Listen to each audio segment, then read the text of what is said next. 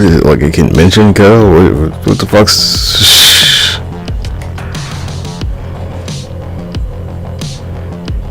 How many sets of standing in the corner have you got left? There's less space in there than Diddy's new accommodation. What's this guy doing? There's a time and a place, and that certainly ain't the time will be the most stressful lap pull down set ever.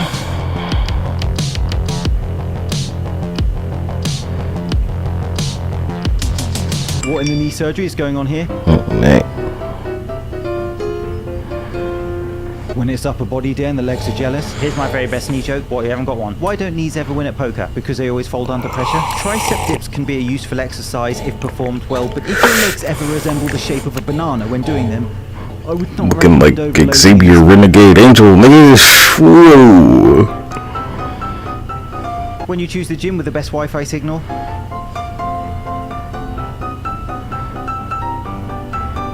he did put in earphones though, so consider it. Well, that is why they invented gym benches. Did he really just use a dumbbell as a laptop stand? When she finds out how she's been propped up, I don't think she'll be smiling anymore. Military press, straight up like the pictures on the wall. Oh my gosh.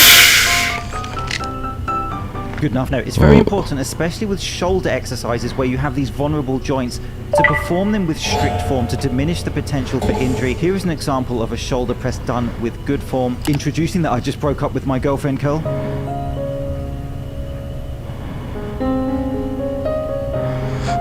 I'm not sure what's happening. At least he's holding it, I guess. We've all done them. Don't worry, The demo it reps. wasn't you, it was her. The test reps. She said, just gonna go and get some milk. Man with the sunglasses, what is the worst thing you have done behind somebody's back? Oh, don't TikTok me, brother. Machine Buns Curly there, showing why online shopping is booming. Yo, excuse me, bro, what's one secret you've never told anyone? I've never participated on these interviews, lad. Oh, you just did, bro. You're not safe from influencers on the street, but at least you are in the gym changing rooms.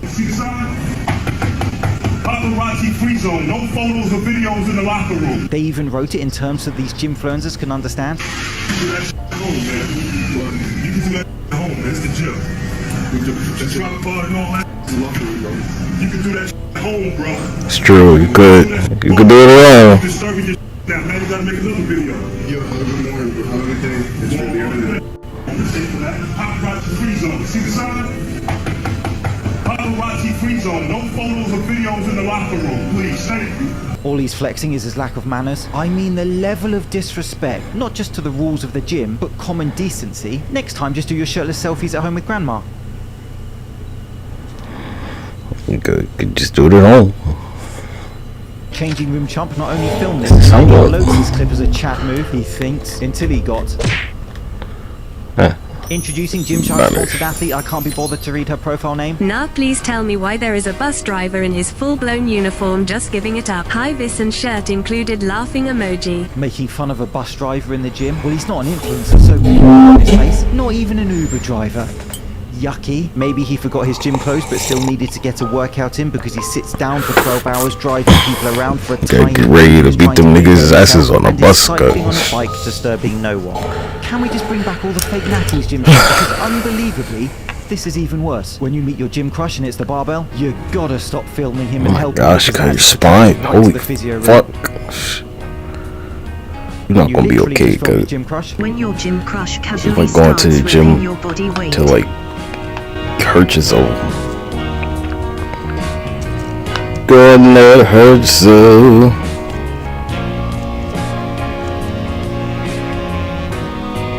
Is that okay? And then she uploads it to social media. Is that a little weird? Or am I a little weird? Probably. When your set protocol more resembles a basketball score. Doing it. Seems fun. Test rips.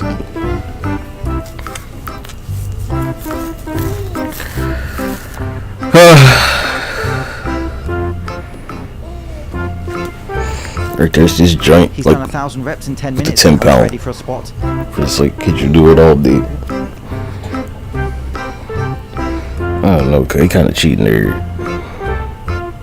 They count to some degree, but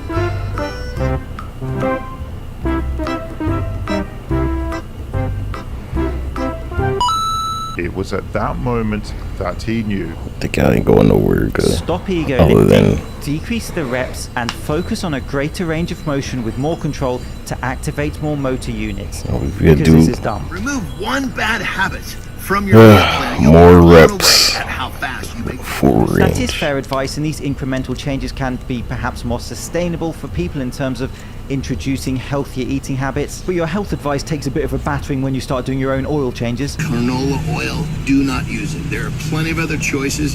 It almost doesn't make a difference what else you choose. Just We saw in the clip. We seen the clip. Well, I gave you some time, mate. 0.6% at 58.51 on the index. The Dow Jones Industrial Average, that's turned positive, 17 points higher right now.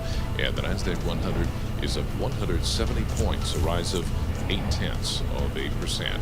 And we check the markets for you all day long right here on Bloomberg Radio. I'm John Tucker, and that's your Bloomberg Business Flash. Paul and Alex. All right, thanks so much, John Tucker. Alex Steele here alongside John Tucker and Paul Sweeney. This is Bloomberg Intelligence Radio. We are broadcasting to you live from Interactive Broker Studio right here in Midtown Manhattan. Those bond guys are still sleeping, but we're here and we're working. Also working, Christina Hooper, Chief Global Market Strategist over at Invesco. She joins us now in studio. Christina, I keep joking, but yeah, okay, it's 46 record highs potentially if we close at these levels for the S&P. Do you buy it? As in, are we climbing a wall of worry?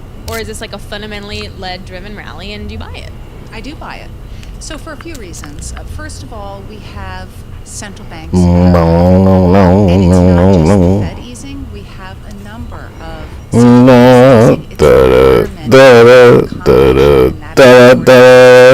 including equities. And I would argue that is the single largest driver of markets right now. But we also have an economy that is on a pretty solid footing in the United States. No, it's not, cuz. Government's Government's in debt. Crazy debt. Anytime they tell you that shit, cuz, they're just lying to you. In the US, I think that this is an economy that There's never a day where they're like, and then is going to you know, the economy's doing great with all that debt. It's not possible, cuz. Given that background, stocks versus bonds, let's start there. So I think there's a place for both in one's portfolio. It's to be well diversified. I would err on the side of an overweighting of stocks relative to bonds. It's an attractive picture, especially now that yields have backed up as an entry point for fixed income.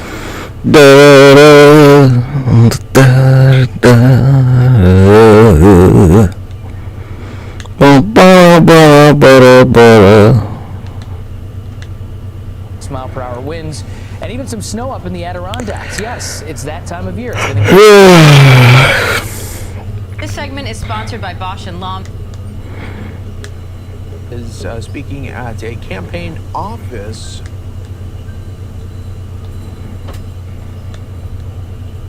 Up in just 5. Of Astrophysics at Barnard College of Columbia University. Yeah, don't care. Troubles within the construction. Actually, you know what?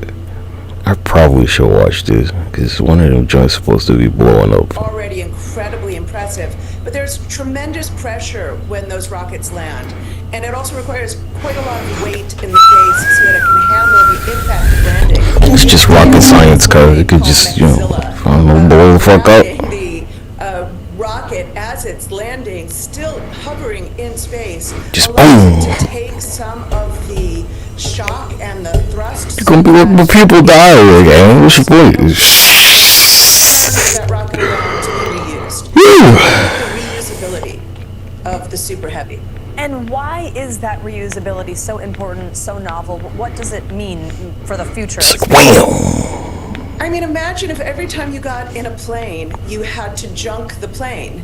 It would not be a viable form of transportation. And so SpaceX and a lot of these companies want to make their ideas more like jetliners, where they can reuse the rockets. Get some customers on that shit so I can like blow the shit the fuck up. Shuttling astronauts from lunar orbit to and from the sun. You can't destroy the rocket each time you do that. You need to have a reusable spacecraft, and that's what they're. Hey, cuz, I don't give a fuck though I like blow up your little toy, cuz. You're crazy. Why would I care? Might be possible. What do you think? Oh yeah, I think this is very clearly within reach. Like crushing the car, cuz. It is too much in some sense for going just lunar surface to lunar orbit. It's actually very much looking You forward. don't have no deal with me, G. That's the point. I think that not only Just blow that shit up. And you're gonna be like, God, why? Because, like, they're not in control, G. I believe because of the private companies, because they're not risk averse, they're very daring, they're willing to blow things up. There was some shit about, like, you know, putting a chip in your brain. So, like, why not just blow you the fuck up? That's such an interesting take on it. You hear the word reusable. Which one's it gonna be? How many forces? But we understand there's been some tension between the FAA. You thought it was just 4 or 5? That's crazy, cuz. The FAA actually said it wanted to fine SpaceX over $500,000. I know we've been over that. Musk says that's regulatory overreach, but do we have a sense Boom. impact the environment, and is it true that the whole Yeah, they don't teach science in that big league, cuz. You wonder why. It's a complicated Why is there no science in that joint, cuz? when we think about wanting certain There you go. Boom!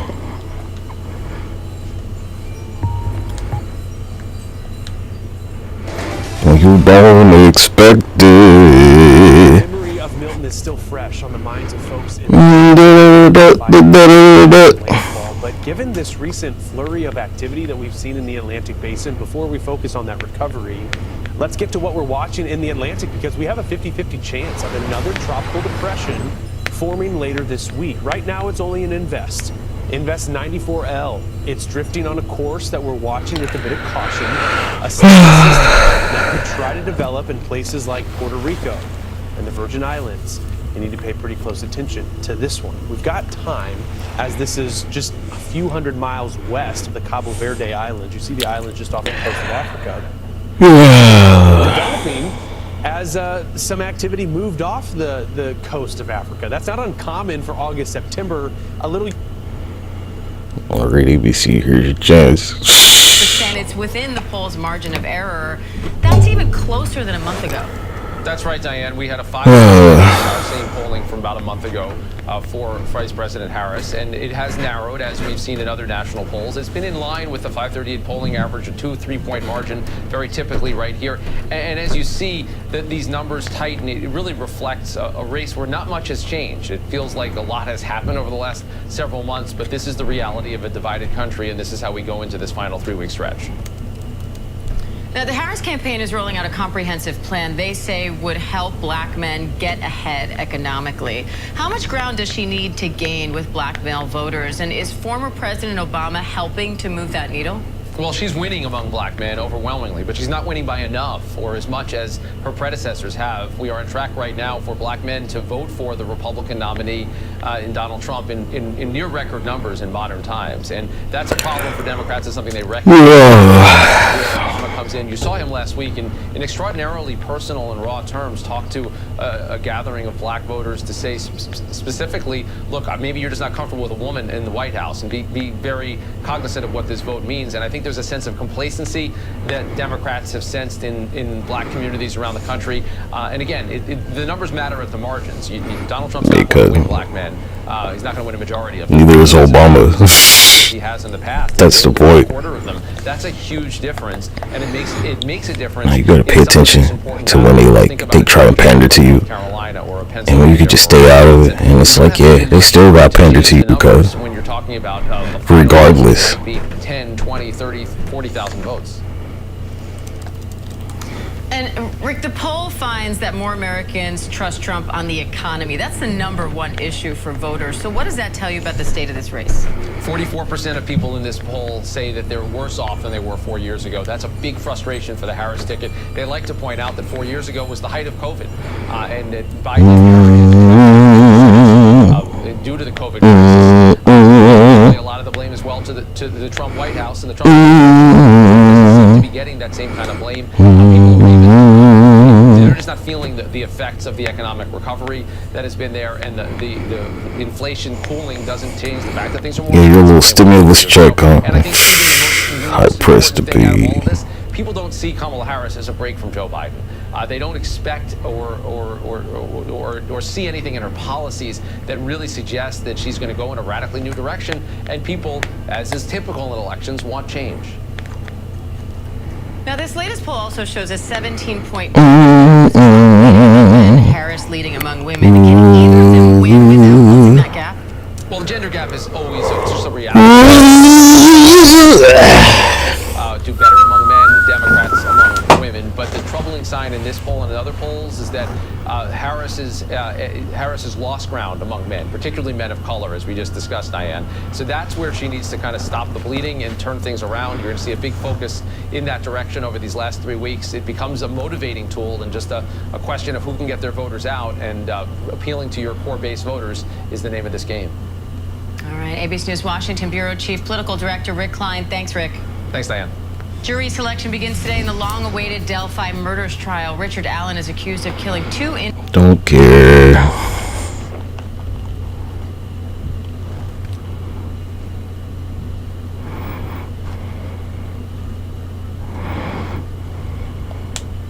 Take a look at this. One of our viewers sent in a photo that he took of a comet near Mount Hood. It's called Comet C 2023A. You can call it eraser, whatever you want, cuz.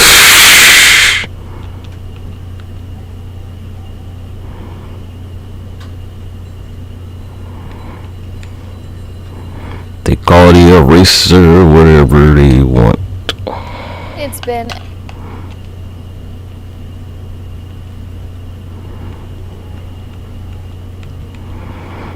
Alright then. Yeah, there you go. It's been an eventful week for Albuquerque skies, from hundreds of hot air balloons to a sighting of the historic Northern Lights. Now a rare comet is adding to the phenomena. And as News 13's Bella Olage shares, it may be the brightest comet we see this year. It moves fast but doesn't look like Squish. In China, and Atlas, which is a program to spot near-Earth asteroids. Discovered in 2023, the rare comet has been seen easily and has exceeded the expectations of astronomical enthusiasts. Lots of times they talk about naked eye comets and they don't turn out to be as bright as you would hope, but this one actually has not disappointed so far. The Rio Rancho Astronomical Society welcomed stargazers to Rainbow Park Observatory roughly a year after the annular solar eclipse, directing their attention just right of the brightest planet in the sky. And it will look like, a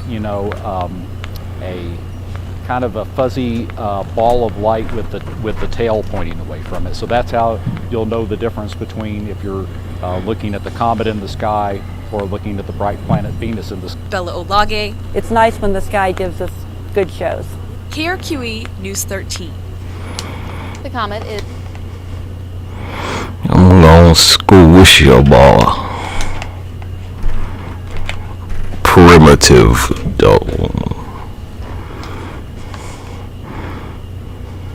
Primitive justice. That's right.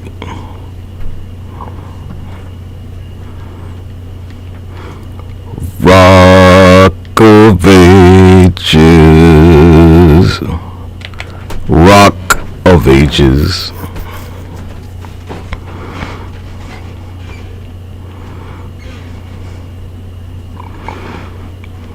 What are you talking about? You didn't know, cuz.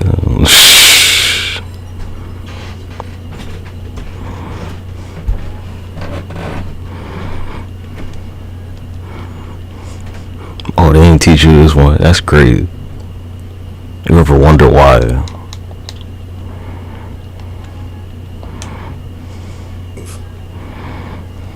So how much of a role do you think this audio trial, and what other evidence do you How's that song go? 7 o'clock rock, something like that. Saeed that that video is everything for the prosecution. People, both in the case and outside, have scoured that video multiple times for any amount of clues, and I think the jury will do the same. But I think oh wait, I'm on the wrong one. Yeah, we're just gonna go down the line. Who cares what you want, cut? That's the point. Mark Robinson. Robinson writing, quote, "I am a black Nazi." Mark Robinson, he's out there. What a show. He's a good man.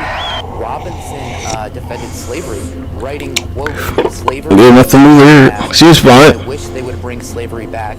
I would certainly own a few. One of the strongest and bravest new voices in the Republican Party. He's been a great supporter of mine, and I'm a great supporter of his.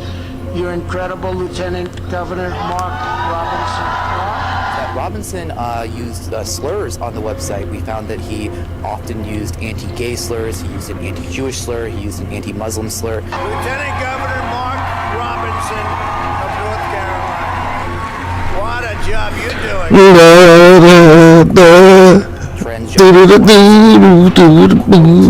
Effing hot. It takes the man out while leaving the man in, and then adding, quote, "I'm a perv too." Keep in mind that he has called transgender kids sick and demonic.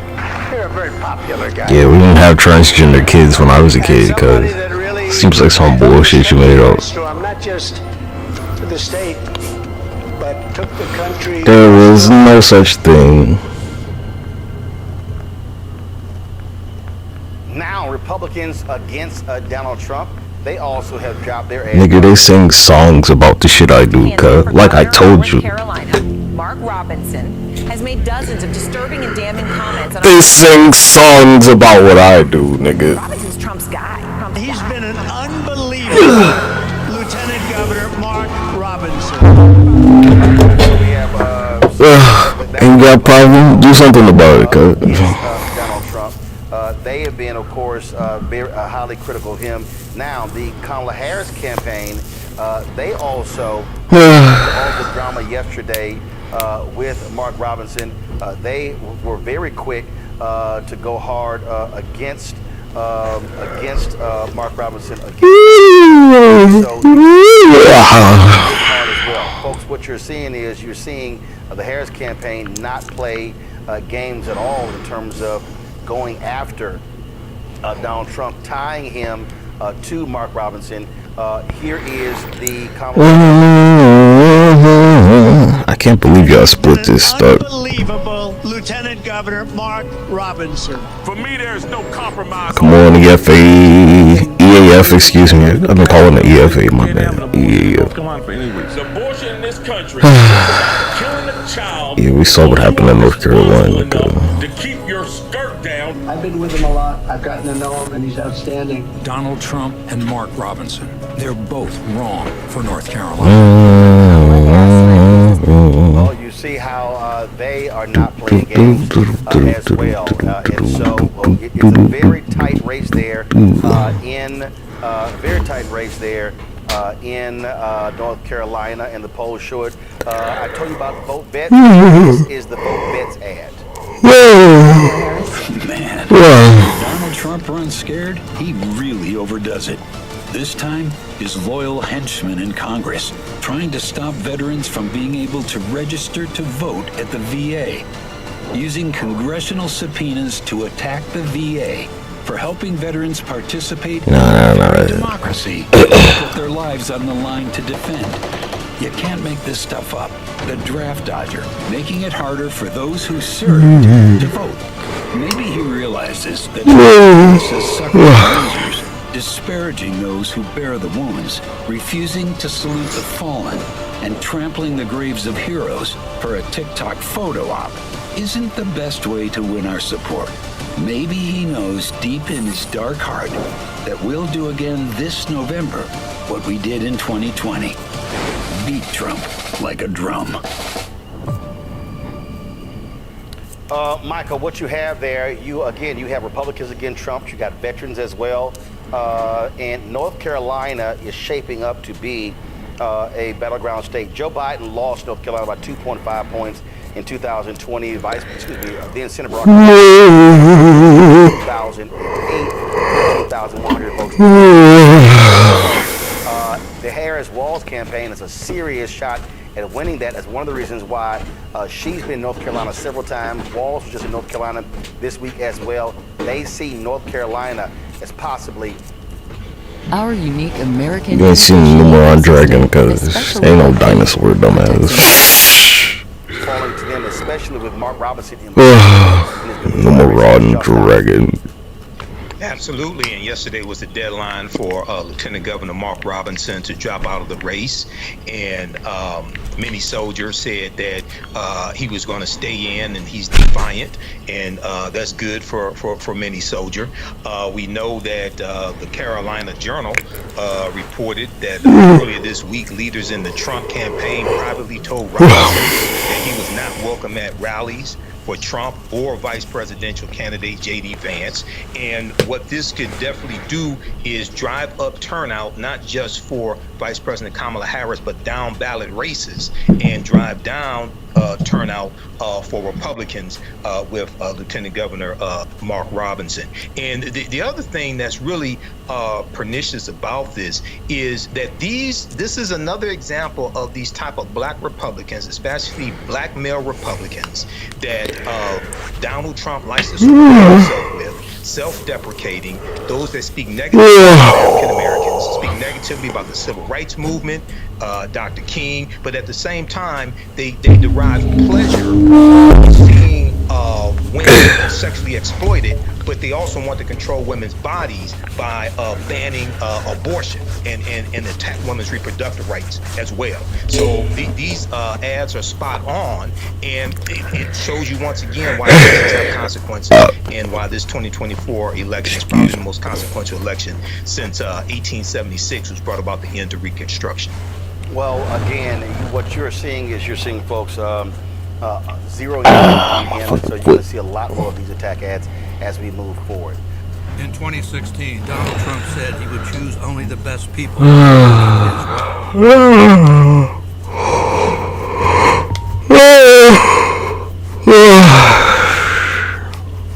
Mosquito bites, dude. What do you do for a living, sir? Who gives a fuck about your little bullshit, man? Where's like some shit that matters? How many moons does Earth have?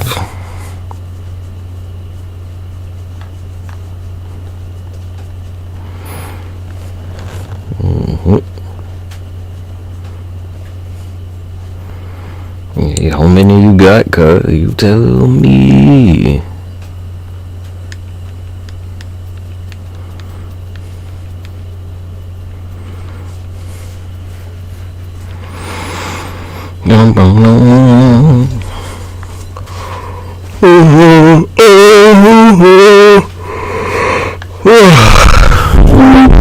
Another moon now.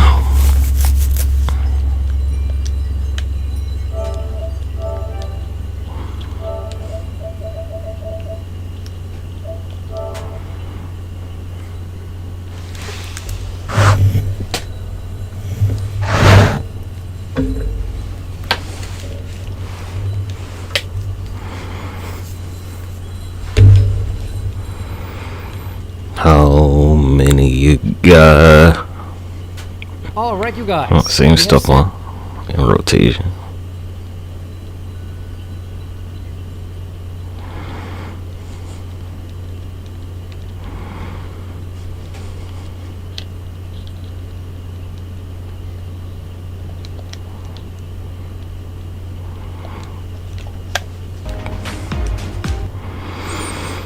Yeah. Parametric approach. Basically, for a hurricane, it would simply be if the pressure of the hurricane hits the threshold, which indicates wind speed. Boom, boom, boom, boom, boom, boom, boom, boom, boom. In the third trimester of pregnancy can reduce that risk by about 90%. So if there was a step you could do to prevent your young baby from being hospitalized, you would do it. This is what I say to everyone out there who has questions about the vaccine and vaccine hesitancy, which is still kind of rearing its ugly head at us after the pandemic. Anything else we can do to try to protect let me tell you, ourselves Cut. and our kids and other loved ones from this? When I took all them Tylenol, Absolutely, you know, I can go on and on. and I like totally lived through it, I was like, man, That is hand washing, wearing a mask. ain't no way out for me. Staying home or keeping loved ones home if they have any symptoms as well. This is part of the When I took them 15 Tylenols, niggas. a lot more cautious about not getting others sick, and now that we're kind of returning back to those pre-pandemic numbers, maybe going higher than that, we really have to pay attention to more than I could take 30 and I'll still be here. that might actually be whooping cough or something serious in somebody else. So do the right thing, stay home, wash your hands, and get tested. If there's any suspicion that you may have not only whooping cough, but influenza, COVID, or any other. But can I like fast forward this shit? You might just see more of a surge this upcoming flu and cold season. Good advice. Thank you, Dr. Patel. And the University of North Carolina is mourning a beloved football player who died of cancer at just 23. Tylee Craft. It was time for you to go, guys.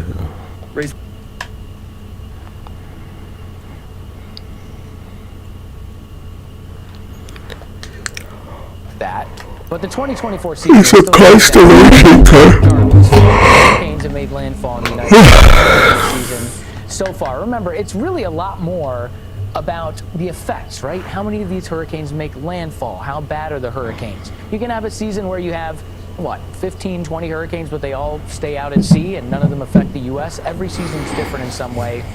I do think this one's going to be very, very memorable. You can look at all these different videos, all the landfalling systems that we've had. Of course, the two most recent have had so many different parts of just individual states. Florida with Milton is a great example. The storm surge along the west coast, the tornadoes in the central parts of Florida, the wind swath that came through and caused a lot of damage, and of course, some inland flooding, and we're still left with the river flooding out there, Stephen. But, we talked about this. Interesting season. We opened up with Beryl down here, which was a Category 5 late June, early July. That's absolutely ridiculous to see. And then we kept getting these long lulls in between the storms. Man, your little weather people good. They should like watch their mouths good. And I think that's what the numbers. That's the lesson there. Or tell us that we had so many landfalling systems this season. Of course, we've had the activity in the Gulf of Mexico, where the majority of the U.S. impacts were based. We also had Ernesto in Bermuda. That was a hurricane that made landfall. The streets listen, nigga. Notably, Florida, and how they have weathered 3 different on the west coast of Florida, as we have been. In Tampa, south of there, it all started with Debbie. Debbie before we saw Helene and ultimately Milton. Helene and Milton are obviously going to be the two names. But when we look at it, here are those pockets of quiet that we had. You don't see much of recent history. A weird one in August. Yeah, it's been very interesting. And, keep in mind also, 2 of these Hurricane in July. That made landfall. So obviously it's been really July. action off the southeast coast. I never known a hurricane happened in July. Ever. Parts of the southeast coast of the U.S., but we haven't had any direct impacts with the center of the storm coming straight in. The possibility still exists that could happen at some point over a month or so as we kind of wrap up the hurricane season here. But again, expect the unexpected. This has been a weird season. To see this with Hurricane Beryl, I mean, it's almost like you forget about it a little bit because we've got the recent memory with, the crazy hurricane in Mexico before it made landfall when it was still a Category 5. Looked just nuts on satellite. Right. But remember, we had another one of these Category 5s. It was just so early in the season, which is incredibly rare. Well, and it was devastating for the Windward Islands, specifically for Grenada, where it made landfall. And then as it emerged in the Eastern Caribbean, which is infamously known as that graveyard, but also infamously known because it's the hotbed of the Atlantic. It's where we have the warmest waters in the Atlantic Basin. And this thing blocked into that Cat 5. It emerged into the Caribbean, and it was devastating even for the fucking till November. Yeah, until late November, mind you, and it's a leap year. Why do you think former President Trump has sent testing kits to President Putin during the height of the pandemic? Do you have a comment, sir? Why do you think Trump is un-American? Why do you think Trump is spreading misinformation?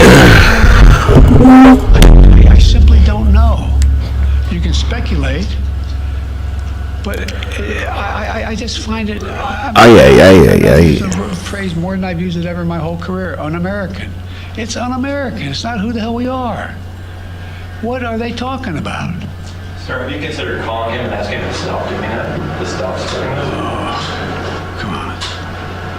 Mr. President, does Governor DeSantis need to take Vice President Harris's calls? All I can tell you is I'm talking to Governor DeSantis. He's been very gracious. He's thanked me for all we've done. He knows what we're doing, and I think that's important. Can you say that Florida has everything it needs for the storm? How was your call with Netanyahu today? We didn't talk about the storm.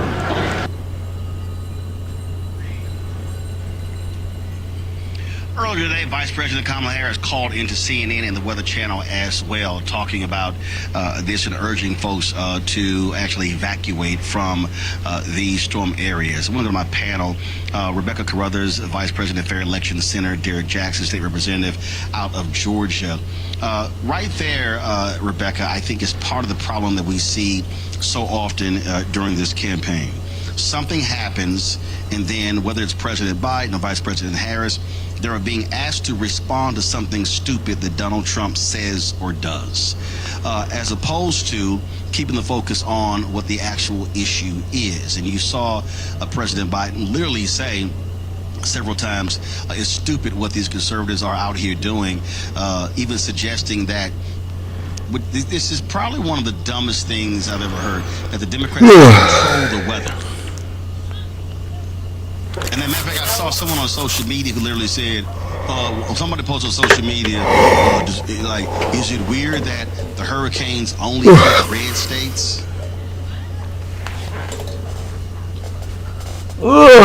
These are truly some dumb people, Rebecca. Roland, one thing that I no, it's not weird because it's called geography. It's the South. To do in that press conference was actually directly talk to Congressman Mike Johnson and ask him to bring the House of Representatives back in session. Because one thing that we do in the budget this year, I believe only $191 billion was actually finally agreed to and passed. As of 4 days ago, the total projected cost for Hurricane Helene had already toppled over $200 billion already, and that was 4 days ago. And we know it's going to continue to escalate. And then we have Milton right behind it. So right now we know that there isn't enough money that's being allocated. I don't want to check because this country is broke. Fill FEMA's costs. We know there's going to have to be some emergency spending bills. Shit's so broke. I wish that President Biden would have taken that time to say, you know why they're always like they're going to shut the government down to try and get rid of the debt. But to your point, one thing that we are seeing from former President, every time they do a government shutdown, they're like they have to raise the debt ceiling. Take on more debt. We actively have thousands. I wonder why I talk about it right here. Like it's costing them money. By some estimates, it's about 100 million a day. Because shit's going down. So these are all the things facing them, and there are some things further out that I won't bore you with, but the list is endless. Right. That's not even like longer term fundamentals at this point. So I see the ship's already sink. Or like a spin-off of some areas of this business, as you were talking about, do they need to be in all of these businesses right now? I mean, this is a little bit of speculation at this point. From Kelly Ortberg, the relatively new CEO that was listening to the Friday announcement, and it was essentially saying we need to figure out and we need to decide what is core to Boeing, what we are good at and what we are less good at, and where we need to put our resources and our focus. And if you think of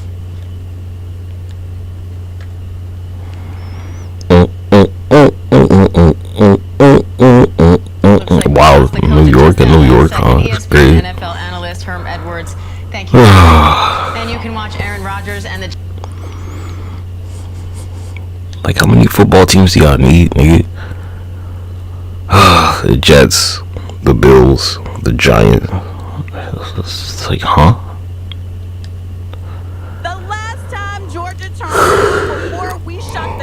Oh, man, bro. I know you've been to Epstein Island, nigga. Look at this Epstein Island rally go. Get it done, and the next person that you will hear from is your congressman, Congressman Sanford Bishop, who represents you every day in Washington, D.C. I know you've been there, Bill. I can smell it on you. We gotta go and talk to the voters, because the voters will have the last say. We know that when we vote, we win, y'all, and we're gonna vote starting Tuesday, tomorrow. October 15th. Let's get it done, y'all.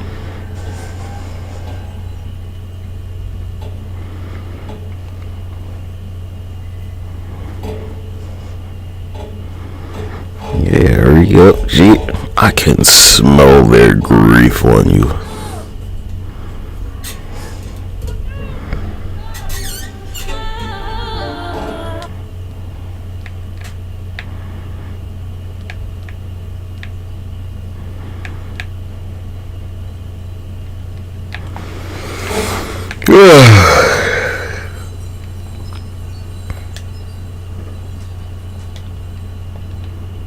Once lost his Mormon crickets.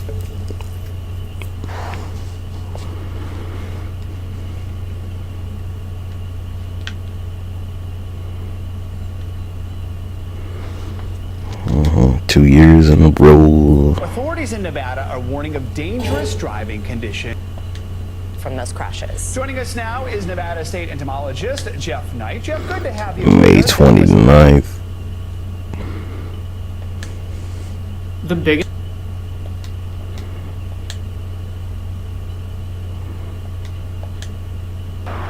Millions of flightless insects known as Mormon crickets have now descended on swaths of Nevada. June 20. Taking over homes and authorities in Nevada on here. We should be throughout the Intermountain West. Yeah. Yeah, show up to work if you want to get paid. But they're an insect that is part of living in the Intermountain West. They can cause damage to crops and to rangeland forage, and then of course as they get on roads and stuff, they can definitely cause a problem. We have they're on the beautiful. Hey, they used the footage from last year. on the highways, and especially when we get a summer thunderstorm, that comes along, and they will the crickets will definitely cause the roads to be slick. Apologies to our viewers for these horrible images so early in the morning. We're showing quite some close-ups of some of those swarms, Jeff. I'm not sure if you can see. You actually, I understand, you told NBC News last year after similar swarms of these Mormon crickets made national headlines that these outbreaks can last up to 6 years.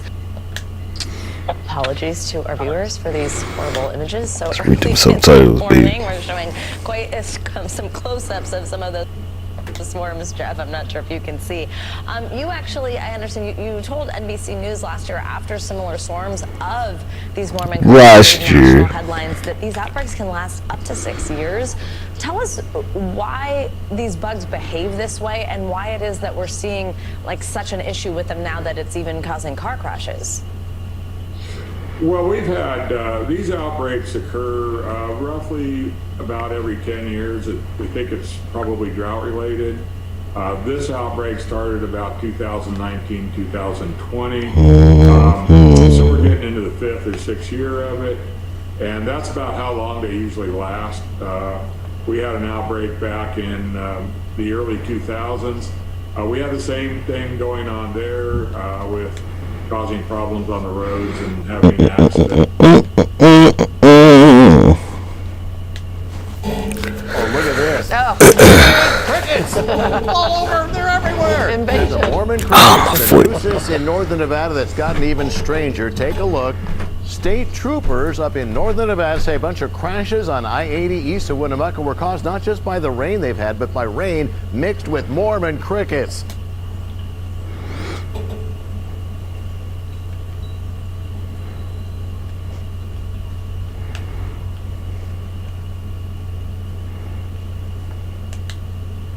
With spring in full swing now, you may be seeing some bugs in and around your house. That's normal.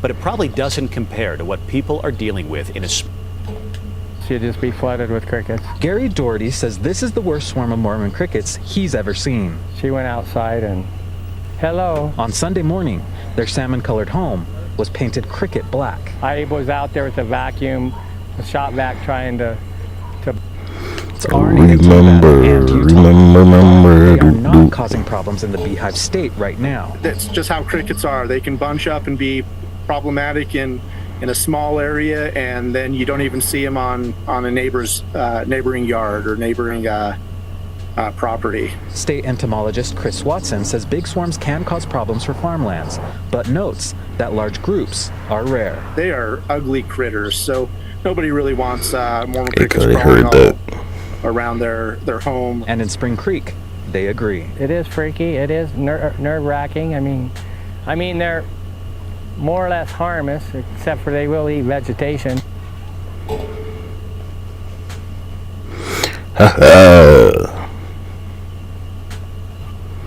Idea hole.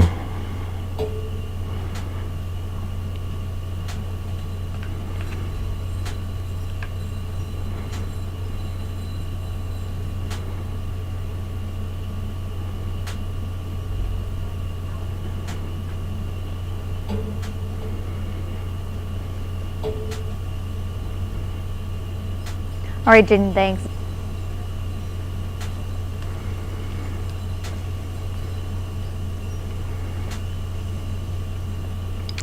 Jiminy. Oh, Jiminy.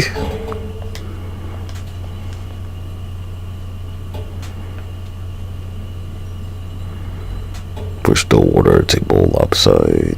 It used to be free, now it costs you a fee. Abortion should be punished. There has to be some form of punishment. Then he showed us. For 54 years, they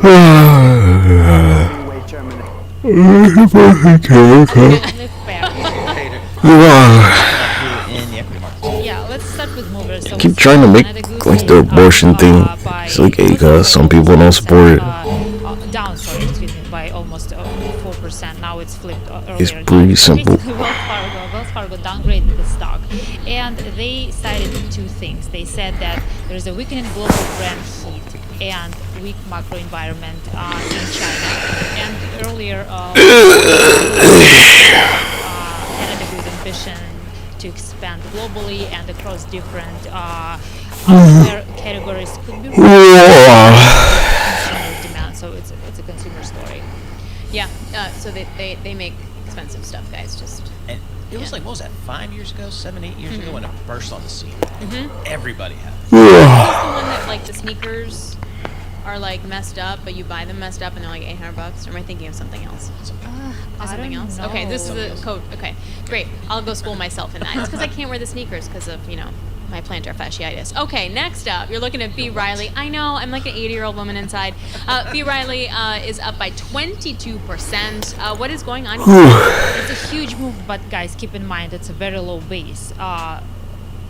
Last year, I think in July, the stock was about $60. Now it's $5.43. So it's the fuck? Move, but we should also compare with that's suspicious, performance. So basically, now the company said that it's ready to sell majority stake in its Great American Holdings business to funds managed by Oak Tree Capital Management. The company, B. Riley, will get $200 million and get 47% of common units of its real 700% business. But overall, we could put it this way: it's a big battle between short sellers and shareholders. Short interest is still huge, and there are a lot of negativity when it comes to this company. They're still delaying second quarter earnings results, so analysts are still waiting for that. And there are lots of this company, and yes, positive move will last. And to finish up, what you do so well in the equities team is talk about positioning and sort of where the flows are, where their funds are. For example, like CTA's commodity trading advisors and volatility utility control funds, risk parity funds, because they kind of got to go with the flow. Like literally, This shit. what is the latest? Where we had this shareholder meeting. I would start with hedge funds because it was pretty big. And they split it, and it's like this shit's going insane because 2021. It's also interesting to look at across different sectors. Huge interest in healthcare stocks, followed by financial industrials. They still buy information I technology. don't even remember. I don't remember what this shit was at when I bought it, cuz. They still sell semiconductor stocks. So, and then to your question about commodity trading advisors, last note I saw from Morgan Stanley trading desk, and they see a little bit of Like they split it. They did a reverse. And I totally voted against this shit because I knew they were going to do this. They are expected to buy U.S. stocks pretty aggressively over the next couple weeks. So that's the big picture of that. All right, Natalia, thanks so much. We really appreciate Natalia Knežević joining us. Bloomberg Equities reporter. Thank you so very much. It was the news all over the weekend of what's happening in Israel. It's twofold. One, Hezbollah attack kills 4 as Israel digs deeper into Lebanon. At the same time, the U.S. is going to ramp up its and replenish its missile defense system, and U.S. soldiers will be there to support that. We want to get more on the ground with Dan Williams. He is a Bloomberg reporter joining us from Jerusalem. Dan, can we just start with the missile defense system for a second? What's the readout on the ground as to the why and what it means? I think this is a high-performance, high-velocity proof of U.S. support for Israeli security. We heard about this only yesterday from the Pentagon, and now we're hearing that as soon as tomorrow, the first parts of the system will be flown in. It could be up and running within days. I think the Biden administration is trying to show here that it's aware that Israel's air defenses may be overstretched. Indeed, just a few minutes ago, there were sirens across central Israel, apparently millions of Israelis taking shelter as Hezbollah launched more missiles toward that area. So I think the Americans here are trying to show the Israelis that when it comes to core defense, they're there for it in very short order. Hence the quick dispatch of this very expensive, very advanced, high-altitude missile interception system. Dan, what's the latest reporting on a potential Israeli response against Iran? That's anyone's guess. Given that the small number of Israeli officials who are in the know are not speaking. In fact, there are required to sign special non-disclosure to ensure that they would not. But Israel's finance minister, a man who's hawkish on security, was on the radio this morning. You know, I don't care. I'd rather watch paint dry. See, they're in residential neighborhoods here where the water is nearing people's homes as well. The ongoing flooding, of course, not great for the power restoration efforts, but we've seen a ton of progress since the peak of about 3.5 million customers who lost power when Milton first hit. Full restoration, according to utility crews on the ground, is expected by Thursday. So FEMA, they can't. Because of the outages, they don't have the money for this shit. Short supply of gas. Meaning, they're not going to financially recover, which is why I question why they're not covering this shit right here. They're not covering this domestic thing happening to you. Is there a sense as to which way that's going? I think that's a very smart question. Certainly deterrent. I imagine the Iranians will have to think twice. 11/11. It's just a word from the conspiracy. Game given a magic, the curses of murder and hexes and grudges and troubles and negligence and time of trouble and losses of wrong bullshit and mind control. And the earth and universe be breathed by my comments and asteroids and black holes and supernovas, soul flares and soul storms, colliding stars, colliding universes, colliding collapse dimensions, colliding collapse galaxies, colliding collapse multiverses. Israel may now believe that Star Wars for me did about the Lord, and that's my wish for 11/11. it's not any unilateral option on going to war against Iran in the face of US disapproval, in the face of a US veto, if you like. Yeah, gee, alright, like, look at Afghanistan, basically. You know how this shit's gonna go. Just look at Afghanistan, That was your mock trial, We've been over this. Alright, Dan, thank you so much for you lose this. getting some of your time during this fluid situation. Dan Williams, he's a Afghanistan. They reported that central part of Israel had come under just attack just minutes ago. Bloomberg's reporting that the IDF is saying that the threats are intercepted after central Israel. So that's the latest report. All right, let's switch gears, get to the commodity business. We're talking about the tensions in the Middle East. One of the areas that we see it in the financial markets is in commodity prices, particularly global energy. And for that, rice, our next oil, Mike McGlone, wheat, Bloomberg Intelligence commodity strategist. Mike, how much of the Middle East might jump ship, tension just over the last several weeks, said. how much of that has moved into the price of oil that maybe It's moving out on a one-year basis. Brent and WTI are both down about 15%, and gold's up almost 40%. So from a commodity standpoint, they're kind of pushing back on the major disruption of supply of crude oil and focusing more on the tilt towards a global recession, particularly with China leaving. Now, that was all the story this weekend about China's stimulus, but the fact that we're completely dependent on that stimulus and completely dependent on more cuts from OPEC and U.S. stock market going higher is probably a problem for overall commodities. So crude oil, I think the risk is it's potentially tilts lower. And that extreme shit, oh my gosh. Definitive supply reduction. It's traumatizing to even think about that one.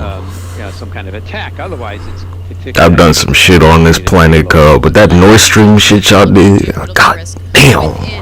In the futures market, it would be so much lower if not for geopolitical risk, or should holy fuck, you know, be like, you know, blah blah blah, Russia, you know, large country.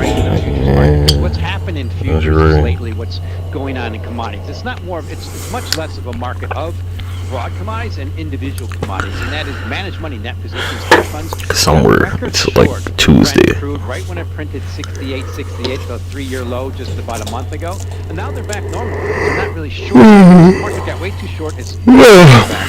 And that's happening in broad commodities. Broad commodities had priced in a severe recession, got short for the first time ever in our data going back to 2011. Now they come back to more normal. So positions, you know, what astrophysics. More normal, they've covered their short. Melbourne, Australia. But as far as geopolitics, the key bottom line I've been saying for a while, there is no definitive sign of a sustained cut in supply. In fact, what's happening is keeping prices a little bit elevated, and it's adding fuel to what's been pressuring prices since 2008, and that's the excess of supply of the U.S. and Canada. Yet at the same time, what's happening in China, we see the same demand imports of crude oil from Japan, around 11 million barrels a day. It's the same as around 2020. That's really never happened. So they actually declined. You know, you could turn a cardboard box into an oven. 50% of sales in China are EVs, and you're seeing it everywhere. Every country in the world has to put tariffs on those cheap EVs. So the trajectory, I think, for crude oil is to follow what natural gas did. It got cheap. It got to the same price as 1990. And it follow what grains have done. They get to their cost of production. And according to BNEF, the cost of production for WTI in this country is $56 a barrel. Mike, we got some fiscal stimulus out of China over the weekend. Some folks are saying it really wasn't enough. What are the commodity markets telling you? Same thing. The commodities. So it's tilt over. Commodities are telling you the same thing. It's not. I don't think it's going to be enough. It's like they have deleveraging issues akin to maybe much worse than Japan had 30 years ago. So, in the meantime, the decisive enabler of a war in their best customer's backyard, according to NATO. So I think that deleveraging is just getting started. But the key thing I think to look for commodities for signs that maybe it's working is copper. And copper, Dr. Copper bumped up against $10,000 a pound. It's holding back. It's dropping down. And I'm fearful it's going to do what it normally does. They use the word autocorrelation. In the trading pits, we used to say, well, it goes down because it went up. And copper has to stay strong for this indication of stimulus out of China to work. And I'm fearful it won't. And another key indication is what's been really driving copper is what we mentioned earlier, is managed money net positions, i.e. hedge funds. They're really long copper. About 30% of the futures open transistors. LME and CME is long copper. Put that in perspective. When copper peaked just a few months ago, the new high was 32%. And typically it drops to negative. So I'm worried that specs are way long copper, very optimistic, and they're more likely to be disappointed. Alright, so like on the TV, because you also bring when they up do copper, it, you know, it's still they'll show you commodity and the stuff's weird. because no one can argue that longer term, copper's not a great bet because you have the long-term demand pull from the energy transition, and that's global, it's like a right? legacy. However, you're still structural, and that's providing a weird sort of gap or mushiness with prices. Technical term. That's a great and you absolutely nailed copper. It's a legacy metal, It's such a known in the business. Everybody gets it. Just make the example. Copper made a new high this year. Crude oil did it. Copper made a new high 2022. Crude oil did it. We get the trend. And you gotta take copper and China in the same. Yeah, with the whole electrical blah blah blah, using copper to conduct electricity versus oil. 30 years ago, it's just China is in a pretty severe deleveraging, and But there's a finite amount, cause you can't synthesize copper. Probably just getting started. All right, Mike, we appreciate it. Thanks very much. You can come on and tell me that my question was good anytime. Coils. We appreciate that. So Mike is never a compliment. Okay, but you have Rich Greenfield next, so that's going to be a whole Paul Sweeney is awesome thing. All right, Mike McGlone, thanks a lot, Bloomberg Senior Commodity Strategist for Bloomberg Intelligence. So coming up, Rich Greenfield, partner and co-founder at Lightshed Partners, will be joining us on any recent media news. Bill and him are just going to talk about a lot of stuff, and I'm just going to learn a lot of things. Also, Nathan Dean will be joining us, Bloomberg Intelligence policy analyst. Kakalaka. Kakalaka.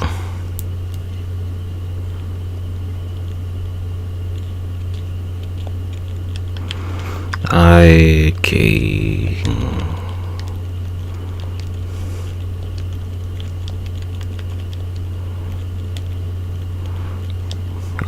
The KKK.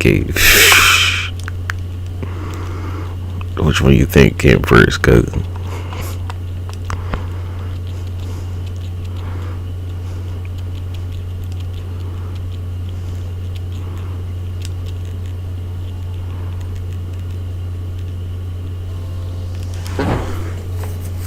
Wait, huh? Forged in Fire is currently... Is that the Brazilian guy, cuz?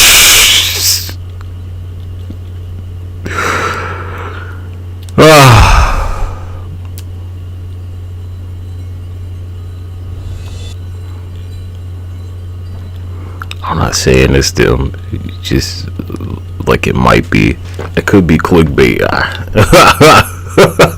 Holy shit. Forged in Fire is currently in its 9th season, but unfortunately, it seems the show might be coming to a close for various dark and surprising reasons. In today's video, we take a closer look at why Forged in Fire is officially ending. To the forge. I bet you had the choice of the weapon or the forge rolling technique. The weapon. All right, we've got quite the assortment here, all of which look pretty daunting. Season 9 of the show Forged in Fire debuted recently in spring 2022, and though the season is still currently airing, many fans want to know if it will continue for a 10th season. In comparison to past seasons, the ratings have dropped significantly for season 9 and season... Look, alright, so they like to have this contest, and they like disqualify the guy that built it properly. It's When you order Domino's... It's a little strange. They're like, he made it too heavy, cuz it's supposed to weigh like 20 pounds, cuz.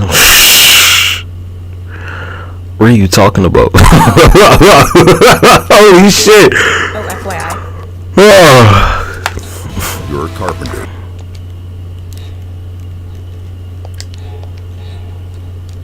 Ricardo, Nick, congrats. They're like, Nick made this shit and it was just like too good. So they're like, nah, we can't let you. Okay, sir. All right, Nick, your turn. So you ready? I'm ready. Let's do this. I'm gonna definitely get copyright with him. They're like, yeah, Nick, you win. That's not looking good. It's looking great. Say to attempt to wield it in the same manner that they wielded Ricard. Oh, it's not a light sword, cause shit's supposed to be heavy as fuck. Nigga, that shit, like that size, it should weigh like 40 pounds, cuz.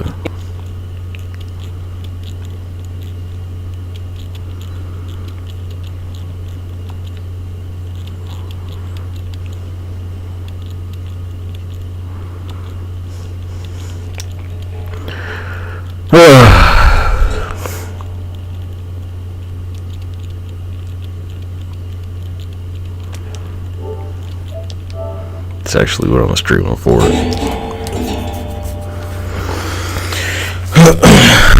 Siegfried got one.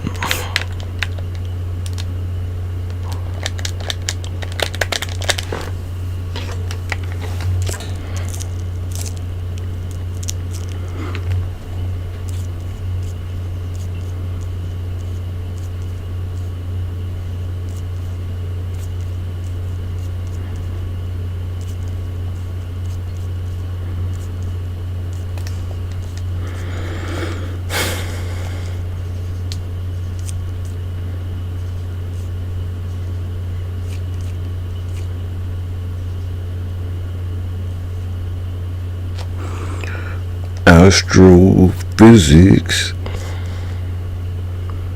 quantum physics. Hey, cuz, whenever you see the mosquitoes biting you, like, I mean, they'll bite you till you die, cuz they don't care.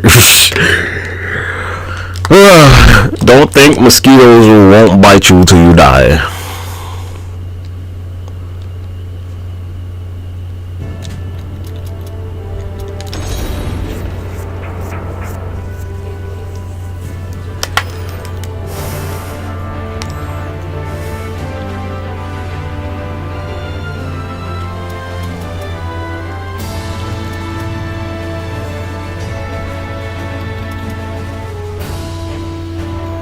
Surmounted.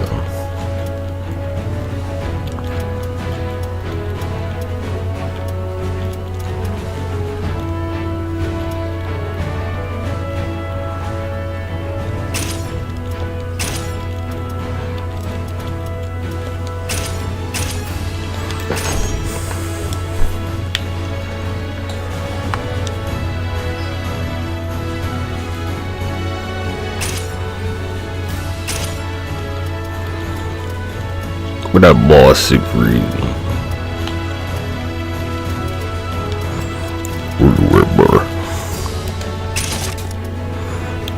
Requiem.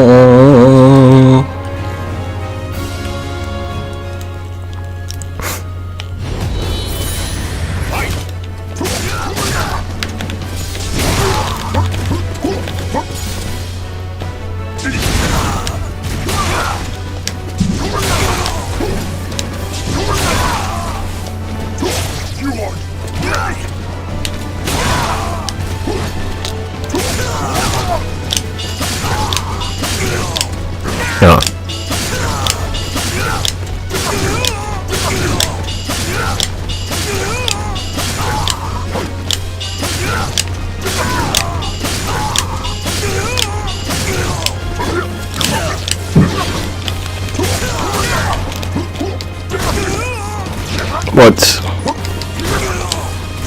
Come on, guy.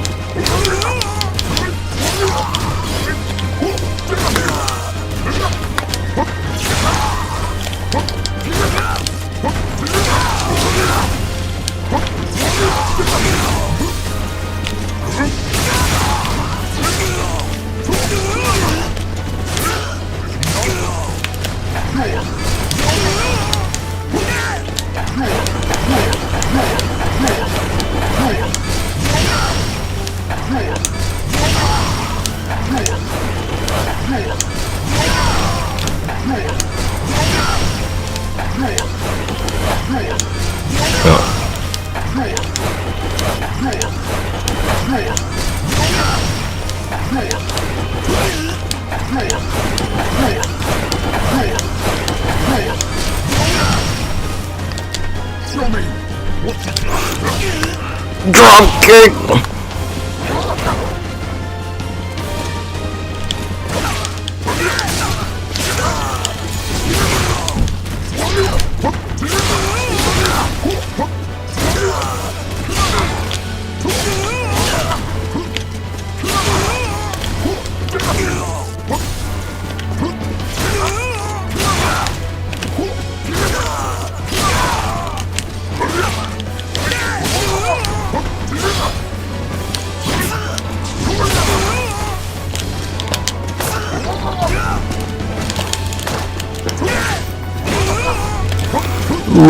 Left-handed. Show me what you got. No pain. No pain.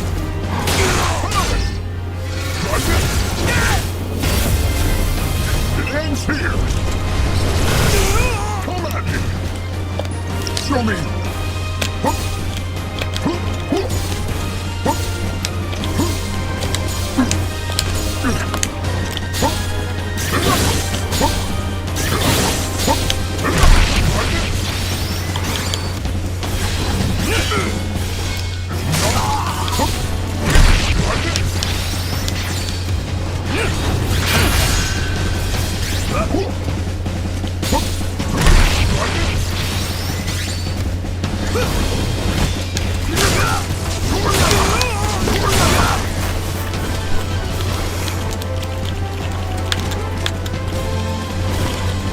We run this in.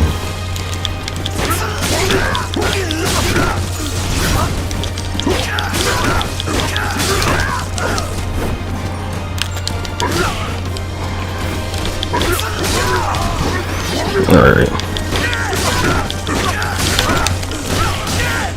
Hey.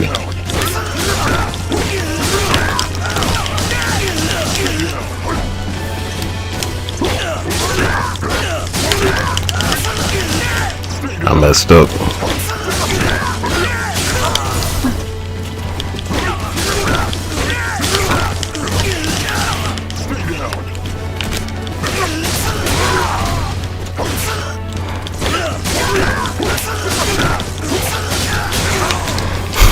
I mean, you don't seem fair to do it, cuz.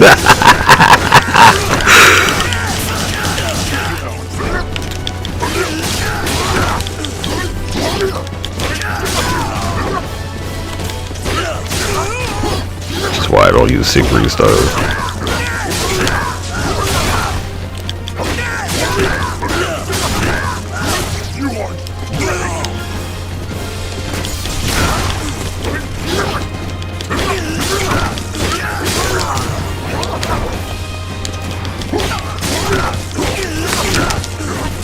I fucked up.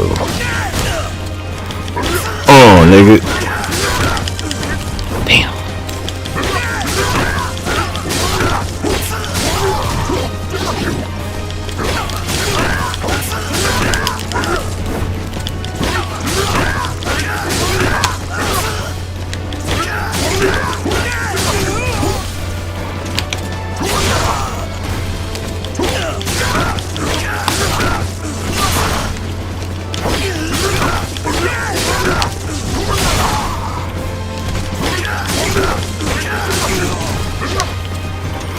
One. Just knock him into that shit.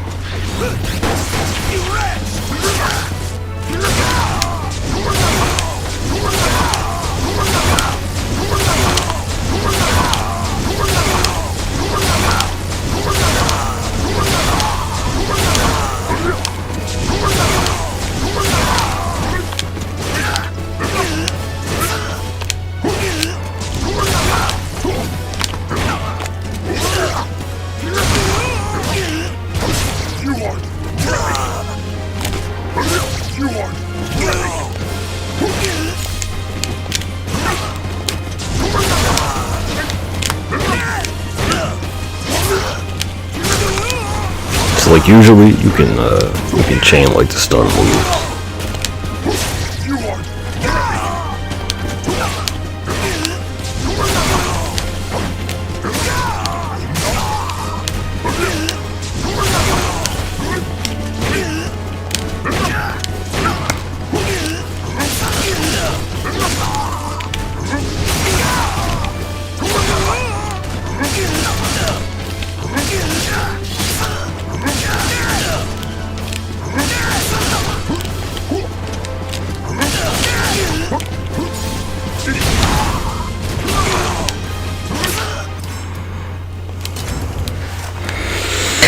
I don't know, some people are like, everybody sleeps, you can't show me where, cause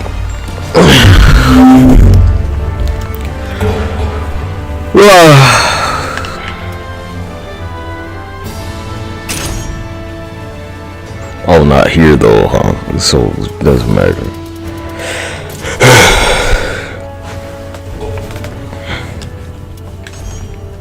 Great game, G. Great game.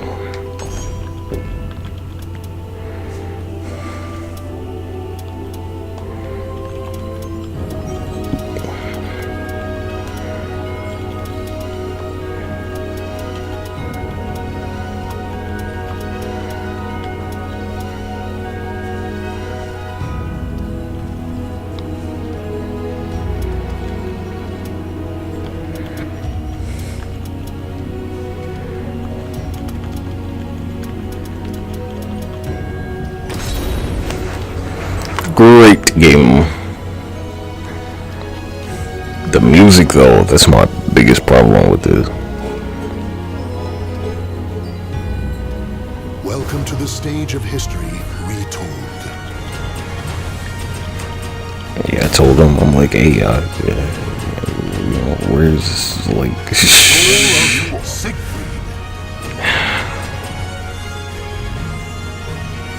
where's the music at?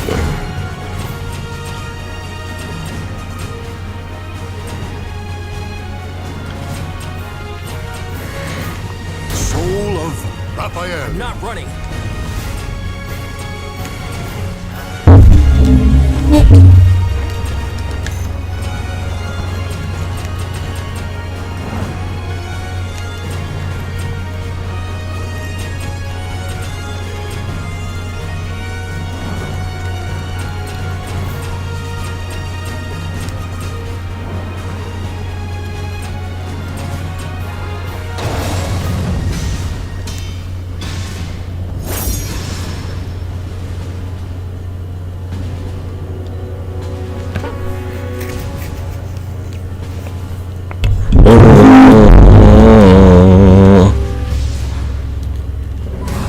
Blood, flesh, and souls are offered to the gods amidst deathly chants.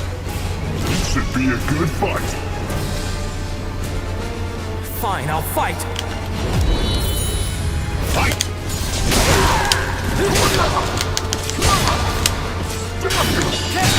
Oh my gosh. Just die.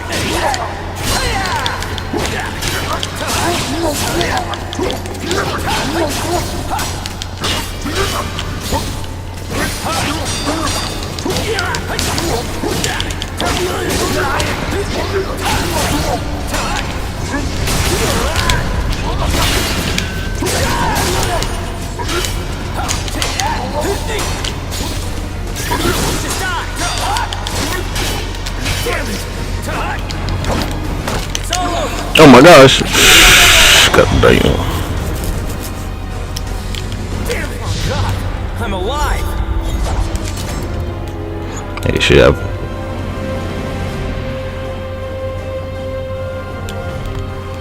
Run it back, Nate. Should be fine. Fight! Just die.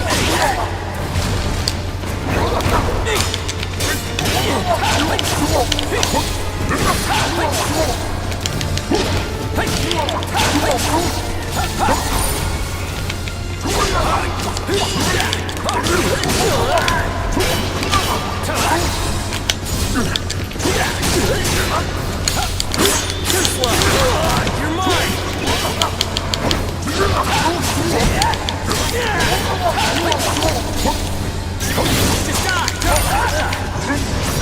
Oh my gosh, he just jumped clean over it, guy.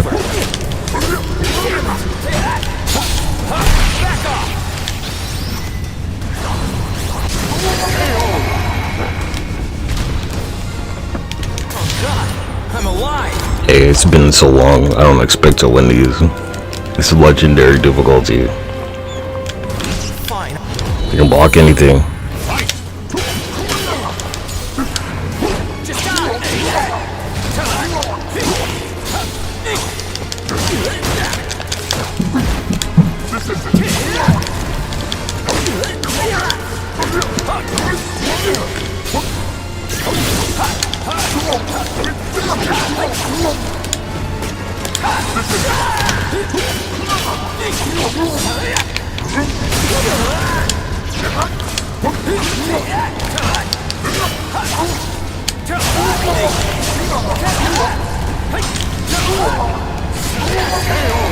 Gracious. That was tough.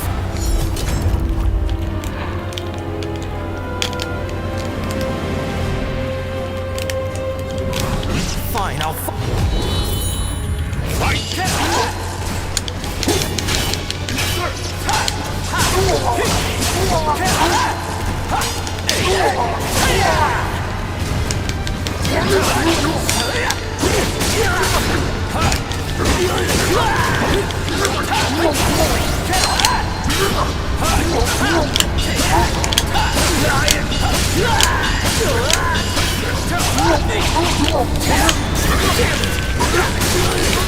Come on! Just die! I really did it!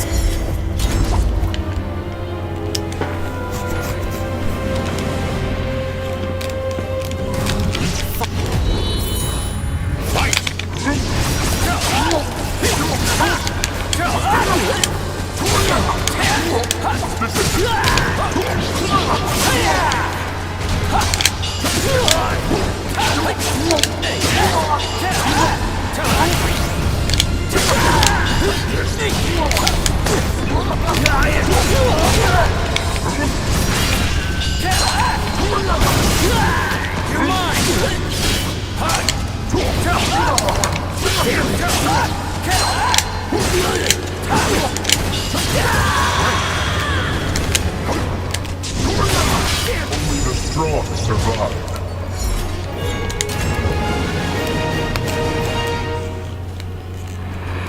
One of order.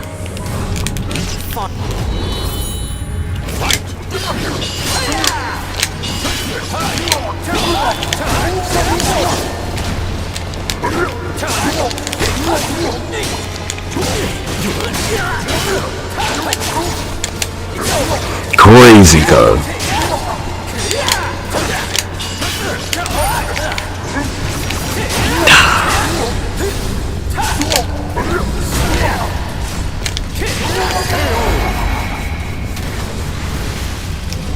Really did it!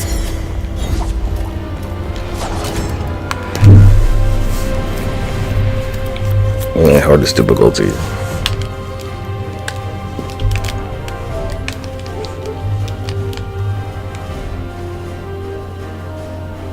Welcome to the stage of excuse.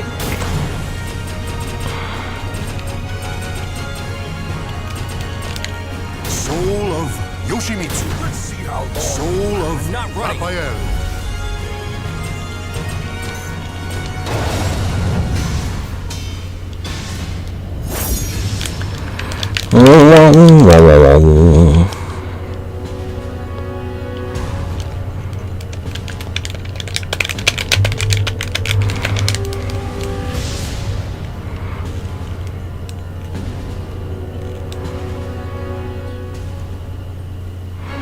The fight to realize your ideals shall never end. This fight will be a pleasure. Fine, I'll fight! Fight!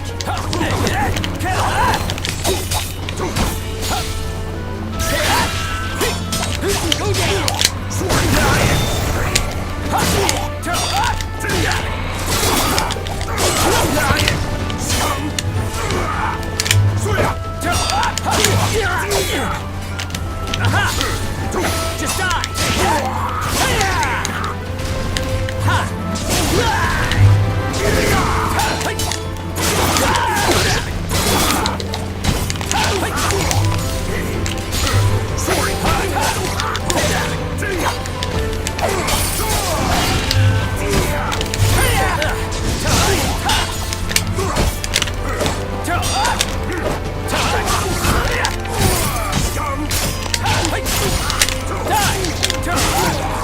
crazy, cuz.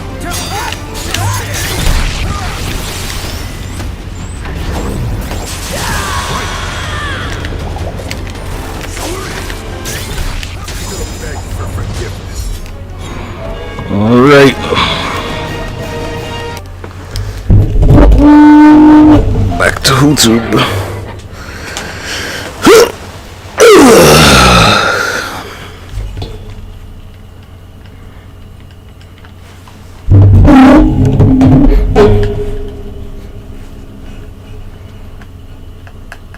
You tried fucking beating a damn the rapier with anything.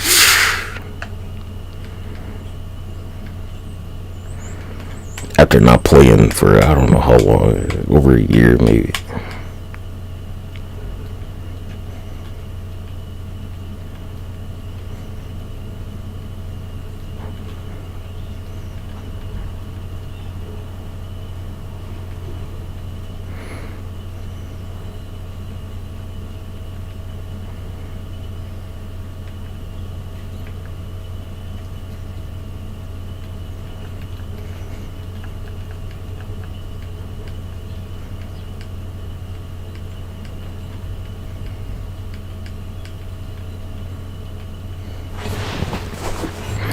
Look, you know, you put whatever is gonna break the shit, cause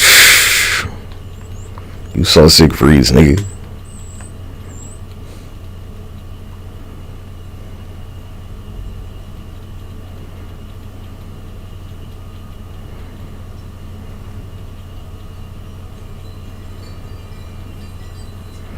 Your shit's gonna get broke.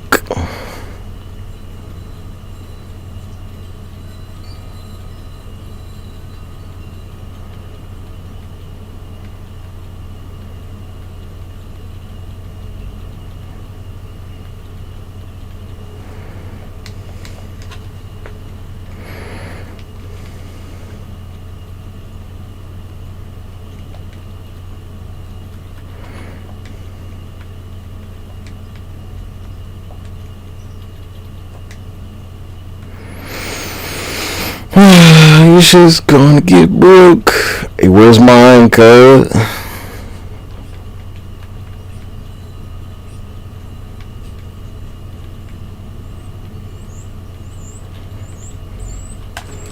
Primitive justice.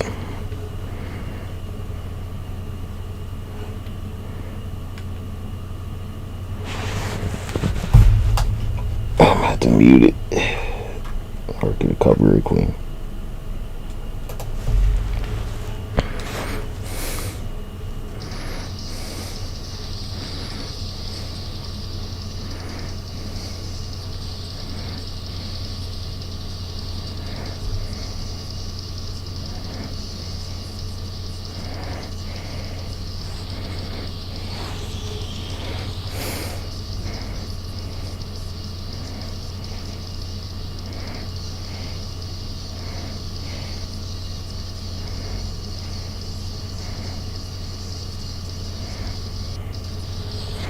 Oh man, cut it off then.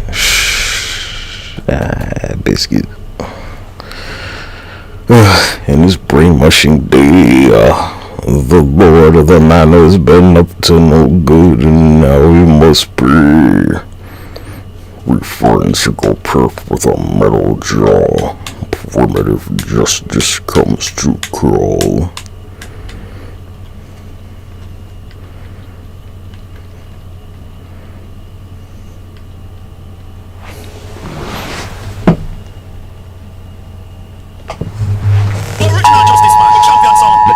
No responsibility for the next This is a request.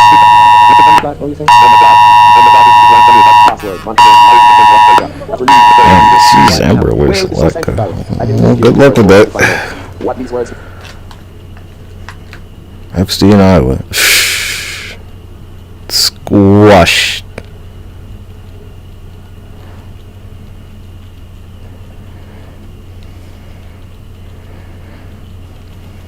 Yeah, cause you know Doomsday had some words for them niggas. more like Doomsday Origin. Ain't hard to empathize with the nigga, cause like, man, oof.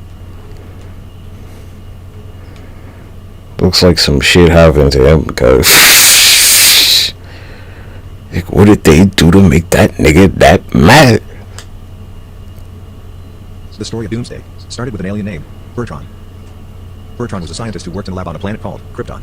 Bertrand was obsessed with creating the ultimate warrior. However, he did not know how to do it. Many of his experiments failed, but he kept trying. He used the information of his failings as information on his next failings and so on. Because of the different kinds of monsters that inhabited Krypton, the experiment kept dying. However, in time the experiment learned to protect itself. It learned to kill, and it learned that killing was the only way to survive. After decades of trial and error, the experiment evolved and adapted. Eventually, the experiment became strong enough to survive all kinds of conditions. It became immune to being killed by any operation that had killed it before. In time, the experiment destroyed everything, and killed everyone around it, including its creator, who just before dying, gave it the name, the Ultimate. The Ultimate then escaped Krypton, and made its way to other planets. It destroyed all the planets it inhabited. Planet Earth would be next. From space, the Ultimate landed on planet Earth. Because of the force of the impact of his landing, he was buried deep underground. After laying dormant for thousands of years, the Ultimate finally had awoken, and started his rampage on planet Earth. He then met the Justice League. They tried to stop him. However, the Ultimate defeated them with relative ease, and continued his rampage. Because of his destructive power. Like, man, you see what they did to that nigga, cause he's joking.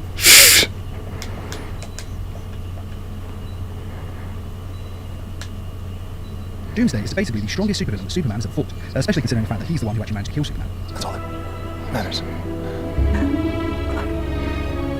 Now, Doomsday is featured in the live-action films, animated films, Wait, I'm done with it. and is also called the Justice Lords. And though the Justice Lords think they're the good guys, much like the video game, Yeah, don't work twice on that nigga, cause deciding who is guilty and who is innocent. Now, Doomsday falls from the sky when they try to do this, and whereas it would be a huge threat for the normal Superman, the Justice Lord Superman beats it easily by using his heat vision to fry his brain and give him a bottom, which is yeah, so like, well, bad idea. as a sort of reformed version of the characters, though they seem more like zombies. This kind of thing just doesn't bother me anymore. In fact, nothing really bothers me anymore.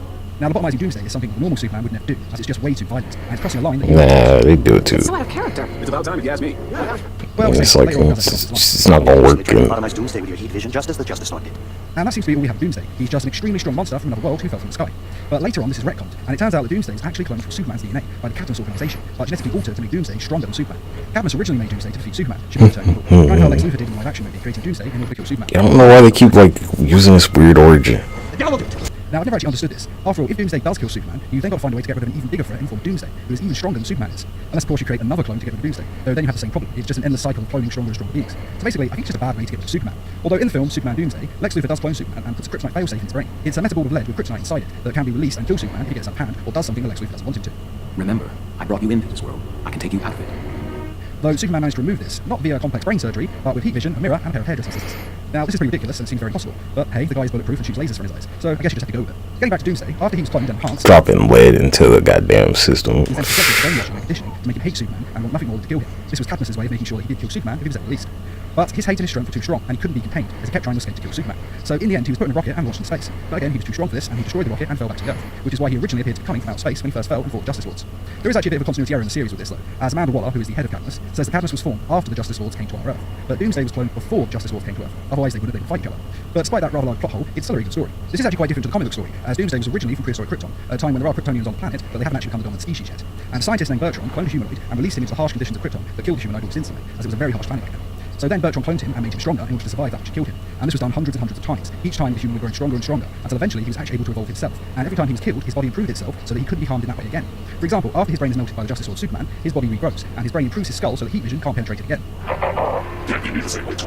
Now eventually Doomsday did go insane from all this, as he remembered every life and death that he had had. So eventually when he grew strong enough, he killed Bertrand for all he'd done to him, and left Krypton just to basically kill other people, as he was just insanely violent and crazy at this time. Now his body had actually evolved on solar radiation, much like Superman does, so he didn't need food or air to survive, and he travelled the universe killing untold millions, until eventually being beaten by one planet and sealed in chains and sent into space in a spaceship. Now the race that killed him actually thought he was gone for good, but this part of wrapping the body in chains and firing him into space was part of their burial ritual, as they were trying to stop the spirit from leaving the body. And it's fortunate they did, because obviously Doomsday wasn't actually dead, he was just improving while he was on the ship. And this ship crashed on Earth in our past at some point, and it crashed with such force that it would beat him to the Earth. And it was eventually discovered by humans. He was still alive inside, as he's basically immortal, and he gets out and then eventually fights Superman and kills him.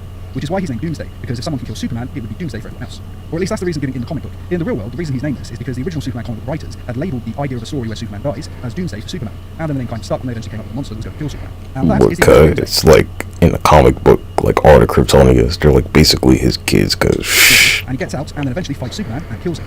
which is why he's named Doomsday, because if someone can kill Superman, it would be Doomsday for everyone else. Or at least that's the reason given in the comic book. In the real world, the reason he's named this is because the original Superman comic book writers had labelled the idea of a story where Superman dies as Doomsday for Superman, and then the name kind of stuck when they eventually came up with the monster that was going to kill Superman. And that is the origin of Doomsday. It'll be interesting to see what the new film, The Death of Superman Part 1 and Part 2... It's like their ancestor, cuz.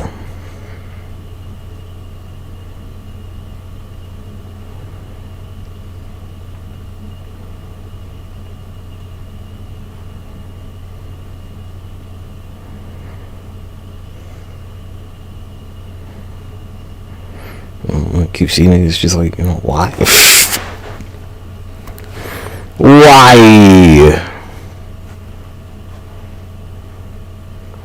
You don't feel bad for Doomsday, like, at all? I mean, man.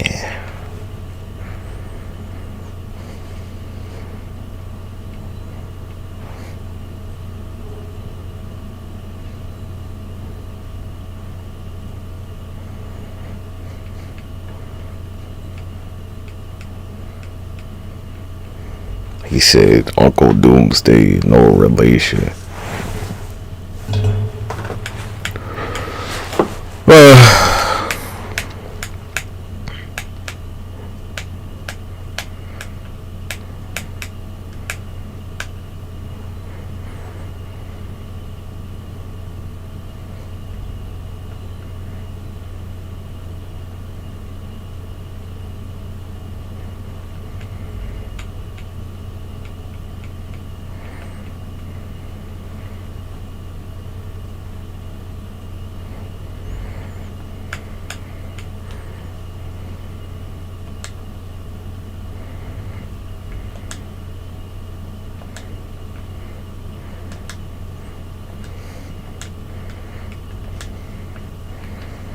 It's kind of like Prometheus, but like it's not at the same time.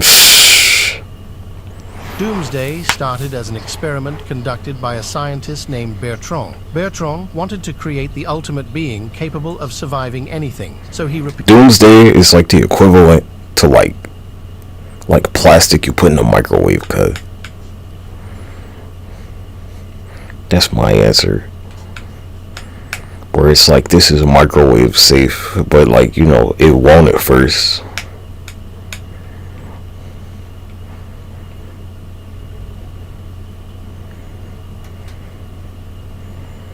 Like, I see why that shit exploded, cuz. I mean, look at what you unleashed upon, like, everybody. What are you talking about? It's not like Doomsday is your mess. You're his mess, cuz.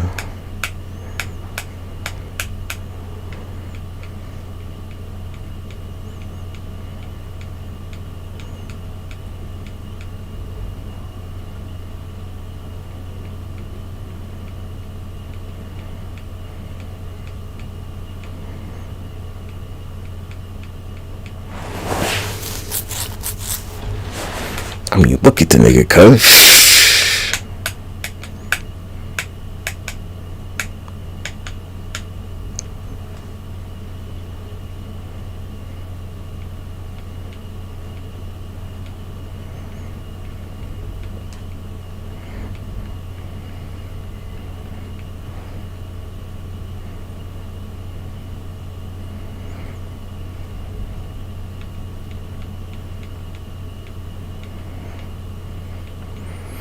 You're gonna be like, yeah, how many times is that gonna work, cuz? How many times can you try that shit against him?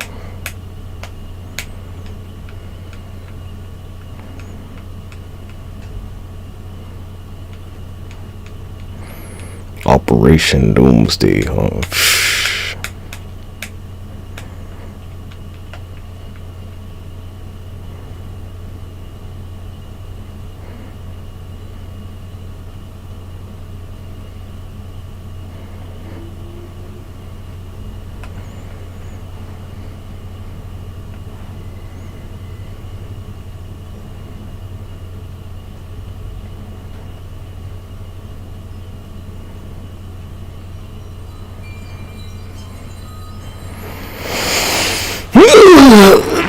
They do it in the Flash movie, actually. Same concept. Full Flash movie. Same shit happens where he like keeps going back.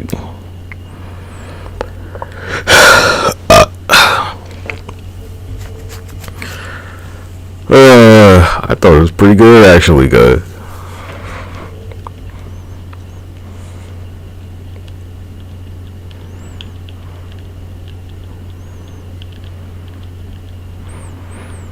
Just when they're like, you know, blah blah blah. He's like, nah, nigga, you said you need Doomsday, huh?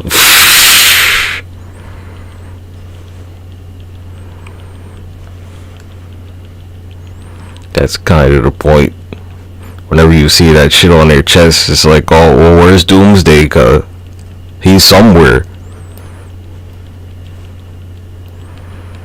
Nah, y'all did that. That shit ain't from Earth, cuz.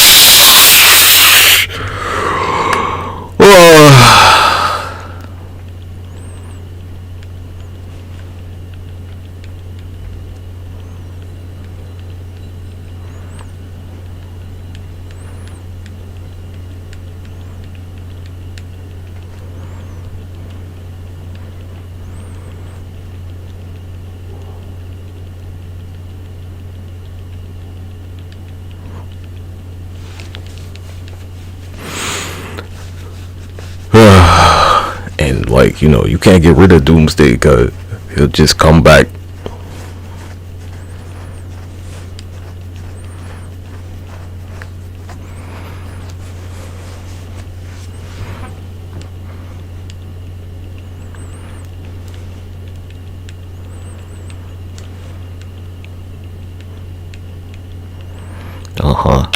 Doomsday, the original sin.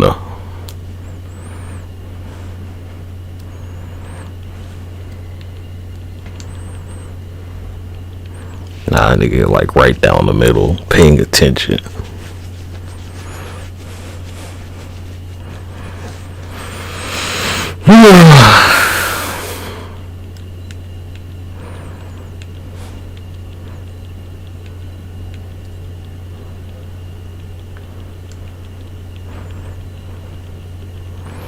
Invincible versus Doomsday.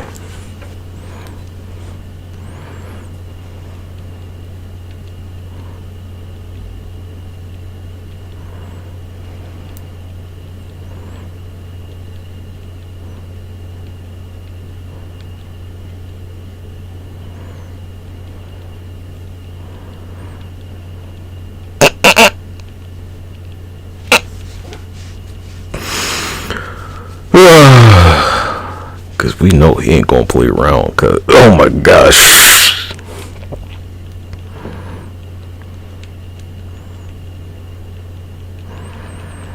nah, they had Doomsday like he beats the fuck out of Darkseid.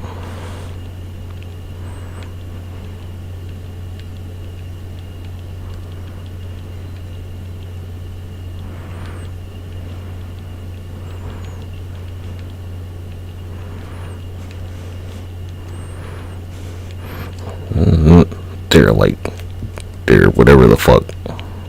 Arthur, holy fuck, Arthur, excuse me, their author. They were like, yeah, you know, blah blah blah, like, whoa. Good luck with Doomsday, cause you're gonna need that shit. You're gonna need all the luck against this nigga.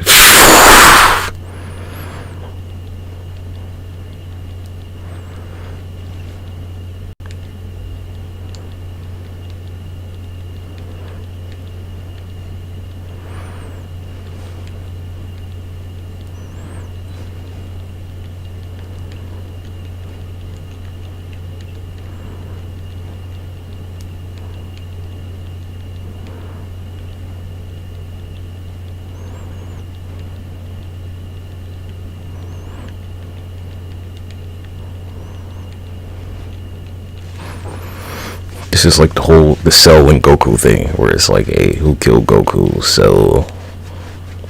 And Cell blew himself up, came right the fuck back.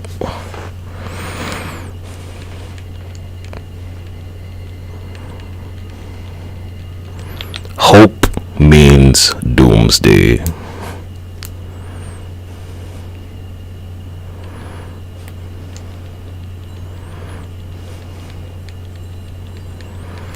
Cable versus doomsday. Nah, G, you keep talking about hope, right? Like, well, there they are.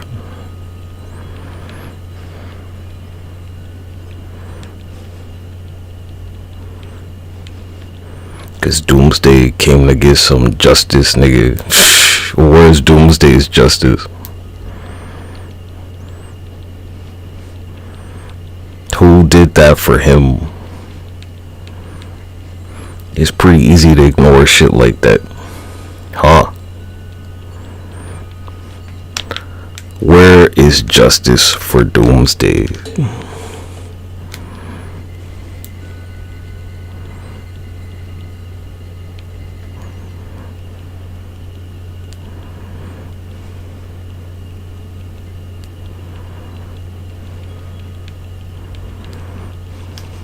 There's 4 sides to every story.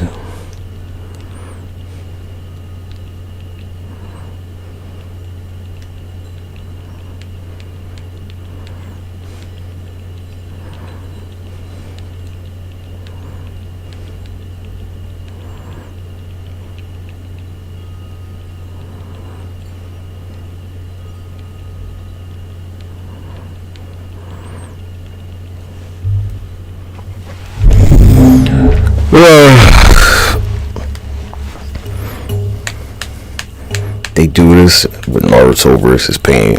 Where Pain's like, hey, what about his family and friends? And Naruto's like, who cares?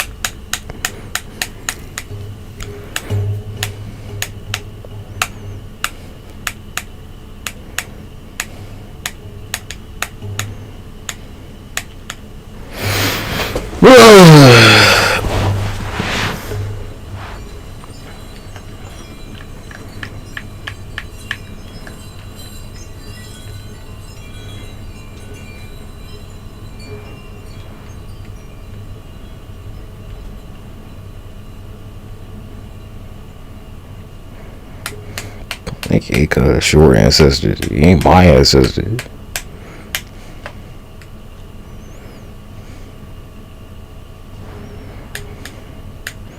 No matter what they try to do, try to change his origin story.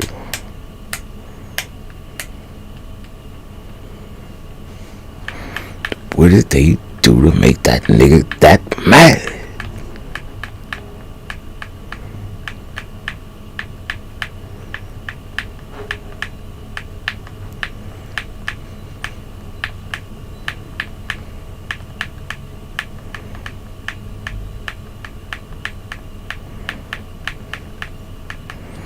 The Flash movie.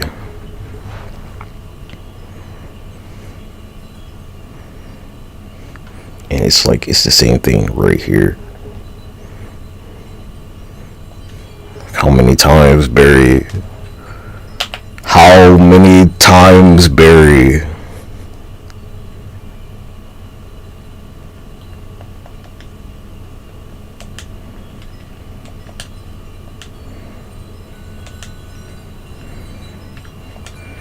What was that movie? Catch Me If You Can. How many times, Barry? During the Flash season. How many? Like infinity.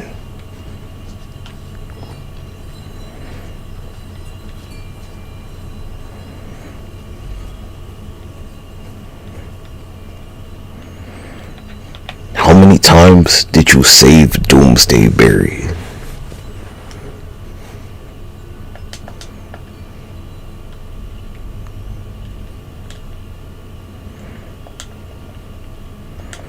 No, Barry said he'd save everybody.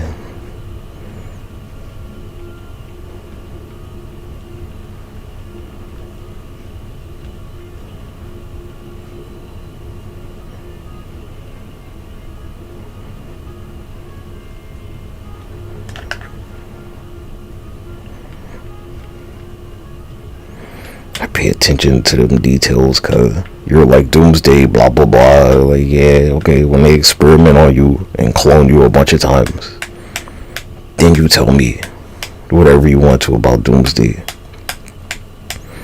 When they shoot you off your planet and, you know, send you across space for whatever, because they like experimented on you and you wanted to be free from the shit.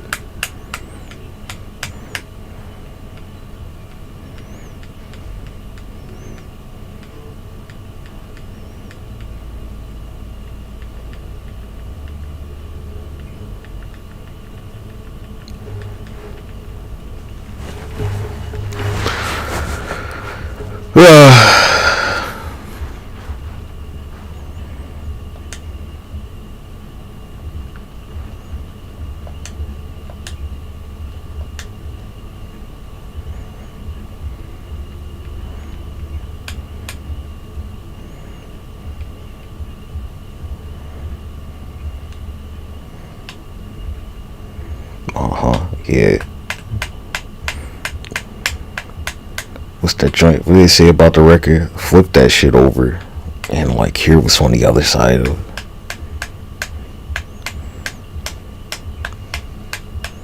You better flip the record over, cause you ain't heard nothing yet.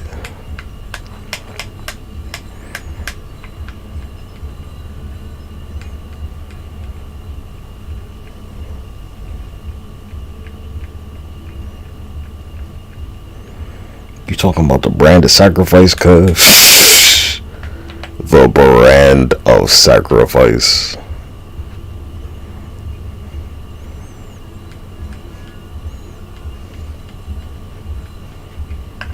Symbol of hope. Yeah, around here, that joint don't mean hope, cuz. It means sacrifice.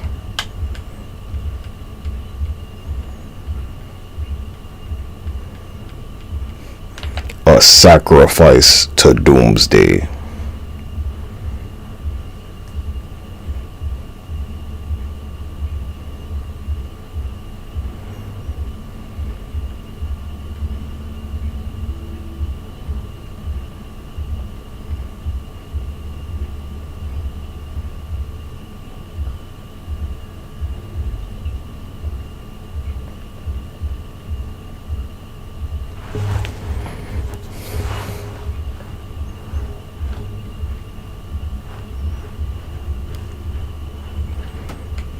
Cause like, I do that shit to that nigga.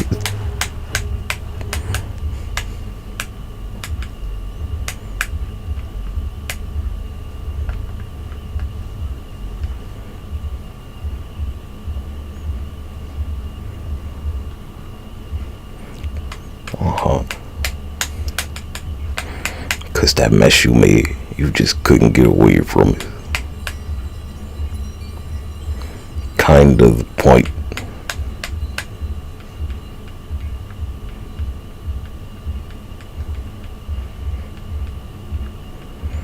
Nah, nigga, that's gotta be paid, cuz that's the point of doomsday. That you owe that nigga, cuz.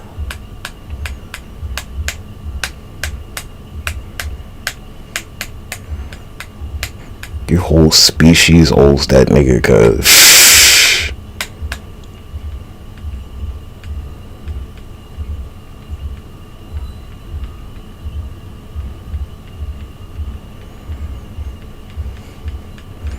You know, stop me if you heard this one before.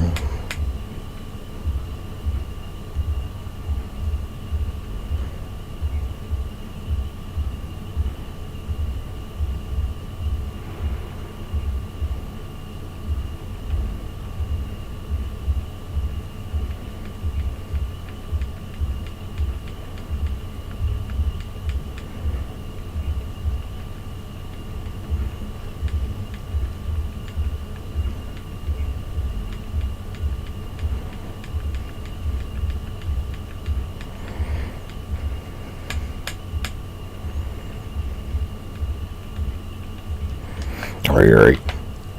The Flash movie. Pay attention to this. So when they had the Flash looking at all the like the blah blah blahs across the universes, that it's like a doomsday in each one of them motherfuckers, cuz there's a doomsday across the fucking multiverse.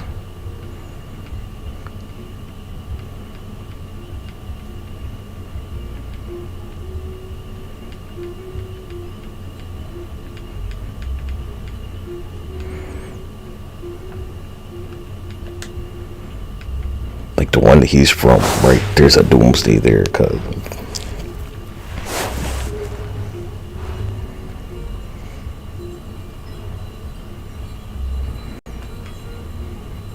Cause you opened the door for that nigga.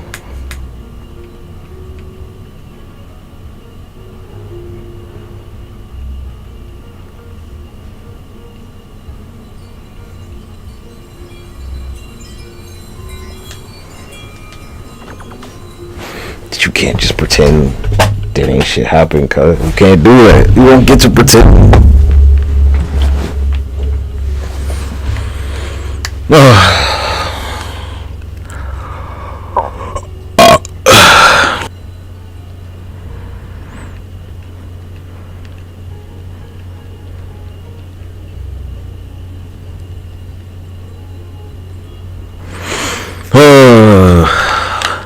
You're stuck with doomsday.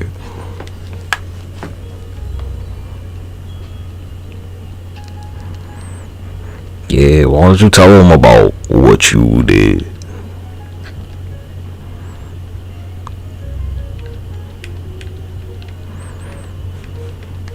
Who created doomsday?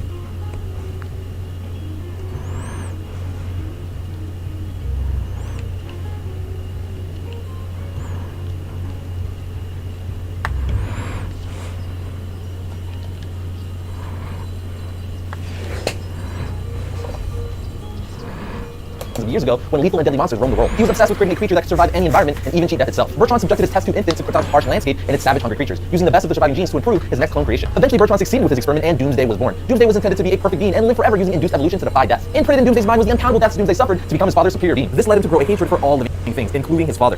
By death. Imprinted in Doomsday's mind was the uncountable deaths Doomsday suffered to become his uncountable father's superior being. This led him to grow a hatred for all living things, including his father. So of course he killed his father and every other living thing he could find. Though it cost him his life, Bertrand did succeed in his experiment, altering the ultimate life form's DNA so that Doomsday could come back to life each time he was killed. He would also be immune to whatever caused his death, meaning he couldn't die the same way twice. Long story short, Doomsday was eventually killed by the Radiant, a pure beam of energy on the planet Calaton. In common Calatonian burial procedures, Doomsday's seemingly dead body was suited and shackled to prevent his spirit from escaping to the afterlife, and he was shot into space because the murders he had committed made him unworthy of a burial on Calaton. He eventually crash landed on Earth, and Doomsday lay dormant for several years. And this, my friends, brings us to the 1992 Death of Superman story, which is where Doomsday became so popular because, well, he killed Superman. Since Doomsday is most known for killing Superman, let's talk about how that happened. After freeing one arm from his containment suit and smashing his way out of his buried vault, Doomsday went on a rampage in Midwestern America. He soon encountered the Justice League and defeated the entire team of superheroes in a matter of minutes. Half the time, he was only using one arm as the other was restricted due to his ancient burial suit. Defeating the Justice League so easily got the attention of Superman. I also want to mention how Doomsday got his name. Booster Gold actually gave him that name in the Death of Superman story when he told Superman, "Trouble is in the word, Superman. I'm telling you right now, it's like Doomsday is here." Ever since then, he's been called Doomsday. Now, like I said a second ago, defeating the Justice League so easily got Superman's attention. Fighting the creature, Superman quickly found that his opponent's power was a match for his own, and he realized that if Doomsday actually reached Metropolis, the resulting battle could conceivably destroy the city and kill millions of innocent people. Doomsday developed a strong desire to murder Superman, a desire that was later explained in the 100 Prime miniseries. Apparently, the agony of continually dying during his creation process, Doomsday developed in his genes the ability to sense any Kryptonian, as well as an overriding instinct to treat any such being as an automatic threat, which I mean makes sense. You really can't hold anything against Doomsday for hating Kryptonians. Long story short, the two would battle it out for quite a while, but in Superman 75, Doomsday and Superman beat each other to death in front of the Daily Planet building in Metropolis. Obviously, both characters didn't stay dead because, well, this is comic books, but Doomsday would go on to be in several more stories, such as Doomsday Wars. But now I want to skip ahead to DC's New 52, since that's the Doomsday we currently have in DC's main comic continuity. In the New 52, which as we all know by now is a reboot of the DC comic universe, Doomsday made his official debut in September 2013 as part of Villains Month in Batman Superman issue 3.1. He learned that years ago in Krypton, Superman's mother had been a lieutenant of the elite military seminary. She had trained for years for a war that was never supposed to come, but when it did, she had felt more alive than ever before. That was until she encountered the monster Doomsday, who was so powerful that her best fighting was no match. Fortunately, Colonel Zod saved her life. However, fighting the beast killed thousands in the process as the city crumbled beneath them. Though Zod had saved Krypton from the monster sending to the Phantom Zone, he soon proved to be a madman and was punished for his crimes and sent to eternal exile in the Phantom Zone. In Superman, Wonder Woman, Doomsday mysteriously appears in the North Atlantic Ocean and fights Wonder Woman, breaking her arms before vanishing into thin air. After describing her attack to Superman, both travel to the Fortress of Solitude, where Wonder Woman identifies Doomsday on the Phantom Zone viewing device. Superman assumes that the walls of the Phantom Zone are failing, which has allowed the momentary escape for Doomsday. Months later, the creature once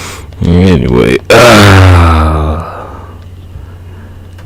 yep. Okay, you keep playing around with it. Doomsday got some words for you, nigga.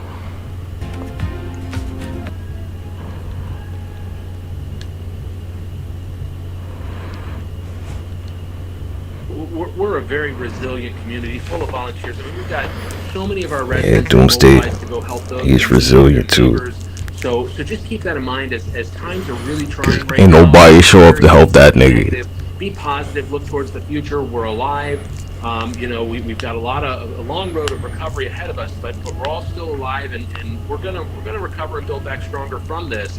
Other messaging, I would say, you know, there's definitely resources in the area. If you have access to internet, go to venice.gov.com. You can see all the resources. If you need help mucking out your homes, you know, debris pickup, stuff like that, we've got all these resources. We've got neighborhood pods set up where they've got food, water, ice, tarps, that kind of stuff at our community center.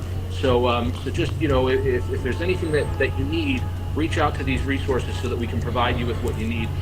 Big shout out to the Florida Department of Health. They've actually mobilized a mobile oxygen.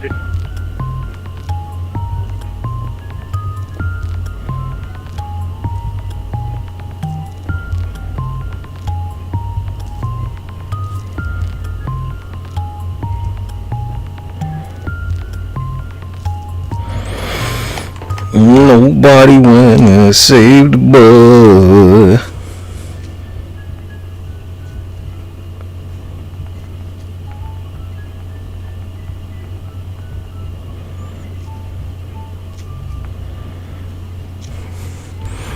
You talking about your brand of sacrifice? Not fall through the.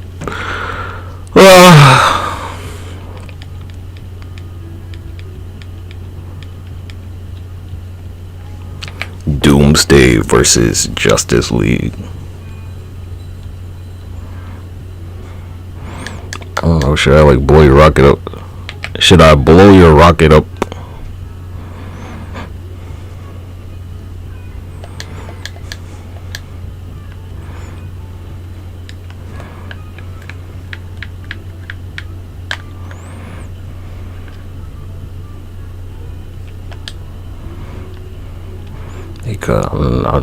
I got time.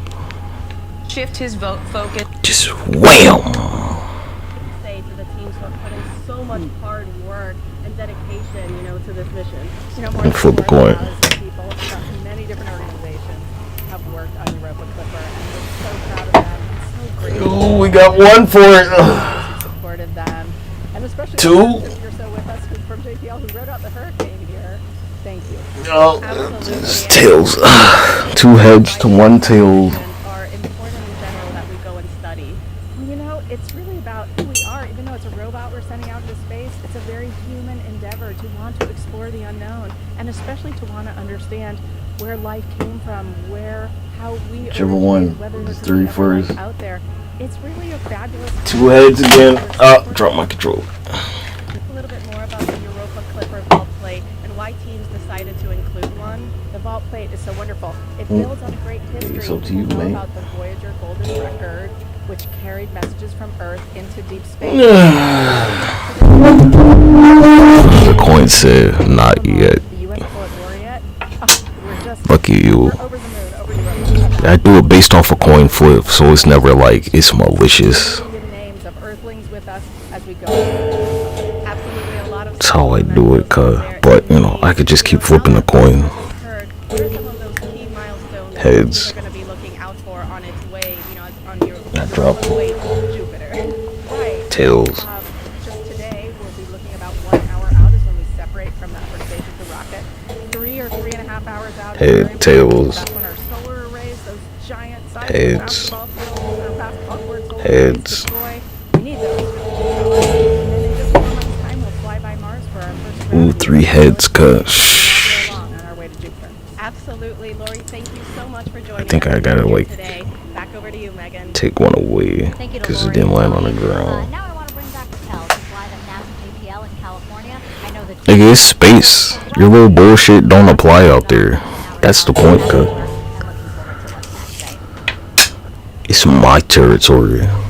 That's right. There was lots of cheering over here, but now here is a live look. Like space station, alright? Like anything could go wrong. Mechanical failure. Boom, everybody died. I don't know, you keep saying some shit like Galactic Council and like they all blew up, cut. It's not this shit happens all the time, cut. You wouldn't be surprised, man. Behind the scenes? Sure. So many universes. Destiny is the flight director who's... And they like all die from heart failure or something. Shit happens all the time. There was a gas leak or something. Who are paying attention to the... Gas leak, and they all died. Our unique... Feel good. Go ask them dinosaurs, man.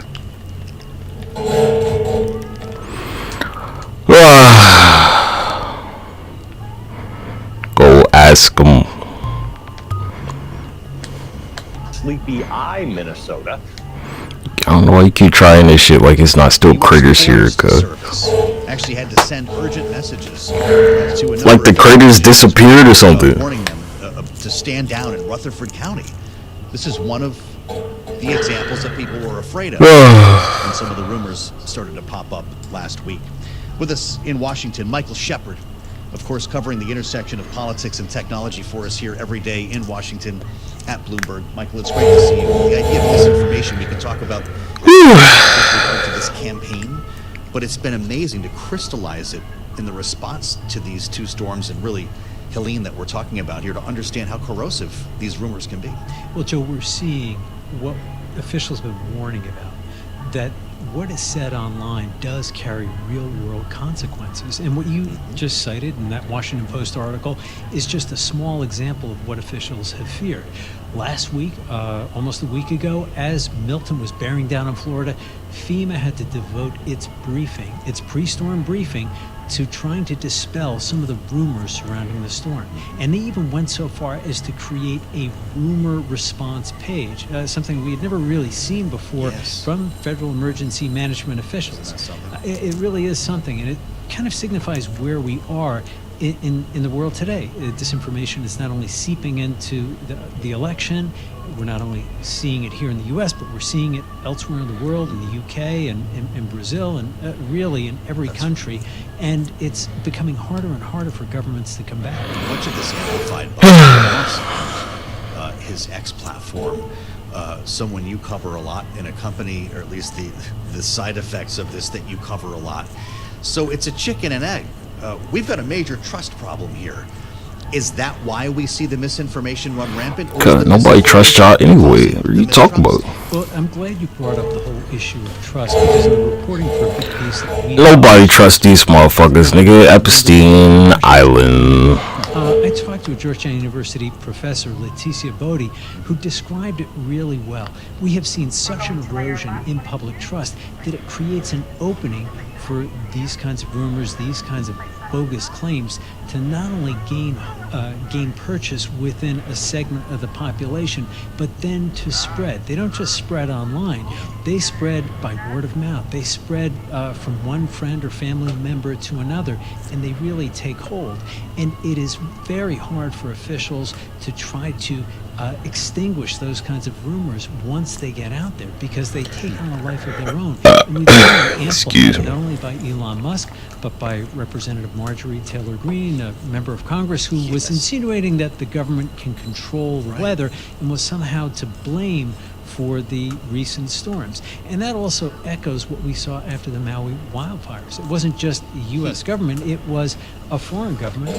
We saw China involved and behind the rumors that the U.S. government was somehow to blame for the fires actually starting then, back in 2023. I wonder to what extent the splintering of the news media has contributed to this, where people can find anything they want to agree with them, but there is no real arbiter of truth across the board for Americans. Well, it becomes much more difficult in localities like the one you were talking about. Here's the point, Cut, that I can do my live stream and my word is worth more than theirs, because this is my channel. To not only be a good source of information. Now, I will say that the public radio station... This is the point with YouTube, Cut. Providing a public service and really being a beacon of not only reporting, but information that listeners need. You can see whatever you want out here. But the true checks and balances at that level, it becomes... Because they don't have 1,000 viewers. Some of the nonsense that we're seeing You could be like everything on Bloomberg they've ever had, just complete bullshit. Easily. We've seen even meteorologists threatened by yeah, they're going to get squished, cut. denying the science, who are also going after these people online. Right, trying to blame the weatherman. And we're also interestingly between climate change denial, the about pet eating in an Ohio town, and efforts to undermine Ukraine's resistance against Russia's invasion. The people who are spreading disinformation about all of those Yeah, they weren't talking about them wearing that black sun shit. role in the disinformation being spread about the storm. They had a picture of them with their Nazi paraphernalia, and they deleted it because they were like, oh, you know what that is, huh?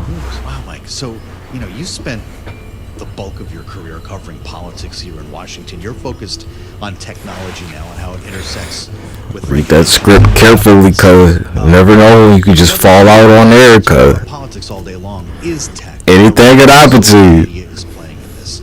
Is there any accountability for a Twitter or even a Truth Social for spreading all of this? It's very hard in the U.S. to instill the kind of accountability that people might otherwise... It's called free speech, nigga. For years, there was an understanding that the First Amendment.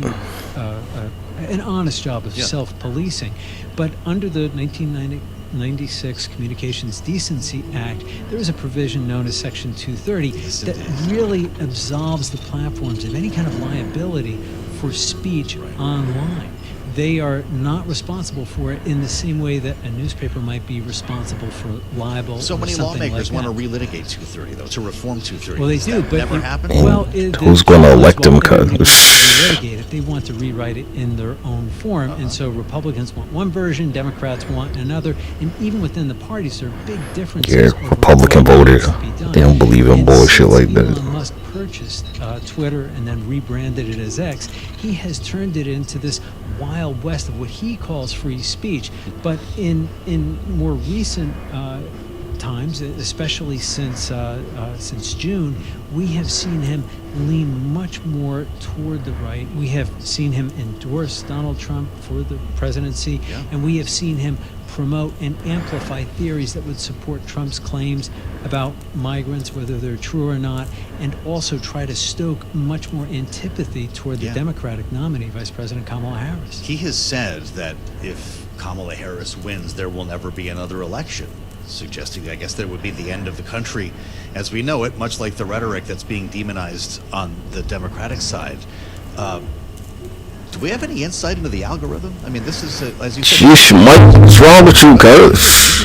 Thumb to scale here, wouldn't it? Well, it's very hard for us to know exactly how it works. The algorithms on these social media sites, including TikTok and Meta, are very closely held.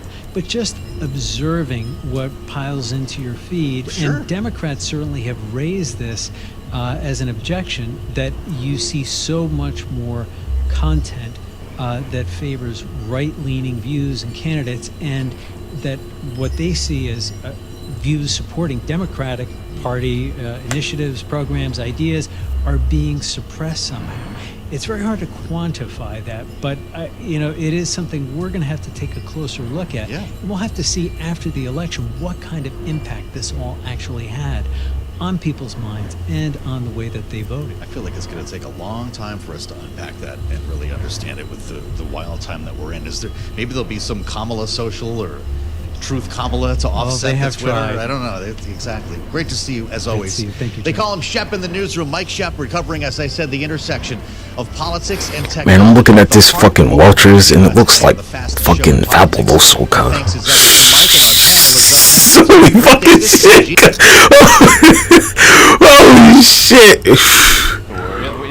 Nigga, why does this Walters grape juice look like fucking Fabuloso? You were seeing the long lines to get gas. It reminds me of Sandy here when it hit New Jersey. It's the same experience. Holy it's fuck. scary, it's frustrating, you gotta hang in there. I know it's I went through that Matthew. Even though Matthew stayed offshore Florida's East Coast, there was no gas anywhere from the East Coast back to Hillsborough County. So that was it's just impossible to get fuel into these areas for a period of time. And they're bringing these fuel trucks in. I've seen the video by police escort because Yeah. they have to. So, I mean, that's what we're watching. Most of it, though, it seemed like there was a huge improvement once Port Tampa Bay was back open. They got the tankers back in. That's the They huge. could hit the That was fuel a out. huge Yeah. milestone. It really Yeah. was. And let's talk about the weather. We talked about it drying out and cooling down. This is going to be great news because it's still relatively warm, mid 80s, and the humidity dew point's still up in the upper 60s, low 70s. Although, like we were talking about, yes, for the time being, but this front sweeps in. It's kind of a twofer here. One, it can be the unfortunate aspect of this, but typically it's either a strong Number 3, cyclone or a tropical system this time of the year that gets a front actually through. It's very. This one looks like it's a weaker cold front, though. This Yeah. one looks like we're getting pretty lucky. And I want you to look at these numbers because these are nice. Sarasota, it's going to be the same as it will be in Tampa. This is for today. By tomorrow, temperatures getting into the 80s again. Look at the temperature in Tallahassee, 83. And then on Wednesday, that cold front comes in. Look at Tampa. That's the one. Look at it. So 74, precious we is got it? overnight low temperatures which dipped down into the 50s, which Tampa in October, that might as well be the 20s. Yeah, there's going to be people dressed Yeah, like since they're on the water, it's cold. And they like to lie about the temperature anyway. Those air temperatures just been really warm for the last few days. Here you are in Tampa, 83 degrees on Friday. Still hanging in there. Some more humidity creeping in for South Florida. Don't good for you, man. I know a lot of folks are still out from work. They're working on the immediate recovery. Man, might just go outside, make the sun come out, and Safer to be doing warm that shit up. That type of work for an extended period of time when you've got a real choice looking forecast. Not a lot of wind too. That helps. Yeah. It helps out immensely. And here you are. We're just looking at the airports right now. Tampa into Orlando. I What time put these is up in case you're trying to fly back. It's noon fly yet. out. Those airports have been open for the weekend. It's noon. And you can see the temperatures with the dew points. And just real quick, let me slide this down because this is going to make you feel great. Look at this. Tuesday. We're getting into when you calm down through the 50s, 46s. Look here, my alligators. And the old forecasting trick is the dew point, the middle of the afternoon, is a good representative of what your overnight low temperature is. Get it cooking an earthquake like that. It wasn't just the historic winds that we saw in Milton. We saw a historic Because number of the tornadoes. weather is precise cut. That was right in Florida. I got hit by one myself, and you can see the impact on the ground. I did, yeah. It's like a hot tub. Right. The rear flank downdraft.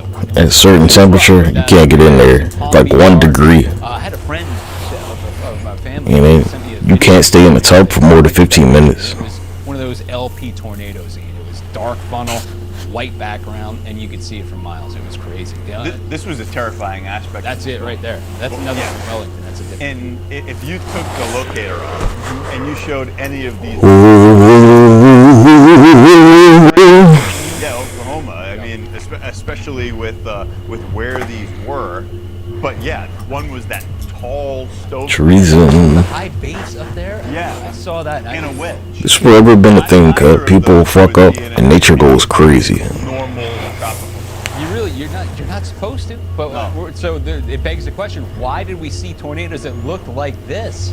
And the short answer. What did you do to make them niggas that mad? Cooler air that was out there. We had a jet stream. Now, see, my cousin, right? She's supposed to, Jet stream was the same like, have one that helped to make moved her 180-mile-per-hour shop earlier a couple days business ago, into that, like, the baseball stadium that got destroyed. It formed all these tornadoes. And Yeah. I didn't think we'd see that many. Because The of Tampa joint.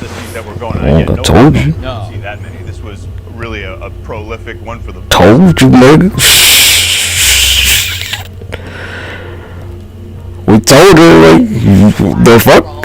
But these Moms for Liberty folks have cozied up to certain folks in the district. And so there's this sort of organized strategy to stop him in his tracks at any cost. This is, so where did this 5 majority come What's that shit? So they came into play For last the November. judge, they, like, had that one, I think it was in Chicago or something, where they got arrested for sleeping in the court. This faction came out of nowhere and they all won by very slim margins. Every one of them ended up, all but one of them, all but 2 of them, excuse me, ended up in a race where there were multiple candidates who were. CEO Carl. I've been playing around too much, cuz.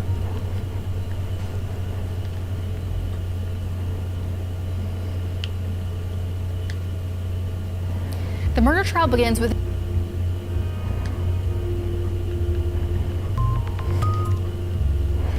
They say keep your hands in the right at all times, cuz.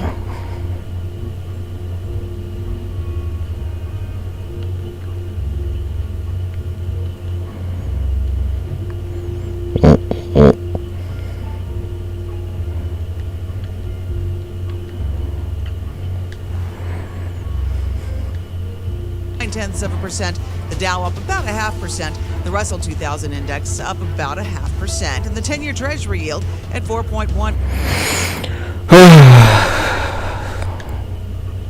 Oftentimes, either early season, late season, these lopsided systems that produce tornadoes, but they don't produce tornadoes like this. No, 70 miles this thing was on the ground. This is the one that Britta Merwin was driving on 75 and just saw the edge.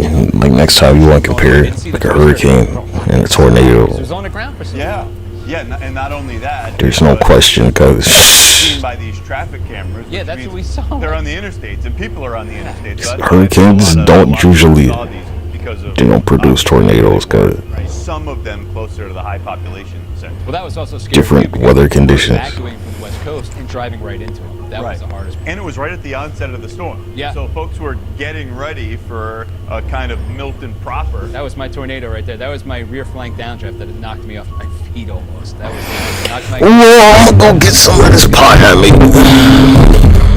And again, you guys on the other side of the state probably not thinking that that's what your morning and early afternoon was going to look like. And then 12 hours later, I was on the decaying eye wall with 70-mile-per-hour winds. It was a kinetic couple hours there. Yes. Ian. All right, Ian, thanks for joining me, man. I'll join you on the top of your show at 3 o'clock. Sounds good. Looking forward to it. And we've got more forecasting coming up, especially for Helene's recovery up there in North Carolina. What is the weather going to be like? Unfortunately, windy. What does that mean? It means it's going to be dangerous at times today. We're going to chart it all out for you coming up. We're Fox Weather, your Hurricane HQ.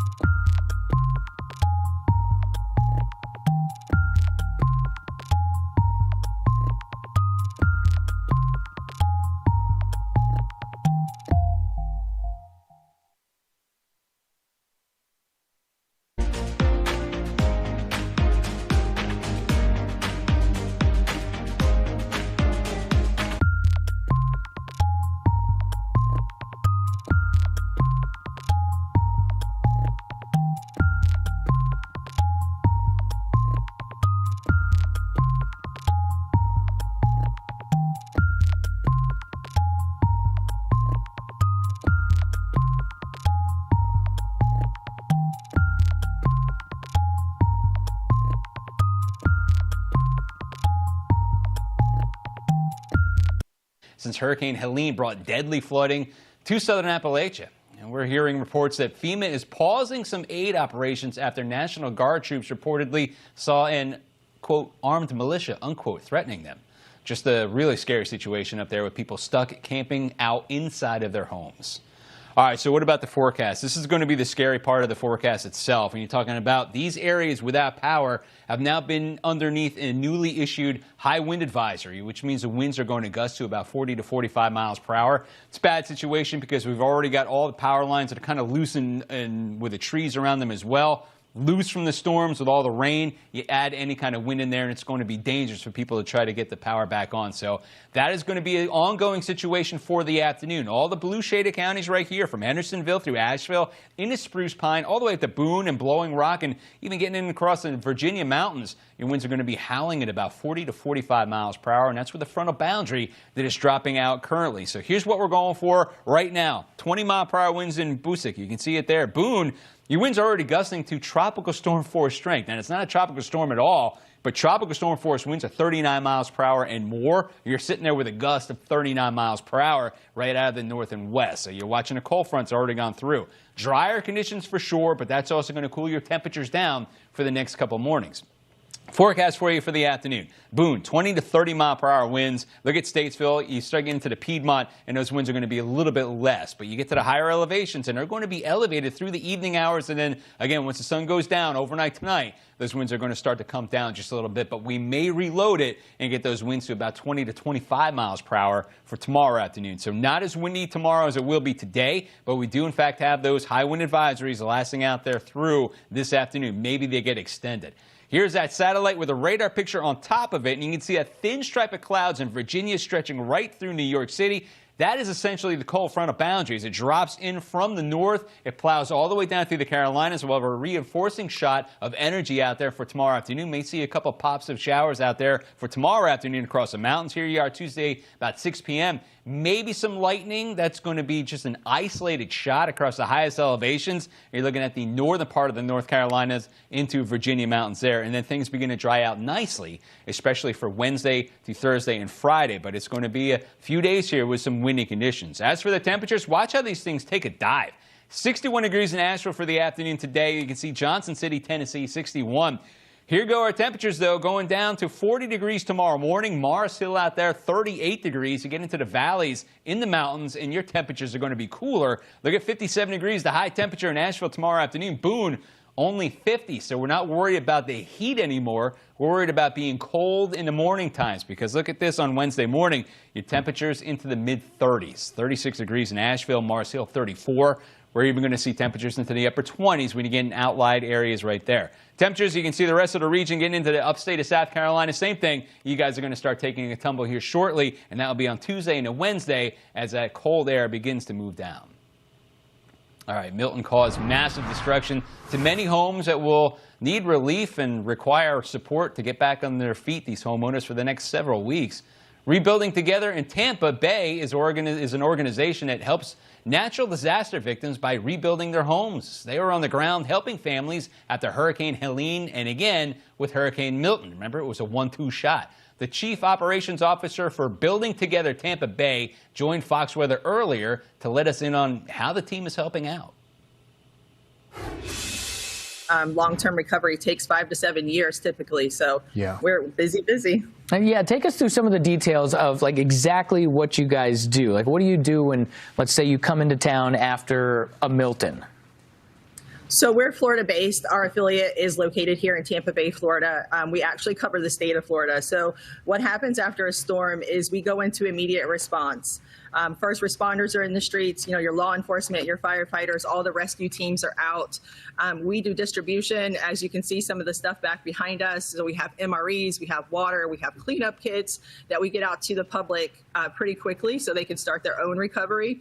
And then once the response is done from the first responders, we move in and start doing the short term. We tarp roofs, we do muck and guts, we help people dry out their houses. After that, we move into long-term recovery, and that long-term recovery is everything from replacing the drywall, the flooring, roofs, hot water heaters because they've been ruined by salt water in some of our areas, things like that.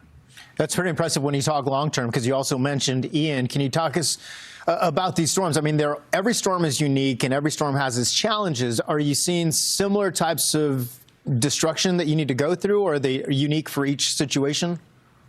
I think they're pretty similar depending upon the areas where they hit, especially on our Gulf side. They're pretty devastating. Our community has been so hard hit in the past couple of years. We actually worked Hurricane Ian. We're able to complete 1,096 houses and got 7,200 people, family members, back into.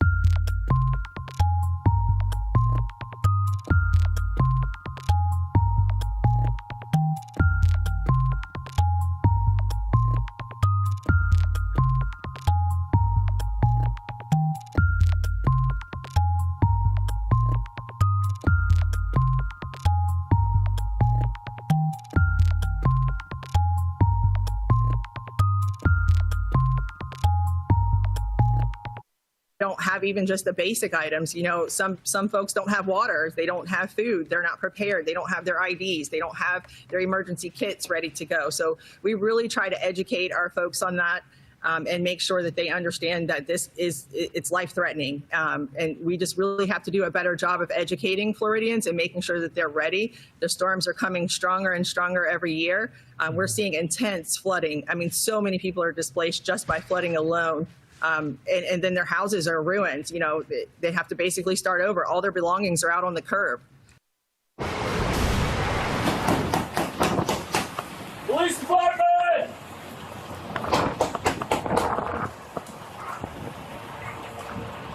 Anybody hurt? Anybody injured? Wild footage coming from Bradenton Police Department in Florida. Hurricane Milton sent a large tree crashing through a family's home right there.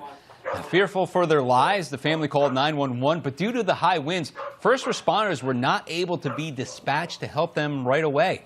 Luckily, they were able to get to safety, but wow, that's scary stuff. So what about the forecast for you guys down in Florida? Let me show you this. Still a lot of people without power right now. 377,000 customers at this point without power, and that includes a major city out there in Tampa, looking at Hillsborough County, right around Pinellas County also. So here's the forecast for you. And again, we were talking about this before. It is going to be warm. It's going to be on the more humid side today. Your dew-point temperatures into the upper 60s, low 70s. But then we're thinking possibly nice cold front going by Wednesday is going to dry things out. And it's really going to cool things down, too. So look at the radar picture at this point. Some scattered pockets of rain around the Florida Straits at this point. Weak upper-level low-pressure region is kind of skirting by at this point. Not much of a big deal at this area. But you can see as that cold front develops, there's that sheet of cloud cover. And here it comes, another secondary front of boundary Wednesday morning. Plows right through Tampa, right through I-4, through Orlando, into Daytona Beach. Now, you're going to get some pockets of light rain out of this. Not a lot of moisture associated with it, but what you're really going to notice is a big cool down in your temperatures. It is going to drop nicely. So here's the forecast at I-4 today. 85, that's Sarasota. Same with areas right by Tampa and Orlando, about 87 degrees inland regions. And then you can see tomorrow, getting a little bit of a taste of that across Tallahassee. 83 degrees to high temperature in Tallahassee. This is on tomorrow afternoon's forecast. And you see Jacksonville 83. Here comes the cooler air, though, by Wednesday. Look at that, dropping down to 69 degrees as a high for Cedar Key. Look at Tampa, 74. Palm Coast, about 68 degrees. Still warm around Naples, 84 degrees. But then the cold front slides past you. And then by Thursday, you wake up, temperatures being in the 80s. 81 degrees there, 78 degrees in St. Pete. Looking at about 77 in Palm Bay. Friday, rain does begin to creep back up. So we've got that frontal boundary. It dissolves itself. So moisture, humidity, you can see the heat begin to rise just a bit from the south also. So by Friday afternoon, temperatures climbing back to 83 in Fort Myers. Some showers are a possibility. West Palm, certainly the regions by Miami. So the Miami Metro, some showers and some thunderstorms. If you're trying to travel down there, it looks like it's going to be pretty good, at least weather-wise for you in Tampa. And a few delays, 35. But that is only 6%. As for Orlando, just about the same thing. You guys are open as well. MCO looking pretty good weather-wise today. Only a few delays, 53, but 4 cancellations are out there right now. All right, we're not done with the Atlantic yet either. Got a brand new area of circulation that developed off the coastline of Africa. It's an African wave. Not a lot of humidity with it, but there's a 50% chance that it will be our next tropical depression.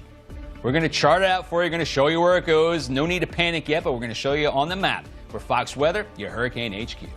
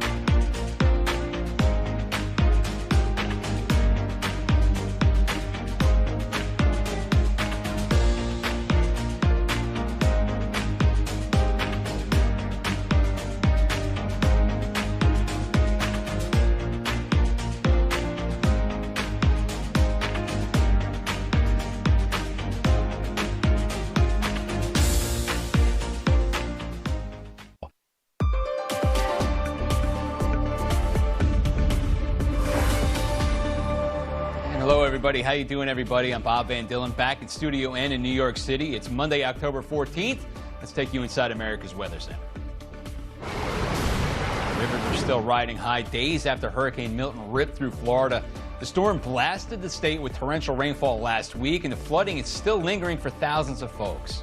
And it's a long road to recovery in North Carolina. More than 250 people are now dead from Hurricane Helene in the southeast. People are camping outside in their homes, with communities still cut off from water and power. Plus, hurricane season is far from over. There's a growing chance of some tropical trouble out there across the Atlantic that may enter into the Caribbean. There's a 50-50 shot that it turns into a tropical depression. We'll have all that for you. That's all right now on America's Weather Center. And thanks for joining us again. I appreciate it, everybody. Here's the way we look right here with our newest update. That's 94L. That's what we're calling it right there. 30% chance that it does turn into, or 50% chance it turns into something. It's got winds of 30 miles per hour at this point.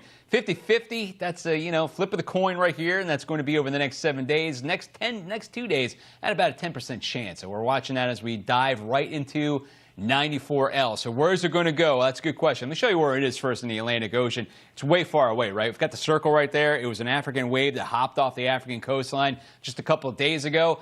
Generally, this time of year, we're not too concerned with the waves because we've got powerful cold fronts that jump off the continental United States and steer these things either up to the north or give it a tremendous amount of shear. Don't have to worry about big development. Also, water temperatures tend to cool down this time of year, but so far, the water temperature is still up there in the low 80s, right where it's headed. So that is going to be a cause for some concern over the next several days. So that's that area in orange. 50% chance of formation. That's over the next 7 days. Only a 10% over the next 2. But I want to show you this, and I've zeroed in that camera on the visible satellite imagery. So this is literally what you would see if you're looking straight down on it with a black ocean as opposed to a blue ocean. You can see the clouds better. But that's the way it looks. You can see a nice little circulation going on. It's visible very well. Not a lot of thunderstorm action around that center of circulation. You can see the thunderstorms try to develop, kind of fizzle out just a little bit. And the reason why is because we have a lot of dry air that's wrapped up and entraining in the system right now. So dry air keeping it at bay, a little bit of shear up there as well. That's Invest 94L, which means we can put the computer models on it and it's going to track it, even though there's no real center of circulation at this point. But it's in a little bit of a divot right now. We do some shear around there. That shear is going to develop and then move down to the north a little farther up is what we're watching over the next couple of days. So what do we have? Do we have low wind shear? No. So that's good news. Do we have high moisture? Not right now. It's in a nice little cloak of drier air. That's keeping things at bay also. But what we do have, and it's been the theme for the entire summer long, now into the fall, warm water temperatures into the low 80s, and that's enough to get that thunderstorm complex, if it does start to roll, to gain a little bit of strength. The high area, the high pressure regions up to the north, that's going to steer it to the due west over the next several days. You're going to see another one right on the heels of that. There is a cold front that's going to try to steer it away, maybe, but that cold front will fall apart. So the main steering flow over the next several days will be that area of high pressure that's up to the north. Does it form into anything? Again, a 50-50% shot. Hurricane models don't take it into the U.S. at this point. That's good news, but it's something that we'll have to watch for the Bahamas, the Greater Antilles as well. That's going to be over the next several days, I should say. All right, we saw extensive damage out there in Lee County, Florida during Milton. Scenes like this caught people running away from the hurricane itself. I mean, that is scary right there. Now people are working to rebuild what was lost over the past couple of weeks. Fox Weather's Robert Ray is in Fort Myers Beach right now. And Robert, you covered the entire thing. I saw you out there in the eye wall once again. Took a couple days off with the Georgia, just like I did, but now you're back. What has changed since you left and came back? And I'm looking at it right now. It does not look good behind you. Yeah, I know. Good afternoon, Bob. Indeed. I just landed here into Fort Myers this morning from Atlanta, and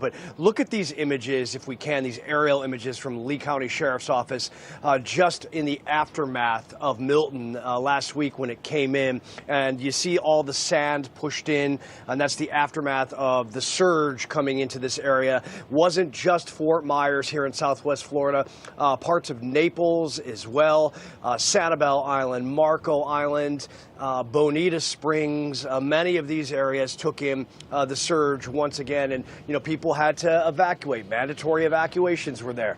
And so now, this morning as I came in, what I'm seeing is large excavation trucks moving the sand, piling up the sand once again. Remnants looks a lot like a few weeks after Ian 2 years ago. The debris field is not as intense, but if you drive down some of these neighborhoods, once again, the insides of homes have been ripped out, and they are sitting on the sides of the streets here, like in so many places on the Gulf Coast. Unfortunately, power crews are in here, and we still have nearly 400,000 customers out of power in the state of Florida, and that death toll unfortunately just went to 22 in the state of Florida.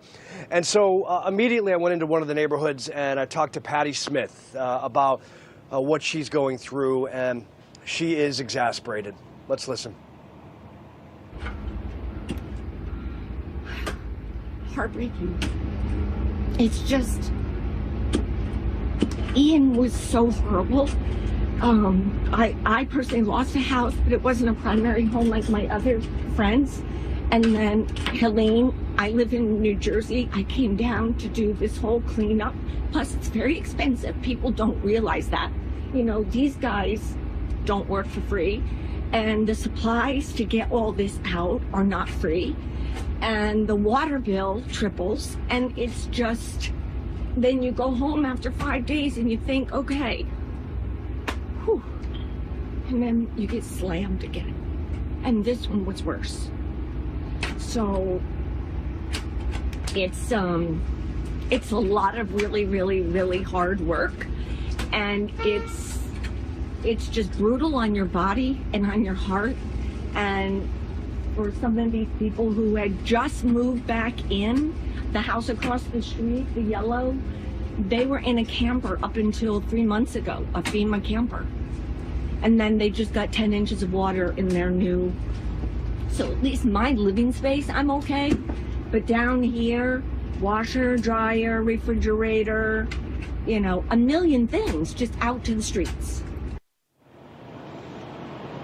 It's just become overwhelming at this point. I think that's the best way to put it. That's what I get from the people I talk to.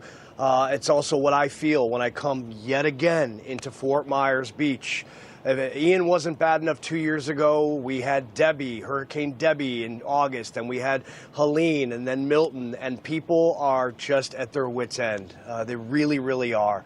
And, we have a lack of fuel still, all in the peninsula, in these affected areas, and there are FEMA stations for fuel, 10 gallons maximum. Slowly but surely, the gas stations are beginning to open up. But life just doesn't feel normal at all here in Southwest Florida today. And it won't unless this stops at some point and people can get a reprieve. And so, Bob, what I'm going to be doing this week is moving all around Florida in the affected areas. We'll see what Milton has done, what Helene has done, and the combination of those two deadly storms. Unfortunately, tomorrow I'll head north, likely into St. Petersburg, but today focusing on, an area that just can't take anymore. Bob? No, it's been brutal, and you forgot about even Debbie. You're right. That was earlier on in the season right now. Just one question for you, Rob. When you're driving in, looking at the roads, is stuff cleared off so we can get the supplies to move back in a little better? Amazingly, yes. In the past 42 to 72 hours, they have cleared these roads off of most of the sand and the debris. And so that's where the big trucks are coming in, and construction workers and any of the homeowners. I mean, they just reopened the island yesterday to the public so they could come in. And by the way, the city of Fort Myers Beach has stations here for mental health as well. They're worried about people, again, because of the amount of storms that have come in here. They're doing their best, and they keep taking one step after another here on Fort Myers Beach. A remarkable community. I just, from a reporter's perspective on the ground, it's unfathomable to think how many times this community and the communities surrounding here have been hit in the past 2 years. It's just, you can't write this kind of stuff, unfortunately. And you look behind me, that RV, you know, people were rebuilding, and that's why the RV is here. This was their property, and now they can't.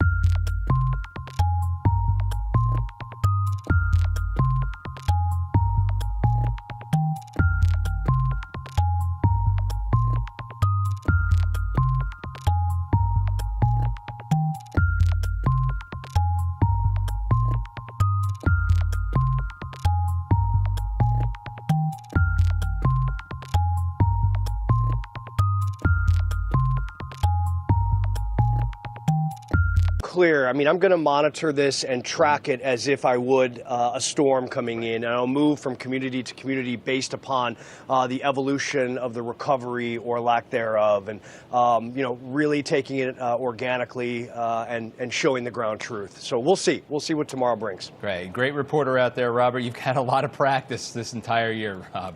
So we will check back in with you again in just a bit. We appreciate it. Talk to you, man. Thank you. Hurricane Milton made its mark as one of the strongest storms we've ever seen in the Gulf of Mexico. And Florida, as you see, is still dealing with what's left. We're going to talk to the mayor of one city that's now recovering. That's next on Fox Weather, your Hurricane HQ.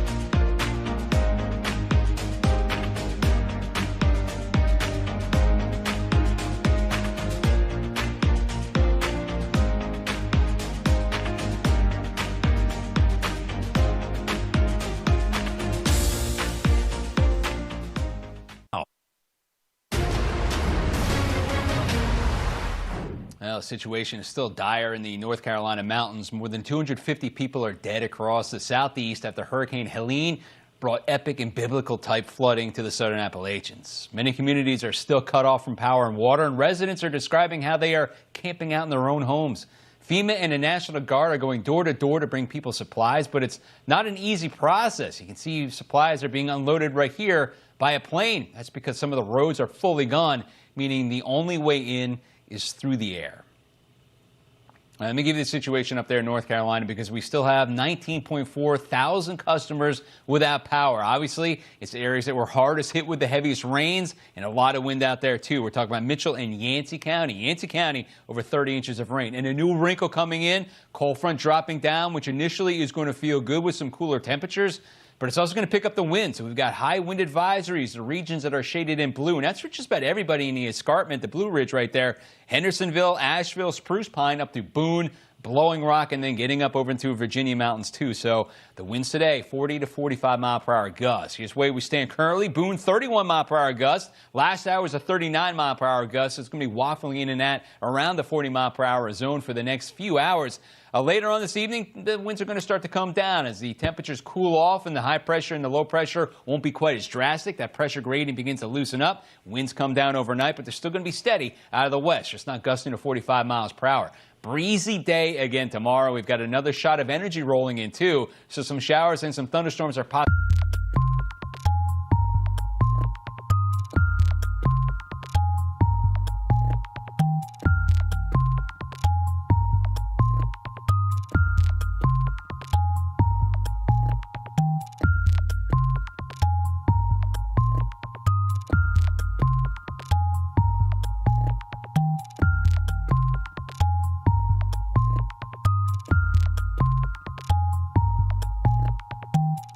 Lake Michigan, Lake Huron, even Lake Erie in Ontario later today. But here's the forecast map over the next several days. Showers and thunderstorms, that's for tomorrow. Winds going right up the mountains and some energy aloft. It's going to carry over through the next few hours on Tuesday and the Wednesday, and then things begin to dry on out. And this is on Friday, where things are going to be nice. However, temperatures, they're going to cool down, especially in the morning hours. Tomorrow morning when you wake up, you can see temperatures about 40 in Asheville. The daytime high on Tuesday, 57. Look at the temperature on Wednesday morning, into the 30s. We'll probably get some freeze warnings and some frost advisories out there as well. Again, meanwhile, North Carolina, Asheville is continuing its long road to recovery after Hurricane Helene slammed them just 2 weeks ago. Many homes and businesses are still without power, and folks are still working to clean out the mud in their homes from the floodwaters. Fox News correspondent Madison Scarpino is in Asheville, North Carolina, with the update efforts. And Madison, it's great to see you. I know you've been out there for a couple of days now, boots on the ground. Any kind of progress being made at all that you can see? Well, Bob, people are working nonstop pretty much ever since Helene hit to salvage anything that can and really clean up all of this debris that I'm about to show you. Right now, I'm in the River Arts District of Asheville. It's typically a very lively, popular area of the city. Tons of bars, restaurants, shopping, but as you can see, a lot of it very destroyed. But you can also see those crews out there working to clear out everything. The question is, where do those giant piles of debris go once it is all moved out of the way? So just one of the many issues that people here are facing. And in a neighboring county, one family says that they are blessed to be alive. A mudslide brought vicious floodwaters and massive amounts of debris towards their home. The parents, son, and pets had to escape through a window, climb over a fence, and take slow steps through chest-deep, rushing water. They did get to dry land at the top of a hill, and while they are safe now, they lost most of their possessions, but are determined to rebuild. We heard all kinds of people screaming for help. Yes. It was bad. I mean, I've never seen the chaos and the destruction and heard so many people calling and crying for help. And it's just, it's something that you will never ever forget. You lay in bed at night and you still hear these people screaming for help. And you just hear them. You don't see them because all you see is all this debris and rushing water and chaos. So many people traumatized or still in shock post-Helene. And here in Buncombe County, the school superintendent says that they are still trying to get in touch with the families of 21 students and confirm that 4 of their students are dead, and the death toll continues to rise. And most of those deaths are here in North Carolina, Bob. So that's heartbreaking, absolutely. Madison, you've talked to the people out there. How are they holding up? I mean, we're going on week 2 right now without power, some cases without water. How are the people holding up? Well, a lot of people are using generators to power their homes, which as cold weather starts to come in these next few days and weeks, there might be an issue with that because, of course, they don't do very well in the cold temperatures. Some people, if they do have water now, the officials from the city are telling them not to drink it. It's still not clean. It is still not safe. So many people having to go to families' homes, stay in hotels. But like I've been reporting the past couple of days, weeks that we've been here, the one overwhelming thing that the overwhelming feeling that everyone has is just a sense of gratefulness and a sense of community. And they always point out how they want people to know how much neighbors are helping neighbors here. Yeah, that's always the big story. Madison Scarpino doing an excellent job reporting out there. We appreciate it. We'll check back in with you in a little bit. Thanks. Thanks, Bob. Yeah. In Florida, Hurricane Milton left its mark in Sarasota County after getting slammed by Helene. You can see the big mess it left around the coastline in Venice, but recovery efforts, they are still on the way. Venice, Florida Mayor Nick Pashota, he joins me right now. And Nick, I appreciate you being on the show with us on Fox Weather right here. We've seen pictures coming in from that region around Venice. It looks like the beach has just been totally rearranged. What does the landscape look like at this point, Nick? Yeah, thank you for having me on. So Helene was pretty bad, but obviously, Milton was worse for us. Things are kind of unrecognizable. We have a jetty system, kind of an inlet that allows the boats out of our intercoastal waterway, and the jetty is probably 6 feet lower than it used to be after all the improvements they made in the past years after Ian. So definitely a different landscape here. Wow, you talk about a sinking jetty. What about the piers that are out there, too? How do they look? Yeah, our fishing pier, we actually built it higher because it kept getting destroyed during storms. So this is the first time we've seen damage during Helene and now with Milton in many years of storms. No damage during Ian, but we lost the end of it from Milton. So did he think it got softened up a little bit by the first one and the second one?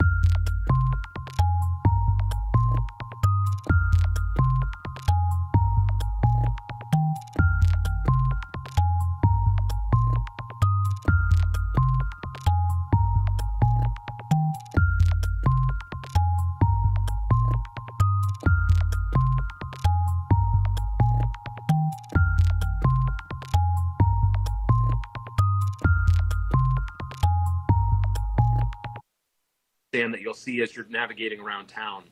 Wow, you guys getting any resources coming in from out of the region?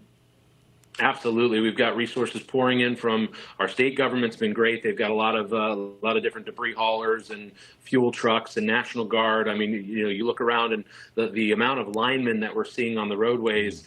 Power restoration has been just incredible. How quickly everyone has mobilized to bring us back online. I've been watching every day. We had a meeting with the CEO of FPL the other day, and they were giving us probably an 8 to 10 day time frame. And every day that we go on, it's getting shorter and shorter and shorter, and more customers are being brought online. So we're just very excited about that. In the heat and everything, it really tries people a lot more.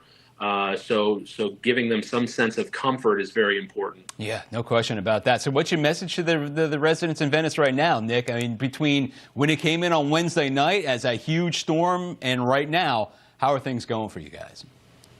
I would just say, we're a very resilient community full of volunteers. I mean, we've got so many of our residents have mobilized to go help those in need, their neighbors. So just keep that in mind as times are really trying right now, and it's very easy to be negative. Be positive, look towards the future. We're alive. We've got a long road of recovery ahead of us, but we're all still alive, and we're gonna recover and build back stronger from this. Other messaging, I would say, there's definitely resources in the area. If you have access to internet, internet, go to venice.gov.com. You can see all the resources if you need help mucking out your homes, debris pickup, stuff like that. We've got all these resources. We've got neighborhood pods set up where they've got food, water, ice, tarps, that kind of stuff at our community center. So just, if there's anything that you need, reach out to these resources so that we can provide you with what you need. Big shout out to the Florida Department of Health. They've actually mobilized a mobile oxygen distribution center. We have a very strong retirement community here, so having access to oxygen tanks and refillable station for oxygen tanks is absolutely, we're so grateful, we're so fortunate, and we're just so pleased that the state has mobilize such a dramatic response to help us out. Gosh, Nick, it sounds like you guys are rolling along pretty well right now. Mr. Mayor, I appreciate you taking time and talking to Fox Weather. We appreciate it, and good luck as things progress over the next couple of days. Again, thank you for having me on and sharing this information with everybody. You stay safe. Yeah, of course. Our pleasure. Thank you, sir. All right, here we go. Let me bring you the Realtor.com forecast, and I want to show you what we're looking at right now because we have got some cold temperatures coming over the Great Lakes right now. We've got lake effect rain. Notice the dark shade of blue up there. You're talking about freeze warnings when you wake up tomorrow morning. The Dakotas and the parts of Minnesota. We also have frost advisories for Iowa. We've got the flood warnings that are still ongoing, especially around Florida, and you can see we have the coastal flood warnings near Jacksonville all the way down through Daytona Beach. We've got coastal flood warnings. We've got flood warnings still for all the major river systems in Florida as everything from Milton continues to drain across the region. And then we've got the opposite. We've got fires out across the Pacific Northwest. We've got poor air quality. Those are the regions right there that are shaded in black. That includes a few counties out there for Oregon, into Idaho, and we're going to see that smoke continue to drift around all those parts. Today's weather warning update is sponsored by Realtor.com. Get the Realtor.com app to see the environmental risks on every home.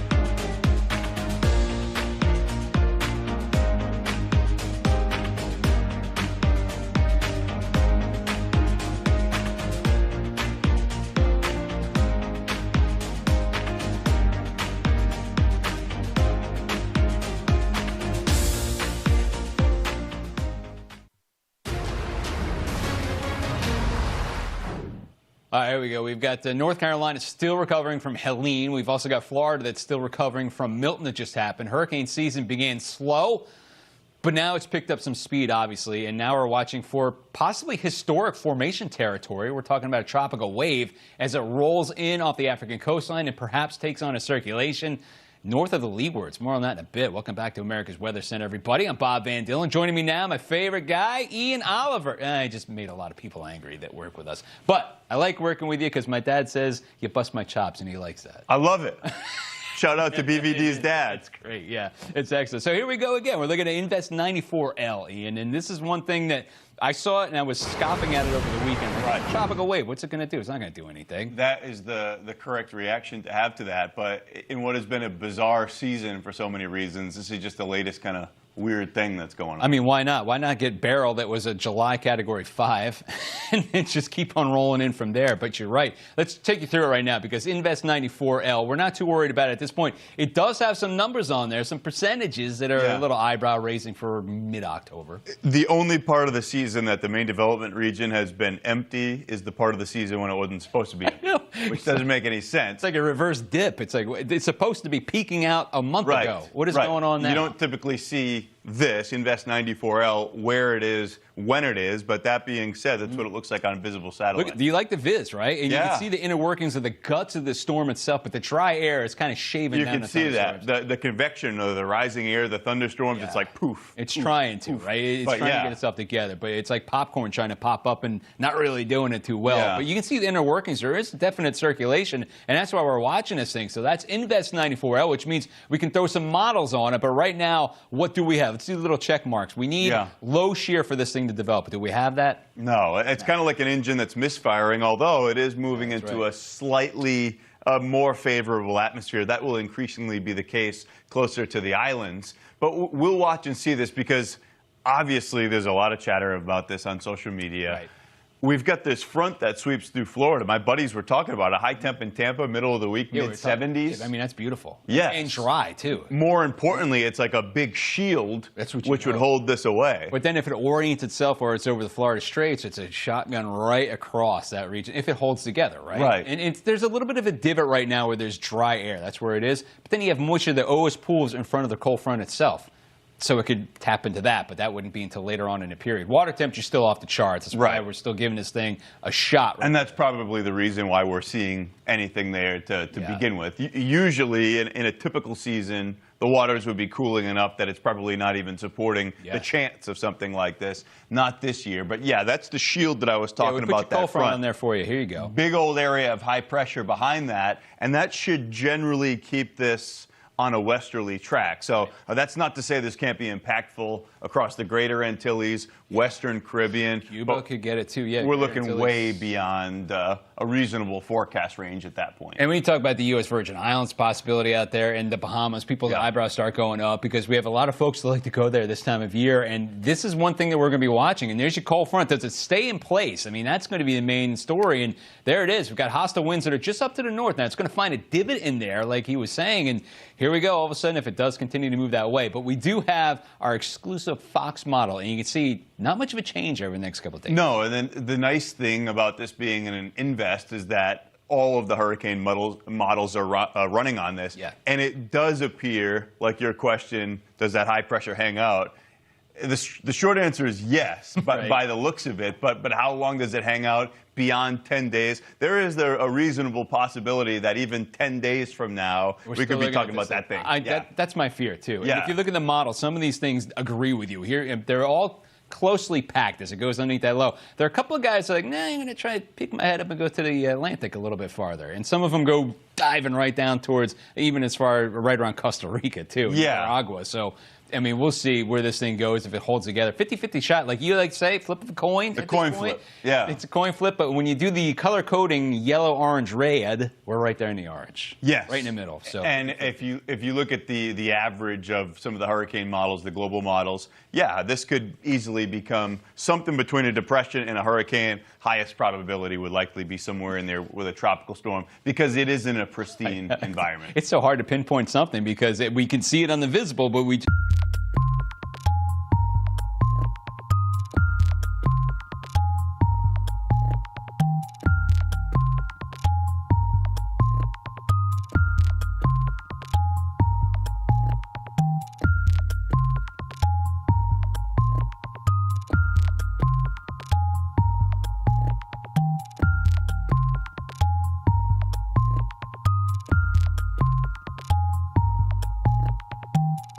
tens of thousands of people are still in Florida without power. Now, it's going to be a long time to get that power back up. There are long fuel lines as well and distribution centers. 10 gallons of gas are available per person for free. So at least we've got that going, which is going to be nice. It wasn't just Milton, though. We were watching for the rain ahead before that was up there in Helene, remember? Yeah. So let me get our Milton forecast. Yeah, my buddies, I was checking in with them over the weekend. All but one have their power restored. In Hillsborough? Yes, yeah. They did have that experience where you were seeing the long lines to get gas. It reminds me of Sandy here when it hit New Jersey. It was the same exact thing. Yeah. And it's scary. It's frustrating. You got to hang in there. I know it's I went through difficult. that, Matthew, even though Matthew stayed offshore of Florida's East Coast, there was no gas anywhere from the East Coast back to Hillsborough County. Right. So that was, it's just impossible to get fuel into these areas for a period of time. And they're bringing these fuel trucks in. I've seen the video by police escort because they have to. So, I mean, that's what we're watching. Most of it, though, it seemed like there was a huge improvement once Port Tampa Bay was back open. They got the tankers back in. That was a huge milestone. It really was. And let's talk about the weather. We talked about it drying out and cooling down. This is going to be great news because it's still relatively warm, mid-80s, and the humidity dew point still up in the upper 60s, low 70s. Although, like we were talking about, yes, for the time being, but this front sweeps in. It's kind of a twofer here. One, it can be the unfortunate aspect of this, but typically it's either a strong, mid-latitude cyclone or a tropical system this time of the year that gets a front actually through. This one looks like it's a weaker cold front, though. This one looks like we're getting pretty lucky. And I want you to look at these numbers because these are nice. Sarasota, it's going to be the same as it will be in Tampa, mid-80s, right? This is for today. By tomorrow, temperatures getting into the 80s again. Look at the temperature in Tallahassee, 83. And then on Wednesday, that cold front comes in. Look at Tampa. That's the one, 74, which means you got overnight low temperatures, which dip down into the 50s, which Tampa in October, that might as well be the 20s. There's going to be people dressed like they're climbing Everest come the middle of the week. With the toques on that. Yeah, absolutely. But it's going to feel great, though, because they're going to need that. Those air temperatures just been really warm for the last few days. Here you are in Tampa, 83 degrees on Friday, still hanging in there with some drier air, but we noticed some more humidity creeping in for South Florida. That's right around Miami, West Palm. This is pretty helpful, though. I know a lot of folks are still out from work. They're working on the immediate recovery, the cleanup. It's much more comfortable and, to be quite honest, safer to be doing that type of cleanup, that type of work for an extended period of time when you've got a real choice-looking forecast. Not a lot of wind, too. That helps out. It helps out immensely. And here you are. We're just looking at the airports right now, Tampa into Orlando. I put these up in case you're trying to fly back, trying to even fly out. Those airports have been open for the weekend, which is good. And you can see the temperatures with the dew points. And just real quick, let me slide this down because this is going to make you feel great, Ian. Look at this. Tuesday, Tampa, and then all the way getting into Wednesday, you're falling down through the 50s. 46 is your dew point in Crystal River. And the old forecasting trick is the dew point, the middle of the afternoon, is a good representative of what your overnight low temperature is going to be. The next morning, There you go. It's going to be nice. It wasn't just the historic winds that we saw in Milton. We saw a historic number of tornado warnings, too, across the state. I was right in Florida. I got hit by one myself, and you can see the impact on the ground. I did, yeah. I was in the right flank, or the rear flank downdraft of one. It was rough, but that right there was in Palm Beach Gardens. I had a friend of my family that sent me a video of a tornado that went right through that region, and it was one of those LP tornadoes, Ian. It was dark funnel, white background, and you could see it from miles. It was crazy. This was a terrifying aspect. That's it right there. That's another one in Wellington. That's a different And if you took the locator off and you showed any of these videos, I would have said, okay, this is Iowa that we had in spring. Iowa, Oklahoma. I mean, especially with where these were. But yeah, one was that tall stovepipe. Yeah, that was the one with the high base up there. I saw that. And a wedge. Yeah. Neither of those you would see in any type of normal tropical system. You're not supposed to. But so it begs the question: why did we see tornadoes that looked like this? And the short answer is because it was a late season hurricane, right? We had some cooler air that was out there, but we had a jet stream that was helping event these storms. Yeah. Jet stream was the same one that helped to make this thing turn into a 180-mile-per-hour storm earlier, a couple of days ago, because it vented up the thunderstorms and moved them away. But then it formed all these tornadoes. And Yeah. that was, I didn't think we'd see that many. Because of some of the processes that were going on, nobody thought we would see that many. This was really a prolific one for the books, the most in a single day as far as tornado warnings go in Florida. But yeah, you had that old front there too. That was another and thing. you had the potent jet, some dry air wrapping in. Convergence right there at the surface with that old frontal boundary coming in, right? And we show you this. I usually don't like to show a lot of graphics with a lot of reading because people don't want to read that much. But this is amazing. 6 EF3 tornadoes produced in the last ones this entire season. There were only 5 EF3 tornadoes from 1995 to 2023. Yeah. In the last few hurricanes we've seen 6. So it's one Just this thing year. to say it's unusual. That's your what, graphic like right there. 20 years worth of almost.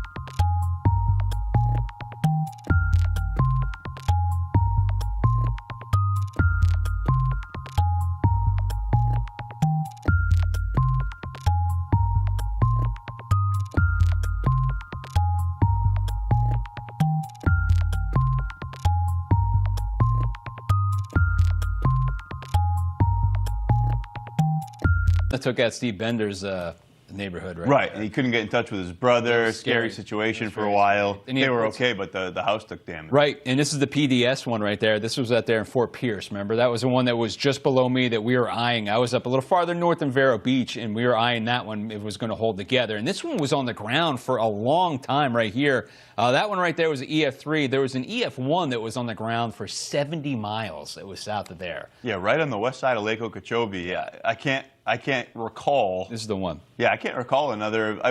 Living down there, we have had, I think Cristobal was one of them. There are oftentimes either early season, late season, these lopsided systems that produce tornadoes, but they don't produce tornadoes like this. No, 70 miles this thing was on the ground. This is the one that Britta Merwin was driving on 75 and just saw the edge of it. It was the thunderstorm going away. Didn't see the twister, but a lot of people saw that one because it was on the ground for so long. Yeah, and not only that, it was seen by these traffic cameras. Yeah, which that's means what we saw. They're on the interstates, and people are on the interstates. So that's why I think a lot of folks saw these because of obviously where they were. Right. Some of them closer to the high population center. Well, that was also scary too because people were evacuating from the West Coast and driving right into them. That was the hardest part. And it was right at the onset of the storm. Yeah. So folks were getting ready for a kind of Milton proper. That was my tornado right there. That was my rear flank downdraft that knocked me off my feet almost. That was the one that knocked my photographer down. I look at the wall of water just dumping right there. Yeah. And again, you guys on the other side of the state probably not thinking that that's what your morning or early afternoon was going to look like. And then 12 hours later, I was on the decaying eye wall with 70-mile-per-hour winds. It was a kinetic couple hours. Yes. All right, Ian, thanks for joining me, man. I'll join you on the top of your show at 3 o'clock. Sounds good. Well. Right, Looking forward to it. And we've got more forecasting coming up, especially for Helene's recovery up there in North Carolina. What is the weather going to be like? Unfortunately, windy. And what does that mean? It means it's going to be dangerous at times.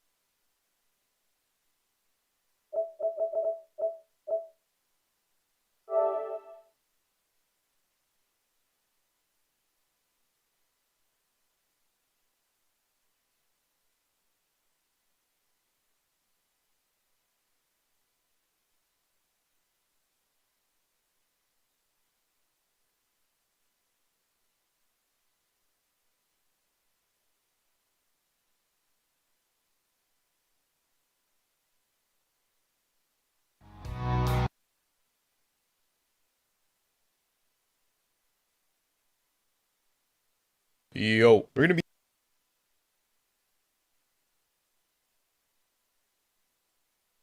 I've been a power scale. Good morning,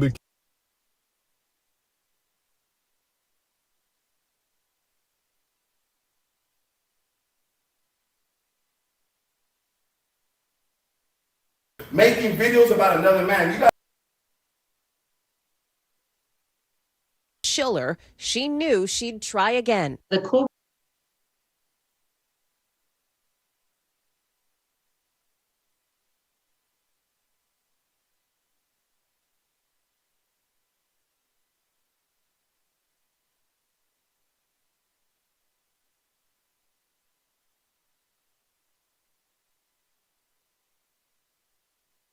Yeah, who you going?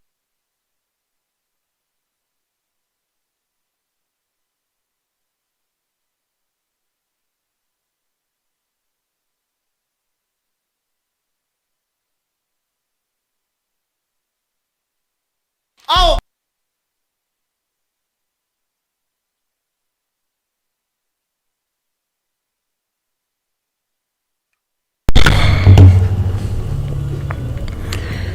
I'm back. I hurt my back. And then they don't come back to any of the family events. They don't come back to the high school reunion. They'll come back to the church. And all of a sudden, they want to then pop on back into our lives and go, oh, I was loving y'all the entire time. Even though the entire time, what they were doing was trashing us and distancing themselves from us. And it's not like we actually care in terms of what she had to Looks say. like a platform. What was going on was Candace Owens was consistently, constantly denigrating black folks for the amusement of white conservatives. I really didn't care about her interview on Joe Budden's podcast or The Breakfast Club. Nothing against Joe, nothing against Envy or Charlamagne or Just Hilarious. I just didn't give a damn about Candace because she's not bright. She's not the brightest bulb in the dark room. Until she posted this. A number of other people were ripping her to shreds, and again, I didn't care. But then I saw this, and I said, I felt like that Al Pacino character in The Godfather 3. Every time I try to get out, they pull me back in. And so Candace... Is Donovan Harbinson... The most brutal smears I ever faced was the media's attempt to convince black people, my own community, that I... To ensure the Finally, black America is recognizing that they were intentionally misled. That's interesting. That is thanks in large part to the Breakfast Club interview and Joe Budden. Interesting. It's the media. It's the media. They're the ones who did that. That wasn't me. Oh, my back. I heard that media thing before. Y'all remember this? It ain't us, it's the media. It ain't us, it's the media. See? Well, see, it's that part right there. It's the media. Yeah, they'll get a copyright claim. That was Candace Owens. The media did all of that. The media I'm about to cut my stream. That I didn't like black people. It's the media's fault that I was being portrayed this way. And now, if I could just go talk to black media, black targeted media, and black owned media, and then now people can have a whole different view. And some Negroes out there, I've seen some of the comments like, oh my God, I mean, I kind of agree with her. And, now I got a different view of her. It was the media. Okay. So Candace, was this the media when you appeared before Congress and talked about white hats? Oh, my back. Opening, and I will say it again, you know that white supremacy and white nationalism is ranks nowhere near the top of the issues that are facing Black America. And the reason that you are bringing them up in this room is because it is an attempt to make the election all about race, as the Democrats. Not in my case, Ms. Owens. I'm sorry. Please do not characterize my motive. Mr. Chairman, it's my time. It's my time. You've got your time, Mr. Meadows. You have 3 more seconds. Every 4 years, you bring up race, and you knew exactly what I meant when I said hilarious, and you just tried to do live what the media does all the time to Republicans, to our president, and to conservatives. But you tried to manipulate what I said to fit your narrative, okay? I was not referring to the subject matter that is hilarious. I said it's hilarious that we are sitting in this room today, and I've got 2 doctors and a missus, and nobody can give us real numbers that we can respond to so we can assess how big of a threat this is. Because you know that it is not as big of a threat as you are trying to make it out to be, so that you can manipulate. Y'all heard that again. It's the media. It's the media. But the real truth of the reason why people hate the Queen has nothing to do with colonization, has something to do, which, by the way, Father, Uncle Ruckus, no relation. Invading Africa actually represents, and this is going to get me in trouble, but it was, if you look at how brought the African colonies, it ended up being a net positive. Now, this is, of course, it's going to get me in trouble because people somehow think that Africans were living happily ever after and things were great, and then horrible English, British descended upon and murdered everybody, and the French suddenly murdered everybody, and that just isn't the truth. Obviously, the African nations had slavery, just like the European nations had slavery. Wow. So it's an evil that was not started, did not begin in Europe, actually. It can actually be traced back to Muslim origin. That's you talking. But it's the media. Was it the media when you talked to see at that racist conference in 2019? First and foremost, stop selling us our own oppression. Stop taking away our self-confidence by telling us that we can't because of racism, because of slavery. I've never been a slave in this country. Stop telling us that we need to be obsessing over our past. Wonder why, cause our future and the potential that we have. That was Candace talking that. Who fought for that? That's right. That was her. Huh. How about this? Is this the media? You blame it. It's the media's fault when you own Dr. Phil. Policies are harmful also to the people that they purport to help. And we have all of the evidence there to look at. Who's this supposed to be, cuz? Elected official. In fact, there was a Black adjunct professor, you guys have definitely heard of him, Dr. Thomas Sowell. This is the equivalent of, like, you know, some Uncle Ruckus clip. Like, who cares, cuz? Now, these students were some of the smartest in the nation, but because they were artificially placed amongst their peers at Cornell University, they were failing on academic probation. These policies have never helped Black Americans. It's just basically policies that are put in place to make people feel good, right? I feel like I'm doing something when in fact I'm actually creating harm. You either know the answers or you don't. That coming from a college dropout. More of her on Dr. Phil. They're only here for the financial. I'm giving you say, well, maybe they just don't feel good, but that's not the case. I mean, I went to university. I did not feel good, right? I didn't pull the best grades in high school. Probably got into a better university than I should have gotten into based on my performance in high school. It wasn't because of my feelings. It was because I wasn't focused on it, and that we're talking about a cultural problem. What's going on back at home, as was in my circumstance. None of that is because of institutionalized policy. It almost seems like you guys refuse to accept that, you know, Black students aren't performing well. You feel like you have to have this burden of responsibility when in fact if you actually wanted to help, you would look at the facts, re-examine the fact that it's not helping anybody. My neck. To artificially place them into universities and you'd make effective change. But you're making the assumption that Black students are academically inferior. They're not. No, They're some of our most brilliant students that's that we the basic. No. That you are making the assumption that they are inferior. You just said that they don't belong there. Policies. I'm talking about the students that are based on the policies that you are defending right now, saying that we should have these policies that let them into these universities, not based on their skill set, but based on the color of their skin. So you are assuming that they are inferior. Again, she blames it's the media's fault. of all the things that I've said about black people that's actually pissed off black people and that's caused white conservatives to be her biggest cheerleaders. Next.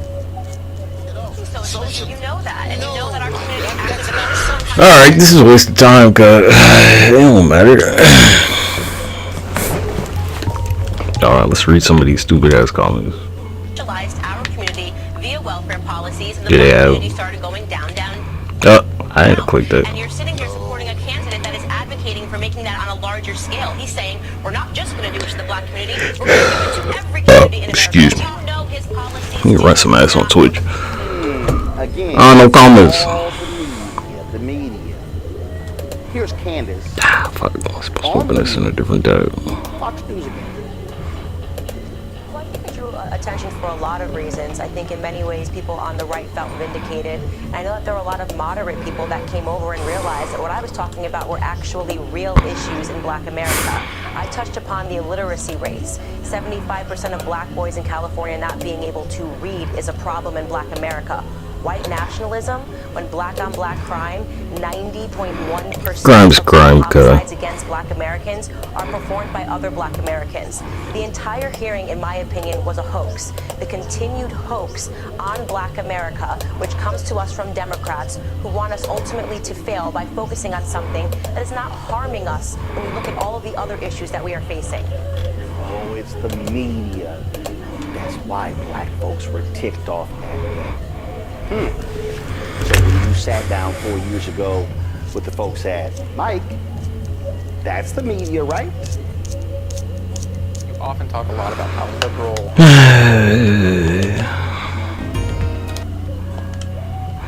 Hope I don't get a copyright claim. We'll be speaking at around 7:30 p.m. Eastern Time, and we will be bringing you those rallies uninterrupted as they happen. Our next live event takes us out to Half Moon Bay, California. That is just south of San Francisco, as the World Championship Pumpkin Weigh-Off is up.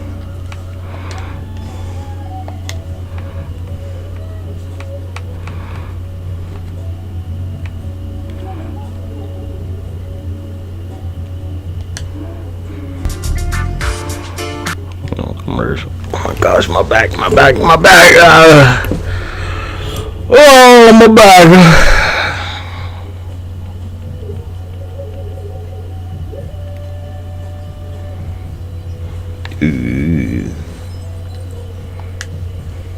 There's a reason to look toward the sky this evening. Chief Meteorologist Scott Paget shows us what to look for. The comet Tucson Atlas is in our sky, and if you can see it after sunset for about 45 minutes to about... Now, take a look to the west, just above the horizon. This was a picture from our CBS News Texas storm chaser, Mike Prendergrass. He said using your iPhone or your Android picture camera there might be able to see it a little bit better, but it is visible with the naked eye. It's about 44 million miles away from Earth, and its closest approach was on October 12th. It's continuing to move further away. You want to look west after sunset. I love me LA, buddy.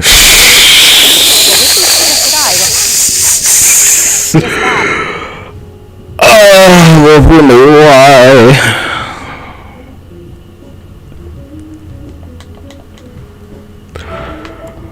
Oh, dear.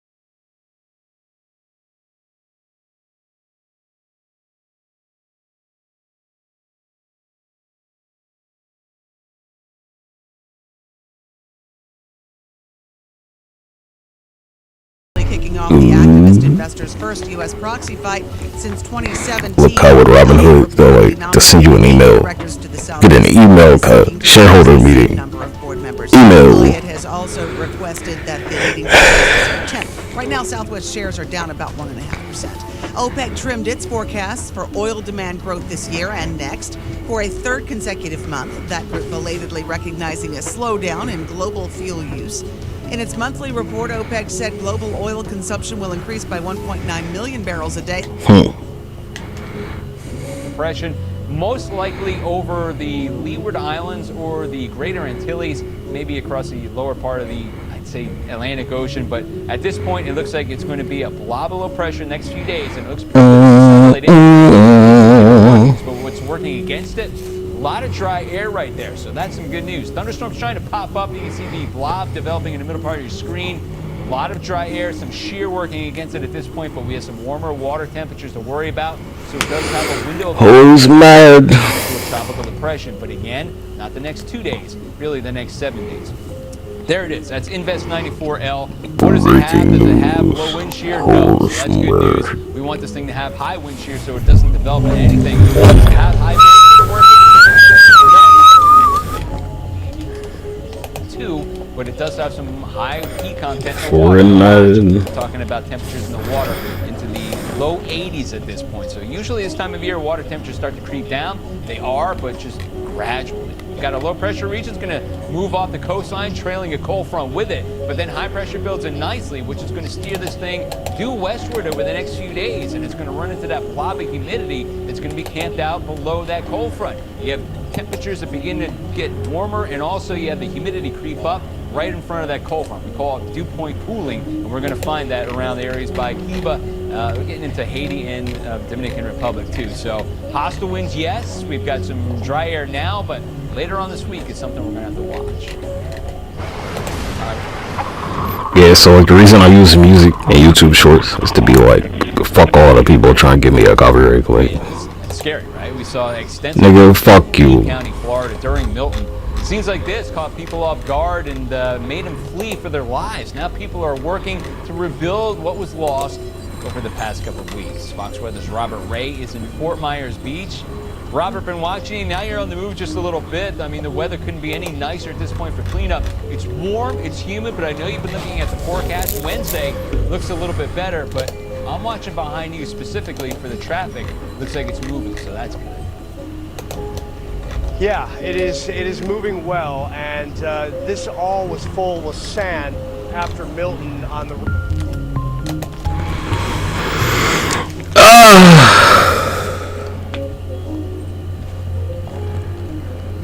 Black men. Her proposal also includes providing training and mentorship programs to prepare black men for jobs in high-demand industries. She's also proposing to legalize recreational marijuana nationally. And all of this comes as I've been we don't need that, G. strategists for weeks now who have warned that it is absolutely critical that she turns out the black male vote. Many in this community, they say, have felt marginalized and they felt left behind by previous Democratic administrations. Well, recent ABC News Ipsos polling shows that Harris and Trump are in a dead heat in battleground states. So what's it going to take for Harris or Trump to kind of take it over the edge now? Yeah, look, I mean, the polling has been consistent in that time and time and again. It shows that this is a margin of error race. This is going to be decided on the margins. And there are really three key issues that are going to decide this race. It's the economy, immigration, and abortion. When it comes to the economy, Trump does have the edge there, but you have seen Harris close the gap, and her campaign is going to continue to hammer that her policies would help the middle class, while Trump's tax cuts would help the wealthy, labeling his tariffs as a Trump sales tax. When it comes to the issue of immigration, Harris is continuing to hammer Donald Trump for tanking that bipartisan border security bill that would have very tough measures in it. Donald Trump, on the other hand, you heard Terry talk about this a little bit earlier at the campaign rally. He's been darkening his rhetoric when it comes to immigrants, calling undocumented immigrants criminals who come from dungeons. Selena Wang at the White House. The rhetoric never stops, that's for sure. Thank you, Selena.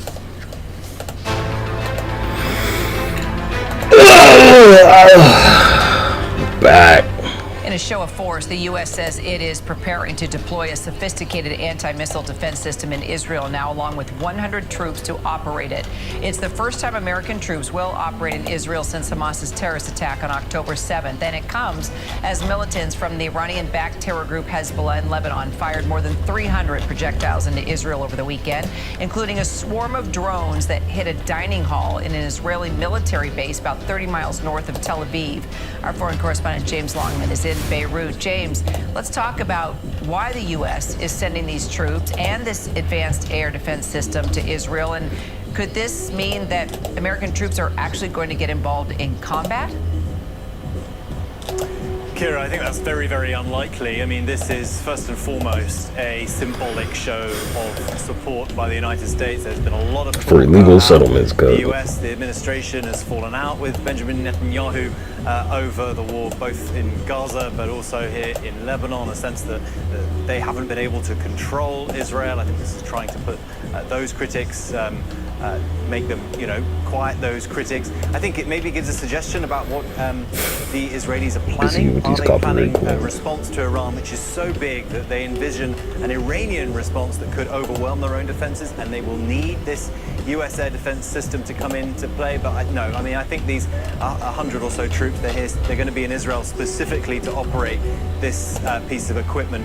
And look, no one in this whole region is under any illusions about how much the U.S. supports Israel. I was up at a strike site in the Lebanese mountains today where an Israeli strike had leveled a home there, killing 16 people. And right next to the pile of rubble of what remains of that home is a sign saying "Made in America."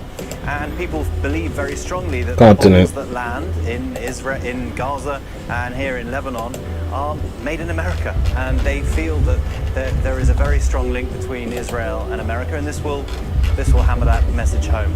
Kira? Wow, those images are powerful, James. I also know that you had a chance to speak with a member of Hezbollah. Can you tell us with whom you spoke and what happened within this conversation?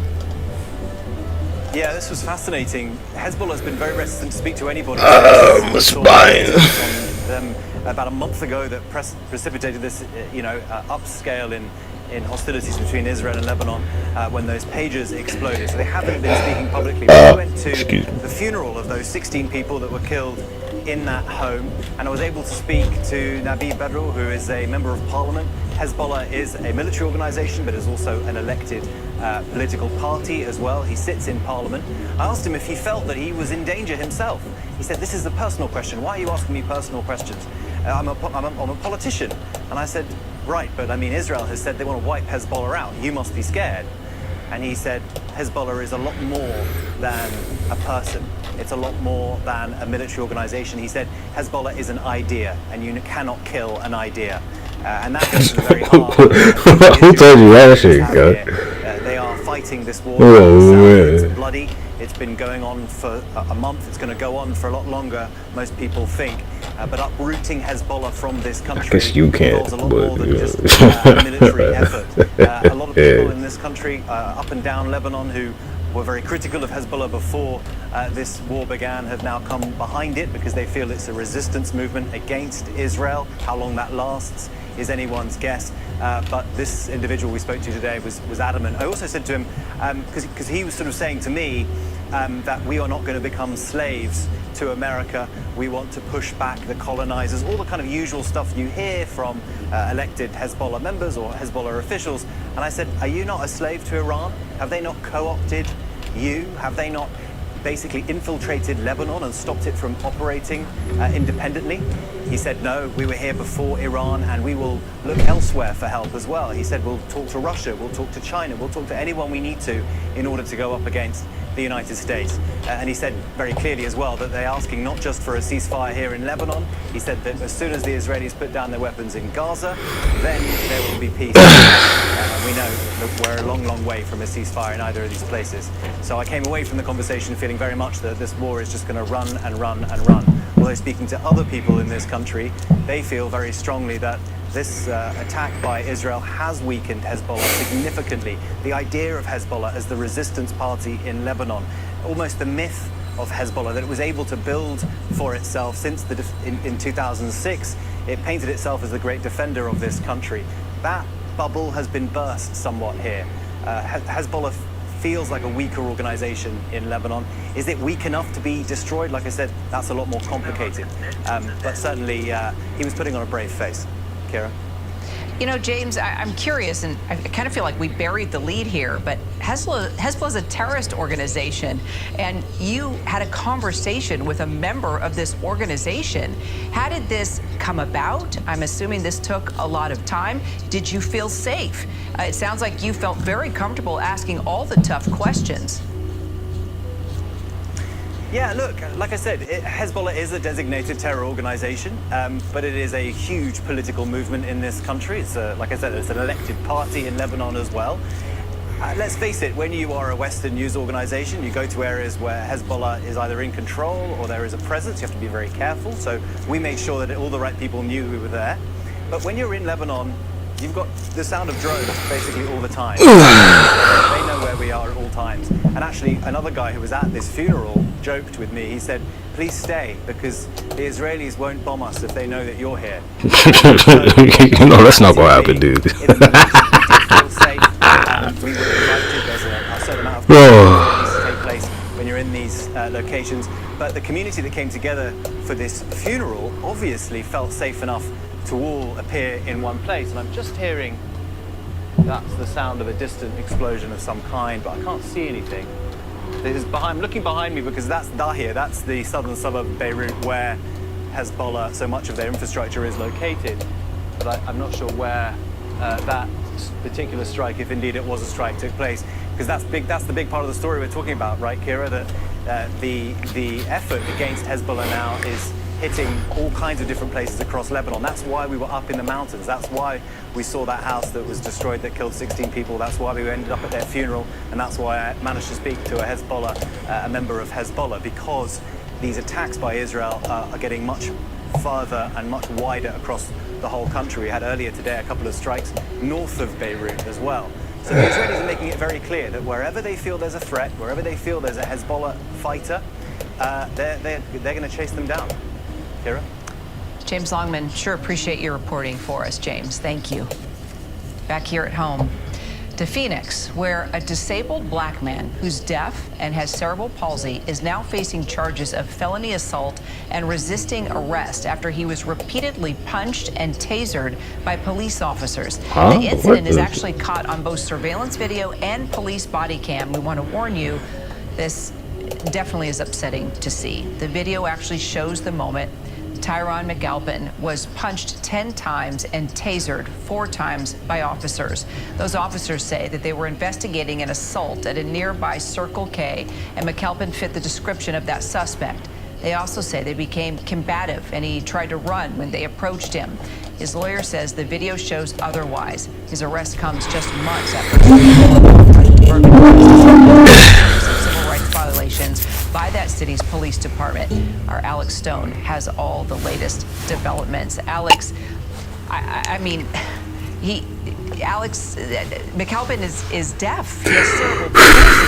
Why is he the one facing criminal charges here? Well, and you're right, Kara. It is tough to watch that video. You see police come up and they immediately come out and order him down to the ground. He doesn't do what they say. And they begin punching him 10 times in the head, tasering him 4 times during this. You keep your hands behind your back. And his attorney says he didn't know what was going on. Now, police and their union, they're saying, if there is a that they are in uniform, that you should know what to do. And they say he didn't do it, and that's why he's being charged. The department is standing by the officers' actions, saying they had been under immediate attack by someone who is alleged to have committed a crime, and that their officers have the right to defend themselves. But this also comes as the Department of Justice, the Phoenix Police Department, needs federal oversight. So put this into perspective for us, Alex. Yes, the union is the one really coming to the officers at this point, saying that he took a fighting stance, that he hit them, that he was coming after them, and that they had to protect themselves in that moment, that they didn't know he was deaf, that they were giving the orders, he was not responding to the orders, and they had to act according to the union, the way that they are trained to do. But the DOJ put out a report earlier this summer saying the Phoenix police, they have a history of excessive force, of racial bias, violating the rights of people with disabilities. His attorney is saying this is all of those boxes, this is all of that. But again, police are saying they had to respond in the way they're trained to do, that he they beat up deaf people, cuz. Well, we'll definitely follow the investigation along with you, Alex. Appreciate it so much. Thank you. Straight ahead, 100,000 people in Florida still waiting for power to come back 5 days after Hurricane Milton hit. We're talking to the mayor, Sarah. Middle East vaporized.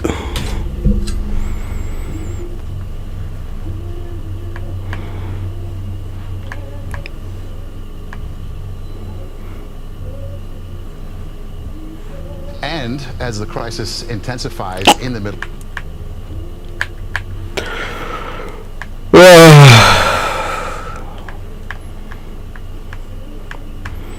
maybe I should just clean it up.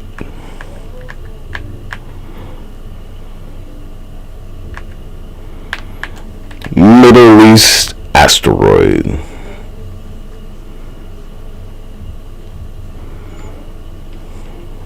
You might want to get the fuck down.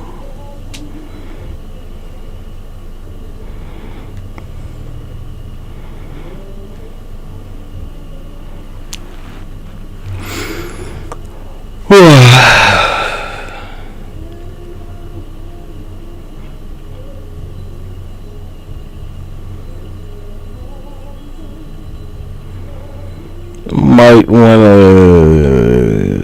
get the fuck down, cause Middle East meteor. That's what you call it, right? You call it meteor.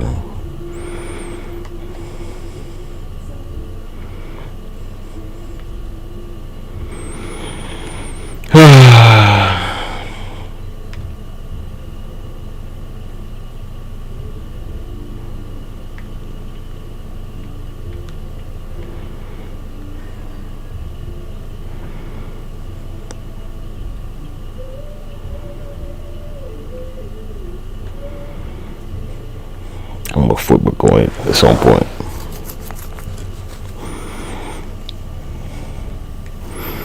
Turkey asteroid.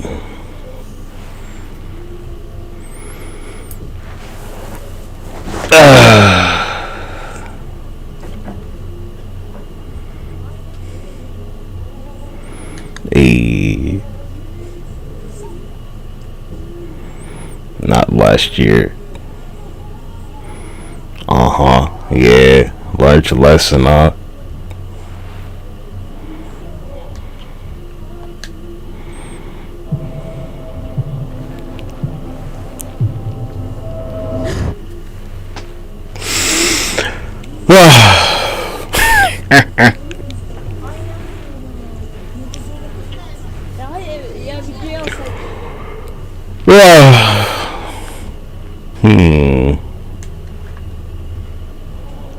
That was last year.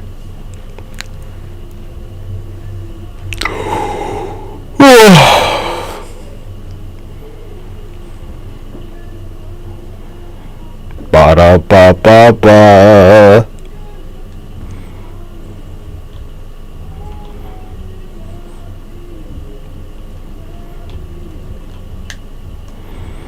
Do-do-do.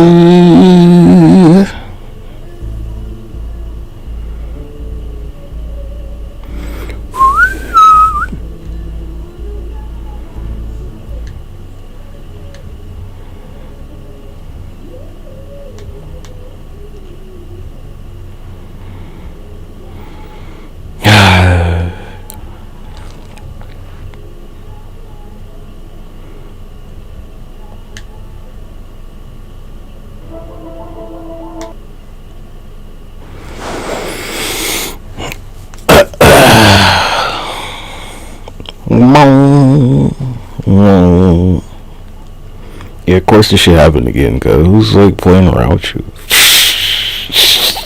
Holy fuck, cuz.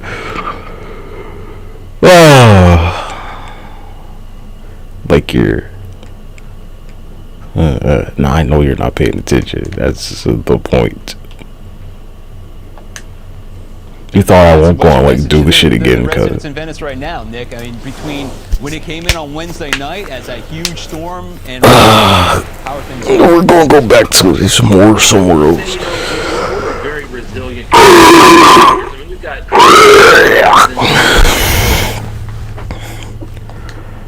Fabulous beach, by the way. Wonder why. Just tell me how you guys have. Just 3 months ago. You know what's being done.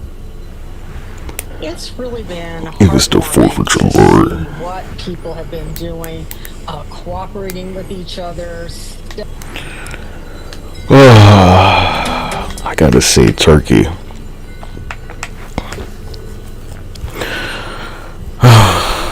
So disappointed in you. Granny told me that they used to raise turkeys. So I think that's They had turkeys, if there's a cuz. silver lining in one of these things, it's seeing the community come together in such a positive way. Liz Albert, sure appreciate. Asteroid impact.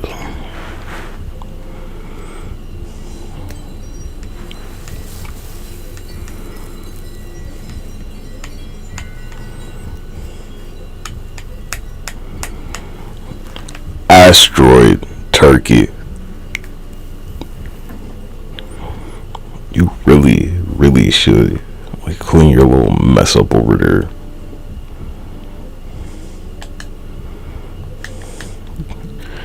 On what day? July 7th. Said clickety clack. Rolling balls, nigga. To 7.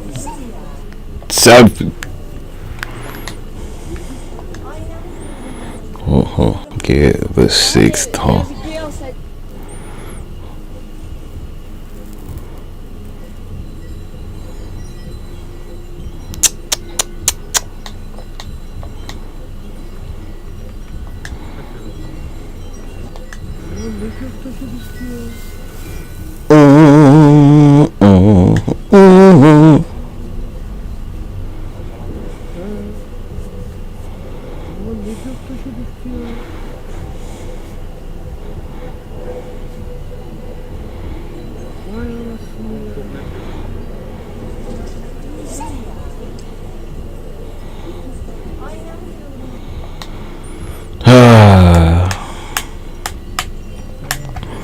Asteroid, Brazil.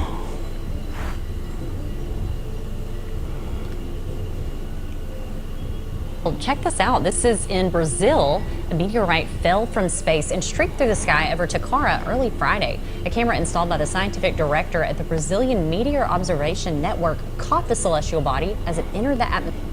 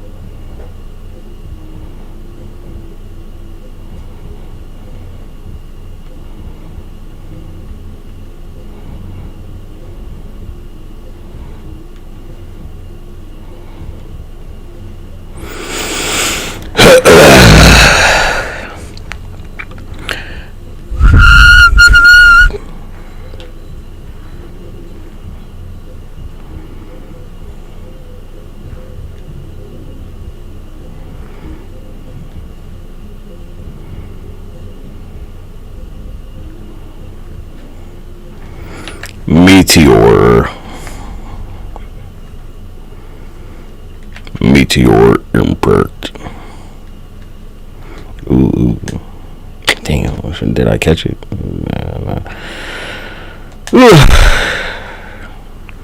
Nigga, my shit hurt.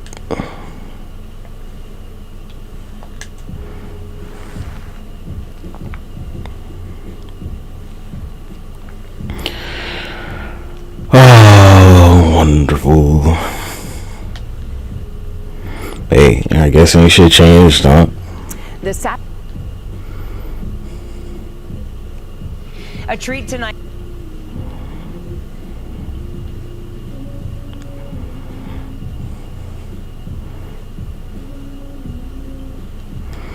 Nigga, I'm busy.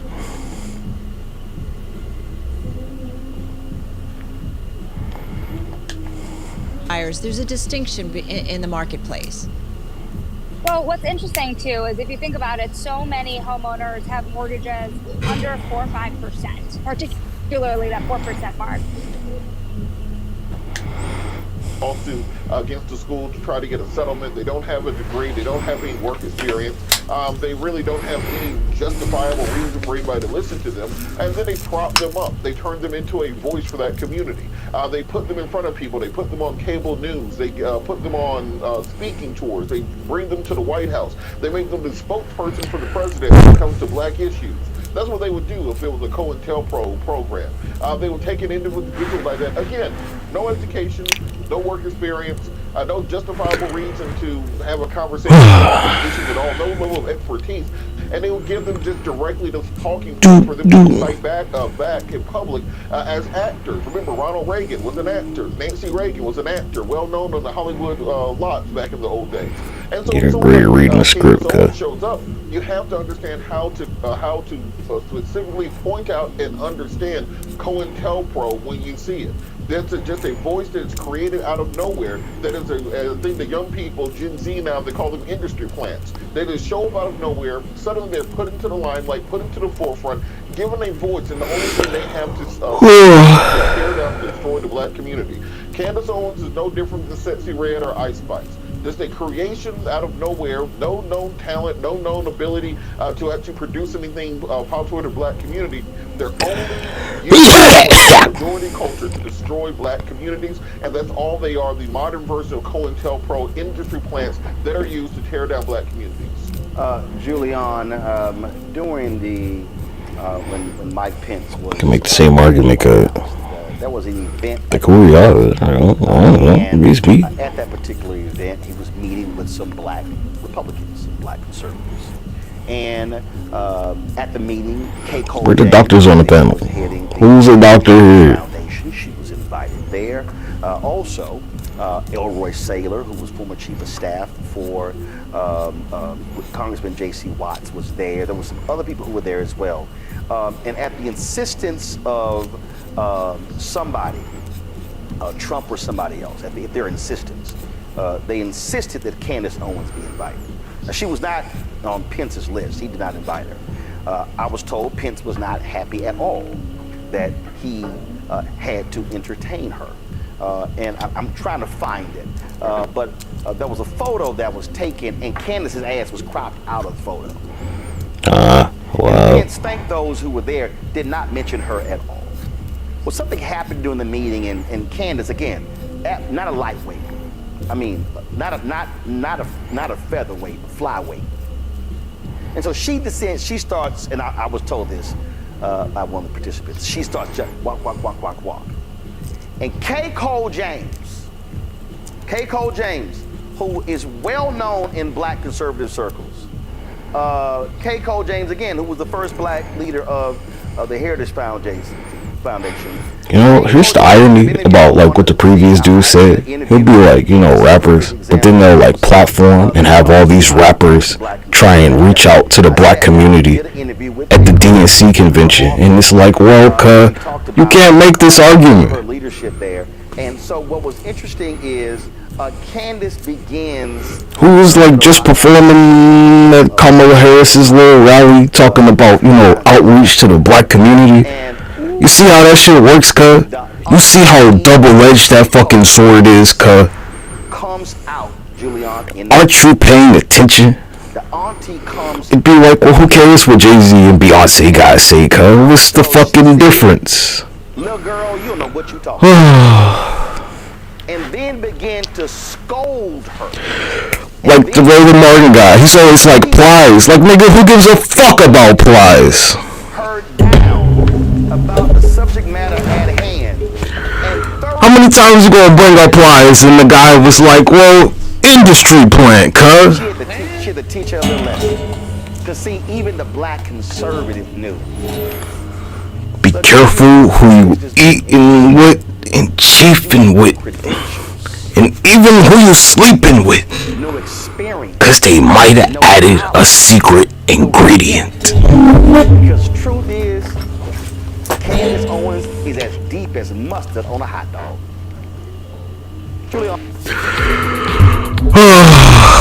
Now let's like rewind this shit. Let's go back. Do things. Not have the intellectual. When you look at her when I see to make on that. But when we talked earlier about COINTELPRO, for the people who aren't familiar, we're talking about counterintelligence programs. The CIA and the FBI experience. No justifiable reason to have a conversation with them on these issues at all. No level of expertise. And they would give them just directly those talking points for them to recite back in public.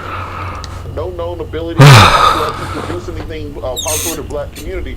Their only use is for the majority culture to destroy black communities, and that's all they are. The modern DNC rally rappers.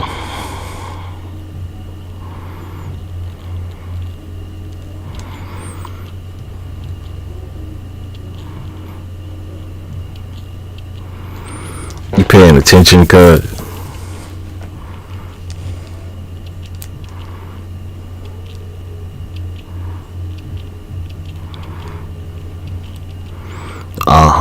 Yeah. Nah, cuz it's two sides of every paper, cuz. When you bring up the receipt, it's always another side of that motherfucker, cuz. Two groups of people who are excluded from minimum wage laws were domestic workers, who was that black women and farmers.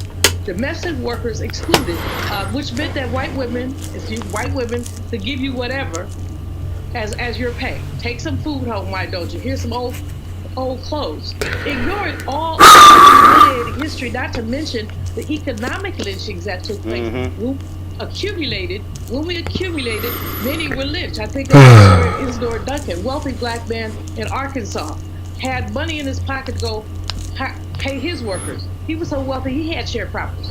They found his body chained to a tree and lit on fire. Found him 3 days later. Stories like this, you hear me all the time. I can tell these stories. Ida B. Wells' three friends started war to compete with a white man. They were lynched. Economic lynching. This girl has no knowledge. She dropped out of college. She's not woman. Oh my gosh. She dropped out of high school, which, by the way, she earned $37,000 for suing her high school district because she received racist phone calls. But there's no racism, girl. Please. What do they say? I police or something like that? And that just disappear. Candace, the friendly ghost. Go away. So again, if any others out there, y'all in black, man, she called you Casper. Targeted media, y'all gonna have all the conversations you want, but she will not be darkening this doorway and walking into this black-owned media studio, because I don't have time to talk to. Got time to talk about them, though. Pioneering a new era of social media and investment. This generation's social app has already raised $10 million and has just opened a new round. You heard the guy, he was like, hey, actors and blah blah blah and industry players. Forgot that they actually are the people who signed her paycheck, and she was summarily shown the back door. You came to talk about everybody else crazy, so when you talk about your own people, because you're only useful in talking about black folks to them. You were not useful criticizing the Jewish community or Israel or anybody else, and therefore she was given her walking papers and reporting to make on that. But when we talked earlier about COINTELPRO, for the people who aren't familiar, we're talking about counterintelligence programs that the CIA and the spokesperson for the president when it comes to black issues. That's what they would do if it was a COINTELPRO program. They would take an individual like that. Again, no education, no work experience, no justifiable reason to have a conversation with them on these issues at all, no level of expertise. and they would give them just directly those talking points for them to recite back in public as actors. Remember, Ronald Reagan was an actor. Nancy Reagan was an actor, well known on the Hollywood lots back in the old days. And so, if someone like Candace Owens shows up, we have to understand how to specifically point out and understand COINTELPRO when you see it. That's just a voice that's created out of nowhere. That is I think the young people, Gen Z now, they call them industry plants. Rappers, DNC shit. Well,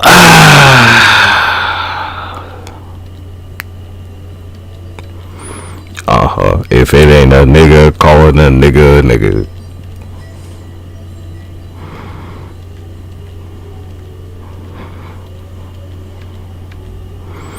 Are you paying attention yet?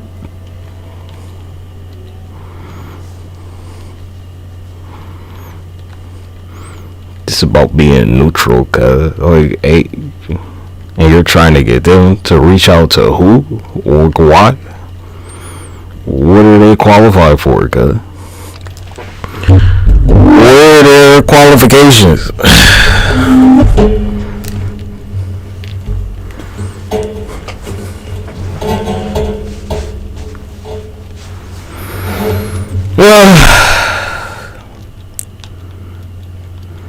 This is the point. Like, both of y'all trying to sell a nigga like a fucking shit sandwich, and you know everybody's like, I'm not eating that shit, cuz. Nah, you eat it, nigga. How about I make you a shit sandwich and you can eat it? Let me toast it for you.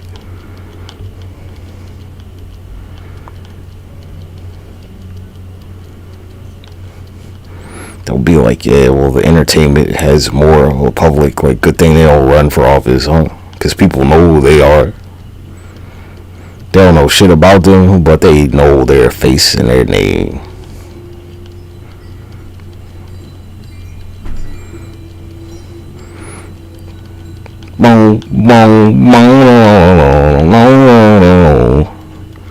Telling all their business, sit in the court and be their own star witness. Rap snitches, pernicious, delicious. Rap snitches, pernicious. Rap snitches.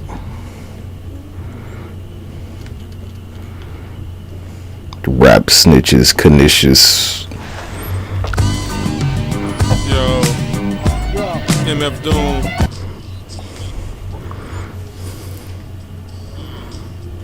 No subtitles.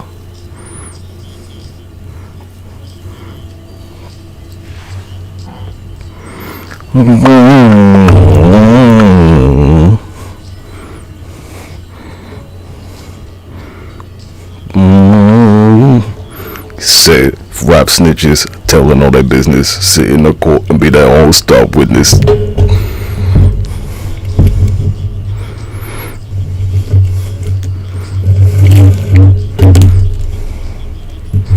Do you see the perpetrator?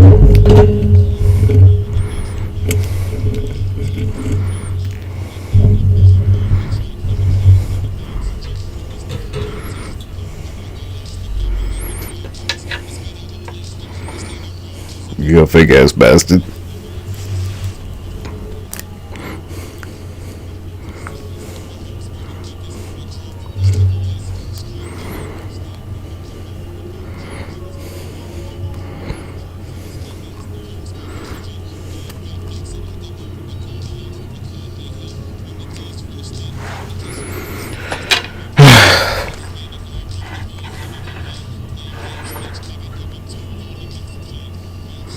Telling all their business, sit in the court and be their own star witness.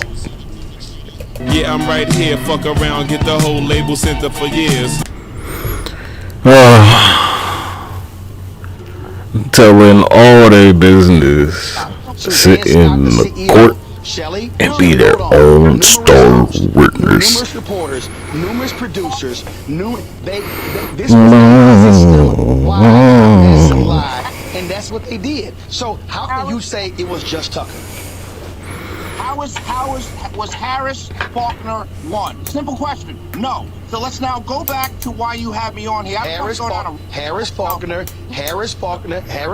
is with a network. But first of all, having you on the Trump debacle at NABJ actually changed it. Let me ask you this next question: Do you find it strange that Donald Trump would talk about how, well, I thought she was Indian and now she's claiming she's black? Do you find that to be offensive to African Americans, suggesting that this woman who's black as well as Indian, where he says, oh, she's now claiming to be black? I don't, I wouldn't have advised, so let me answer that question and please give me time to answer it. I asked the question, go get your answer, go ahead.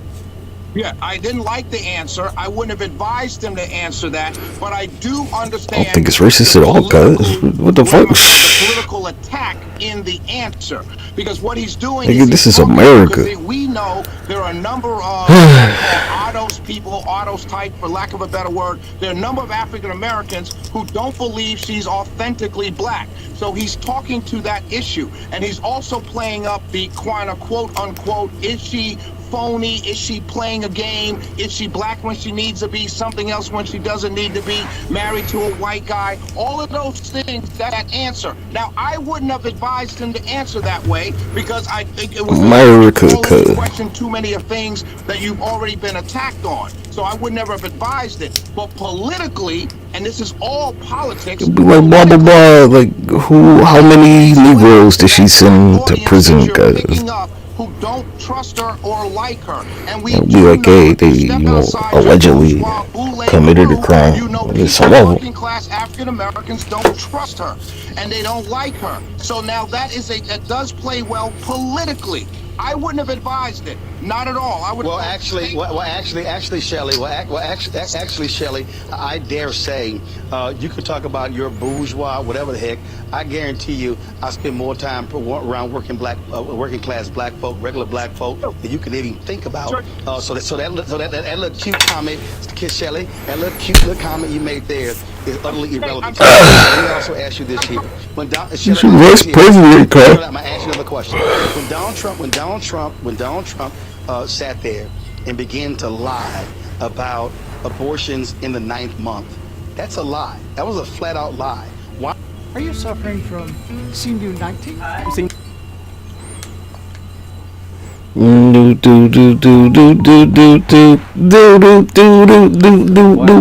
Not a lot of places. Paulding County based on data. Nearing parity, but not at parity. As you and Kelsey write in the piece, nationwide the average black household earns $53,000 a year, $42,000 less than the average, 42%, excuse me, less than the average white household. In Paulding County, the difference is 5%. Black homeownership tripled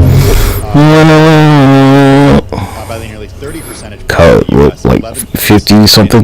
Like nigga, Granny was making that when she was working, and that was like 20 years ago. Okay. Like what's working in these places? That's not good. Not working elsewhere. What's unique about these places that isn't around elsewhere?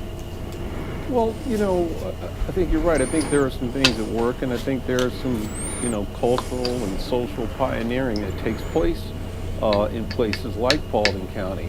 So certainly the availability of land on the outskirts of the suburbs is a factor, and so the affordability of housing is probably priority number one. Oh man, what so sad.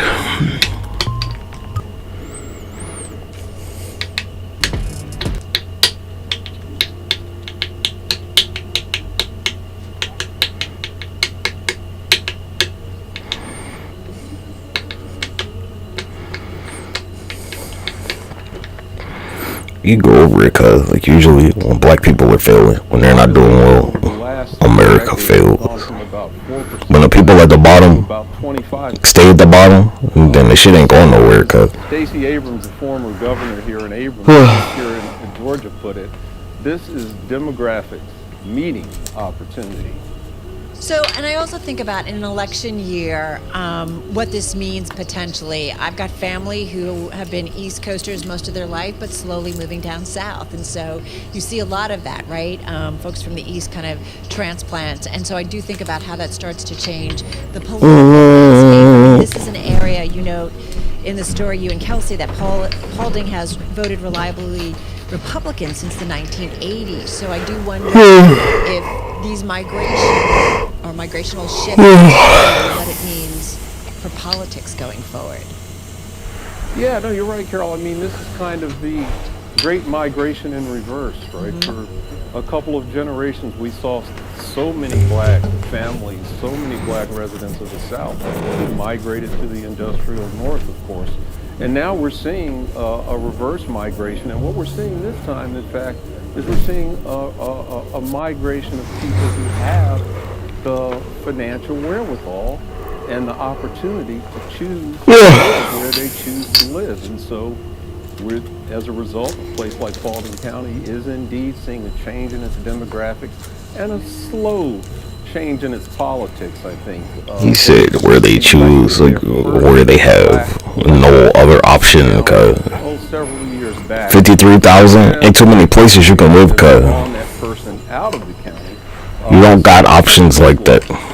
And yet, they said average. Still called Confederate Avenue in the middle of town. And that's been a point of contention there. You're right. Yeah. These are the kinds of things that are part of the sort of social and cultural tension that I think goes along with this, you know, this economic pioneering that takes place. And yes, there are places such as Confederate Avenue there in town. There's been a movement to change the name because of the implications. That hasn't gone anywhere. What implications, cuz? You mean treason? Been some concerns among the black parents that their I don't think about this shit at all. Getting fair treatment in school. So these are the kinds of growing pains I think that places like Paulding County will, you know, inevitably experience. Well, who won the war, cuz? A little bit deeper. I mean, as you point out in talking to various residents, I don't think that's suspicious. Racism doesn't exist in the area, correct? Or it'd be like, I mean, look, and we're not even talking about ancient history necessarily. Like Jacksonville, Mississippi, and just call it like a new London, cuz. Call it New Bristolshire or whatever the fuck. 2012, I think, is that, or that's the second time. Yeah, 08. Call Selma, Alabama, like a New Buckingham, if that's how you feel about it. Said, I do not support the N-word or something. You know, the owner felt it was his right to express free speech in that way. And then, of course, you know... Right, why isn't, like, Mississippi called New Wales? Congresswoman Marjorie Taylor Greene, her district is also encompasses part Look, where you from, cuz? I'm from New Welsh County. Supporter of Donald Trump and election denier. So it gives you a sense of the sort of clash of cultures that's taking place. Some other fucking, going there and reporting this out, Brett, do we see more areas like Paulding County emerge in the coming years, or fewer? Well, no, I think the over there in New Buckingham. And you know, and there are some others that are some of these exurbs outside of cities such as Washington D.C. and Houston and other places around the country, where the trend is very much the same. And you know, blah blah blah. Education, like only if you pay attention in school, cuz. Only if you pay attention, you'll still fail. Some areas that will continue to change and evolve, like Paulding County. Well, you took us there, and we really appreciate it. As we said, it's among the most read stories on the Bloomberg. New Bristol, cut. One of the areas around this country and what it could mean. New Liverpool. Thank you so much. Brett is, of course, Atlanta Bureau Chief. New Manchester. Joining us from our bureau there in the city. Hey, they already got one. New York. Hey, we got a little more than an hour to go here in terms of trading on this kind of subdued Monday. Is that just because we're tired? Well, no. New Chester, New Cambridge. A lot of kids out of school. It doesn't seem like New Glasgow, right? S&P 500 up 0.8%. The Nasdaq up close to 1 full percentage point. The Dow Jones Industrial Average up 0.5 percentage point. Yep, could get another record on that S&P 500 on this Monday. Hey, before we wrap up this hour, it is a big, big week for earnings. What to watch out for when we come back right here on Bloomberg Business Week. Who could forget New Manchester, cuz? Basically, it's the same shit, cuz. They might want to get into that, but I can tell you, I haven't been to their headquarters. Every one of their employees cares deeply about their job.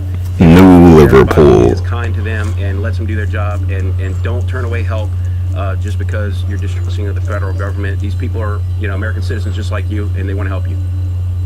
Point well made. Final question to the United Cajun Navy. I know you're working closely with FEMA. Let folks know how this partnership works, how you add to the mission here, Brian. New Birmingham. Yeah, so again, FEMA is a governmental agency. We're an NGO, so we don't tell them what to do. They don't necessarily tell us what to do, but they are constantly checking in with us, saying, what are you seeing on the ground? What's the need? Where should we send aid? What can we do better? All that kind of things. And I mean, look, everything we tell them is just from our perspective, and we're not perfect either. But the fact that seeking out this information and trying to make the operation better, I think at least is a start. I think it shows that they're trying. But nevertheless, you've got everybody from the governors to the county people, the mayors, the police and fire, and they're all overwhelmed and they're all doing a great job. And one of the best things that happens to us is when we get a call for somebody that needs help, and we get there and the sheriff's deputies are already there. That means the system's working, that it's caught up, and the locals are ready to take over, and we can start to stand down, and we hope we get to that point. That's already happened pretty much in Florida, and we hope that happens soon in North Carolina. Always love having your voice, Brian, just to weed through all the misinformation and the conspiracy theories. We do not need any of that right now. He needs to master its Appreciate you, cut. Brian. Thank you. Thanks so much. You bet. Straight ahead, the woman who led the charge for equal pay for women has passed. The life of DEI, I would have pushed her there. I would have kept on that. She knew it. Of course she did it, but she didn't answer it. So I would have kept on that. What I'm saying is, when you're in these situations and you're in a hostile environment, and clearly at least one, the middle young lady was trying to play it fair, and Harris was trying to play it fair. What you guys wanted was a debate with Donald Trump, and I don't think that was that would have been bad. If not true. Not true. I'm talking. No, it's not true. I would say me and Robert wouldn't want to debate. We would actually want him to answer the question. Shelley, we would want him to answer the questions asked. And the bottom line is, what he did was he filibustered, he moved around, and he didn't do it. I know you got to do your radio show. I got to go to a break. We'll have you back. Love you, Shelley Winter. I appreciate it. Thanks a lot. Curl Prep Natural Hair Solutions at curlprep.com. I'm inside. For curls, locks, braids, twists, and even those wigs and extensions. I could get a copyright claim cut. On Bloomberg Intelligence on radio, talk about $4.6 trillion worth of market cap reporting this week, making it among the busiest weeks in the quarter. So get ready, everybody. Okay, with what's on tap this week, we got Bloomberg News earnings reporter Red Brown here in our Bloomberg studio. We got Citi tomorrow. The big banks continuing with earnings. Net interest in the crosshairs. What's on your radar? And interest income is definitely one of the themes we saw emerge Friday. It's surprisingly strong. It was kind of a little bit pessimistic, I think, going into this, but JP Morgan continues to kind of undersell and over-deliver with that measure. Doing just fine. Yeah. Got to pay for that big new headquarters somehow. Yeah, it's almost finished. So exactly, but so that was one thing definitely that jumped out, and probably will bleed into the reports for the next couple of days. And then another thing too is I think we've been really down on investment banking probably for the last year, rightfully so. Business is slow. but we are starting to see kind of the green shoots emerge. If we look at Wells Fargo, not a bank that we typically associate with, you know, a robust investment banking division, but they did really well, surprise to the upside there. And then again, if we think about the banks that are coming this week, they are typically known for having those stronger divisions and doing well in those business lines. So expect to kind of see investment banking start to pop up as a positive in the next reports as well. Yeah, something that's really lagged in a big way, so that's important. All right, so beyond the big banks, which we know officially Red kind of kicks it all off for us and helps set the tone, but what else are we looking for We this have week? some big tech as well. We've got Netflix coming on I Thursday. always forget that comes so quickly at the beginning. Yeah, they do kind of sneak up. They're not with the rest of the big tech names. So Netflix, we have to, you know, continue to hold on to seeing the subscriber numbers for the next 2 quarters. They're going to be gone after this year, right? So with subscribers, we're expecting to see 4.5 or so million new ads. That's down from close to 9 last year. So they are starting to kind of peter out. You know, those efforts to introduce the ad tier, those efforts are starting to slow down. So the focus really will be on how do they monetize the ad business now that they have launched it. How do you do a sequel to Squid Game? You do a sequel. You do Squid Game 2. Yeah. Yeah, Funny how with everyone who's seen Squid Game knows exactly what it Ain't no more South Koreans. Like there could be another Squid Game. Yeah, well, yeah, right? Like you think, but Twist- you know let's what? just say you twists know and what? turns. All I can say is when something is so popular, they're like, we'll find a way to do it. Depopulation. I should point out, Netflix's chief content officer, Bella Bajaria, was at Screen Time event at Bloomberg Live on Thursday and talked about kind of some of the stuff that's coming their way, including a variety talk show with John Mulaney. So I bet there'll be a lot of questions about kind of the different content. Next.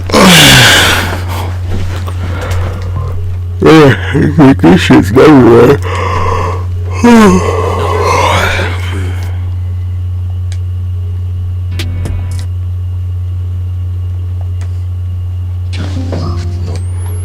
Why I kind of stopped streaming so much? Cause it's like ain't shit on here, cuz.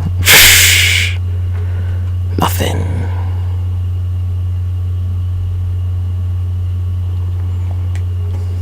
In comments on a porn website. Here's the fact. Robinson's Trump's guy. Trump Ain't got nothing, cuz.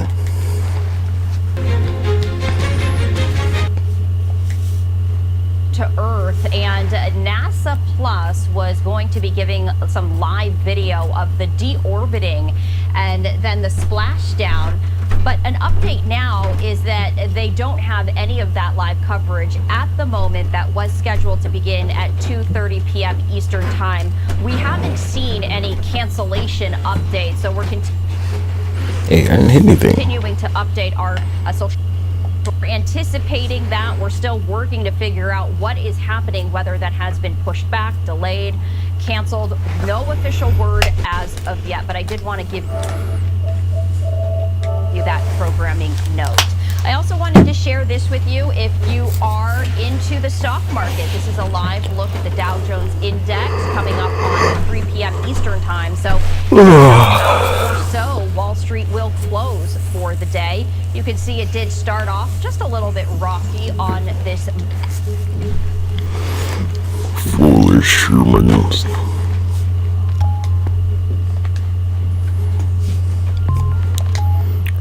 Foolishness. Harris and I approve it.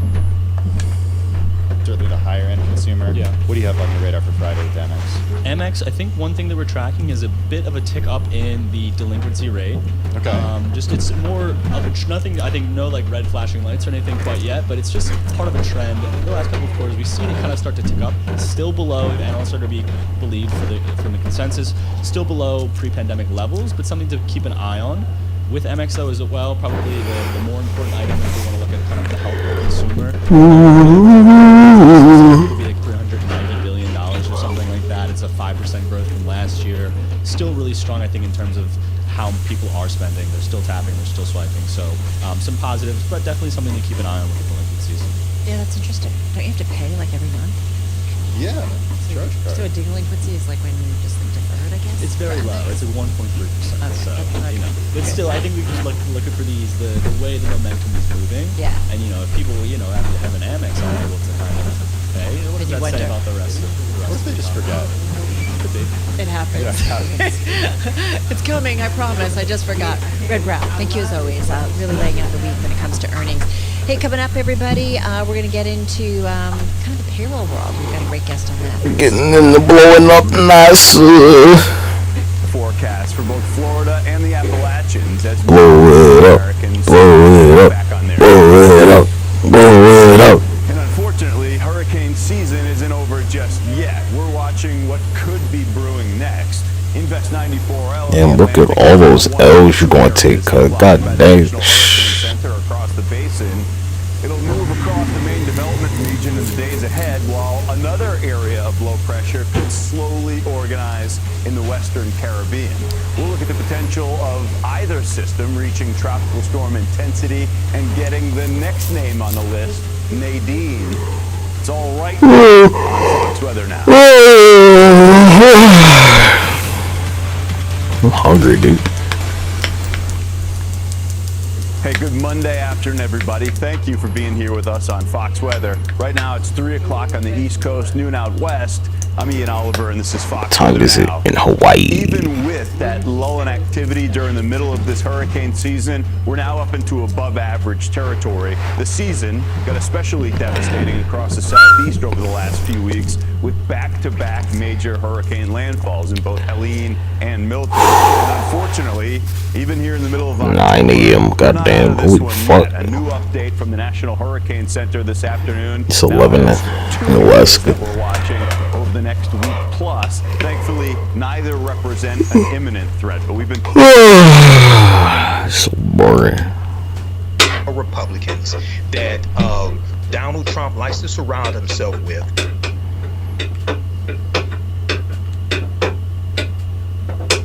Well, it's rhetoric certainly that this crowd, which is just beginning to file in for an event at 6 p.m. tonight, like most Trump events, they'll eat it up. And Like, hey, y'all gonna shoot that nigga again? Or, converts like, what's the deal? to the Trump movement, because you see more and more Hispanic Americans, Black Americans coming into the Trump fold. And one thing that is the most volunteered issue is immigration. The disorder on the border, the sense that millions of people have come in.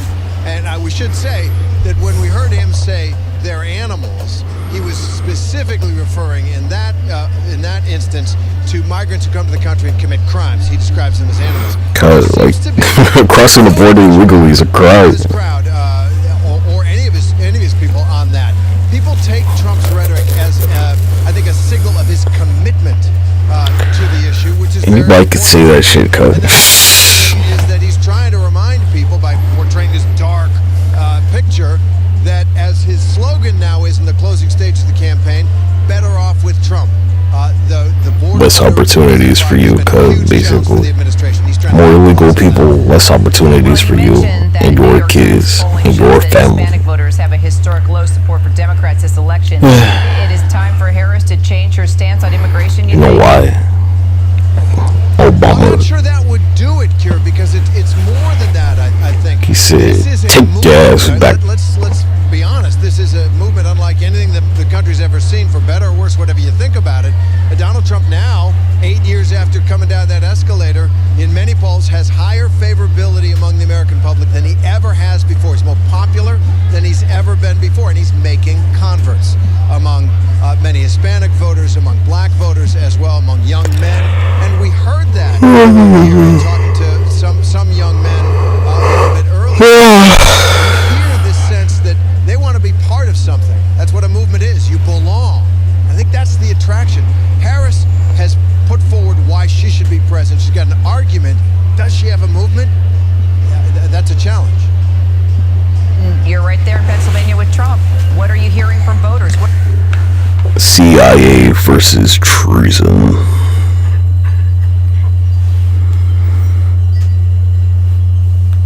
I think that the challenge that CIA... No, we're not here for the clowns, cuz.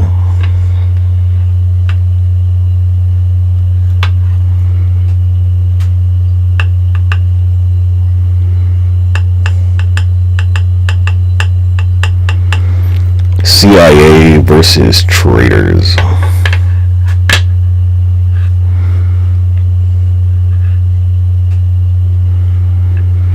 It could looking real asteroid, the USA.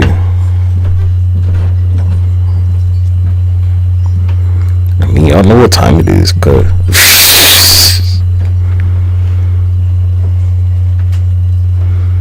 You can try.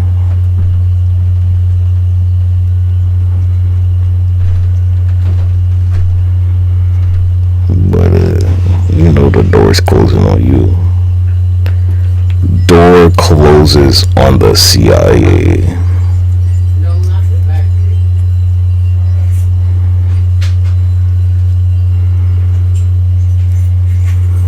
Told you, G, I gotta cut you loose.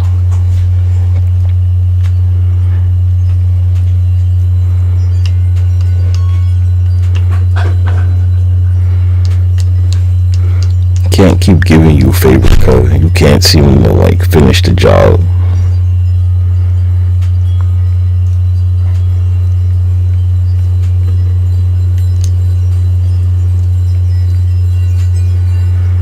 What happened?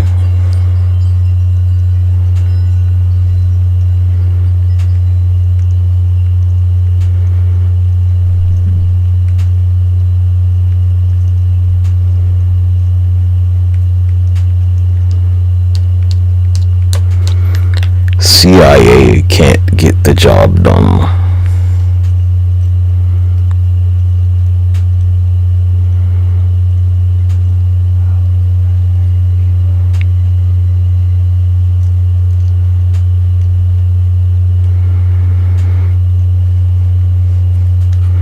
Let's go back to your little, like, you know, can't get the job done route. You just can't seem to like close this shit out, cause either the day after or the day before. I was in Detroit. What's the problem, yeah? The president made those comments, and I was talking to people, and look, people in Detroit. Dr. Mike Pence, I'm like, I can't feel bad for you, man. But they also recognize that Detroit has had a lot of problems because of the failed national leadership. I mean, look, you can believe that Detroit has a great future, and also believe it's only going to realize that great future if we've got good leadership in there. There was a point where Detroit was one of the second or third most populous cities in the country. It's now got 600,000 people. There's been a little bit of a resurgence in the real estate market, but it is still very depopulated.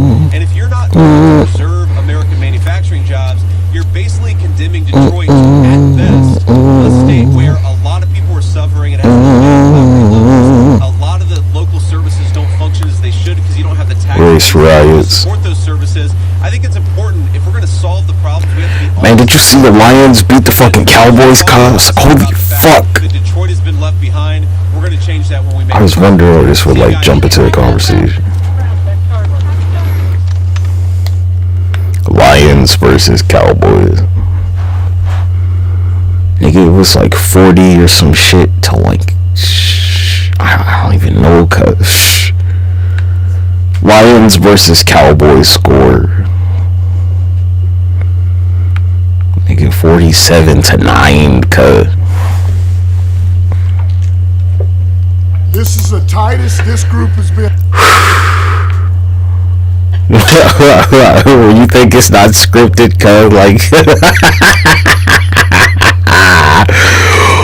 oh my gosh, cuz Detroit Lions losing streak. These niggas went like 0-19 at one point, cuz. There you go. They lost 19 games in a row, nigga. And some shit happened after this.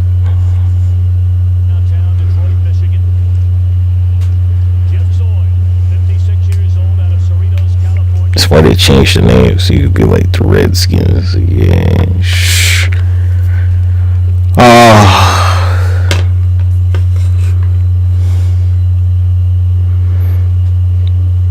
Nigga, this shit was a long time ago. I was in high school when this happened.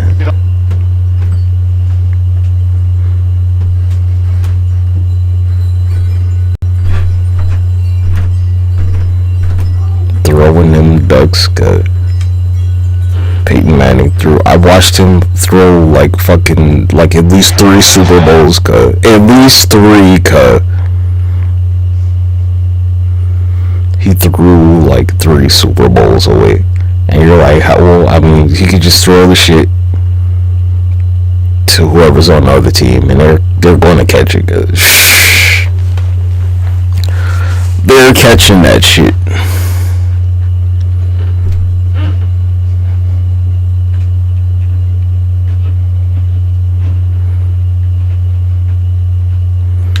Lions versus Cowboys. Get the fuck out. Oh my god.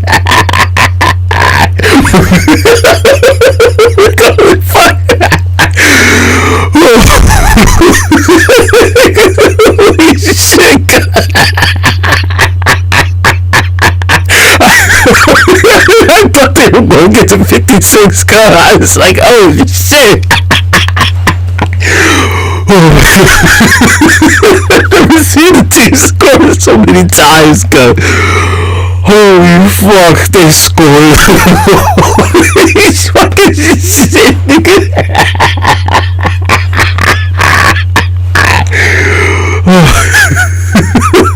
What the fuck? The Cowboys couldn't even get, like, they couldn't even get 10 points, nigga.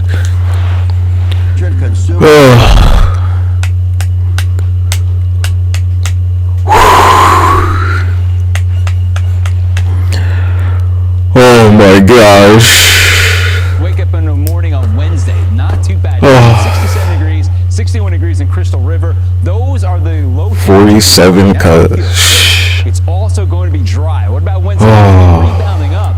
74 degrees, but it's alright, you get 6 points for a touchdown, cut. So dry. Dew points right here will be you get 6 for a touchdown, my guy. Florida, when you get a dew point of 50s, and that is crisp for you guys. No so forecasted lows for you on Thursday morning. You wake up, Tampa.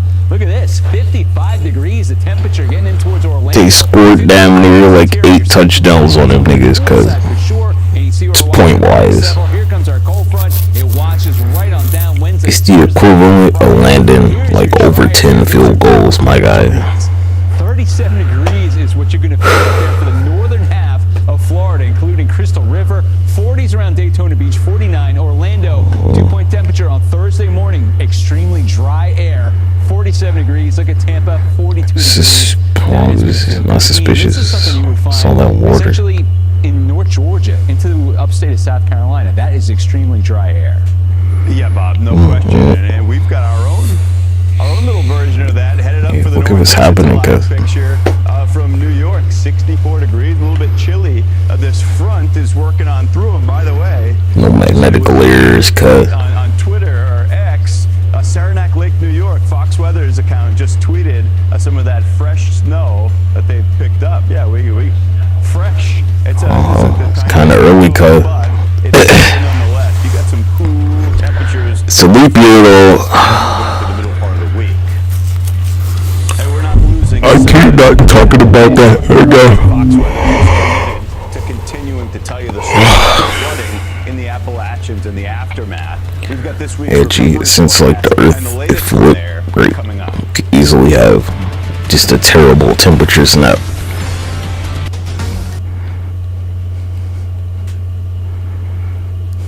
I've been playing around too much. Have you ridden the subway much? I rode the subway to this office. Did you see lots of ads for competitors to your company? Because sometimes I get in a subway car and I'm like, I've never heard of this competitor to... Oh yeah, I'll talk about that one. On trains, they advertise a lot, like a lot. So, you know, in the city, we don't have billboards like y'all in the country and shit. When you get on a train, they'll be advertising all kinds of shit, cuz. Launch the best possible products, keep winning market share, keep winning wallet share. But yeah, I'd be shocked if there wasn't competition when you have a big market opportunity. Pretty much everybody who gets on the train, they're going to see that shit. So I think people take different approaches to it. What else is there to look at? So do you go public at some point? We'll be a public company eventually. It's a milestone in the journey. But we're going to be building Gusto. The thing I anchor on more is we'll be an independent company for many, many decades to come. It goes to why we started the business in the first place. So, but no pressure to do so, right? You're finding the funding that you need, and it provides you a certain luxury, right, in terms of building it out. Well, Gusto at this scale, On boot. Yep. Boss Donald Trump, you served in his administration at FEMA and DHS. Now you're trying to combat these lies that are hurting a lot of people while they're dealing with one of the hardest moments in their lives. What does that tell you? And what do you Well, I think the Democrat or Republican, the Excuse problem me. always at FEMA is disaster survivors. If the story's about misinformation and it's about Look, FEMA, things got that some are whole ass niggas. you really undermine the mission of government and the mission of FEMA. And so if you really want to help your fellow Americans, I applied help them for in 3 a jobs because positive- they were like, nah, make a donation on all of them. and don't buy into the rhetoric, especially when you see these things that are happening in North Carolina. It undermines the mission. It's demoralizing to the but everyone else in our that is helping us, National Guard, Department of Defense, and many other organizations, both public and private. How hard is it for first responders to do their job when, the citizens they serve don't trust them and they don't trust FEMA? I mean, they're actively being told these lies and they don't know what to do. Yeah, I wanna know what it is. and when FEMA gets on the ground, one of the first things they do, right after they try to open up access, get power and water back, is register disaster survivors. And so there's a couple ways to do that. You knock on doors, you create a disaster center, sign up for these services that you can get from FEMA and the federal government. And without that registration, we cannot deliver disaster survivors those critical resources that are at their fingertips. So I think we have the best mission in the federal government, helping people before, during, and after disaster. I think we have some of the most dedicated employees that are trying to do that for their fellow Americans. And stuff like this, it's not good for morale for anyone on the team. Do you think it would make a difference if just came before the cameras and said, trust FEMA, listen to them, register for help, they're there to help you? Who would trust a traitor, cuz? Who would trust him? Realize what happens, in transitions. The So pathetic. In southwestern Pasco, that's still at moderate flood stage, and in one area of the Hillsborough The River, Grand Line. the Aliphi, which we'll check in on, that's still at moderate flood stage. This is what we were talking about with the St. John. You know, when I look at One Piece, what exactly and I'm like, happened here? This crested. how did y'all not like beat them to it? 4.8 feet. That was back on the 12th, a couple days ago on Saturday. But you look at how quickly the river rose in through here, and then how slow this will be to recede. That's I working think about how long One Piece is more production. So that is a I'm like, why can't y'all do it? I'm gonna be like SpongeBob, like, a lot of time to get out. You look at some of the record river that was set after Milton, that area of the Hillsborough, as I talked to St. John's River, another example of that. So we'll keep an eye on this as we move forward through not just the next it's several getting cold, this will be a cuz. week plus.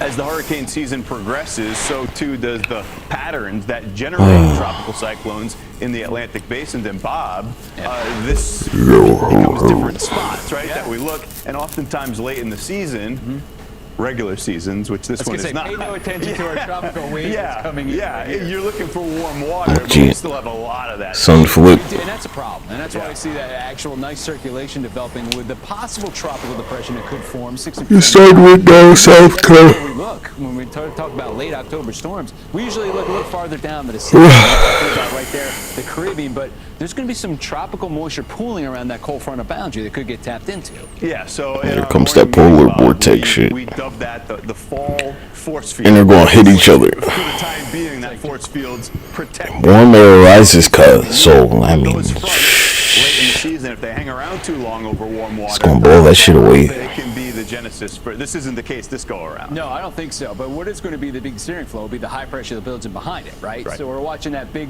area of low pressure begin to move in this direction. Not a And big it'll job push of it up. splitting the uprights, which is what you would hope, but not hitting any landmass between looking at Bermuda and the Outer Banks. This one goes a little farther down than Over on Trash Island. Yeah, based on what we've seen, we've got this area to watch in the western part of the Caribbean. This just popped up this afternoon too. Right, you had Told you, this G. as breaking on America's Weather Center, but we say it just popped up. It's not there, but this direction. And now there are still some indicators in the forecast. That looks pretty good. So Are you seeing it? Where like all the people that are from there, where they came here. Well, not all of them, but a lot of them. Because that rainforest is gone, cuz. That was October 29th. It wasn't a hurricane. It was superstorm. Superstorm Sandy. And this one closer to the Caribbean is a little bit more in line with something that you would expect at this time of the year. Yeah, Because you're right. We're looking I at took out the rainforest down there. Perhaps there's going to be something forming, but there are some tropical waves that do develop. But you see the path they usually take. Yeah, and you look at what He changed the weather pattern. I suppose it's probably an analog for this year when we're talking about what could look like. Yeah, about the same. Took a couple months, cut. It's about the same. The problem is that going up to the north and jogging that direction. They're not talking about How far are going to do that? Because Right. work Yeah, with that's the a really important point to make. It's not a track. This is just an area of formation. Amazon drought. Mwah.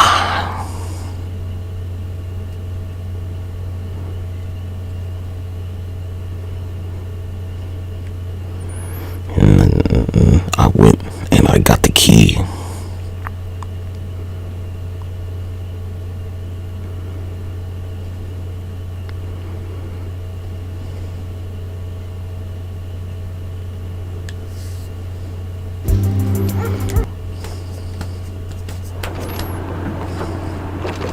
Where do you think all that water went, cut?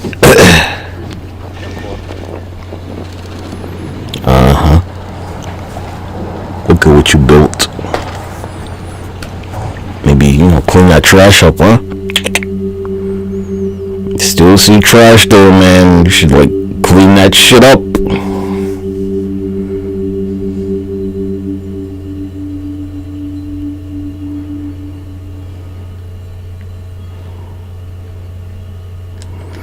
Now, back to your bullshit.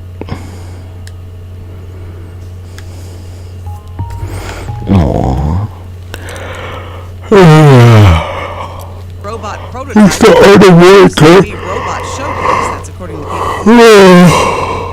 Win without fighting. Here in this great state of Arizona. A true native rally cry. Governor Stephen Roe Lewis joins me now. Governor, good to Had to see you. claim they were Negro to be able to vote. And happy Indigenous Peoples Day. And same to you. Let's start right there, shall we? What are you and your community thinking about and reflecting on this day? Native Americans had to claim Negro to vote. See, I didn't say clean. Native Americans claim Negro to vote.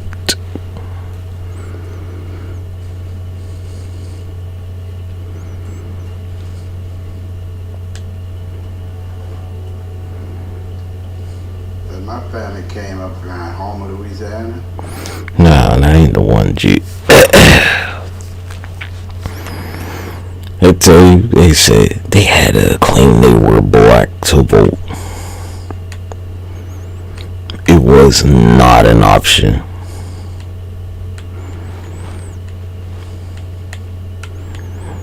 Because, we could just ask you. I mean, why would you lie about it?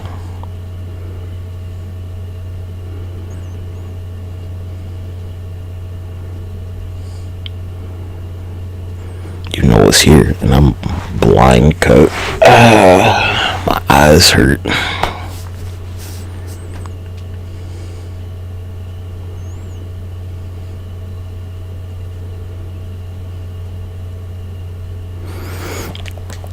Whatever though.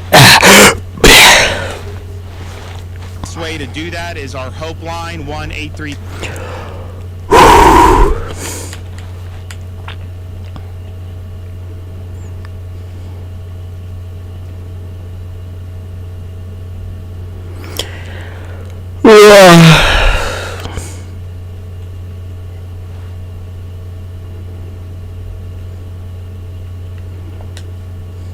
Ireland as we look to attract foreign direct investment from across the globe, and particularly here from the US, which is so critically important to us and to the global economy, because, you know, the US drives innovation, and we've seen the benefit of that in Ireland. But remember, like, over our 75-year history, we've celebrated 75 years in IDA, we've worked with 14 different presidents during that period. Hey Joe, I don't see that changing. no St. Peter for you, cuz I told you. And bring value, and think that's from an Ireland perspective. Stop playing around. Bring to, if you want to call it, to the equation. Well, President Trump has promised to lower the corporate tax rate. And if he's able to, again, a lot of this, we talk about this, remind everybody that just because a politician makes a proposal, especially when it comes to taxes, doesn't necessarily mean it will become law. However, if he is successfully able to do that, does that make Ireland less attractive for American companies? So there's a number of reasons why I think any company looks to invest internationally, and taxation is one of those. Why would it cut? It's one of many. Time zone. You know, you'll hear, and you probably would have heard your earlier, I suppose, contributor speak about talent. You get like 5 hours. You know, if someone was to ask me, what's the fundamental piece that I hear from I suppose, CEOs and C-suite leaders across the globe is talent. And then they're looking for stability of I suppose, political stability, and also regulatory stability. And yes, taxation comes into that. There is no shadow about that. But it is more than beyond tax. I think that's the key. Is you have to have, and I've said this previously as well, is that you can have the best tax system. 5 hours, like I said. Aggressive system is one of them in that context. But without people, without innovation, It's a good deal for most people. Taxation is all comes down. So you have to be sure you have the mix correct.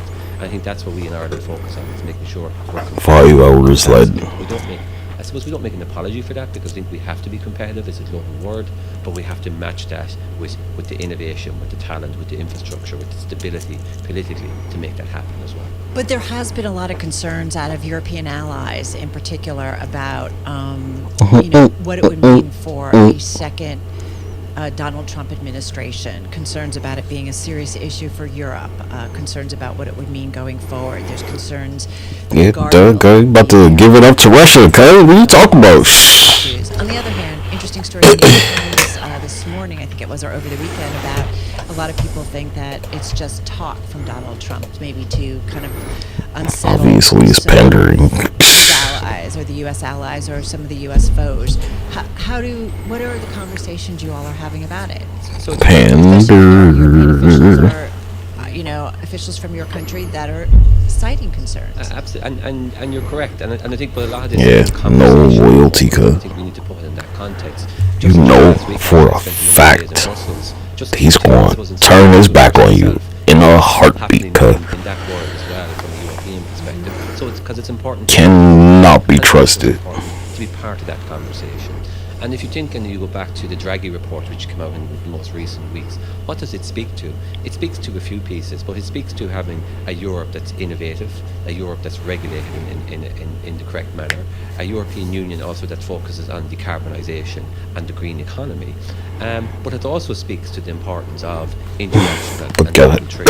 And I think watch out for Poland. All of the, if you want to call it, the rhetoric dies down in terms of elections, and you know, this has been the year of elections and continues to be, as we know in Ireland we're going in that direction ourselves, but when it comes back to it, I think governments and industries have to look at global markets. That's because if you're an industry at the front end of your innovation, you're actually looking to internationalize. You want to look for new markets, and you want to look for as I mentioned, the best available talent, and that comes from across the globe. But Michael, when you were in Brussels, was there nervousness about the outcome of the U.S. election? As you say, what happens in the U.S. economy, you kept our conversation up how important it is in terms of driving things globally. So I'm curious, when you were in Brussels, what you were hearing. Yes, I don't think man, this little shit that happens in our country affects the whole continent. The election of the US president is a democratic right of the US people, just like it is in Ireland when we elect our prime minister. Economics. So I don't think there's a nervousness. I think there's a consciousness, and we've seen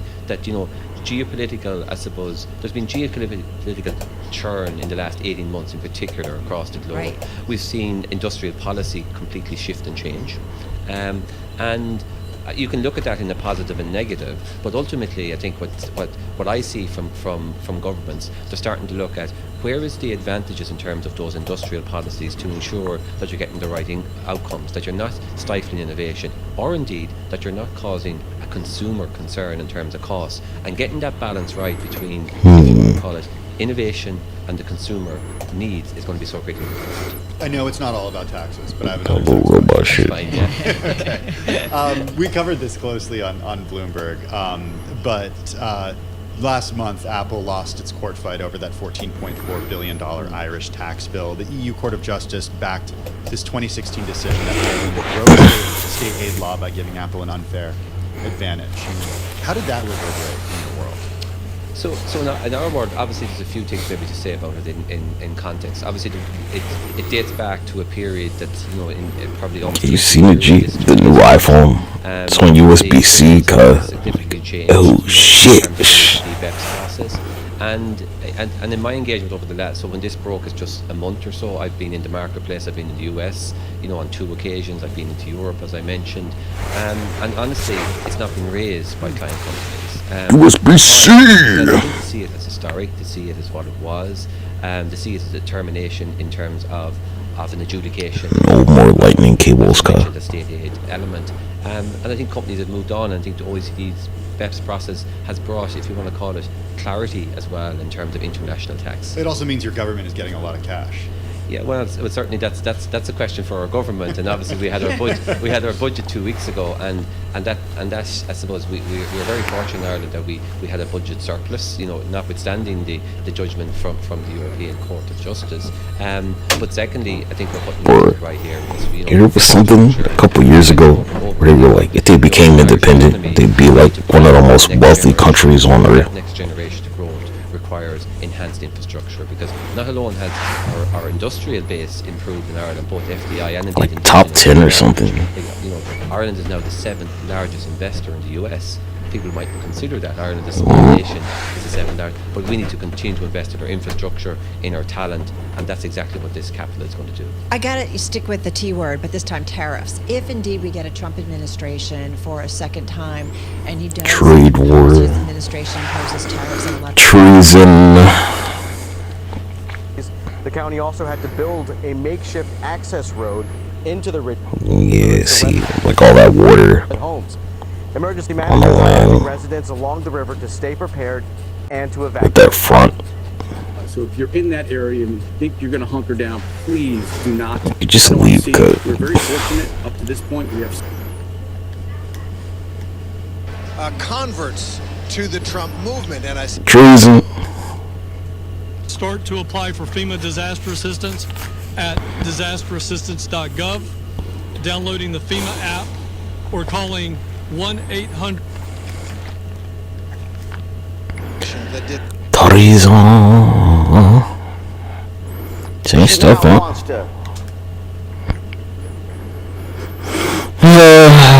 Alright, man. Go watch some motherfuckers get shot.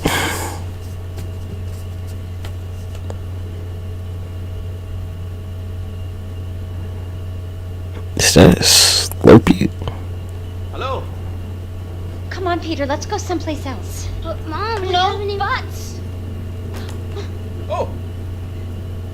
Bitte schön. Danke. Good day, man. You know, I had this Wolfenstein game and I like never played it. Now you. Show me your identification papers.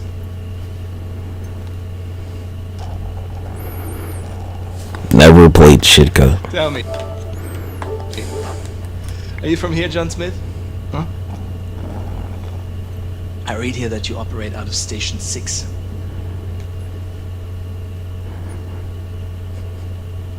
Want to know the best part about the new Doom game that no one is talking about, but 100% everyone is thinking? It's that somehow you need a distraction. In the grim darkness of the Warhammer 40k universe.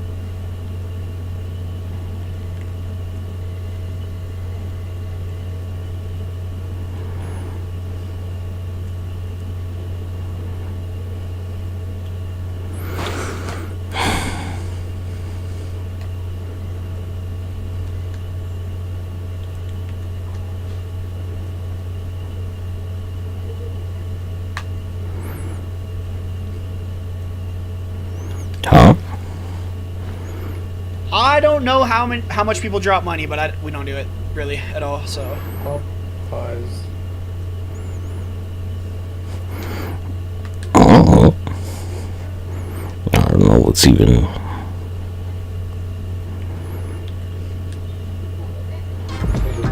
You know, it's not good when the people, when they're not streaming the game, they're on some other shit.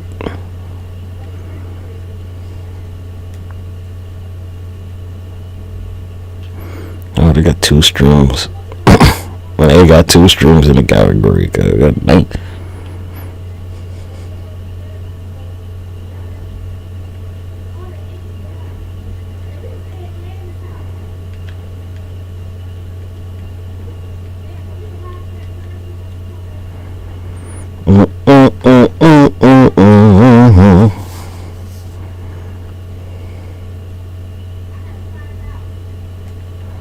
Wait, what?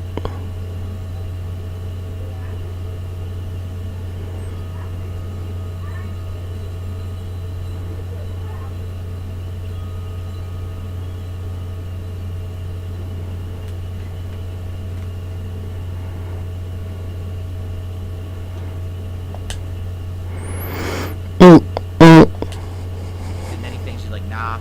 Like I even offered, you know, I told her, I was like, listen, my Xbox Series X is just sitting here collecting dust. I have a gaming PC now. You can play games on the Series X whenever you want. She's like, alright, I'll let you know. And yeah. So, no, he's not playing anything. Who them whole ass niggas saying that it's like Sparking Zeros in a fighting game? Don't be like, nah, like, yeah, let me see you do a vanish chain, cuz. Let me see you, like, perfectly timed and vanishes. That's like saying, like, Street Fighter Third Strike. Like, if this ain't a fighting game, Third Strike ain't a fighting game, cuz. Animations around, which I did, as you can see, for this week. And also, my setup for November should be pretty cool. I have several different things that showed up. I'm going to put into the background for November that will be different. In fact, I'll tell you this. I'm probably going to be debuting a brand new light up element. Meaning, I'm probably not going to have the game over sign for November. I'm probably going to have something new. I'm debating if I want to have this for November because we now had it for 2 months. So I'm actually thinking maybe we should get rid of it and bring maybe bring it back another month. That way it's not the same thing every single month. But I have some cool stuff for November. So, you guys should like it.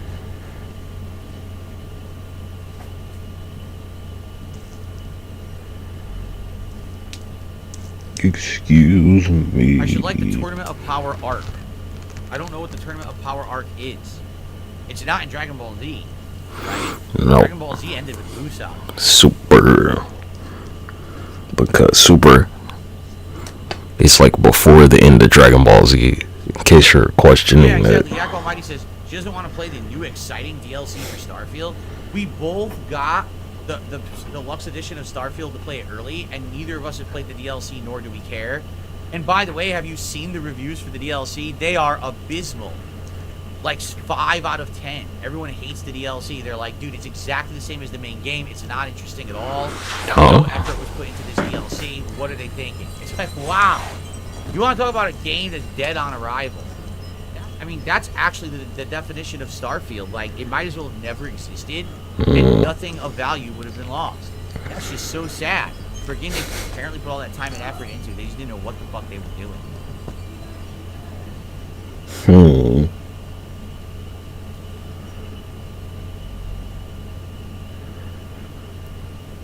Yeah, I'm curious if she'd like Life is Strange. She said she looked at the new Dragon Age and isn't interested in it. And no, she's not playing Metaphor. I did suggest it to her. I told her about the 12+ hour demo, but she hasn't really cared. You know, it's probably just the situation here where there just hasn't been a lot potential going exceeded on, even Prince Vegeta's as an infant. The game of high I've made a profile. tougher Like if you're stuff into Call than of you Duty, are. you're probably excited for the new Call of Duty, right? And you like horror games, you like Of the sci-fi. For Saiyan her, survivors. there's really been nothing that's piquing her interest. She doesn't care. And, you know, if something does happen that she's interested in, I'll let you know, but there's no reason to ask me, is she playing this game? Is she playing this game? Is she playing this game? Is she playing this game? Is she playing this game? No. You can stop asking. I don't know why you're pestering me with these questions about if my wife's playing anything. She's not. Okay? Am I gonna play the new Fatal Fury? I have no idea. Is there a Keep chance the back straight. Halloween costume on the casino stream with Ashton and Andy? We already have plans for something. That's what I'm gonna say. Like we already have plans for something that we're gonna be doing by the end of this month together on a stream. It's a pretty special event. That's all I'm gonna say. We don't have it 100% locked in yet. Sorry, you've mistaken me for someone else. Of course, Kakarot and I would look alike, since we're both disposable, low-class warrior types.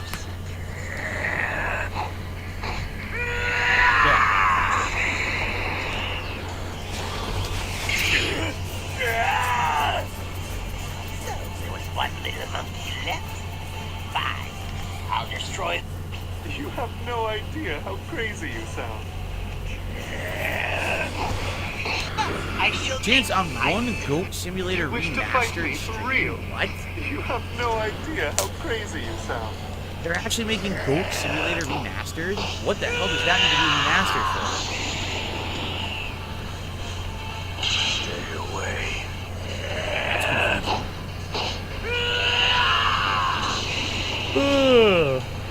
I don't know why I'm yawning today. Maybe because it's a little stuffy. Let me check to see if the sun is out today. If it's not, I would actually like to get some fresh air in here for a change. Because we were supposed to have clouds and rain today, but it was like full sun this morning. Give me a second to check, everybody.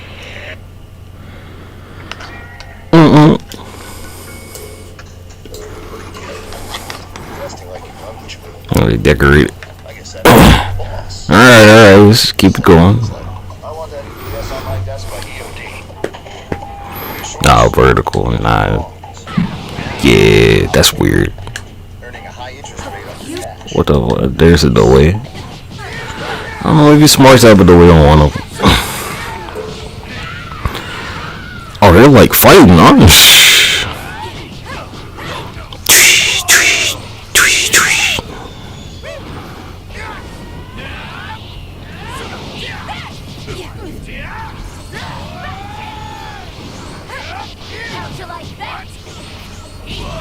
I need to stop grabbing after that situation. It never works.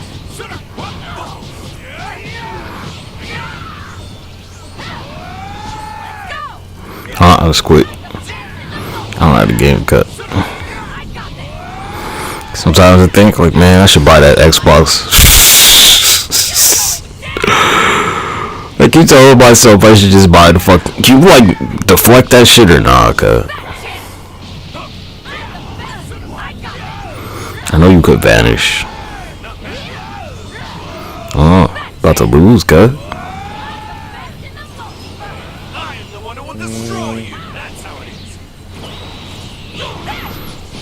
Yeah. You ate too many big combos, cuz.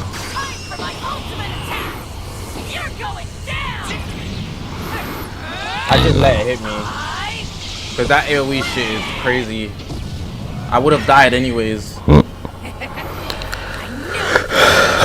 Excuse me. You know how Kepler is moving around you everywhere. How do you do that? R2 and X, press that twice. Shells, use CC.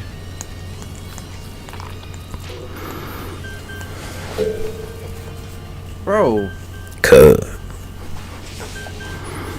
Fighting against you. For once, this might actually be a good time for me.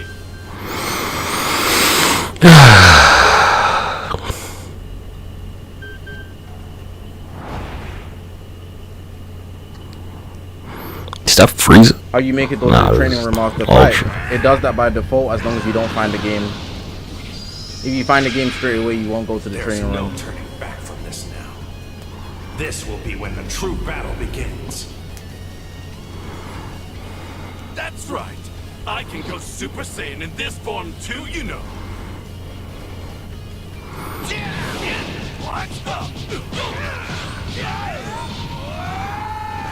Ultra Gogeta. It is kind of strange how they don't have like Super Saiyan 3 Gogeta. It'll be like blah blah blah. Like look, I mean by the numbers, my nigga, because Vegito and Gogeta like can both turn blue. It's like, you know, why not 3? I never seen Trunks and Goten turn Super Saiyan 3, but Gotenks can do it. That's my argument right there. Basically, short version. Should've smacked that shit, gut.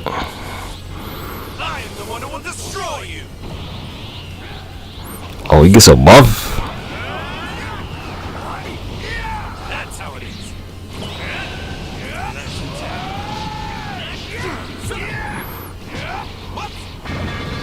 Oh, I can't Sway. believe he caught me there.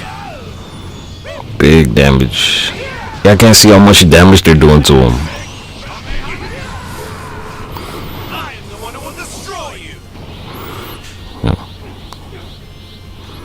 Oh, really? He's got Big Bang Kamehameha.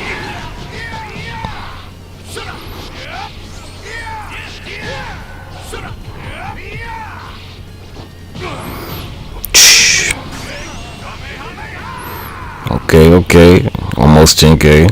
Almost 9. Excuse me. Smack it. Ah, what a great mechanic. Soul Punisher? No. Stardust Breaker.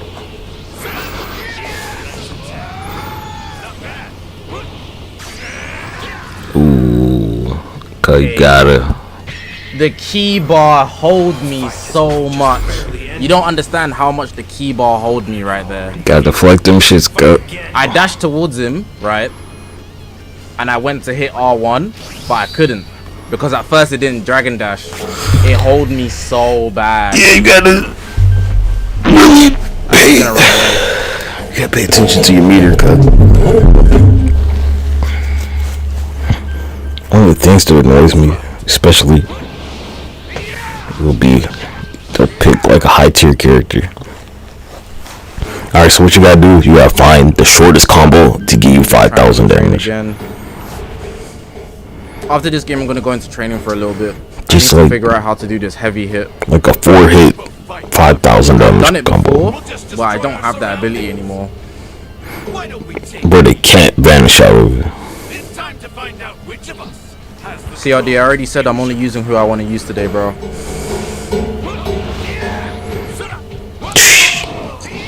Okay, that's 3. It's, well, you gotta like smack them, bro. So almost. Yeah, mirror matches are great to find out what to go for.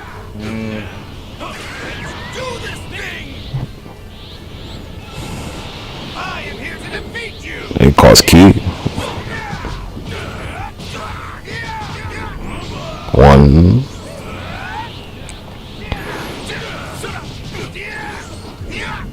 Broke the grid.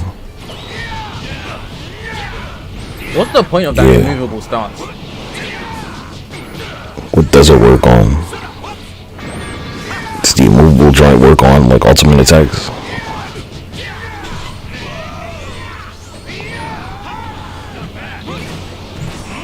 Oh, the pressure sign.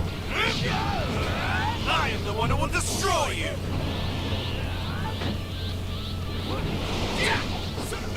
2, 3. Okay, 5k.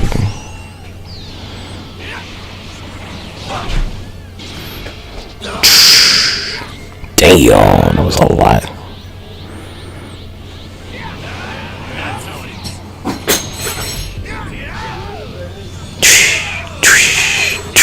That's good. This guy doesn't have. Yeah, this is not gonna risk it, cuz. Timing for it.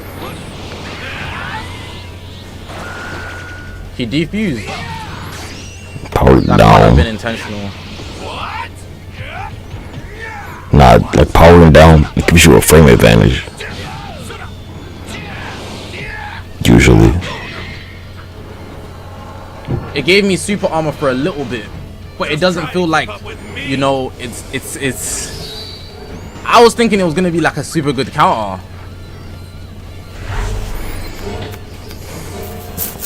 But that guy wasn't as good. It kind of felt like I was just able to combo freely. It didn't feel like a rewarding win. Yeah, he won't vanish it. After this guy, though, I'm gonna go into training. Depending on if he wants to play 2 more times. We'll just destroy our surroundings. Why don't we take it easy? It's time to find out which of us has the So one is an offensive buff from the seams of it, and the other one's a defensive buff.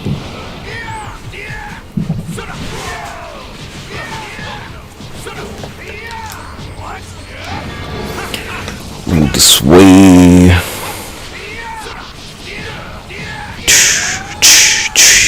Oh, it didn't vanish. Almost 5, almost 5.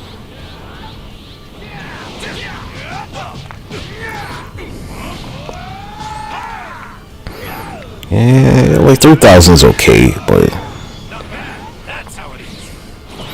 you've seen it where the super attacks, they do like 10k.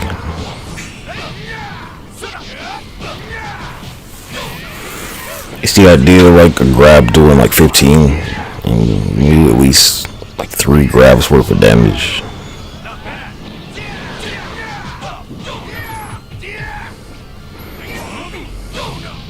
Cause anything more than like 5,000 you can vanish out of. We got similar HP right now.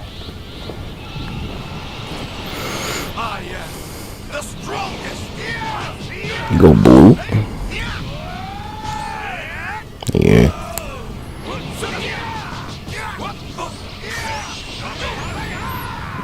Ate that shit.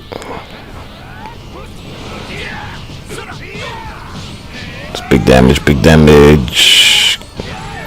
If you don't recover, now it gives you a defense buff, cuz.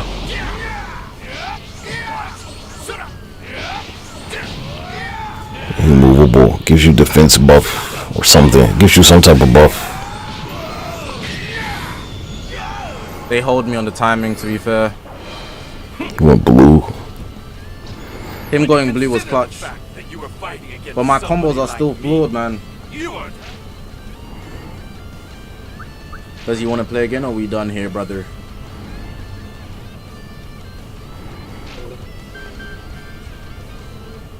Nice.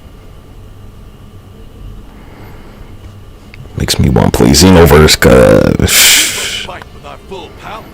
We'll just destroy our surroundings. Why don't we take it easy?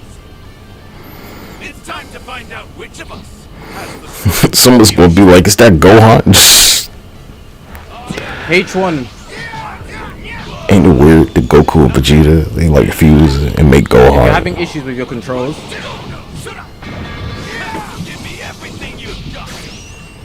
switch Full player combo. 2 to standard as well. 10,000. Also classic, sorry. Make sure player 11. 1 and 2 is on Almost classic. 12. Apparently that's what the bug is. Blue? I'm super serious.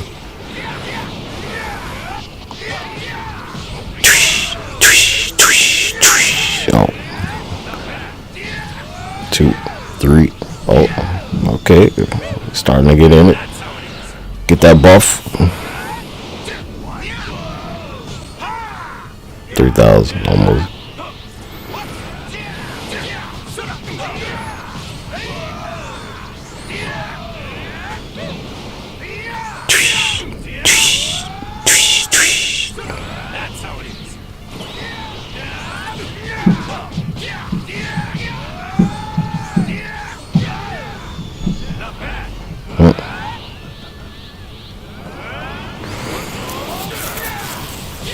This is it. Good thing you blocked it. for them. I could have swore I timed that. Spanish cut. Oh. I could have swore I timed that perfectly. Oh man, this might. Now he's gonna be ahead of me. I should have went for the awakening as well. I might have been able to kill him. God damn, that was a lot of damage.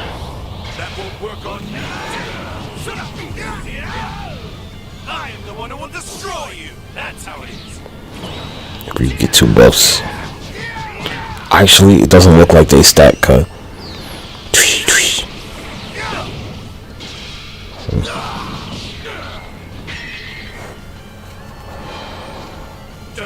He was a perception banger, bro.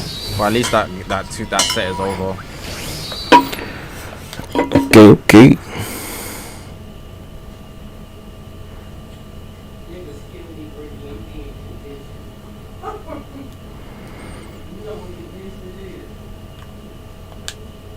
With that momentum back today, if you could, okay?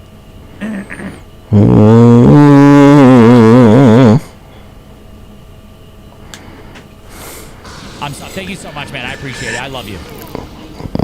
Ultra.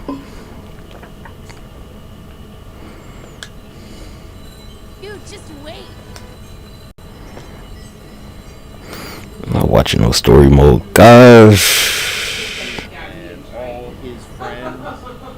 Oh man.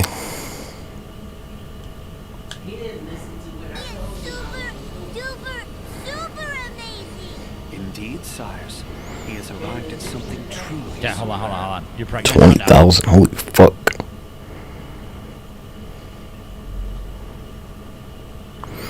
Alright, well, I'm gonna let him rock out for a little bit. You can play 2-player in this game, as in split screen.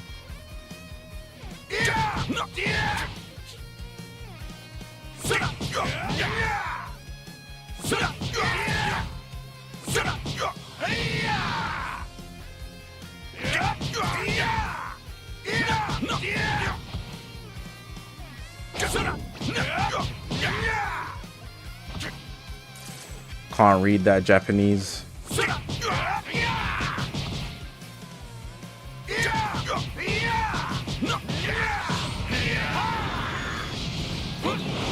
Okay, that's one. Oh, I took a screenshot.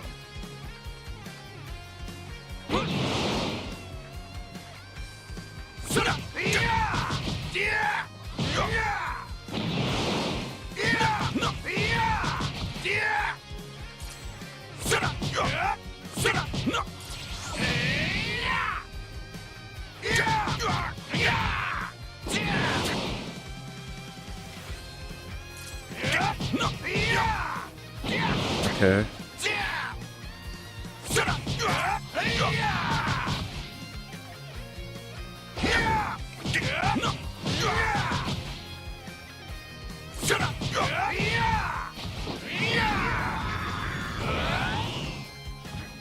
You gotta slow down your pace to do that, or to do that one.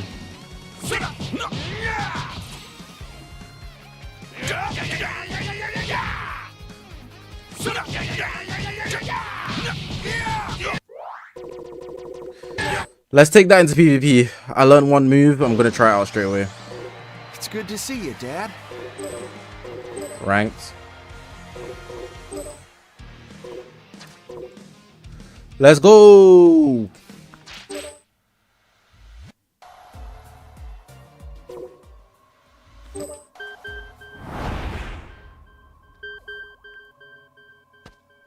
That's right. I can go Super Saiyan in this form too, you know.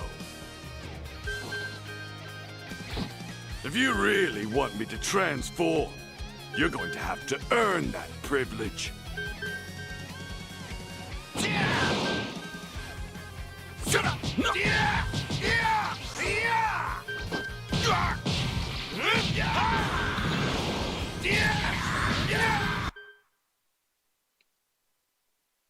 Could I explain it to me? What, the stun thing that I just figured out? Every character that you probably think I haven't tried, I've tried. No, every character that you expect me to try, I've tried. MUI, Super Saiyan 4s, all Gojitas, all Vegetos, Beerus, everybody OP I've tried, bro.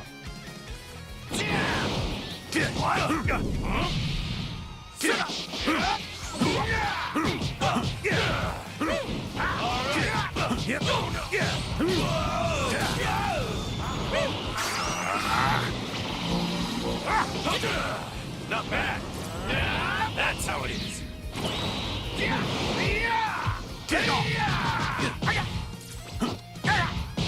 Oh yeah, we up now. Life changed.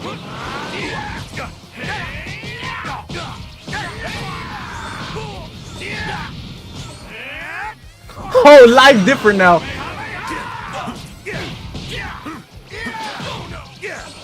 How irritating. That's how it is.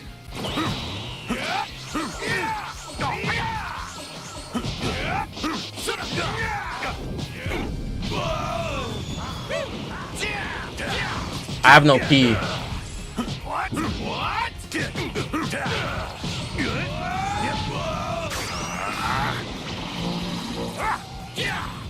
I'll destroy you. You're a real pain in the neck. Can you get up? I can't get up. Why wasn't he getting up?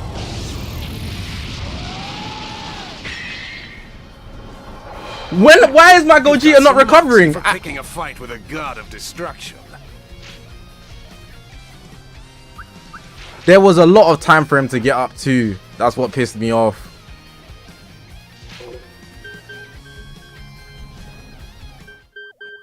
I didn't get... He broke my guard. Fighting against maybe. You. For once, this might actually be a good time for me. The more intense the battle, the further my limits are pushed.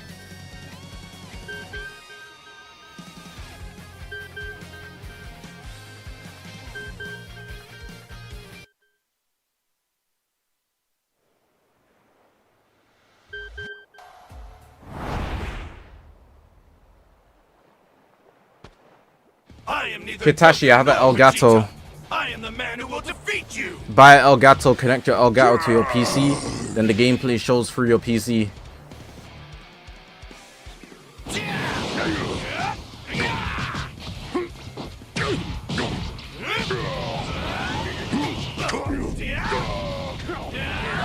Cannon fight.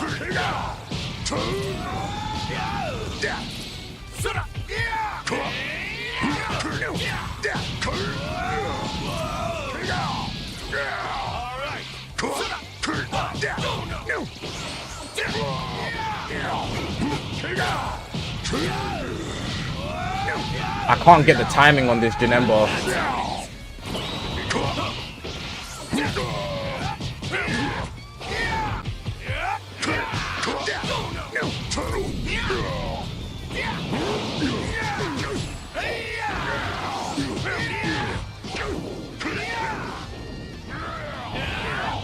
I am the one who will destroy you.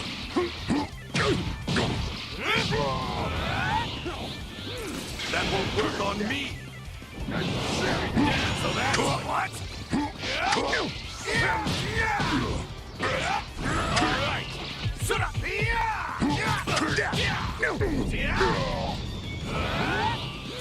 That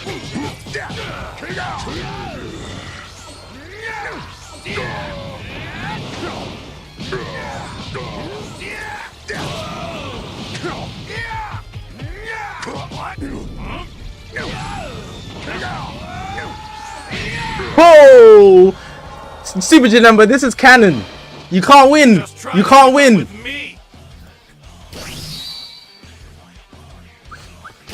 That's a good clip.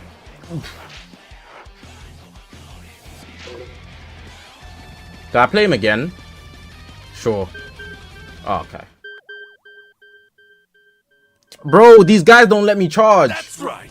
I can go Super Saiyan in this form too, you know. If you want to block attacks, square and up, but you have to time it. So the minute they throw a punch, similar to how they taught you in the tutorial, if you press square and up I play on standard, not classic. So if you press square and up, he will block it. But do you see this? I learned how to do that. That stun.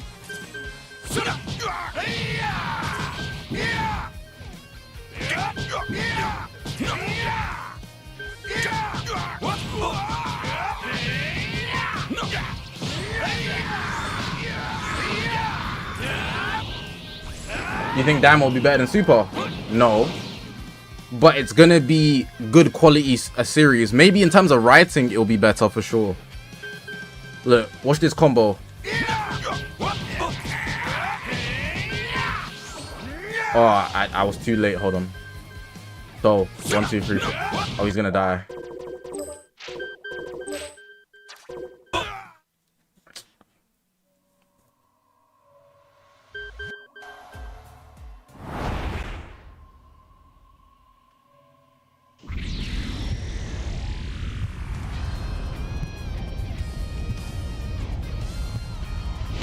Can you gut punch and do that at the same time, or is it a cooldown?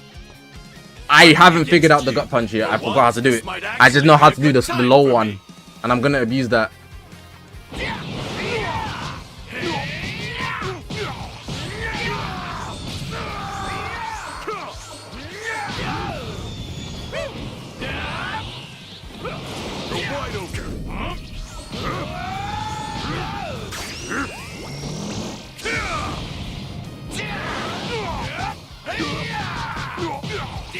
Medium. Not bad. Come on.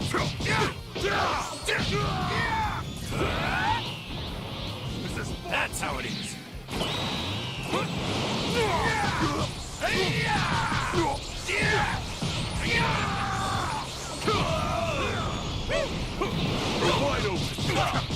How's this? What? Here and hit me with the super armor.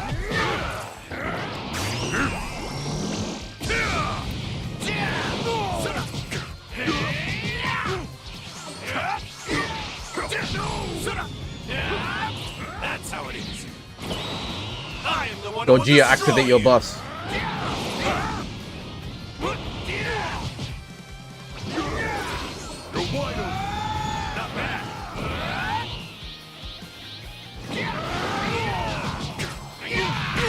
Haha! Yeah! Yeah! I broke the habit! I broke it! I broke it! It took long enough, but I finally figured it out.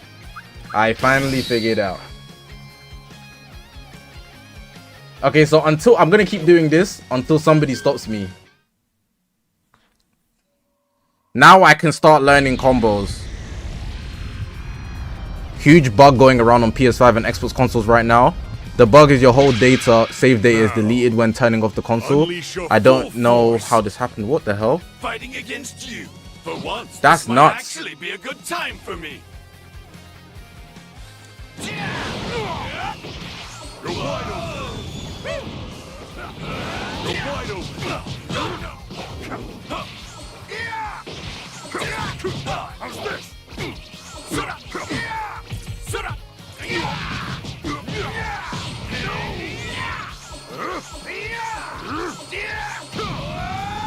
Not bad. That's how it is. You're wide open. Oh no.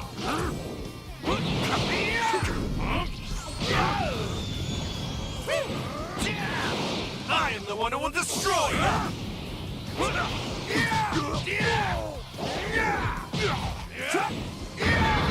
Good play. All right.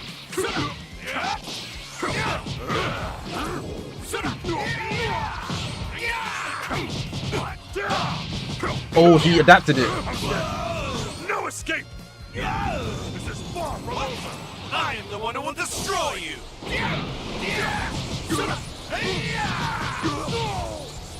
Ooh, I missed the grab.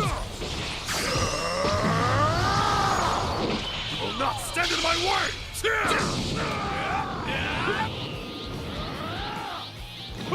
Wide open.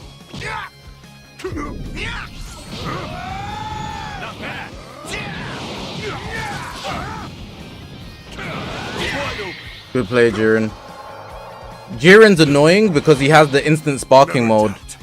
If I use anybody who has instant sparking mode, it'll make this game a lot easier right now.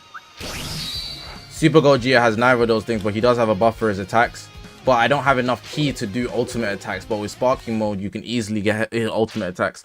So I think the best way to play, besides from Super Vegito, is to find somebody that can do instantly go into sparking mode, like Super Saiyan 2 Gohan, Angry Goku, G4. I think UI Goku can.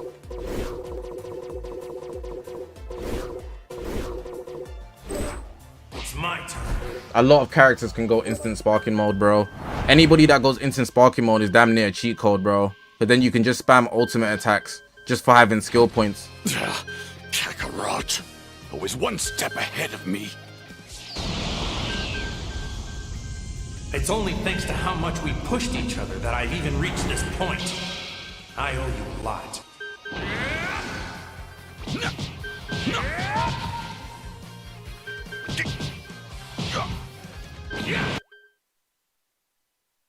The SV clip is crazy. I know, Wolem. It's blowing up. It's blowing up still. But it's just a tweet, you know. That's normal for me. I can tell this is gonna be a good fight. That's normal. That's the Zenobi way.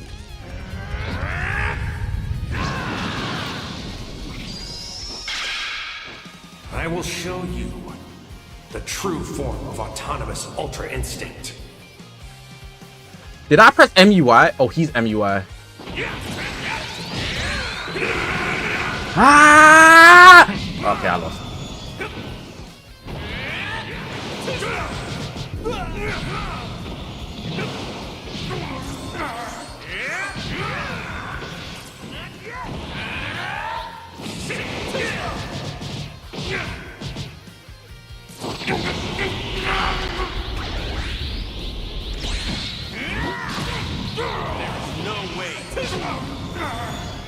There is no way to defeat him now.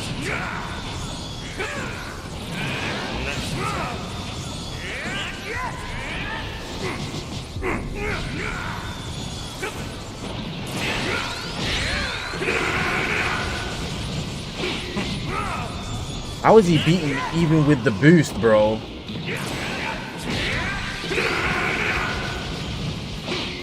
Well, there is no way to defeat him now. What the hell? His Kamehameha just turned around.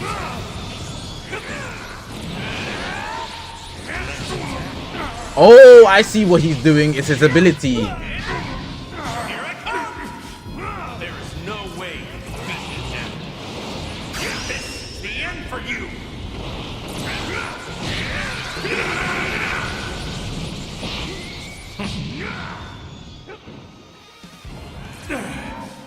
There is no way to defeat him now. This is the end for you. I've lost this game.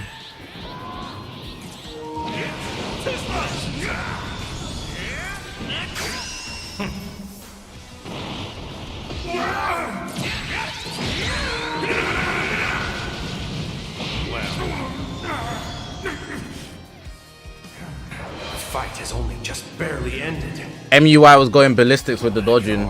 Feel the itch High to key fight similar again. to Super Vegito.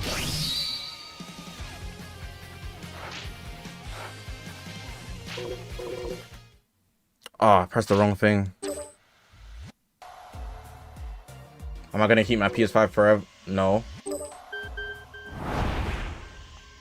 If I lose my save data, it's only on Sparking 0. I'll be maybe a little upset, but not that. It's not that deep because it's my only game. Always one step ahead of me. If it was like If I played PS5 a lot, then different It's only story. thanks to how much we pushed each other that I've even reached this point. I owe you a lot.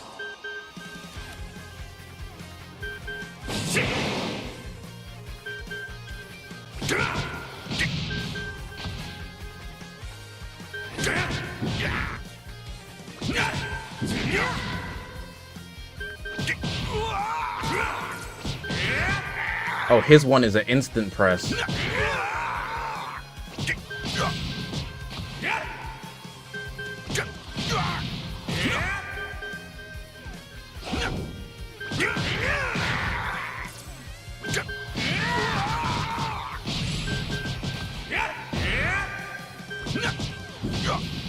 I see.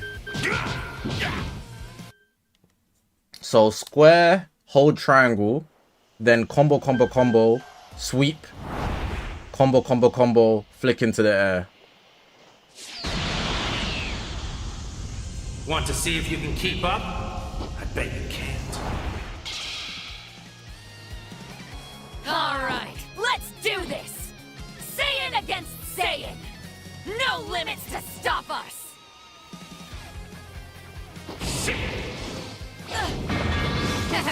Easy.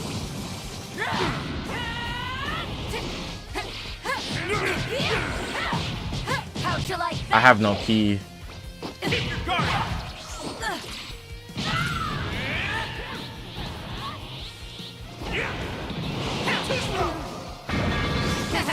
Easy. Alright, I'm gonna ult this girl. Not done yet. She's spamming perception. I was trying to play somebody that's actually trying to fight, but this is not the opponent I was looking for. There is no way you can beat me now. This is the end for you.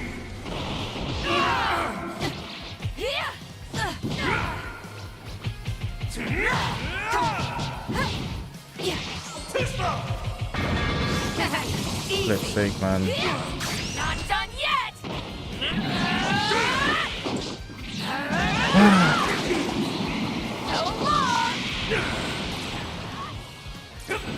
There is no way.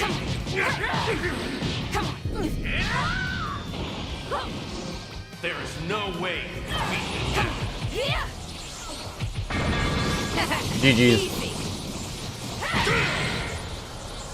The Sonic sways are so OP if you can time them correctly. I hate counter attackers, bro, but I need to play them to get better.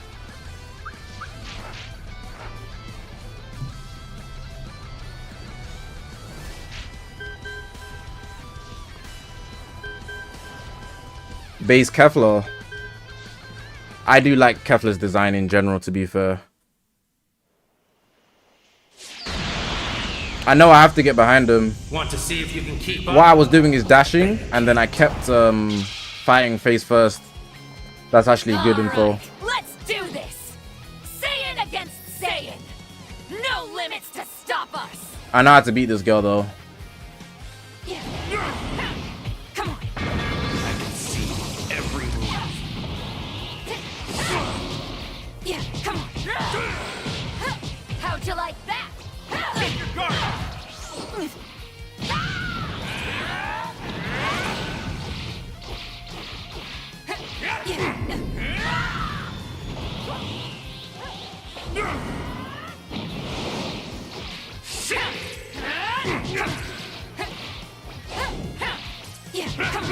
Bro.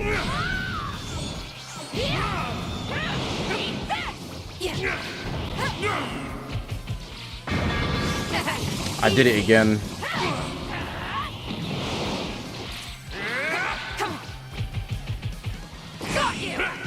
Ooh. I got it. No escape. There is no way you can beat me now.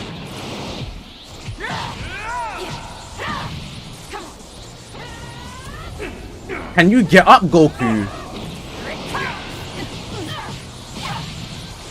This is the end for you. Goku be taking mad long when I need him to stand up.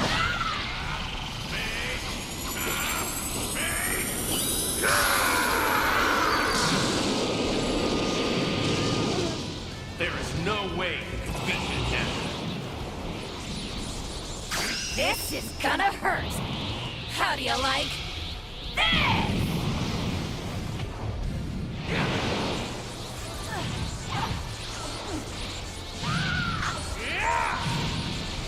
This is the end for you.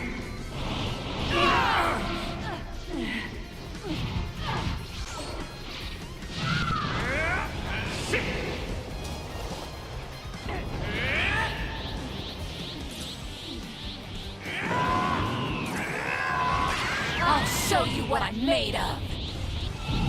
You can counter counters, yes. Just not the Sonic's way.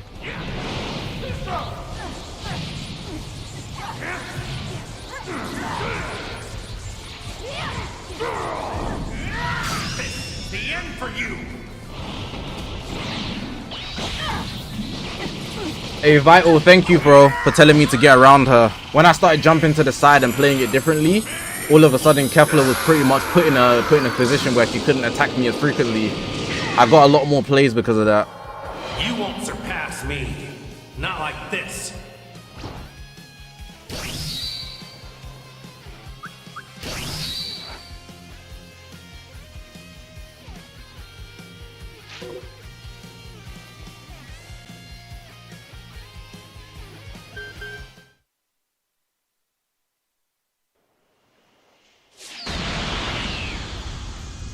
Want to see if you can keep up? I bet you can't. Alright, let's do this! Saiyan against Saiyan! No limits to stop I'm only us. playing characters I want to play today.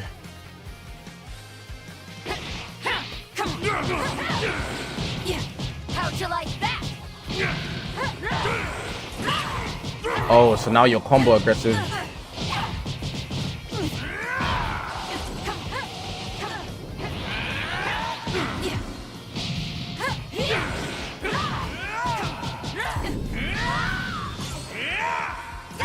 There's no way.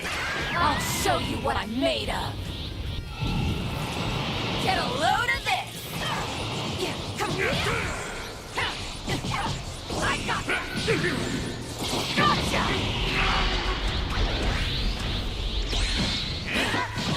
This is the end for you.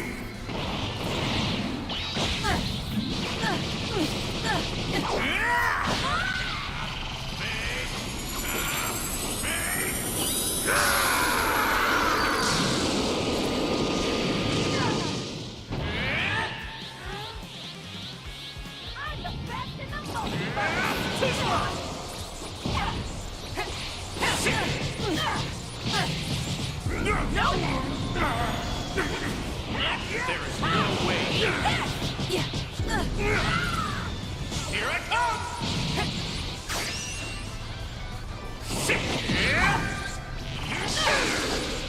Get back, gang. GBG. You won't surpass me. Not like this.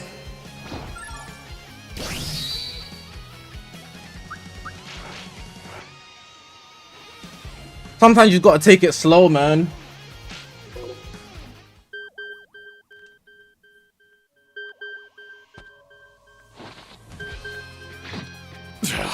Kakarot, always one step ahead of me. Kefla smoked me first time. Vital Reset told me, you gotta get behind her.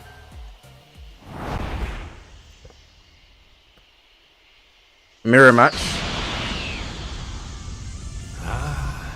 I can tell this is gonna be a good fight.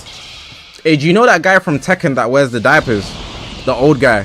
From the back here, when Goku's head is down, his hair design reminds me of that guy. Specific old UI Goku. I don't know his name though.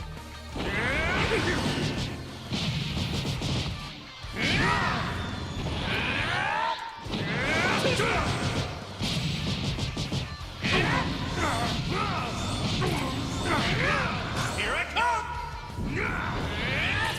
There's no way. This is the end for you.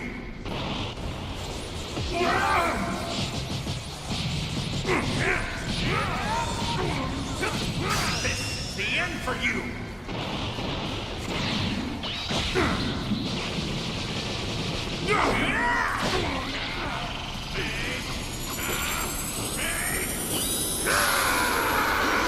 He didn't even touch me. I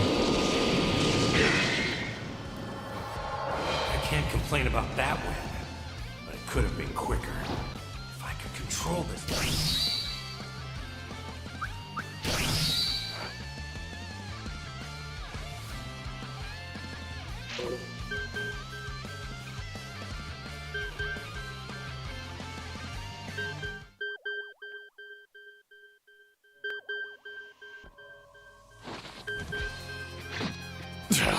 Kakarot. Kakarot.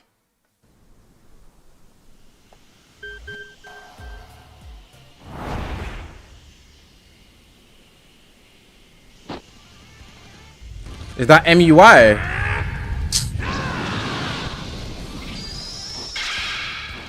I will show you. I like the speed of the single matches, bro. Autonomous Ultra Instinct.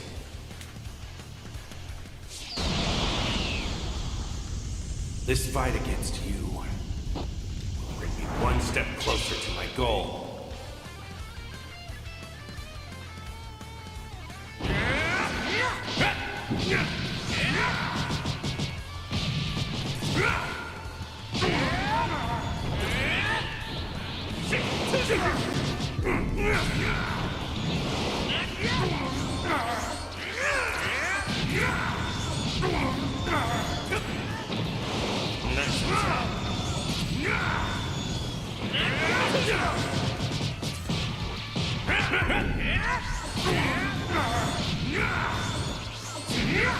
There is no way you can beat me now.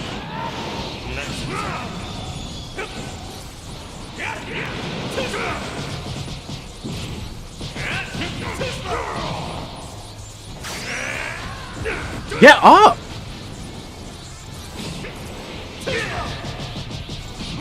Yes! The end for you.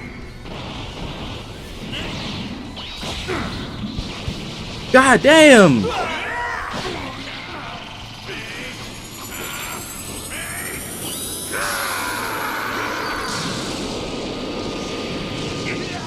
There is no way you can beat me now. This is the end for you.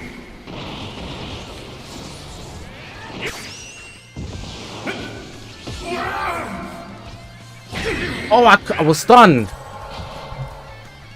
fight has only just barely ended. I can already I'm on feel the itch to fight console, again. PS5. You see that auto dodge thing that MUI Goku has? It saves him a lot. Specifically when he's just standing there. He stands still in one location, then he immediately like just dodges. Especially when I do a dragon dash towards him. It doesn't matter what I do in that scenario, he's gonna dodge it. I will show you the true form of autonomous Ultra Instinct.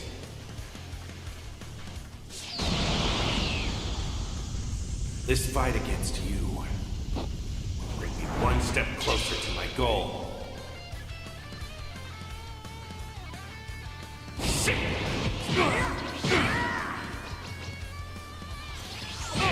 Did you see that? There was like a blurry square.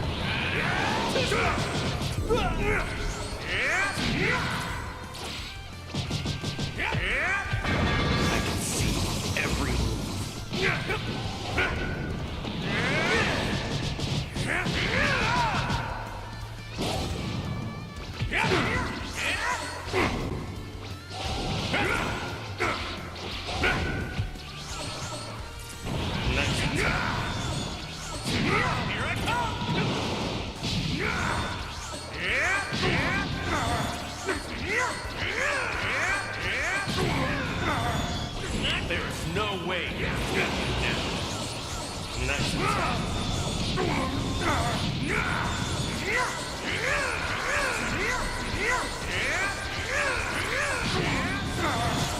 I really wanted to win that, but I lost. I got him. Let's get this, man.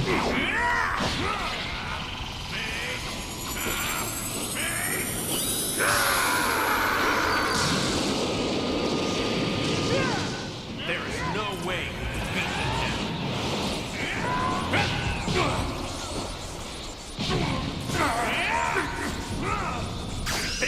the end for you. There is no way.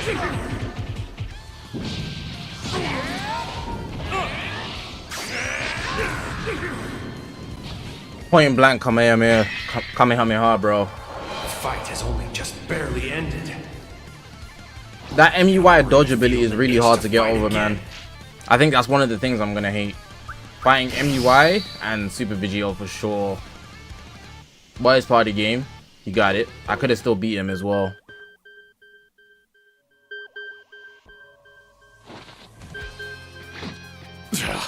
Kakarot, always one step ahead of me.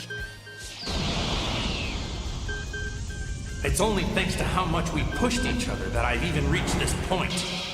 I owe you a lot.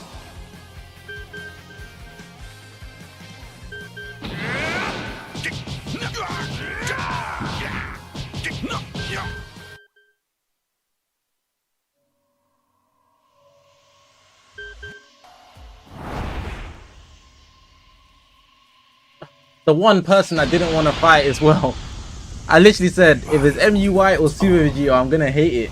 And then they give me Super Vegito right after. That's hell. You want to prove how powerful you are, right? Defeat me and you'll be the strongest in the universe.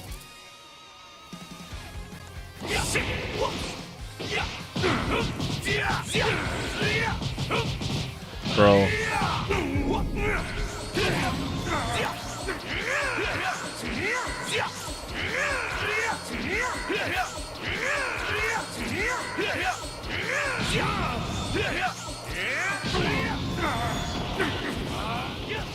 There is no way to beat me now.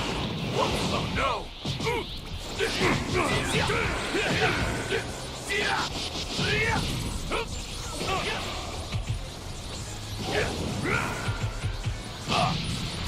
is the end for you. If I can land one more of those, I'm good. He's gonna hit off the image strike though. It's coming. There is no way to beat me now.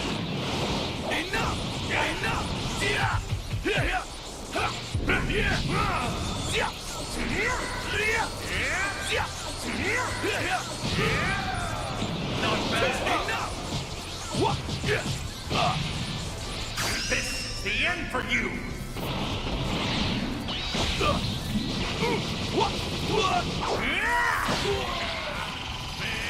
Goku, can you kill? Or am I gonna have to do more fighting?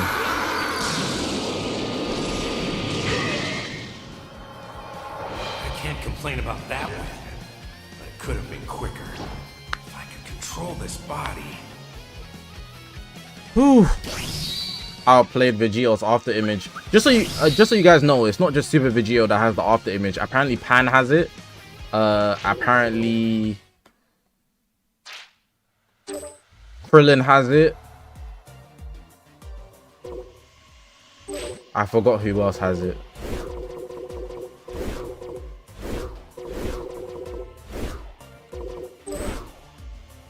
I'll take care of this. I don't know which Pan, but there are characters that have it. It's not just... Now I have to fight. Let's see if you still got it after all this time.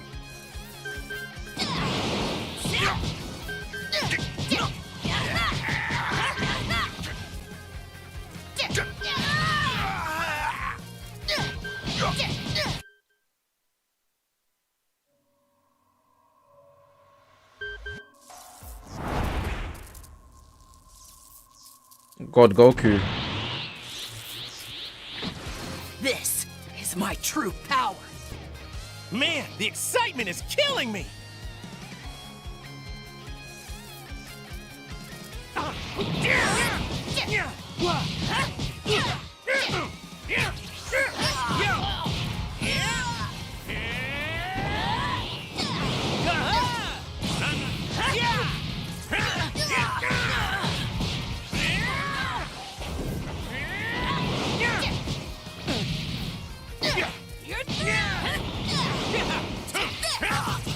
Oh, that timing was amazing.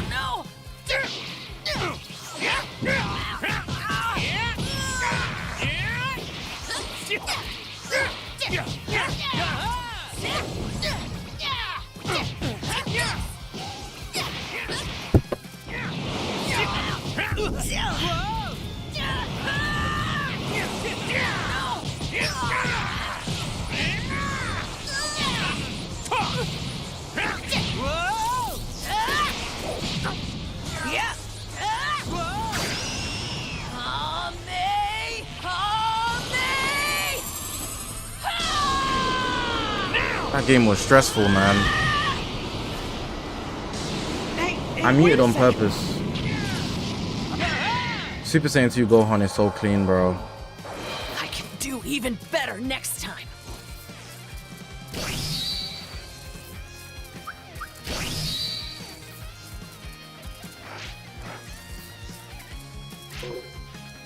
Should I play him again? Let's go, man. He probably felt like he could beat me. This is my true power. Man, the excitement is killing me.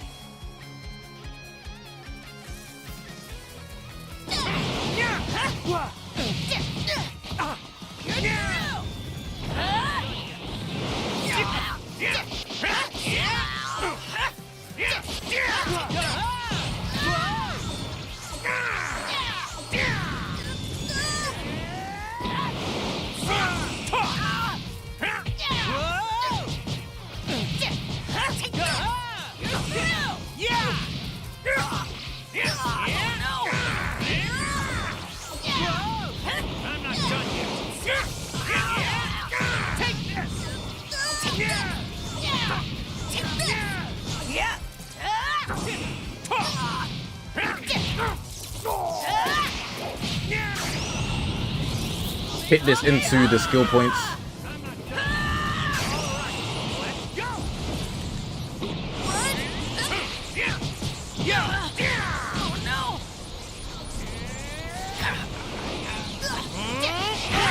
Ooh, he tried to god bind me. That would have been bad. I can do even better next time. Yeah, that stun move, learning the stun move thing was very, very impactful. Okay, I'm back up to B3 after those losses. Had to grind, but, you know, it's a process.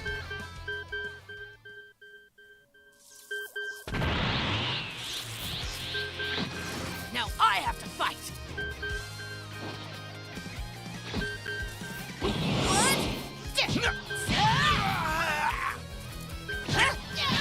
You see, this is one stun.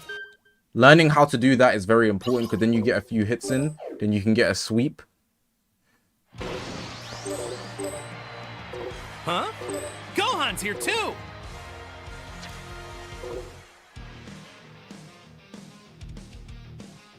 This game is so technical, bro.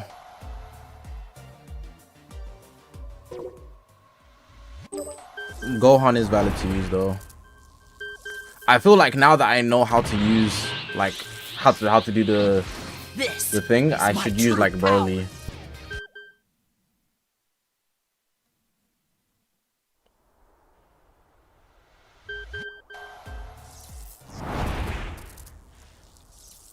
Super Saiyan 4 Goku. So, how do you like the new look? I call this Super Saiyan 4.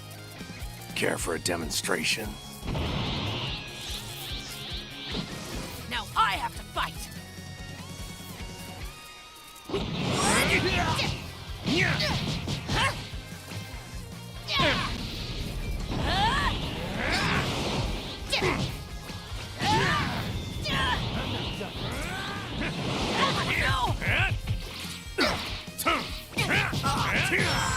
Take this.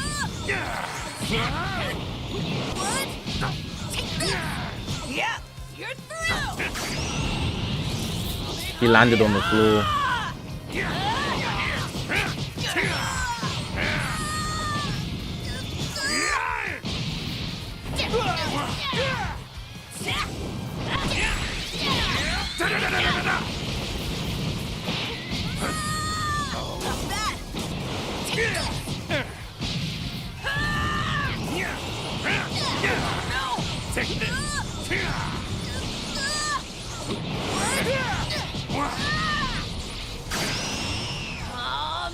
This better not miss.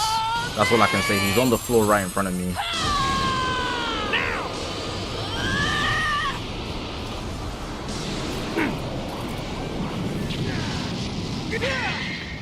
Super Saiyan 2 Gohan valid. I can do even better next time. I think Super Saiyan 2 Gohan might be my favorite, bro. Nah, favorite is Glazing. I just think he's good. I don't know why I said that.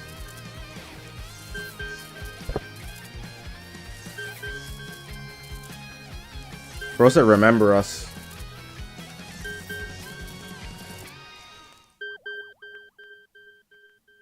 You won't be forgotten in the first place. This is my true power.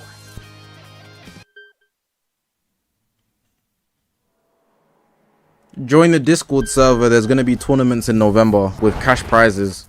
I can't guarantee everybody to play, but it's something that's going to be happening later this month. I mean, later next month. Dad might look a lot younger than me now. The Discord is in the pinned of the chat. Unless his If you're in the power short shrunk stream, come along to the with main him, stream. better be on guard. Don't forget, I'm still a grown-up on the inside.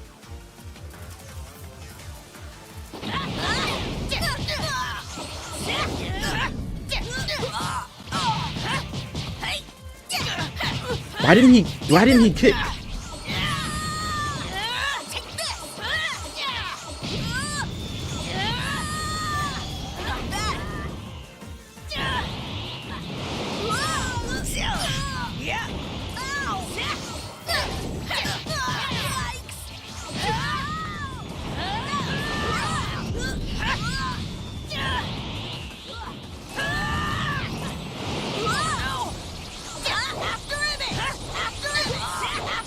He has it too. Oh my god, he has it too. He thinks he's Vegito. Oh my.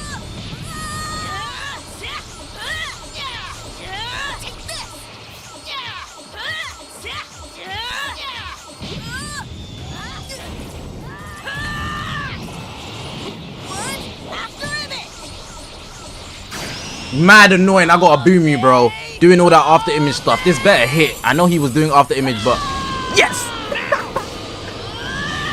You were in the middle of a grab. Thank God. Woo! You're not Vegito, my boy. Take it easy. Better next time.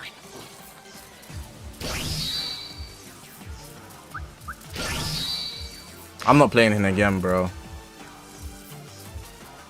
Bro thought he could trick me into using a fake Vegito. This is my true power.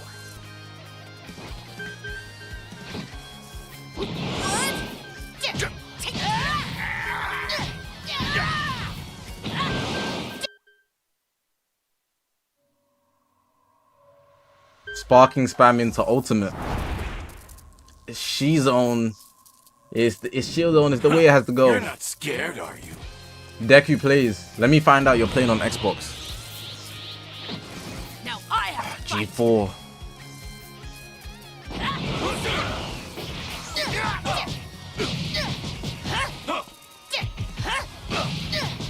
All right.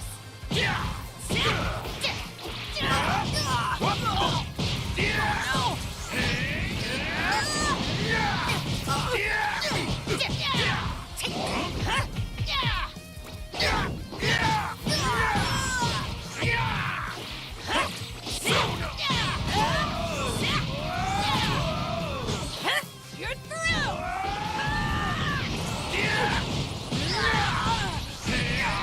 Interesting.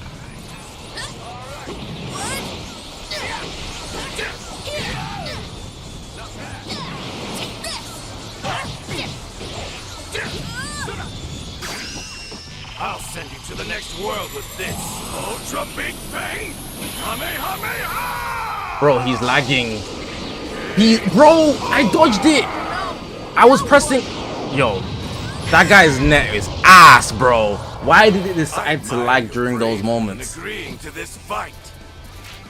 Hey, man. That guy shouldn't have beat me. But that guy was not good.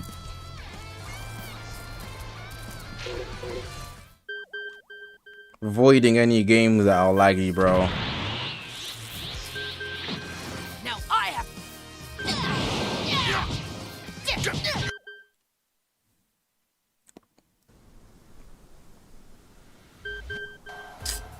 Hate playing on Namek. No matter who I face, I won't run. I've got to help Caulifla. I'll finish this.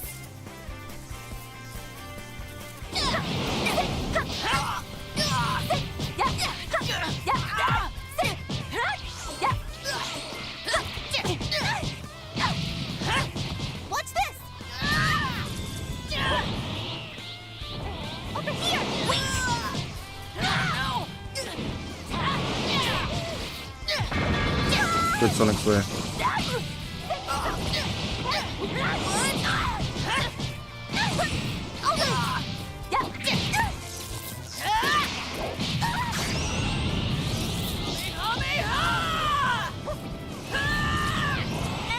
Just you watch.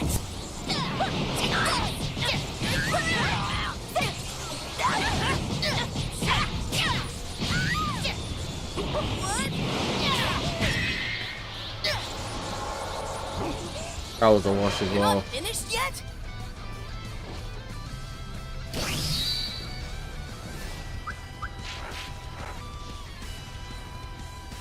I might have to stop being a Super Gogeta main. I might have to switch up. I feel like anybody that can't go instantly into sparking mode is enough for me. Especially because I'm not that good at this game. My true power. Like, I can win games, but I'm not goated.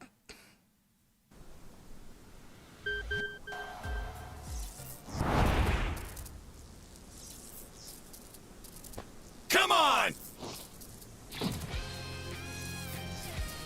Nice, man. This is my true power. No! It's useless! Don't even try!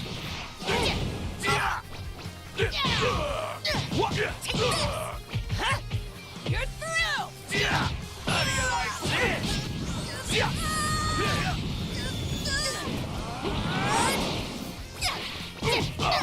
No!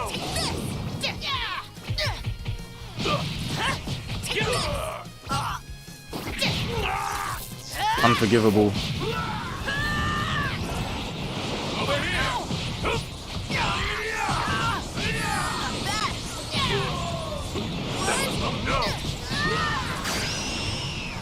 He's blocking this. Oh. Well, he sold. No way!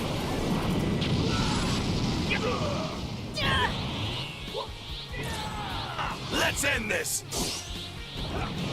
Over here!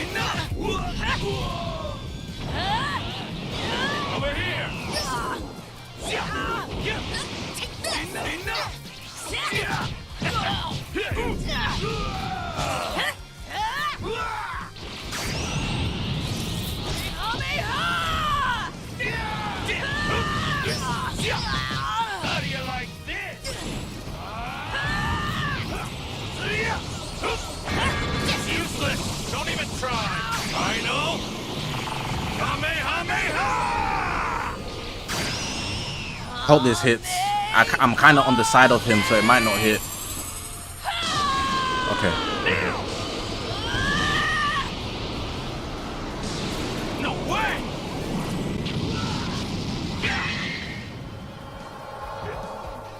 It's unblockable. Do even better next time.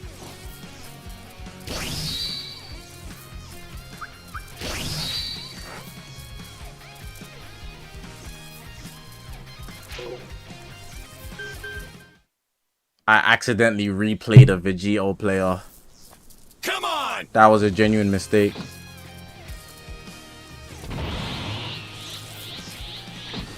This is my true power.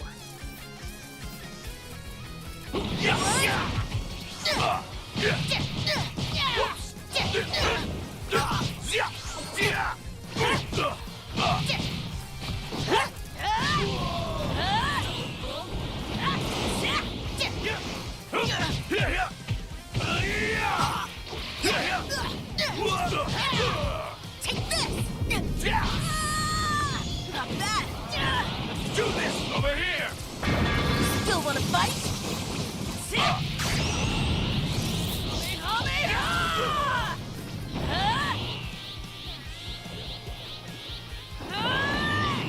I've gotta win this! Enough! Enough! Enough!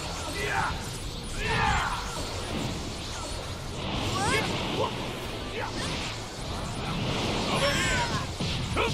Let's do this! How do you like this?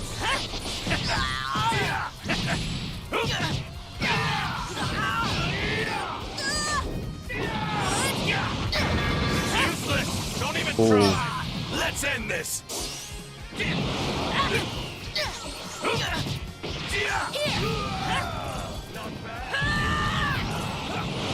Over here!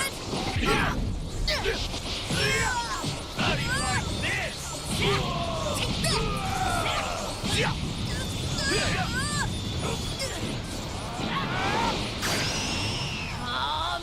Good timing.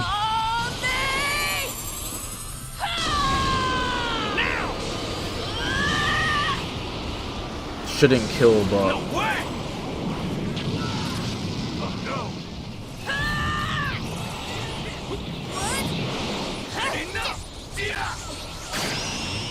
send a key blast.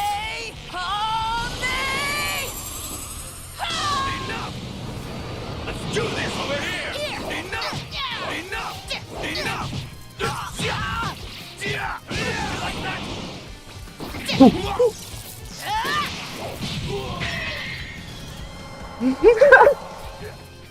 I can do even better next time. I could do even better next time. Oh, I'm not playing that Vegito again. Alright, give me 1 second. Give me 1 second.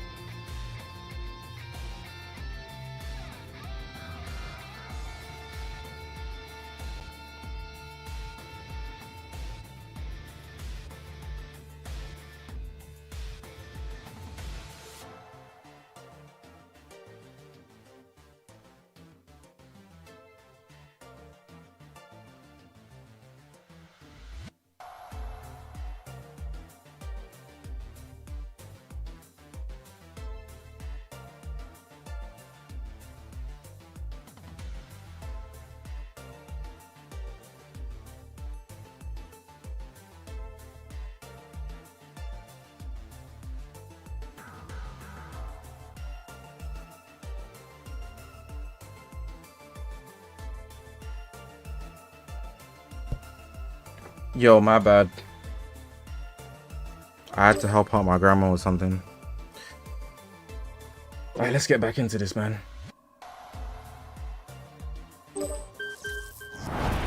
Gohan was kind of cooking, so I was gonna continue with him. Now I have to fight. Let's see if you still got it after all this time.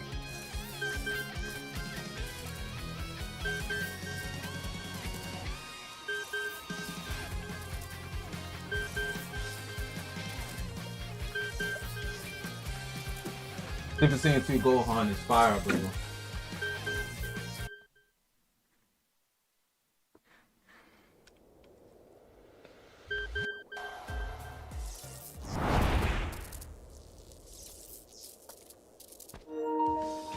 I will never be defeated. Jiren, I was actually just thinking about him. So I was looking at my list. I'll do what I can. What? Huh? Huh? Take this. Take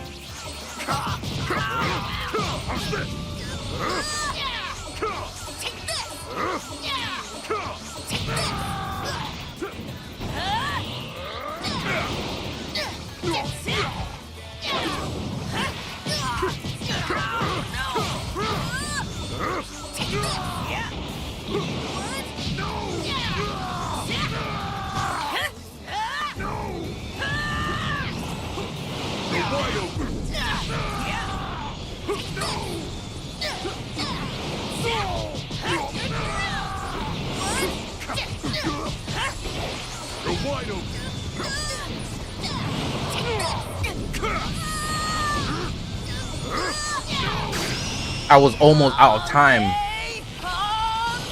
My Sparky mode almost finished. Made full use of it. Oh, and I won the game.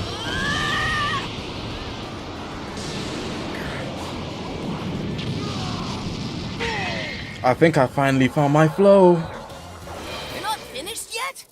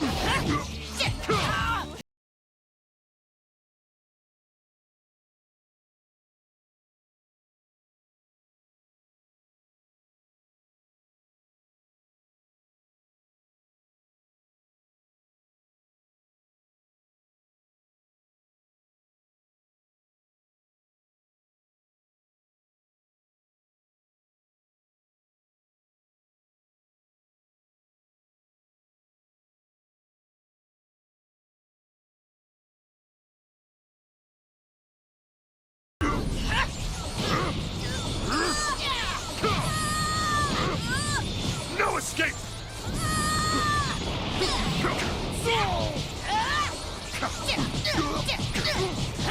Ooh! Glad I stuck it through and just comboed him instead.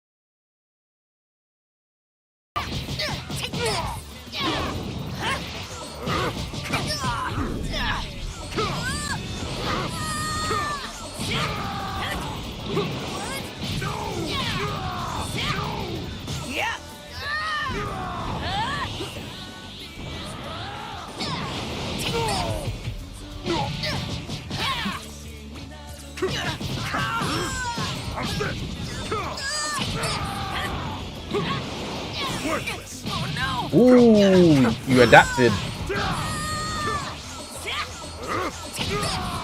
Yeah, you're through. Forward. Oh, he's gonna win this one. He's not messing around. He wants to win.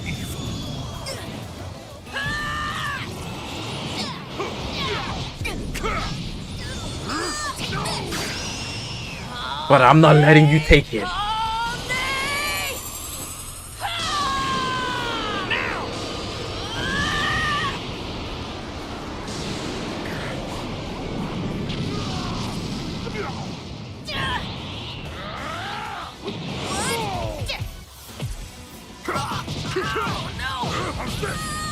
Forward. You got it.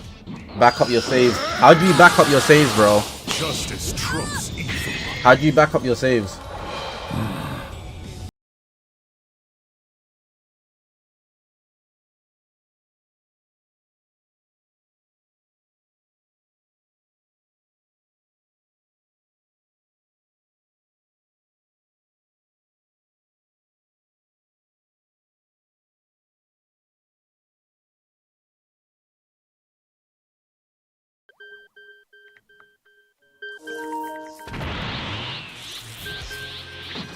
This is my true power.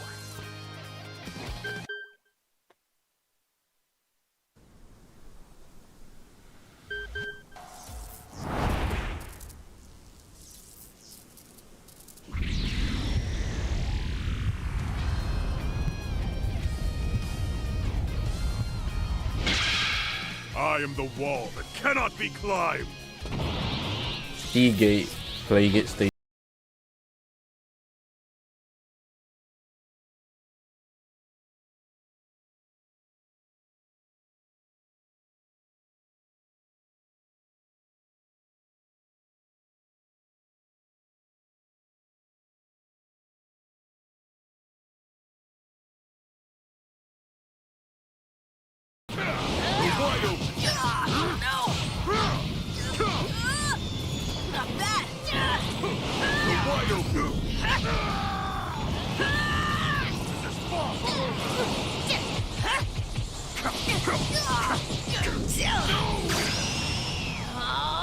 Jiren's super armor is annoying. I'll tell you that. I can tell you that much.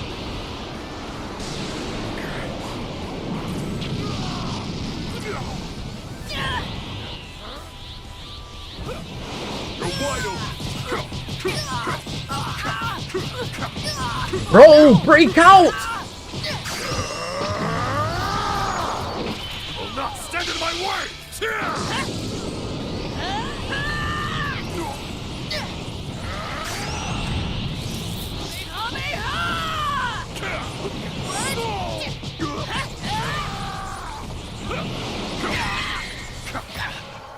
That was so weird.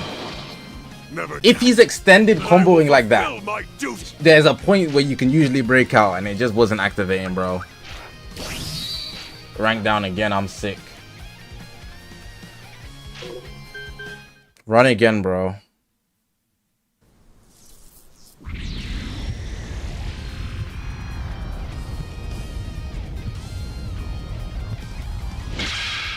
I am the wall that cannot be climbed.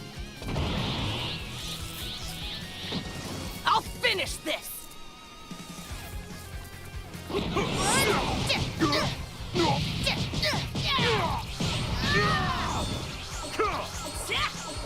Take this.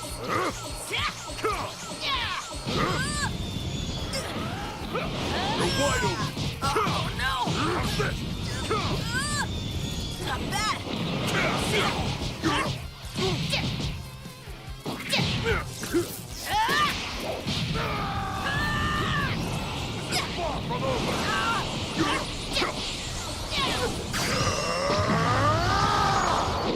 Will not stand in my way. Strength. So I couldn't block that cold. Farewell.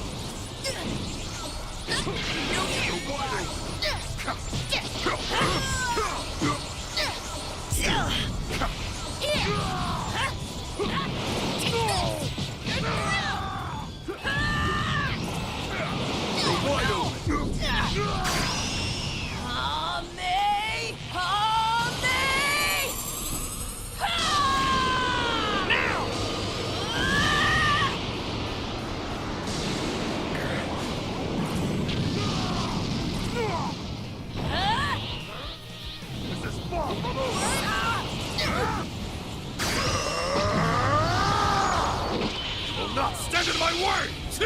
Strength is justice. Jiren's super armor is crazy. I'm gonna add him to the people I don't want to fight twice.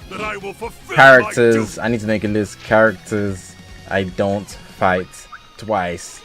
I need to make that list for real.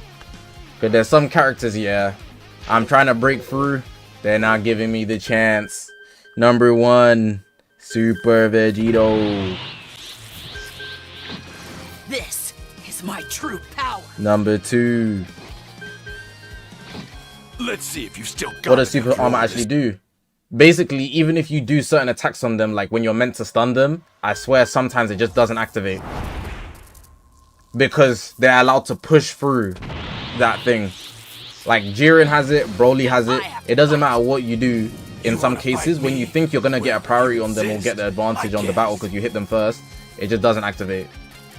This guy's A2.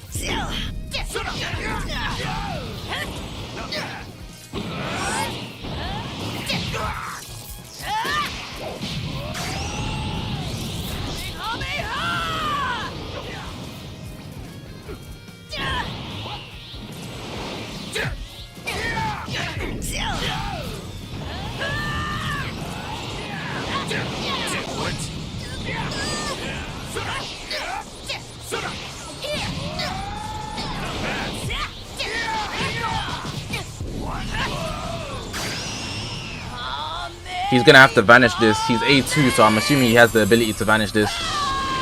Okay, he didn't. That's cool though. Look at that! All right, interesting.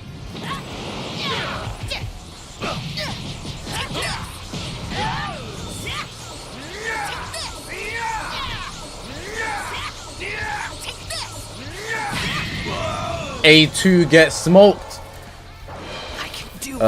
Anyways, let me finish my list of characters I don't want to fight. So we got Super Vegito. We got...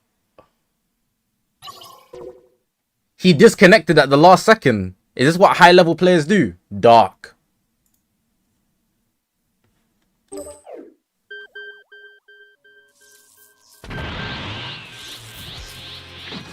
Now I have to fight. Who else don't I want to fight in this game? Jiren, full power. Legendary Super Saiyan Broly. Not that one. If he transforms, then it's a problem. It seems you want to die. Nah, Gogetas are cool. G4 is beatable.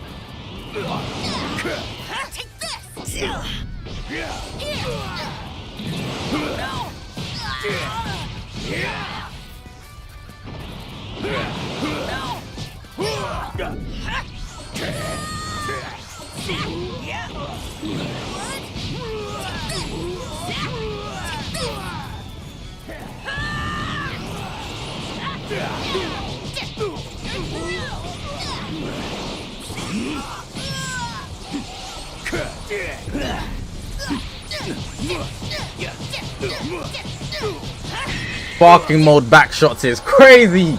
You just can't move. Just take it, bro. Just take it, bro. Just take it, bro.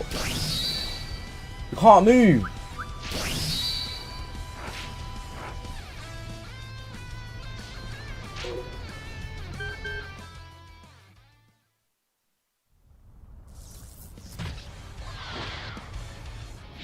It seems you want to die.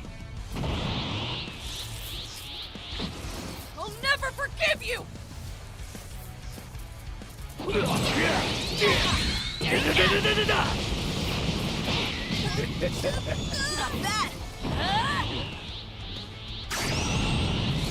Let me boost it as well since he can't move.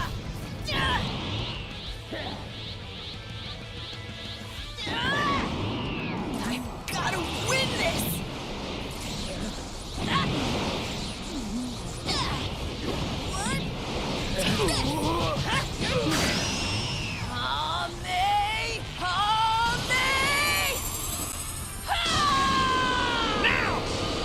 He boosted too much on that tap just to win it. It was pointless to win it.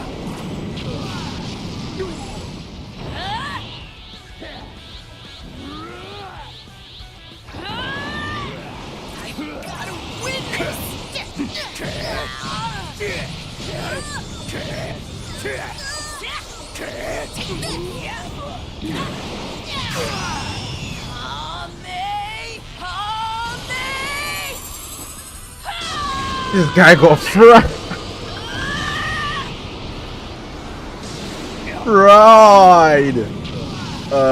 MUI Goku. MUI Goku, you don't want to fight.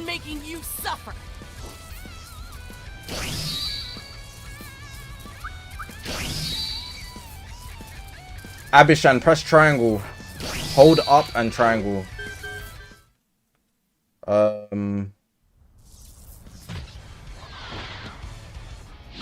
It seems you want to Did you kick him up before the ultimate? Yeah. I'll never forgive you!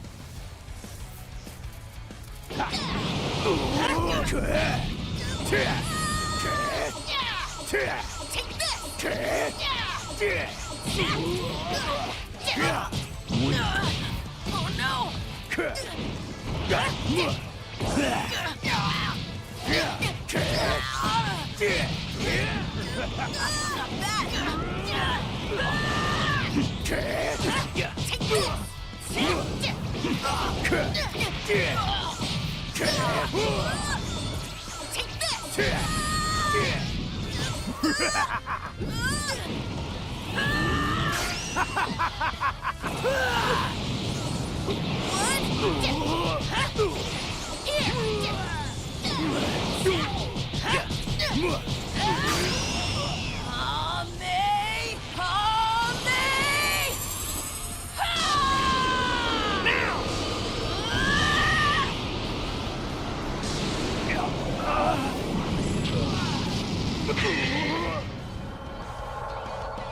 Alright, so we got Super Vegito, MUI Goku, Jiren Full Power, Legendary Super Saiyan Broly, Giant characters. You also don't want to fight any giant characters.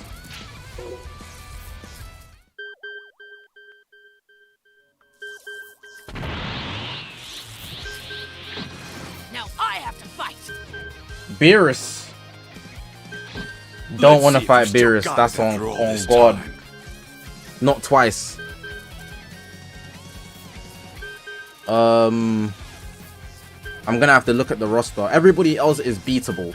Like, as in, they might be OP, but these guys that are on this list are cheesers, bro.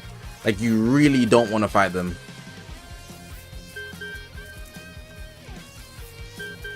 I'm gonna put GT, Kid, Goku, Han, and Krillin after image.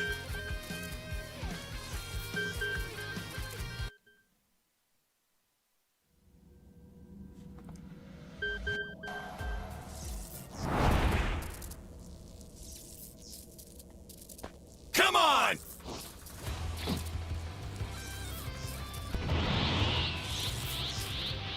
Whis isn't offensively OP, but the dodging stuff is fun, I guess. Oh no!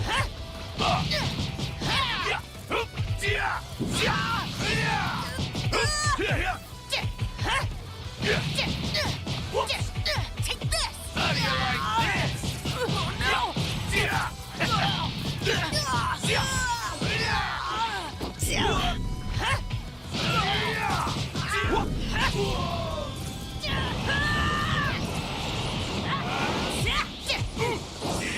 Oh no!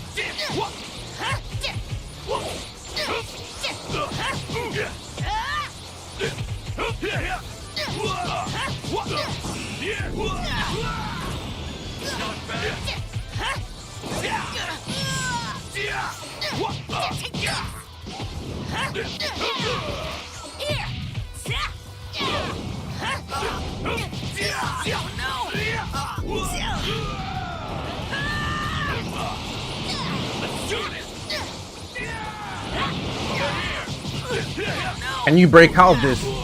Oh my god, I was so close to getting cooked. Land, please.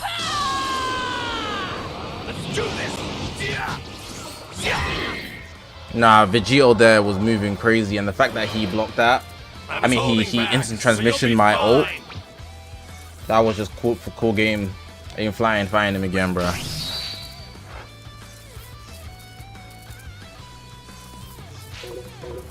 Realistically, the best person to use in PvP might be G4, unless you want to abuse the after image. I'd easily say the top two for different reasons are Vegito and G4.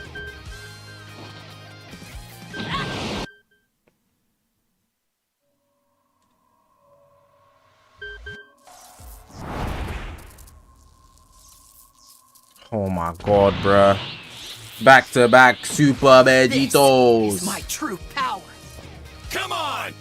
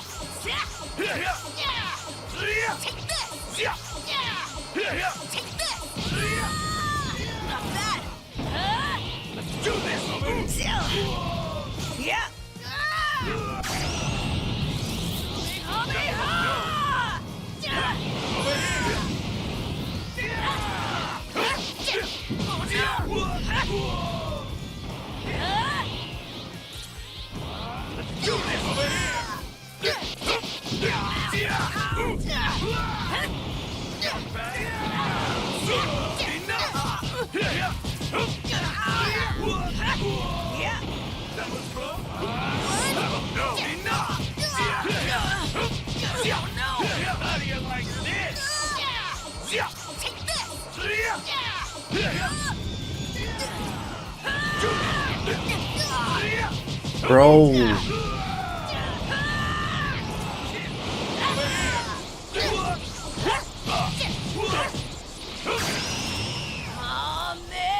No way he dodges this. Now! No way!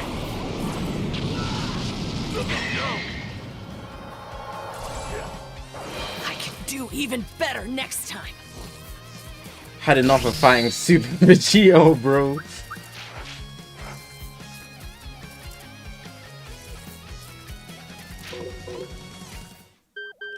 What's the best way to get better? Focus on one move at a time. Hit is good, but he doesn't do enough damage, and he doesn't have anything besides from teleports. So unless you're gonna cheese and do like simple attacks, which you can do, but if you're gonna use hit, you might as well use somebody else. Yes! I will soak the dirt in your worthless blood! Time to show you what my dad and I accomplished together! Take this!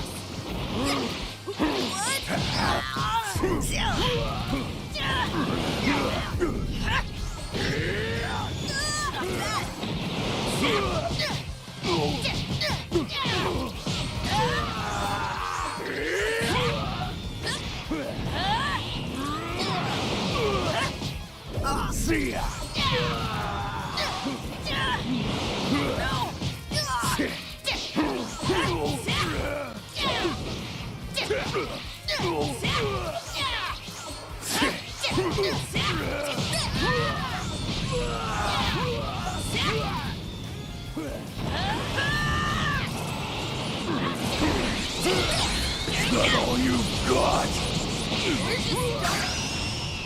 Using the boost while you're in sparking mode is so much more effective, Broly. Add that to your bag. Maybe next time you'll beat me.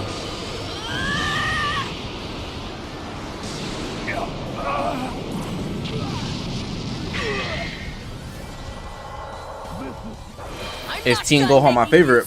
No, but I'm enjoying him. He's in definitely my top 5. I have a top 5 right now. I had Super Gogeta, but I've moved them out completely. We've got Super Saiyan 4 Gogeta, Super Saiyan 2 Gohan, UI Goku, as in the sign one. Oh, I accidentally read it up. Flip's sake. And we've also got this Broly and Jiren. I will soak the dirt in Gogeta your Blue good. worthless blood. Yeah, but there's better characters than him in my opinion. You can use everybody you want, you like to, and they will be super effective. Don't think that.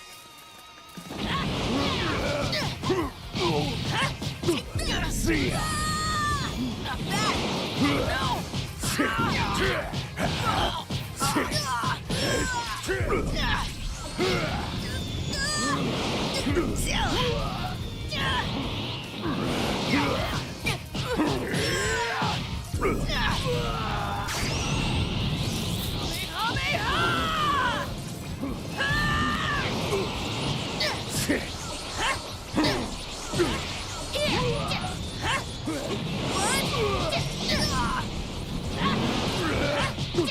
Back shots.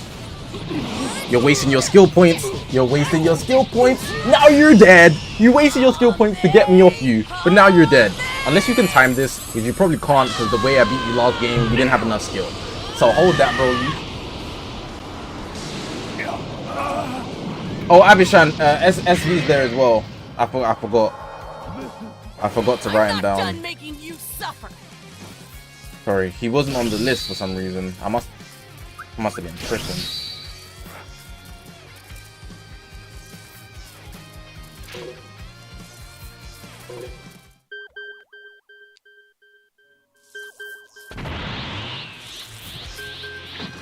Now I have to fight. Our training resumes.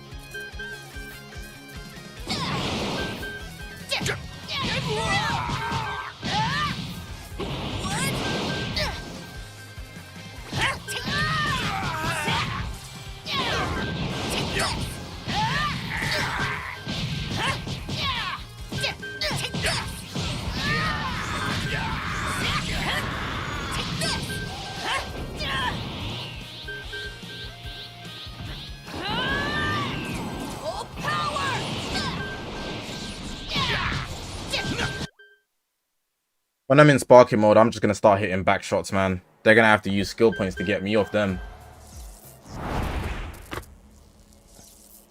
Another person I don't like fighting.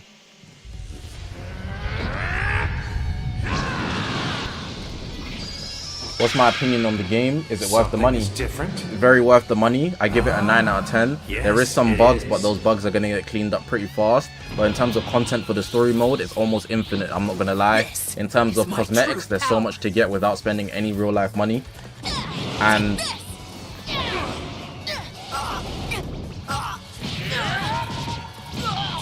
the mechanics, there's a lot to learn. So, oh my god, I got no key.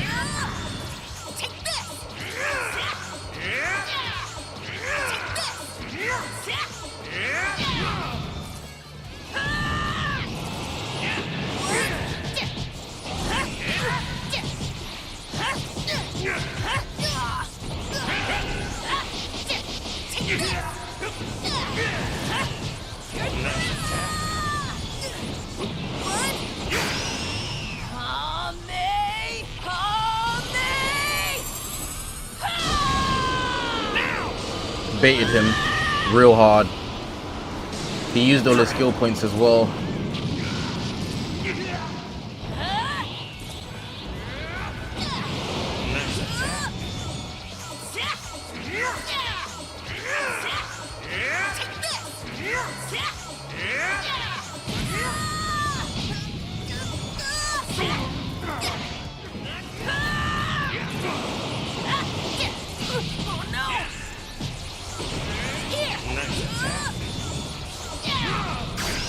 That was the deciding play! Wait. Is that the deciding play? Let's go!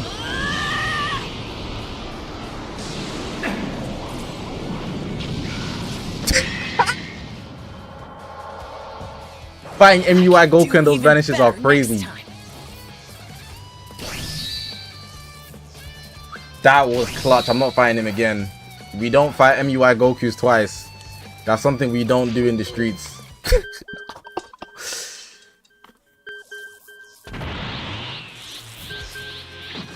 Now I have to fight. Let's see if you still got it after all this time.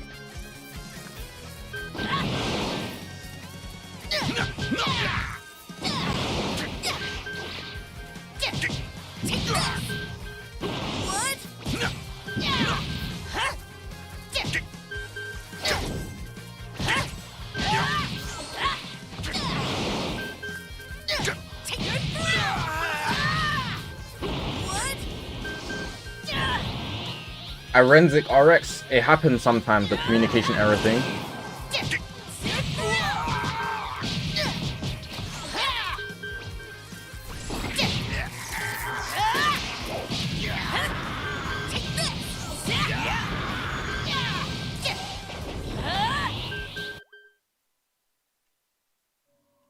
Hopefully I can get to A5 today. I think I'm close to B1 or B2. I don't even know what rank I am, to be honest. Who am I fighting? This is my true power. Come on! A3. Okay.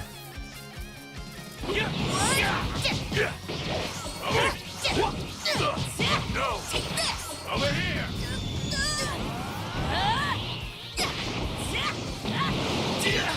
Over here!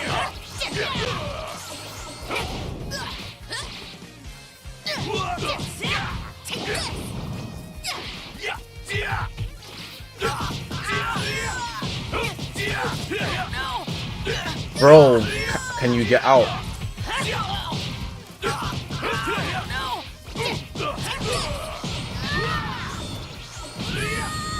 You like that?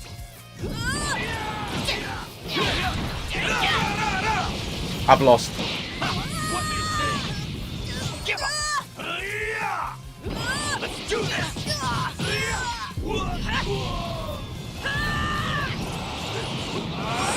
Enough! Enough! Enough! He grabbed the wrong way. This should hit. No after image, please.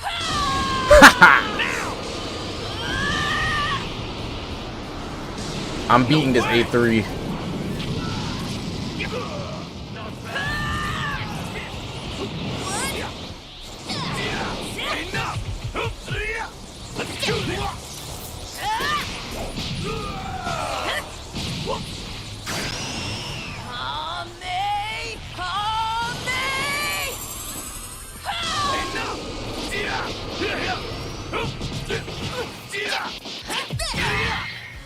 Bro, I kicked his face before he kicked mine. Why am I the one getting knocked back? What did he do different to me right there? I should have mashed the sparking mode, but I was really frightened of the...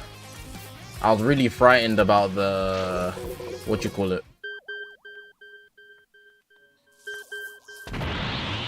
After image. Now I have to fight.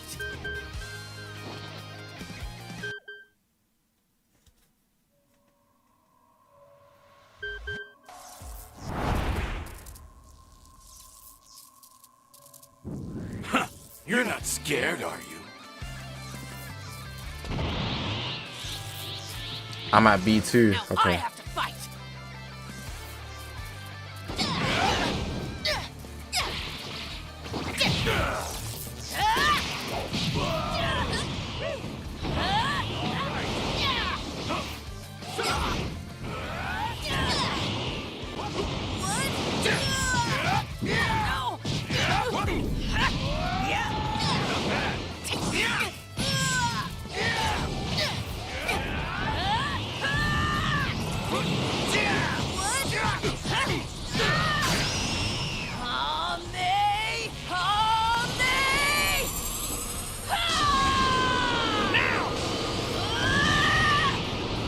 Had enough of G4s, man. G4s are so much more beatable than everybody else. Interesting.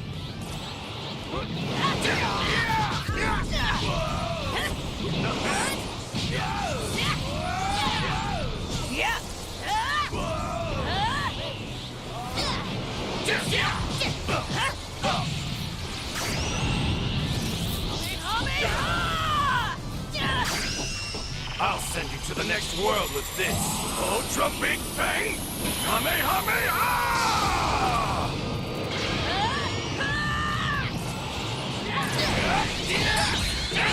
I'd use 2 boosts.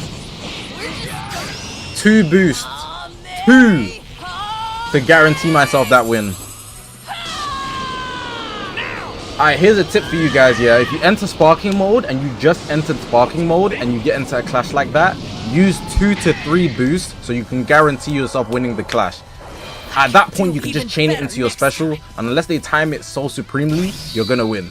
You know, the odds are you're gonna win. And even if you missed anyways, you can, if you think you're gonna miss, you can time it into one of those like lower specials, the other attacks. I can beat this guy again. Yeah.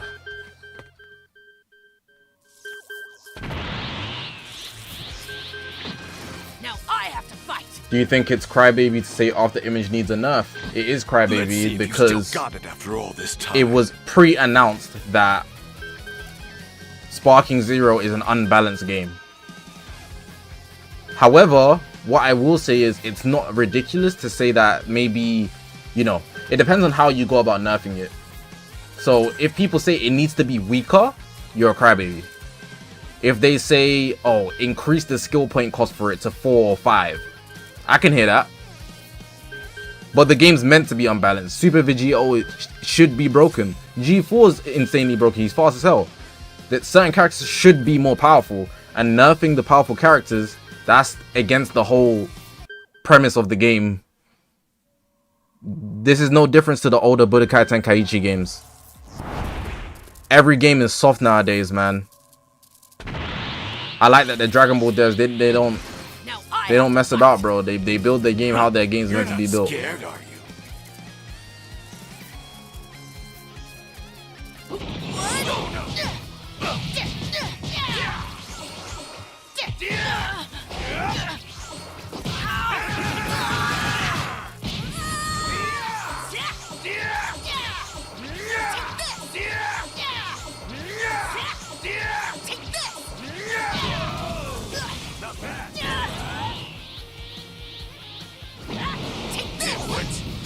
How did he do that?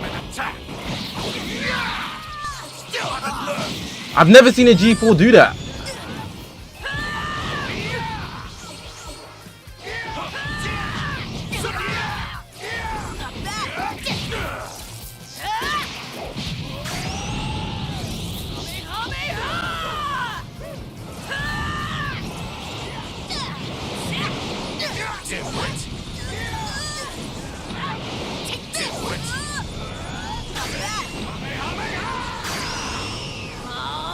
This guy's A3, and right now I'm B2. I don't think that kills. I'm gonna have to hit another one. It's very easy to do that though.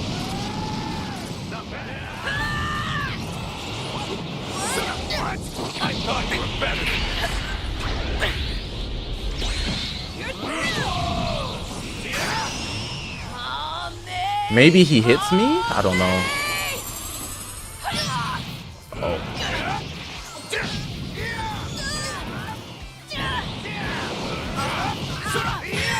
Oh my god, I knew he was gonna boost behind me, but I had no key. I admire your bravery in agreeing to this fight. Super Y2, whose playstyle is bad?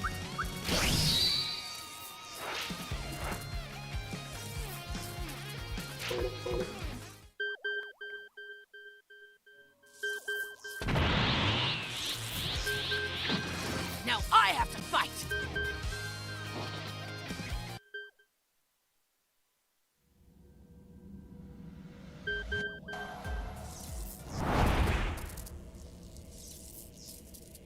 Oh my god. And then the super, oh my god.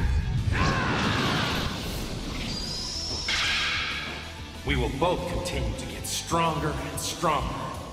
don't you think? He has one of his skills activate his sparking mode instantly. This is my true A lot of power. characters do that. G4 is one of them.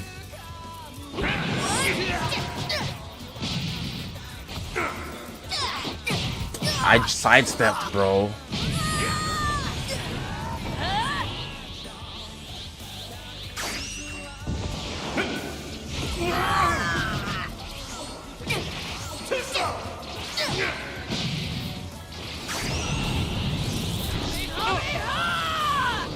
I shouldn't have boosted.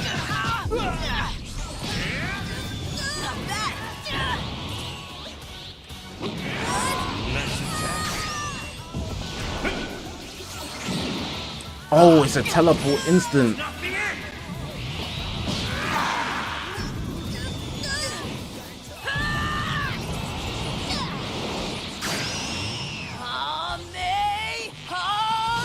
Let's see if he's gonna dodge this. Yeah, he's a perception type of guy, so I knew that would hit. It's very risky, but the way he's using MUI, he doesn't intend to actually fight me.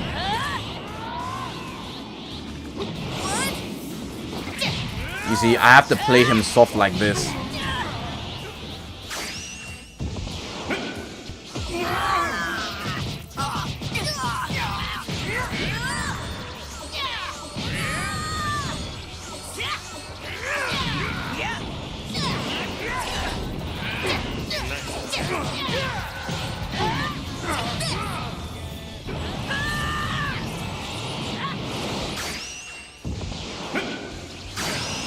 I think he's hit me. I think he's hit me high key. Yeah, GG's.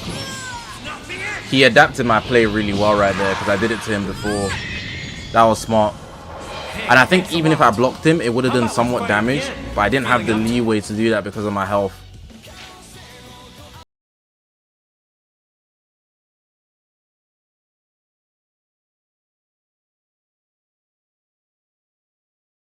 Most people are playing on PlayStation. So if you want to play with a lot of people, like easily find games, have friends.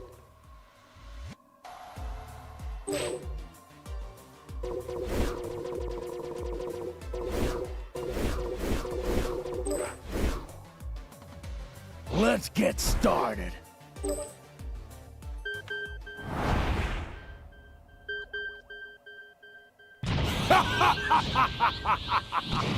You are a fool.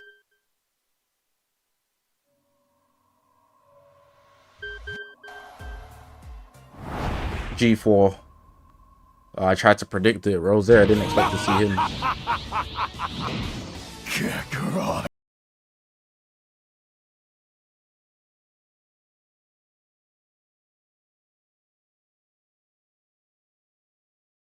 With it.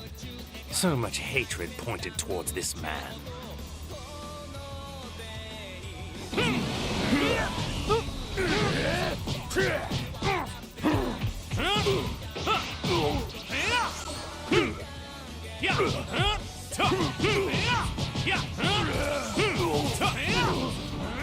This is not.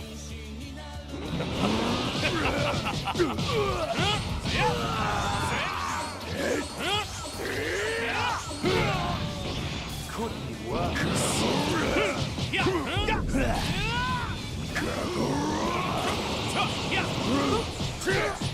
Foolish.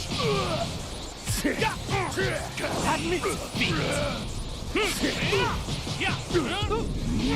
It's over now. Prepare to die. Don't know if that's gonna hit. Don't think it will. Oh, it did. This is the end. I rose to the very pinnacle. Turn anger into power. I'm not gonna lie. That was some bullshit if I've ever seen it. My counters weren't working. And the fact that his health had that much left, I feel sick. I'm gonna run that back. I don't know if you have experienced it, but fighting Super Vegito is horrible.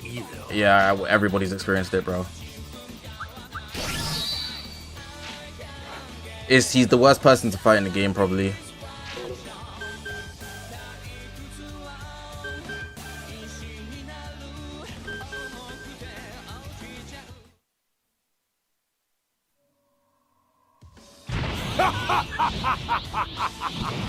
Kakarot! Kakarot! What a hassle you people are. Inhabiting this body brings so much baggage along with it. So much hatred pointed towards this man. Let's go.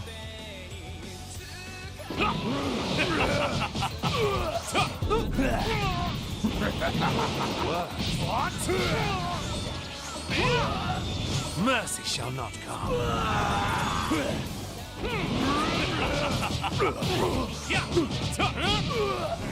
This is not.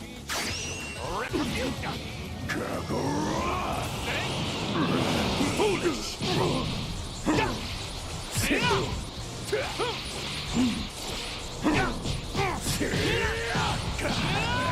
What?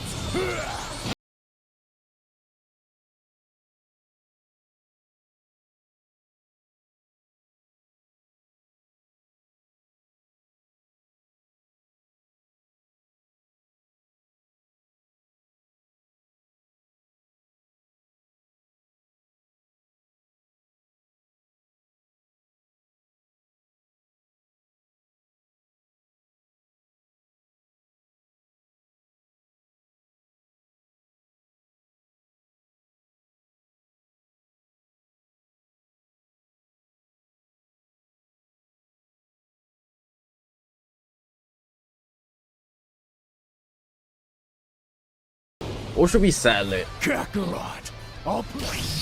Is it worth settling it with this guy? No.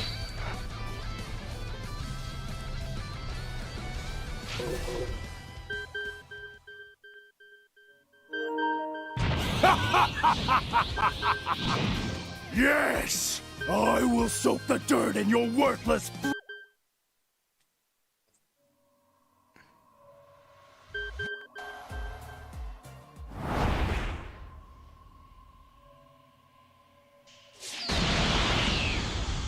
Oh yeah, there's a reveal tomorrow. I completely forgot. Oh my god. I would have been asleep. I would have been asleep. I'll put you in your grave.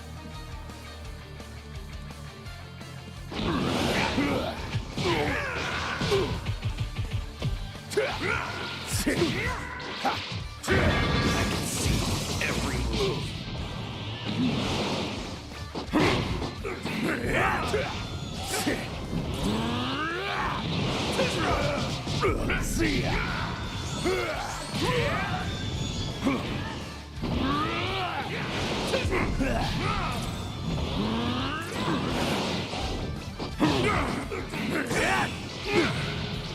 Try not to die on me. I can see every move.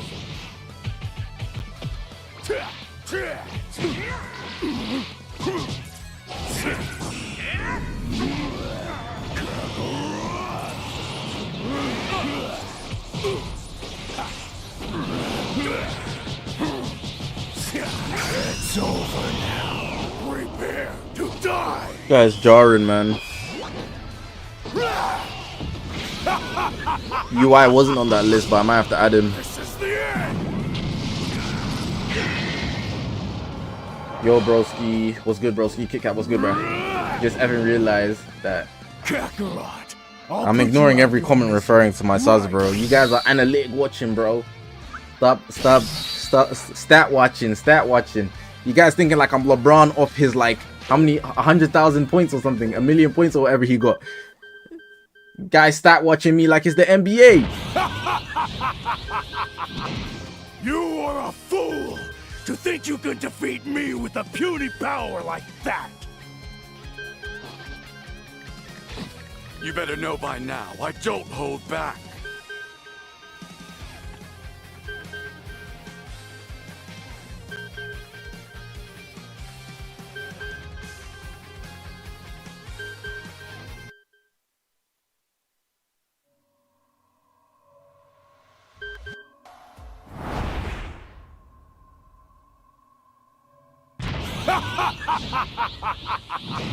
Another insect ready to die. Zamasu. Kit Kat is not, but my mentality is different to you guys' mentality. I'm not. You can speak what you can say what you want about it. You guys can stat watch. I'm just saying I'm purposely ignoring anything to do with that.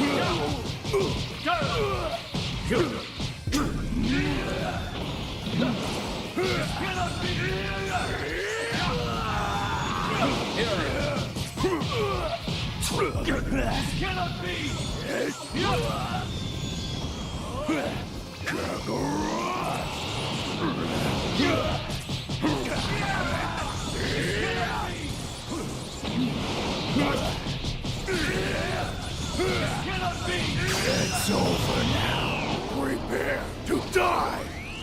Game's over. 2 bars is doable. This is the end.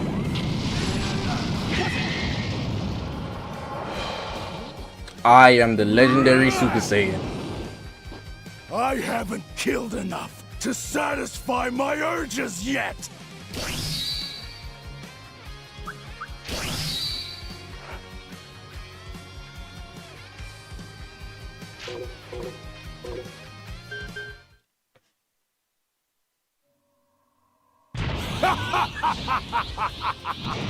Another insect ready to die.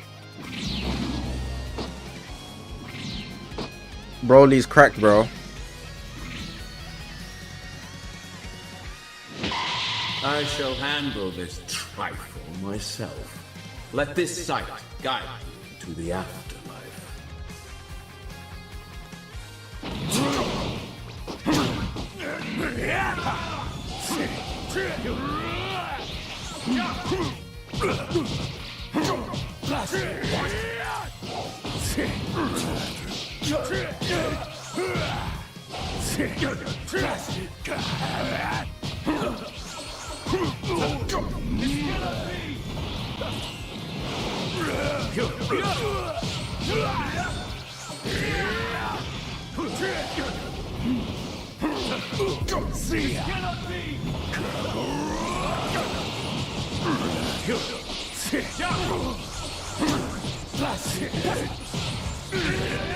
This cannot be!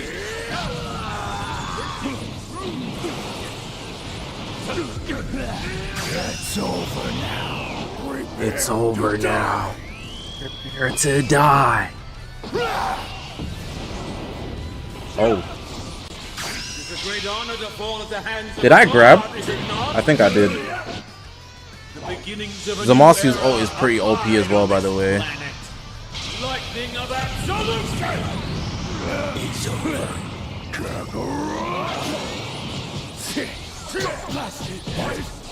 It's time for a blood.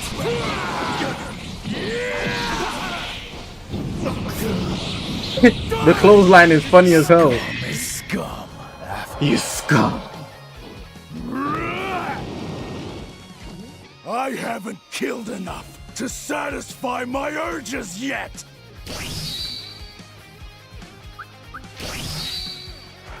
Oh, if I beat him one more time, I get to B1. Then I'll be ranking up to A5.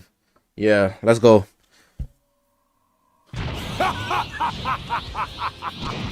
Another insect ready to die. This guy's taking me to B1.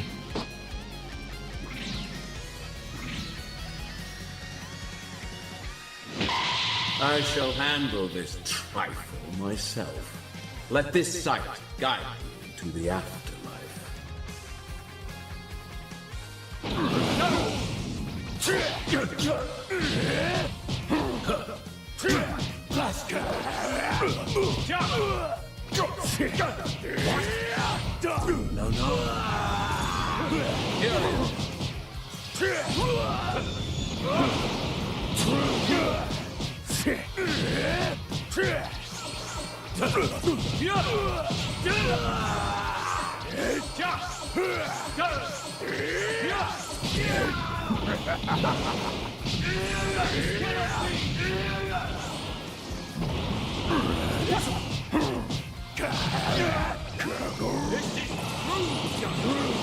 It's over now. Prepare to die.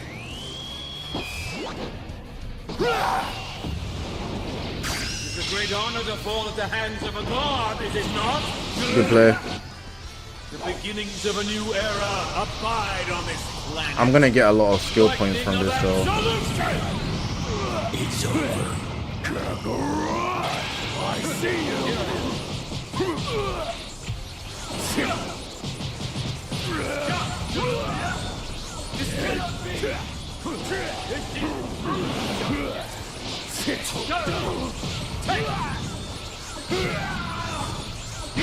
Oh!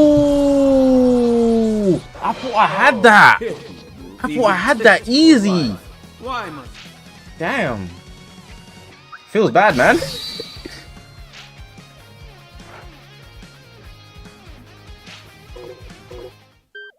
Feels bad, man.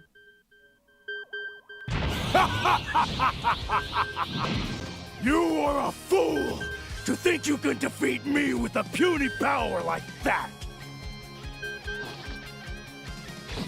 You better know by now, I don't hold back. If the devs were to fix bugs tomorrow, what's the first thing you'll want fixed? They need to make the switching input on team battle faster. I wouldn't call that a bug, but it needs to be fixed. They need to make it so that when you're pressing, trying to get your ultimate off, it actually works.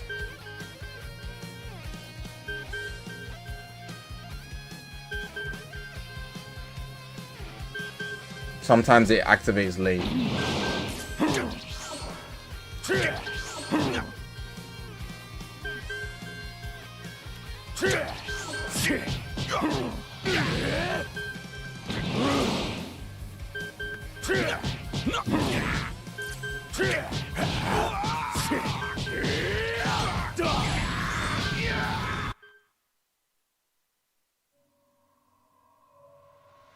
You think I'm gonna have story times when all I've been doing is sitting at home?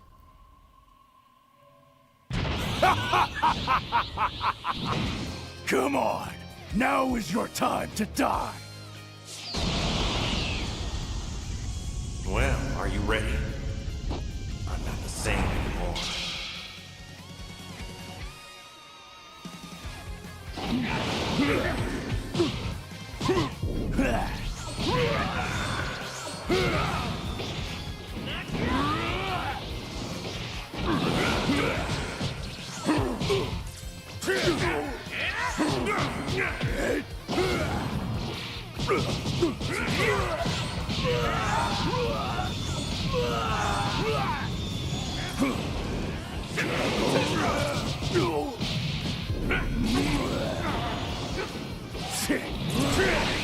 Oh, I'm dead.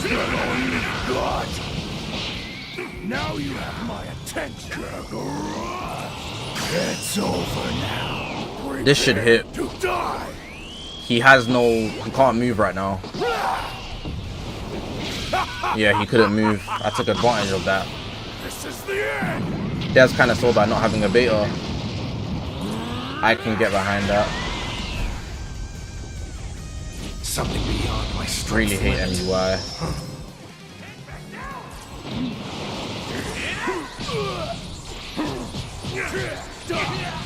Try not to die on me.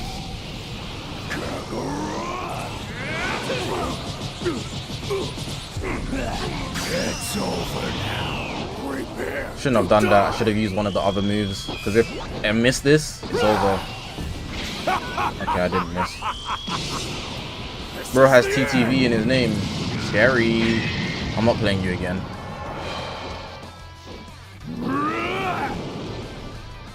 Kakarot, I'll put you out of your misery right now.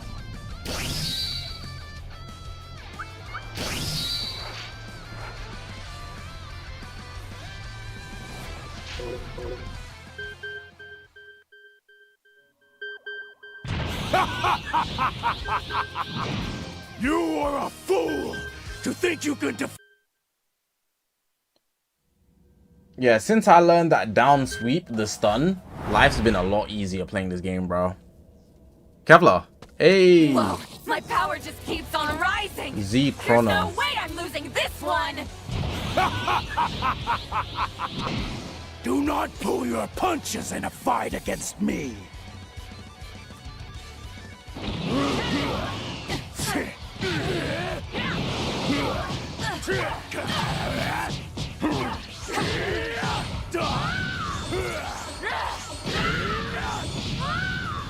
I just brought up this person's Twitter.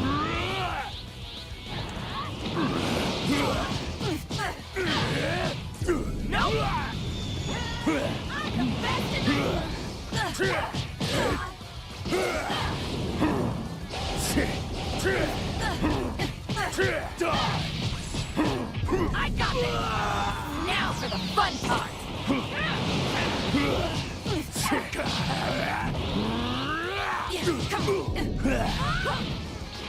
Try not to die on me.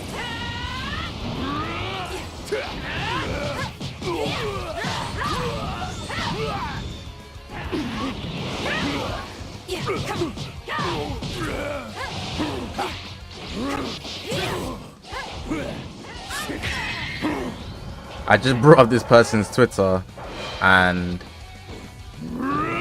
their tweets are insane. I'm not gonna lie. At least you were strong for a weakling.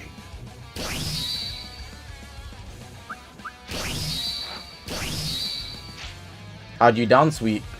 Hold the analog stick down and press hold triangle.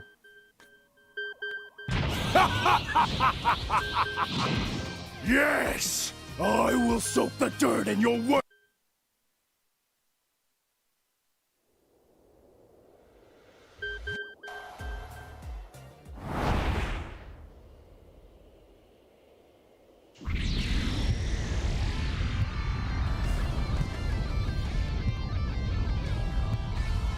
A4. I have no choice. You must be eliminated. Very soon, you will experience. Any tips on how to pick a character? Death. Pick a character that has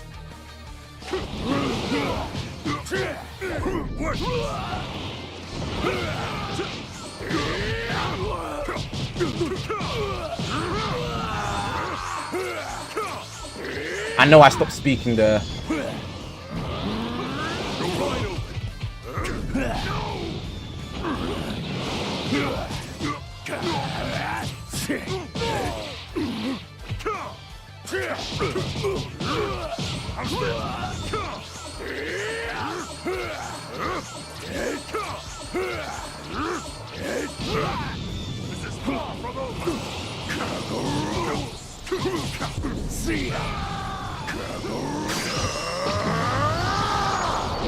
Will not stand in my way!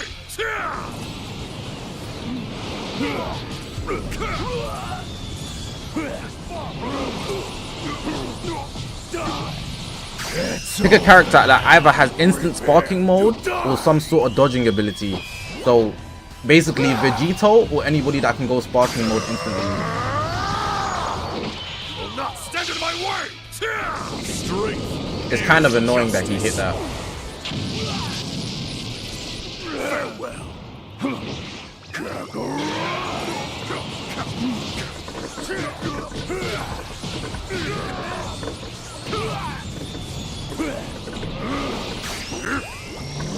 It's over now. Prepare to die. I win, you lose. This is the end.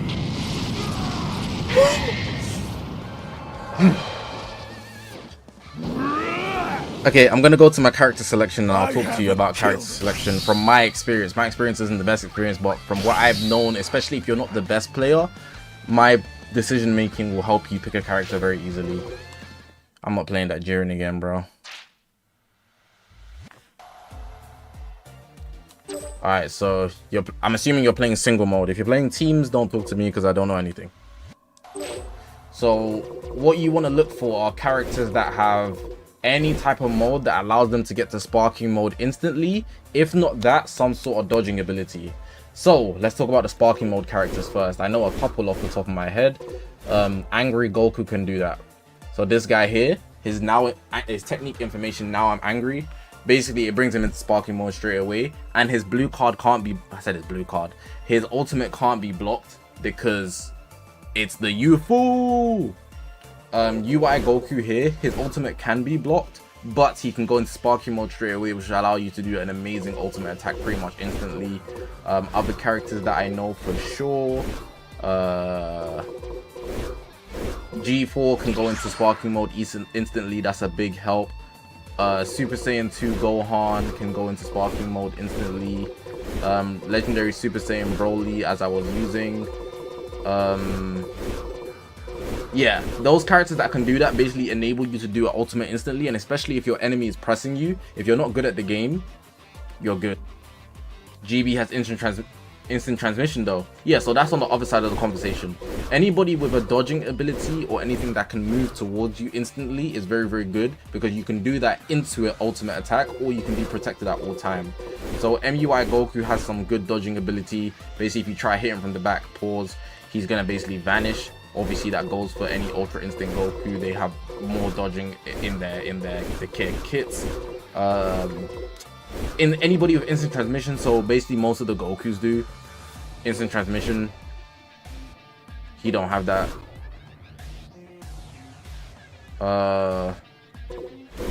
This Goku has instant transmission, the ones that go Super Saiyan 1, 2, and 3 from base. Super Saiyan 4 Goku has instant transmission. GB supposedly has instant transmission. Those characters are super good as well. Then Super Vegito is in a league of his own because he has the after image. Any characters with after image strike is super, super good. For example, the Kid Goku from GT has after image strike. This one. After image strike. Does the other ones do it? No.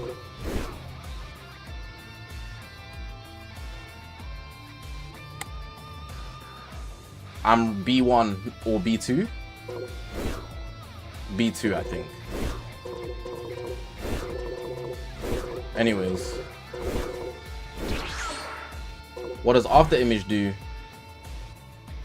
Go on my Twitter page and just watch that video. The most recent video on my Twitter page. You just scroll down and you'll see a clip there. It just dodges everything, even AoE attacks. Yes! I will soak the dirt in your worthless blood! I only resort to blue if it's necessary.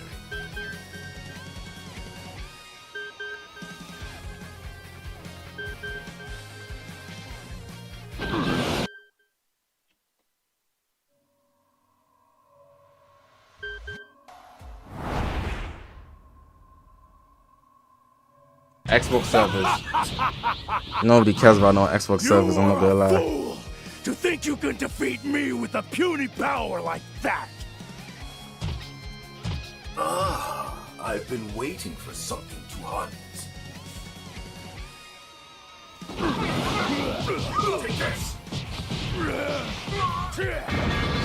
Okay, this guy's not playing around.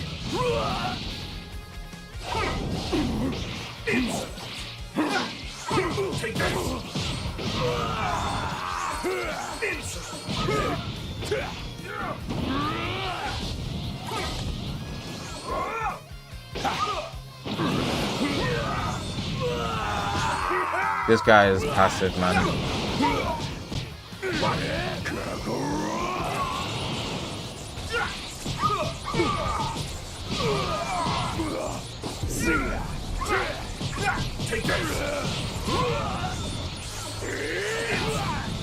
It's over!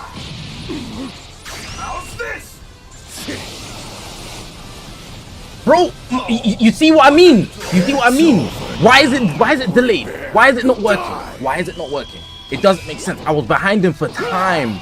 I was pressing it for time. Do you see the bugs on the...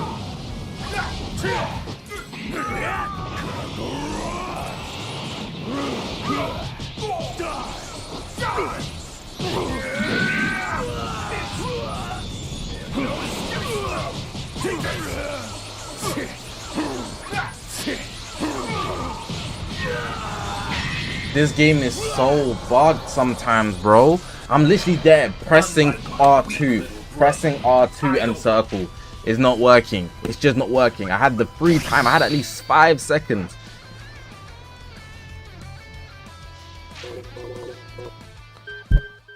Oh my god, bro. And it activates literally when he gets out of the animation. They breastfed that guy. You are a fool to think you can defeat me with a puny power like that.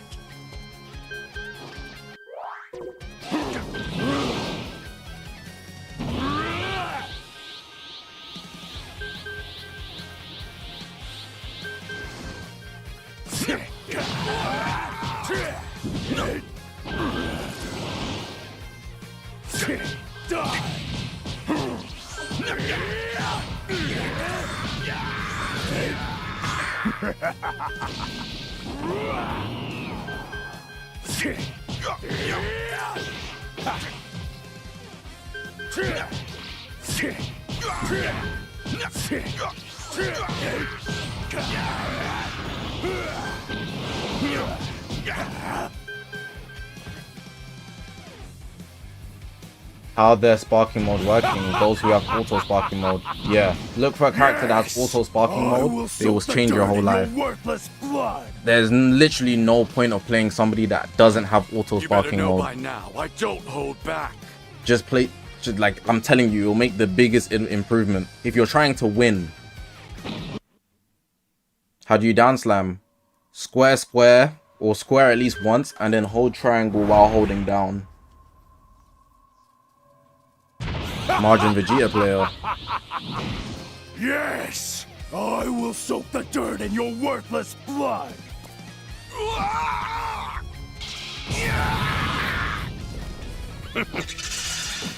I'll take you with me to hell.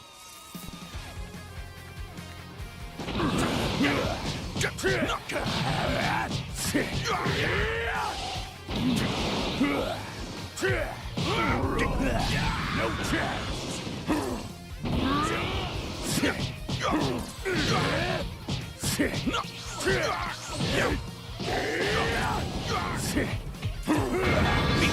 Good Sonic Sway.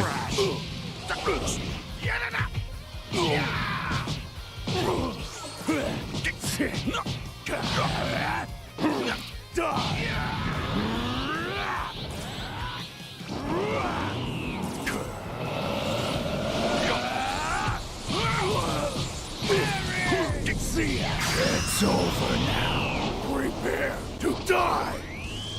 I got skill points, so I'm fine even if this misses. But if it hits, he's dead. This is the end.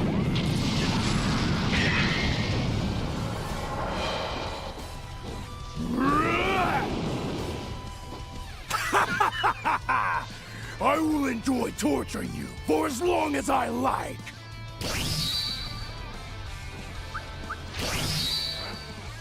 I know that guy really wanted to use his final explosion, but it wouldn't have got him anywhere.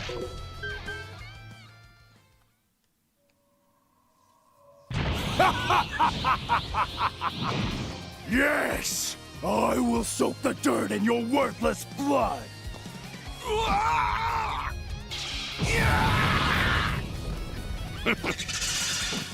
I'll take you with me to hell.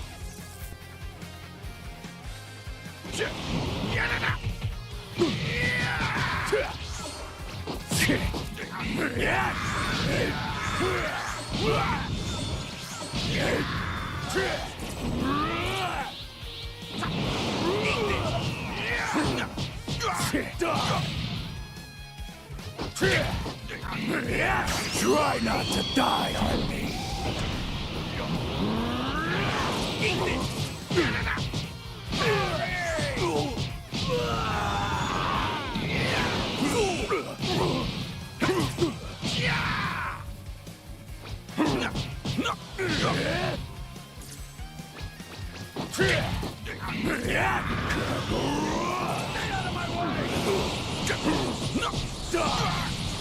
Well, you're cooked. Again. Prepare to die.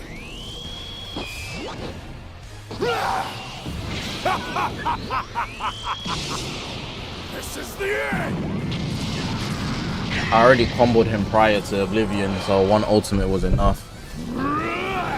Is that enough? I will enjoy torturing you for as long as I like.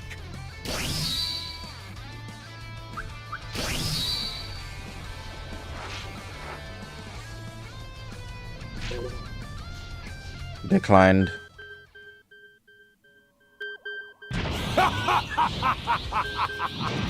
Yes! I will soak the dirt in your work.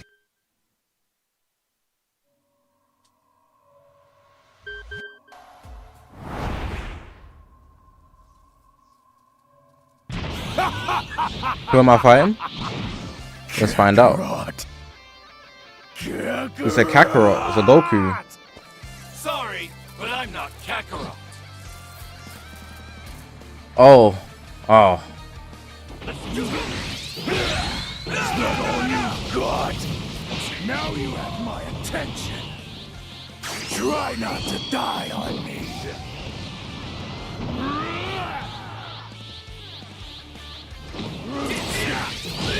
That's not all you got.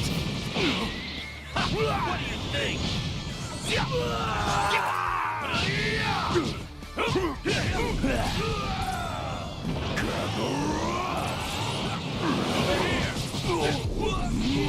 It's over. After image strike gonna save your life, Vegito.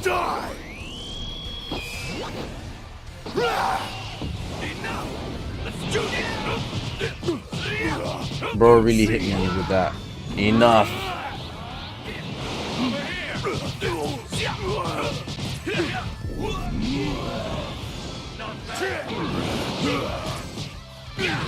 That was close.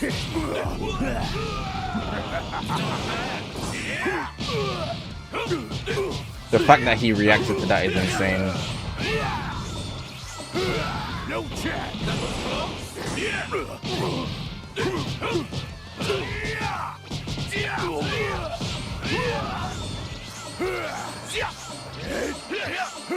I didn't want to sign up for this. Ooh.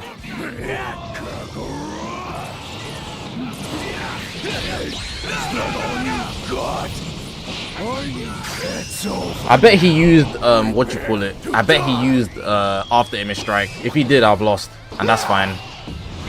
Oh, he didn't. This is the end.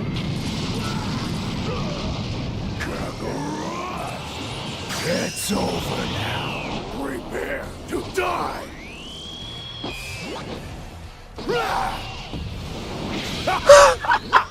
He used too many boosts, so he couldn't move. Now he's lost. That's his fault. You should have just took it in the face, bro. You would have survived, and you could have beat me afterwards. That's what he gets for spamming him boost during the tap. I'm not fighting him again. That's Super Vegito. I know my place.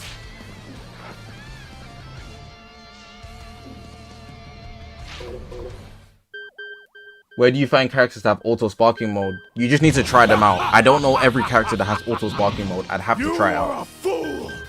Am I playing on PC? No, I'm playing on PS5. Power like that. I only resort to blue if it's necessary. I only know some. Like I said, Ultra Super Saiyan, Super Saiyan 2 Gohan, Super Saiyan 4 Gogeta, UI Sign Goku. That's off the top of my head.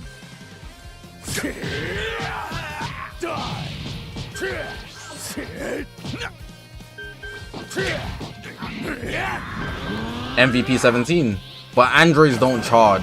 Androids can't charge keys, so I wouldn't advise using them. Key is so important, and androids nerf you basically.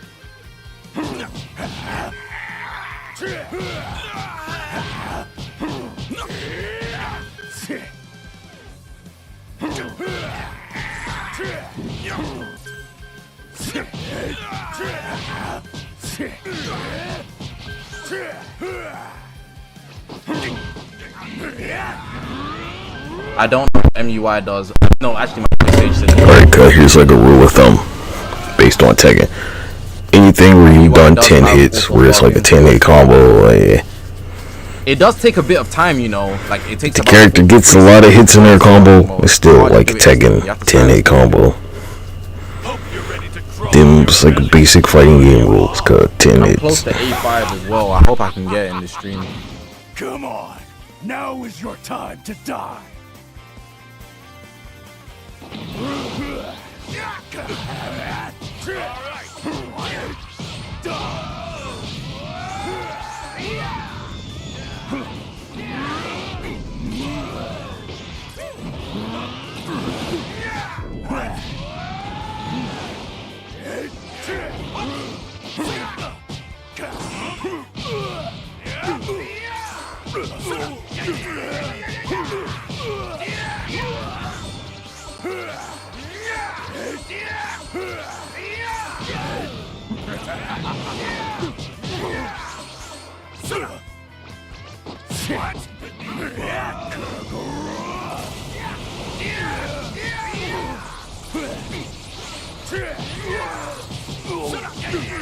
Bro.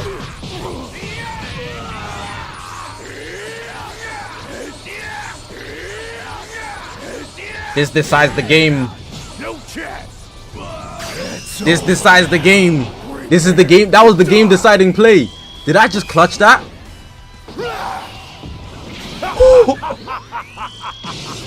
Oh, wait. It wouldn't have decided the game. I healed back, I think.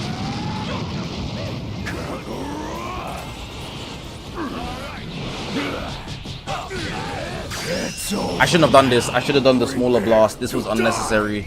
Unless he I think he has a high chance of dodging it. Okay, never mind. I thought I had 1 bar left, so I was looking at it like, oh crap. I kind of need to dodge this.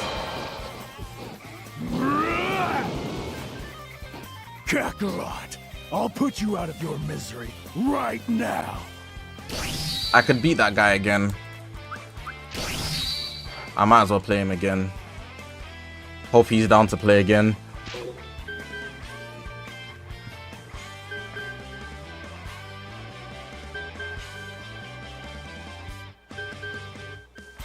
Oh, okay, he wasn't down to play again. After a couple more games, I think I'm gonna use MUI. I will soak the dirt in your worthless blood. You better know by now. Dun, dun, da, da, da, da, da, da.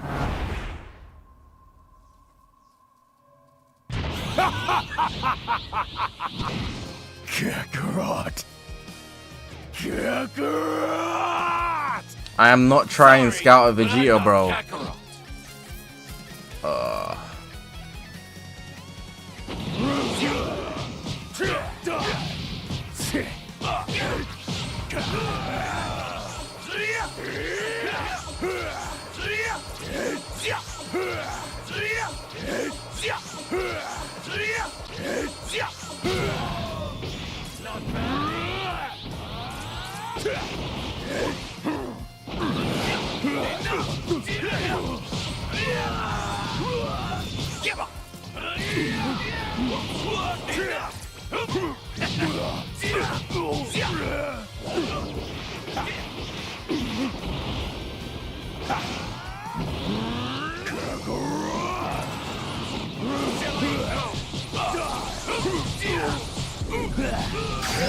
No way he activated after the image.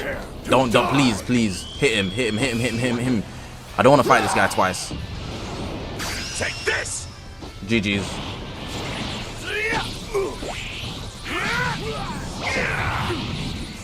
Vegeta, you're a bastard, bro. You weren't much at all.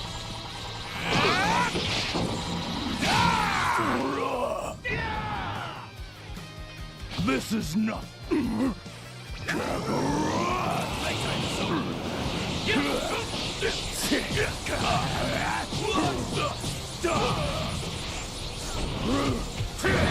Useless. Don't even try. Take this.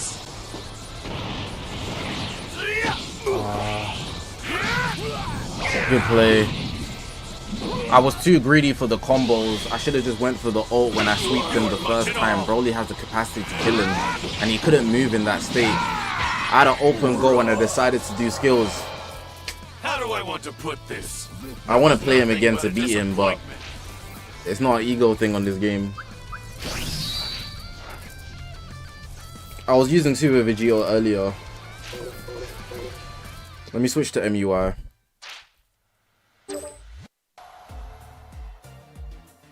He didn't use after image.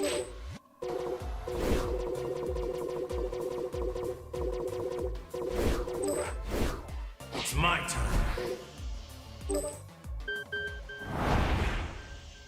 Is this my favorite anime game still? I was explaining the other day, 2 days ago maybe, that the Naruto Storm series story modes, I'd say they're all better than the Sparking Zero ones.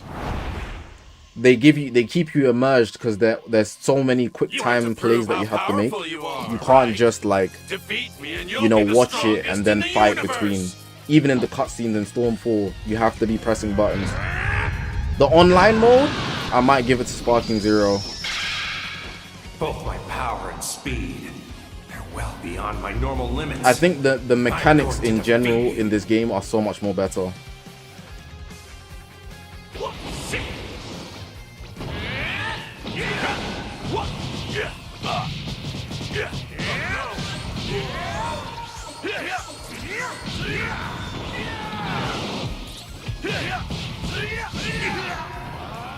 If you really want to dole out some damage, watch and learn.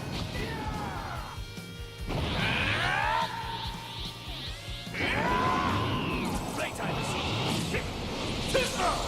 how do you like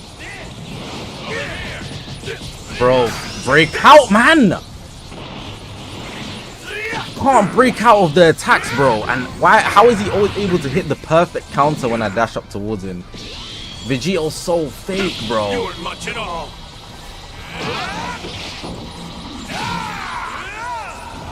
And he's not getting off the ground. I think that's what infuriating me the most. Useless. Don't even try. I know. At least get off the ground, bro. I'm doing everything to recover, and he's just not recovering. That whole game, he just didn't recover, bro. Oh, I'm far off. I think I need to win like 4 times in a row.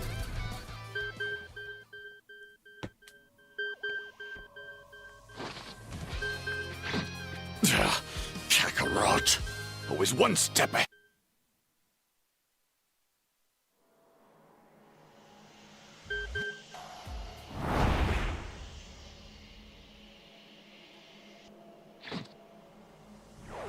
Now this is true power. How does it feel?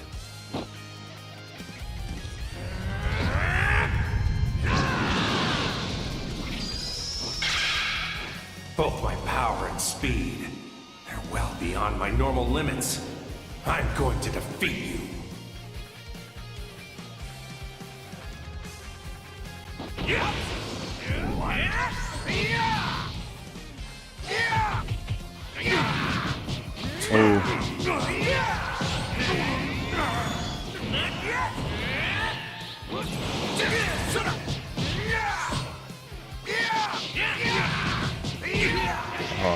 This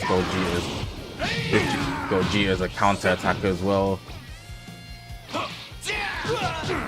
Look at that jump back. No, this guy's elite.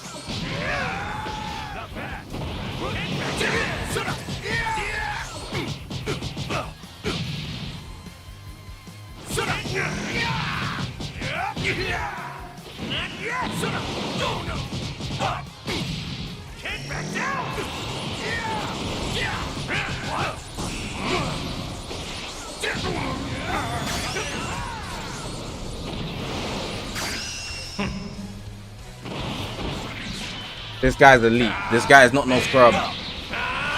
This guy is not no scrub, I'll tell you that.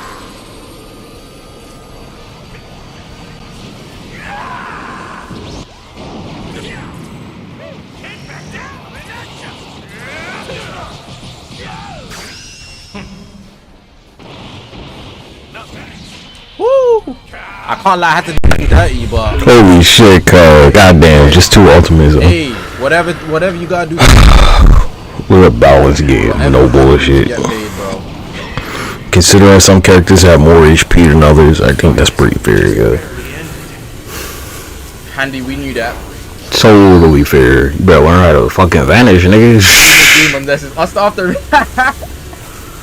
Hey, you better learn how to fucking vanish, nigga. Skill gap, nigga. Skill issue, cuz. Yeah, that shit can go both ways, cuz. Yo, you like weird, nigga. Destructo this dumbass. It's unblockable. I wanted to get to A today. In pretty much like every game. Because I was playing cards. Dream wanted me to play. They're well beyond my normal limits. I'm going to defeat you. Bro, the Kid Goku's actually as good, bro.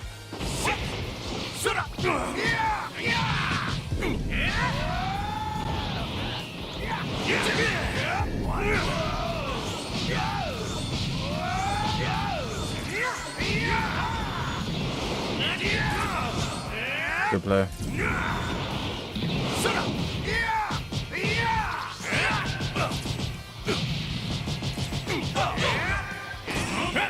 Ooh.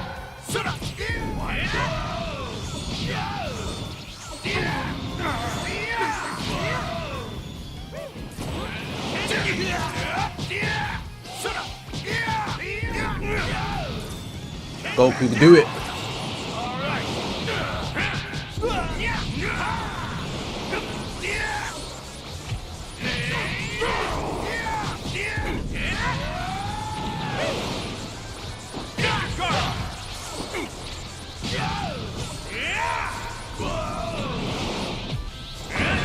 Oh, no way he Sonic sprayed me like that.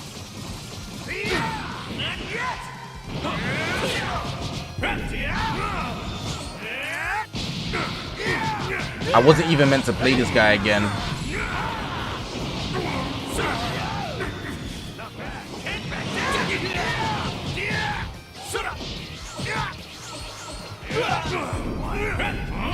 Oh, he countered my counter. You know what? What's one thing I don't do enough?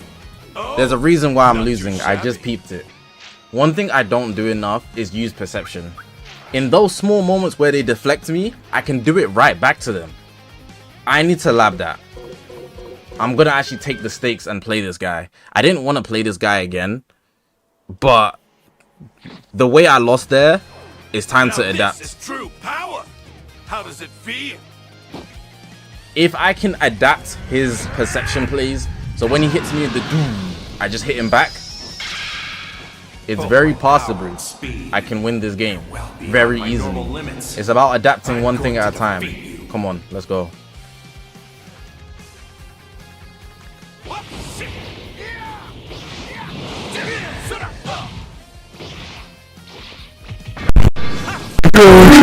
Holy crap, dude. Oh.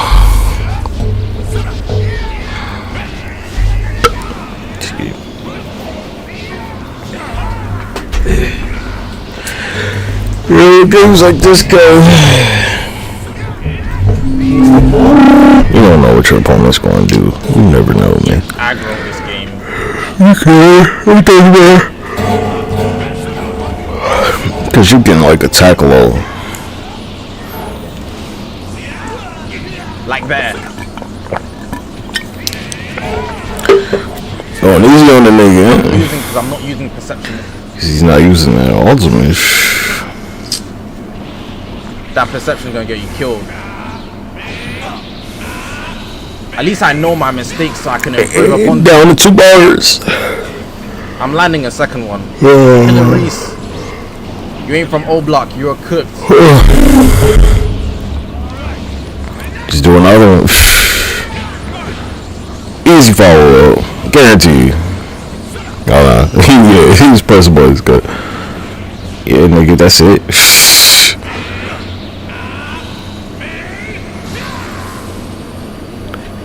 Actually, he's got like some buffs. I don't know. It might be, might not. Yeah, he's still alive.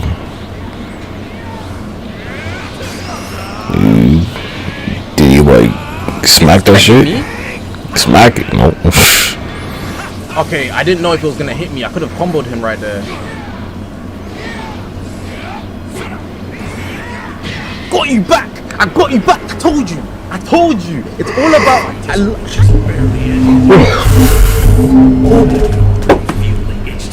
You can see it, Maharaga. You can see my curse technique. You ain't up yet. I told you. My Sharingan was going crazy. My free Chuck Toy Moy. I had the eyes. You know when they turn their Sharingan into Mongekyo and it does. Alright, saying some wild shit, Rick. You just saying wild shit.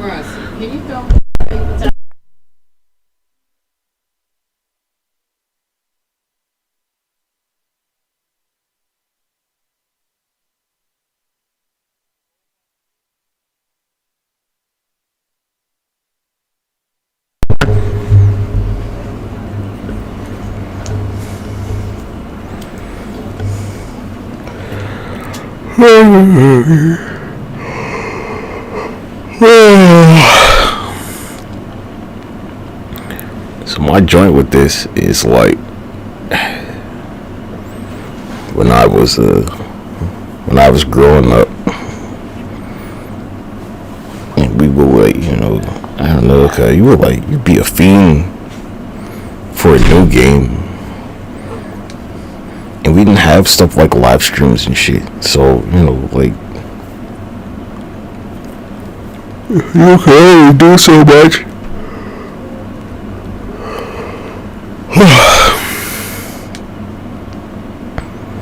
It's the idea. Like, I don't know, if I had kids or some shit, and they had to, like, watch somebody else streaming shit, I know they'd be mad as fuck. Them niggas would hate me, cause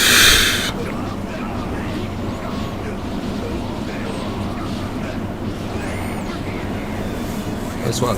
yeah, it's real. Yajirobe, he top tier, cause he could just eat a sensu bean.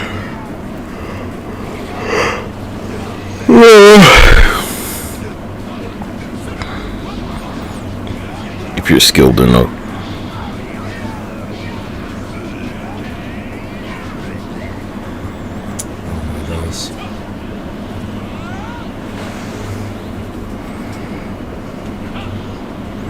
You got the skill. Where did he go? Oh, they still got that? You can like really walk off? Smack it. I'm dead. No, couldn't smack it. I'm literally fucking dead, bro. I can't believe this. Bro. What's up with that?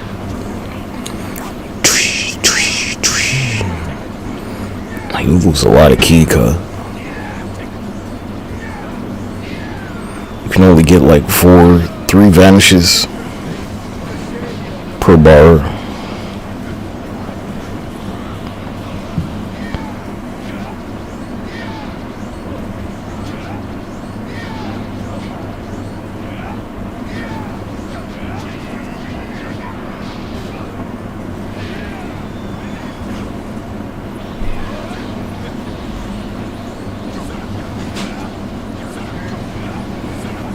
Whoa, okay. What is this? Why can't I move? Yeah, what the fuck?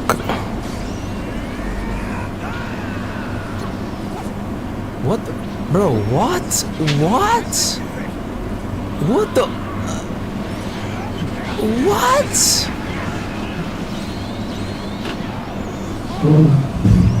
That was pretty wild, right?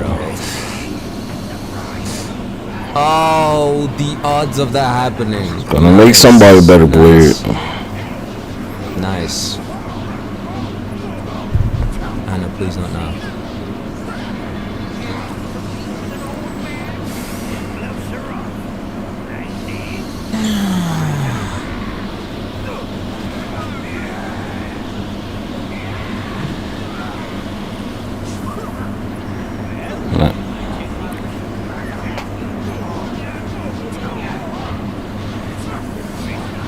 Yeah, 5,000.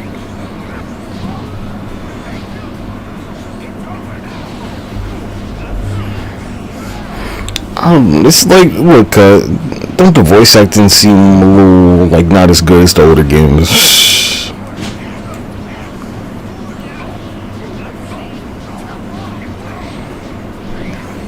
Maybe the niggas just tired or something. I don't know.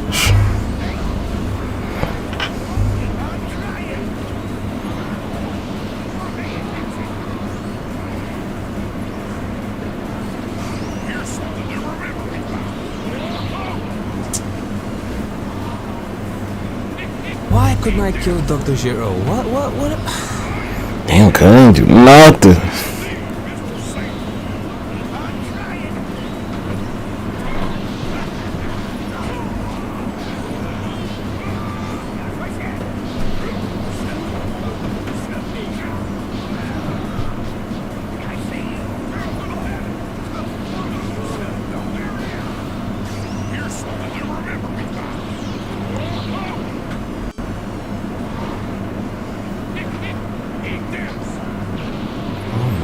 It's like a grab cut. What am I, just playing so shit today? Is that what's up?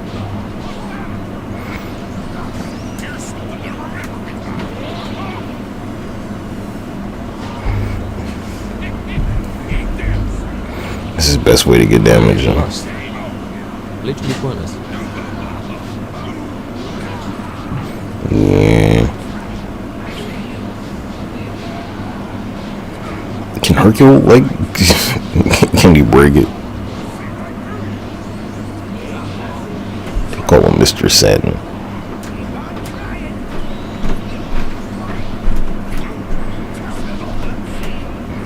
I cannot believe this. Oh my days. Oh my fucking lord. Good stuff with some low tier characters.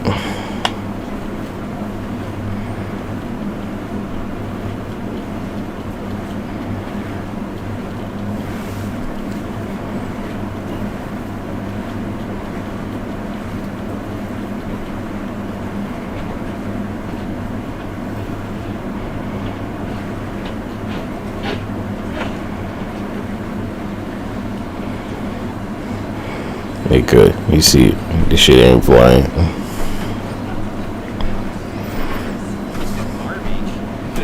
It's garbage because you can't. You spent $20 to win.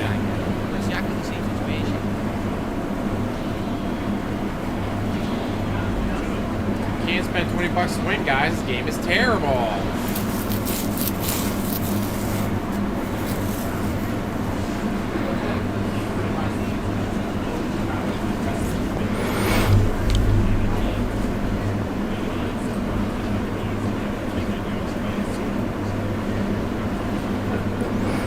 Okay, I think you're gonna lose your little dark side film hate. What's the shit? Right now, press block. What do they call it? The hate cult. You're probably gonna lose. The hate cult. Whole different type of game, cuz this ain't Street Fighter, nigga. This ain't Street Fighter, nigga. It's like swim. Whoa, whoa, whoa, whoa, whoa.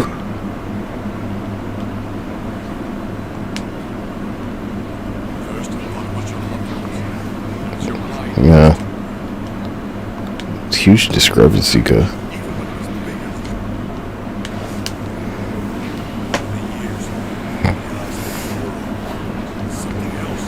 Totally a fighting game, G. It's the only one other than Tekken.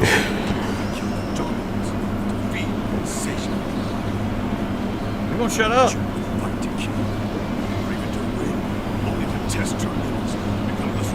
Just that move from a movie. I think they give you too much HP in the goddamn story mode, cuz.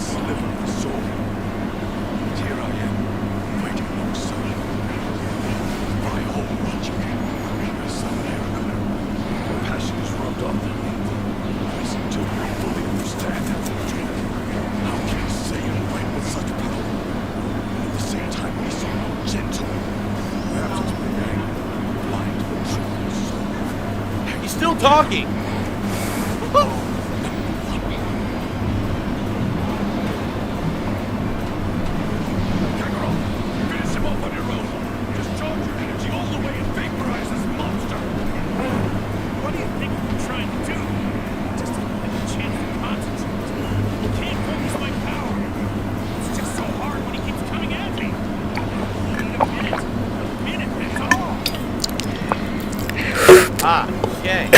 almost had him beat. The part would have been an alternate ending if I beat him. I almost did. While he's occupied, you power up. Alright. Yeah, this was the moment that Vegeta finally accepted that Goku was better than him, and always had been, because he was a better person, not just a better fighter, and because he was a better person, that's why he was the better fighter. It's kind of a turning point, and this is the end of Dragon Ball Z, by the way, this next part right here. Nah, but it was. Here you go. You never seen that nigga use Super Saiyan 3. Okay. They used the whole Boo fight. It's like, you know, he could have went Super Saiyan 3 and just whipped Vegeta's ass. It's like instantaneously. Look at this! Vegeta tries to buy time, but Majin Buu defeats him. It is now Mr. Satan appears and declares he will vanquish Majin Buu himself. No fucking way they're gonna make you. It's the adaptation. But the original Majin Buu splits from Majin Buu and begins to defend Mr. Satan. That's right, aren't they friends? Goku, who is supposed to have been building up his ki, is exhausted and in turn cannot sustain his transformation. Vegeta smiles wryly, realizing the tide has turned against him, but he also has an idea. Hey, Supreme guys, attention! Hear me up there? If you can, then say something, damn it! Vegeta. He issues orders to Dende, the others, and gathers the Namekian Dragon Balls. Vegeta then proceeds to revive Earth and all the people killed by Majin Buu. I think it's about time we let the people of Earth show. Anyway.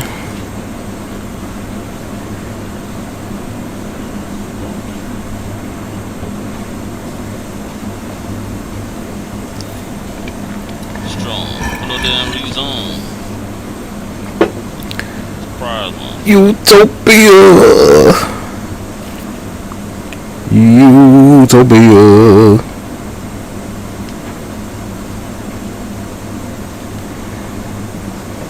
I bolted out the door.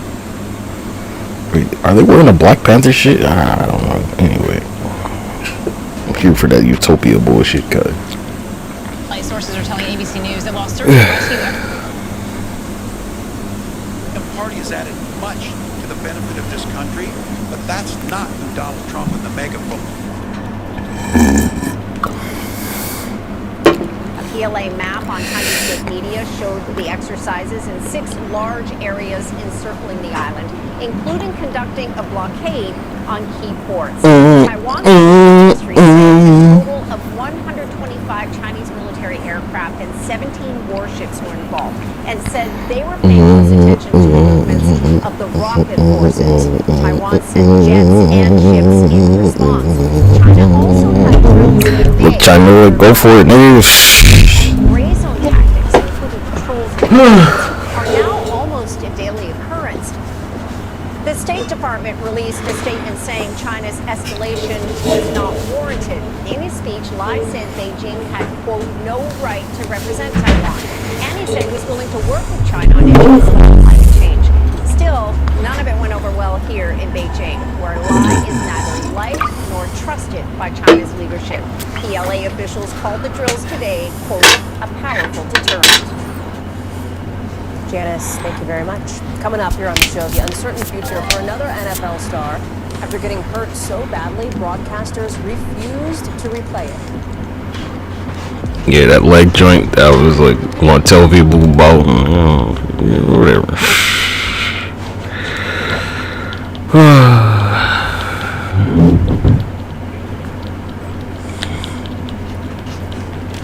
NFL leg injury. I didn't say that. I'm not fighting your wars, nigga. Fuck you.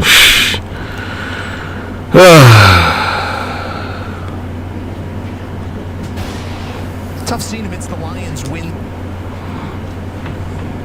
Nah, he lost more than that.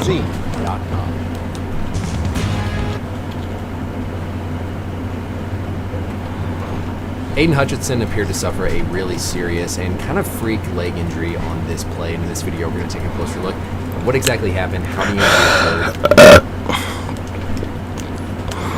knew it was gonna happen. I just wasn't sure what game. Man, this Aiden Hutchinson injury was absolutely brutal to watch. I'm going to try to make this video so you can watch it without having...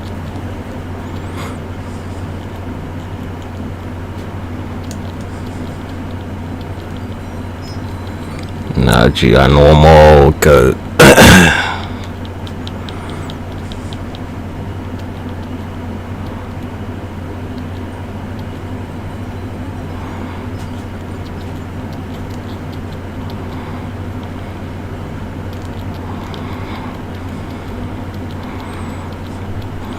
off the top, I couldn't tell you what game it was, but I knew this shit was gonna happen.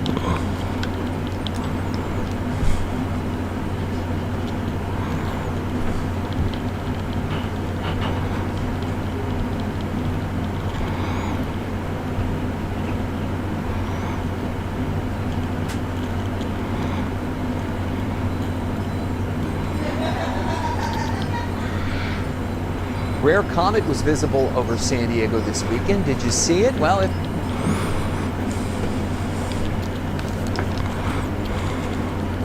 Ain't no I just know, nigga, I know, period. It's that simple. That's the historic crowd. 11.1 feet on the NOAA gauge at the Peace River is our historic high. Right now it's not forecast to reach that high, but there's still some uncertainty in that forecast, so we want to do everything we can to make sure that that if it does impact the water treatment plant, or certainly our citizens, that we're ready and doing everything we can. Yeah, you mentioning what you guys have been doing. I wonder when you look at these crests, it's hard to know. Some rivers, looking at the St. John's, for example, which is north of y'all, but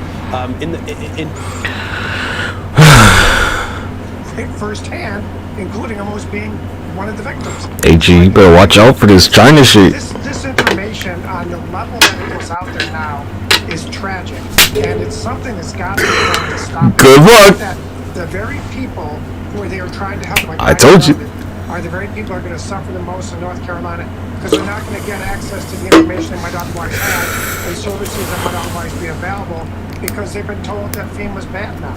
That's crazy. And this has got to stop. who's got more people, cut?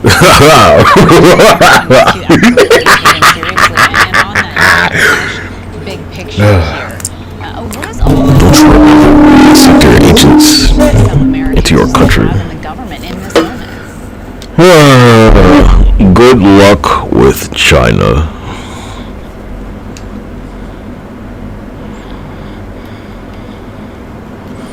Hey, pinkies up.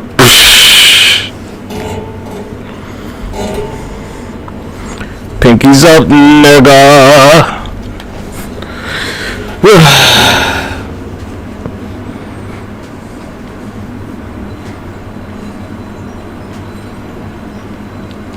Pinkies up. Pinkies up. Pinky up.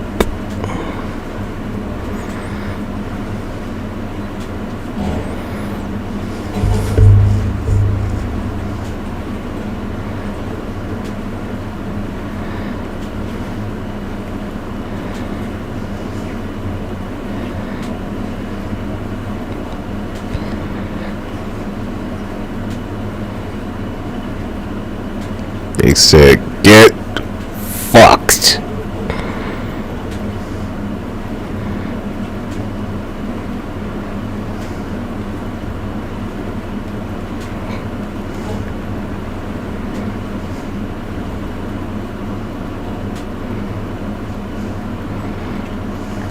Yakuza pinky. But they cut their pinky off, cause you cut your little pinky finger off.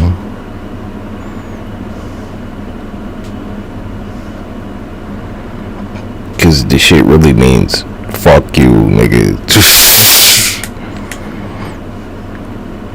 Said get fucked.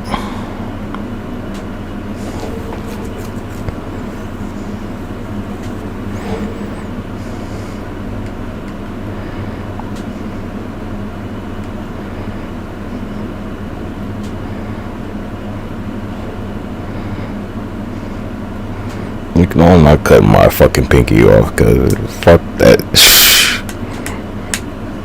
I'm not losing none of my fingers, nigga.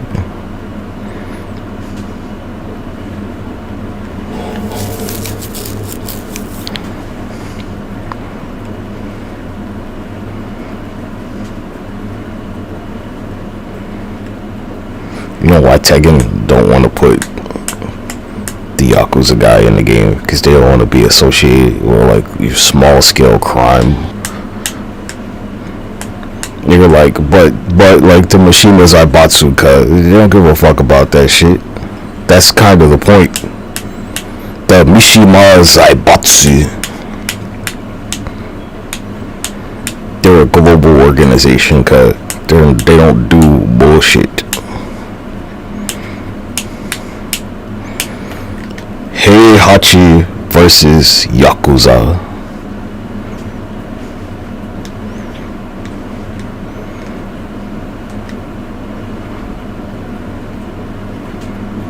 Pay attention, cuz.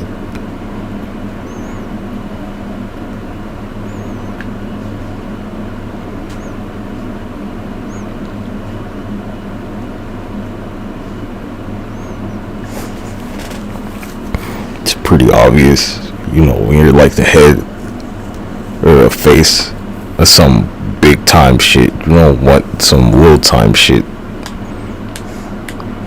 to be associated with you. The second they do it, they're gonna be like they're just a bunch of thugs. Like, nah, nigga, they're business people. They sell weapons and shit, nigga.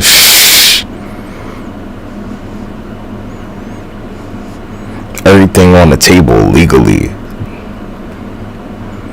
They're not some, like, you know, some gang. They're a business.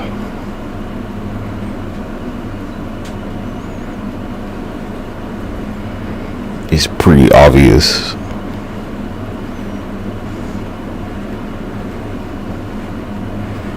Go look at Jin when he's the head of the shit. He's like, yeah, he leads a whole army, cuz. When they like, you ever seen the Yakuza bomb Miguel's family? Like, nah, nigga. What the fuck? Oh my gosh.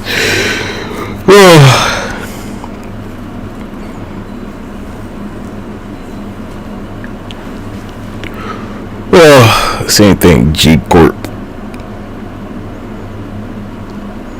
Mishima Zaibatsu. Mishima Zaibatsu versus Yakuza. Mishima Zaibatsu versus Yakuza.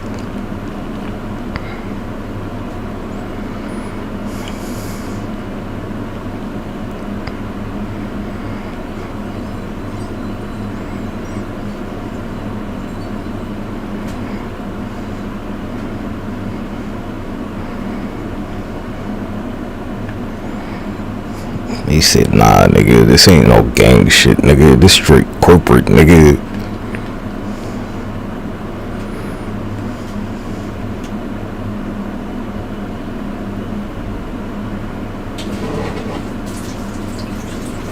It's corporate, cuz. They're a corporation.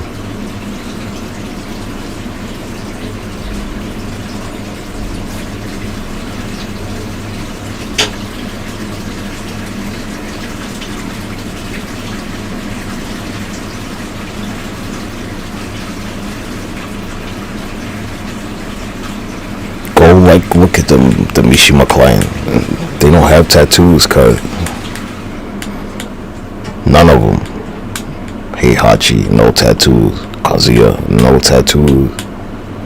Jinpachi, no tattoos, cuz. The one on Jin, I don't know, like, yeah, you could argue it's like a birthmark or something.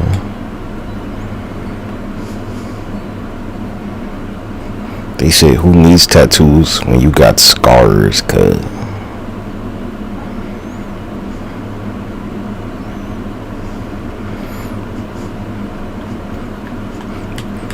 They're like, hey, cuz, you know, When the Yakuza starts throwing niggas in volcanoes, like, you know, then you can talk to them.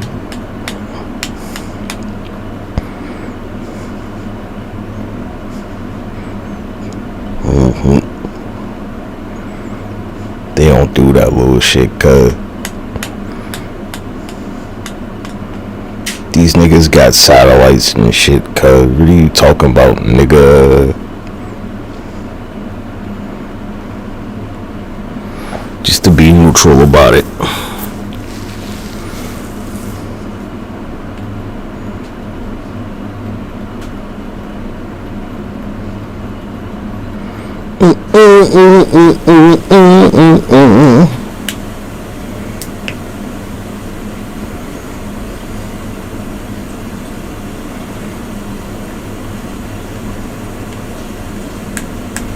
Straight corporate nigga.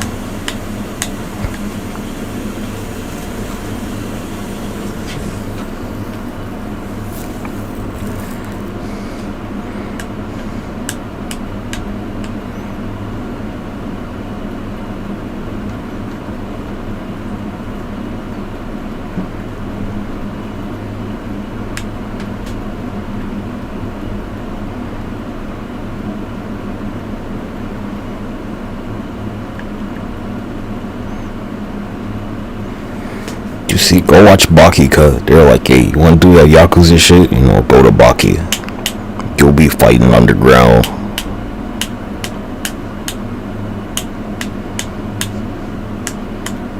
Nah, they got rules in the King of Iron Fist tournament. They don't just let anybody in there, cuz just cause you can fight don't mean that you're worthy. They're very clear about that. Cause like, that ain't Yakuza stuff, cuz.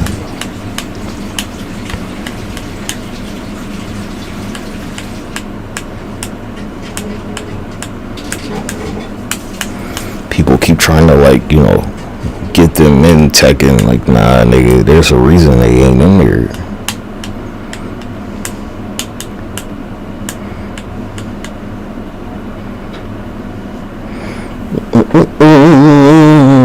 Yeah, did Jin, like, send the world in a global conflict, basically? Like, yeah, he did.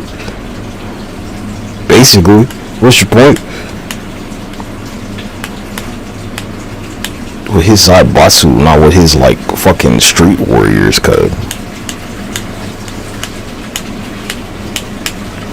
Yakuza versus Triad.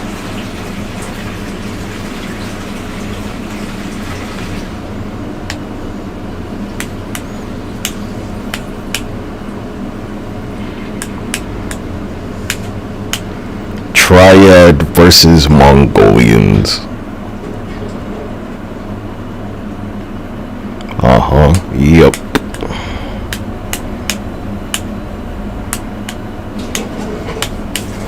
There's always an answer, cuz.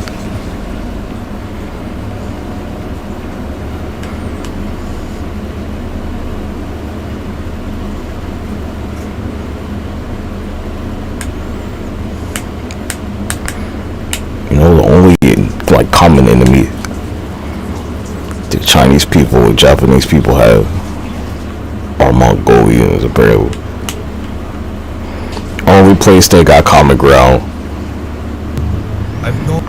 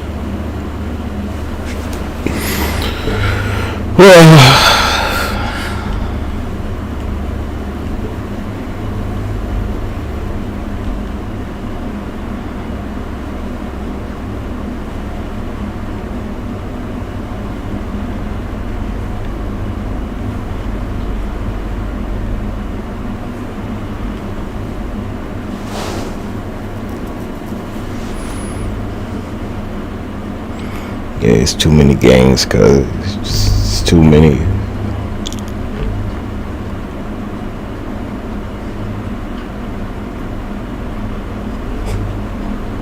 Yeah.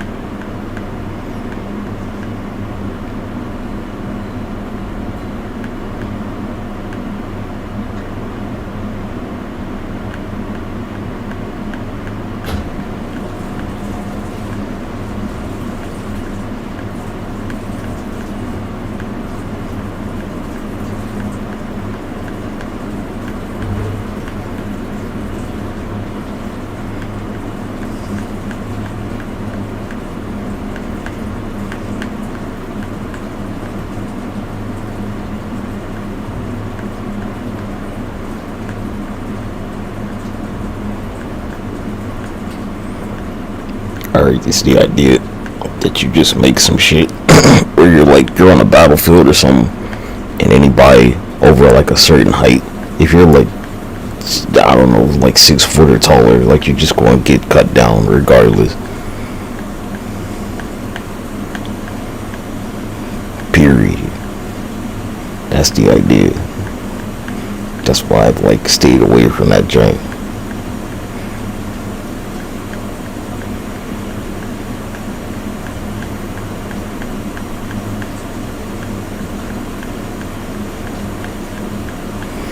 Taller than 5'10", like, oh well, that's that.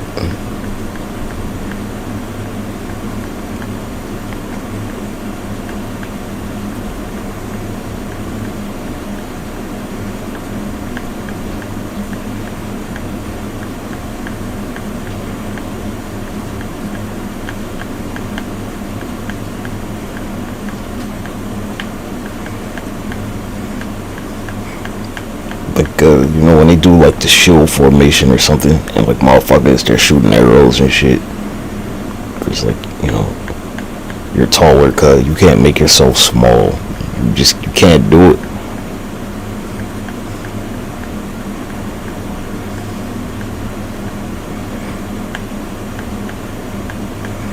Cause motherfuckers, they like had to fight an army of people that were much larger than them, and they figured out how to do it.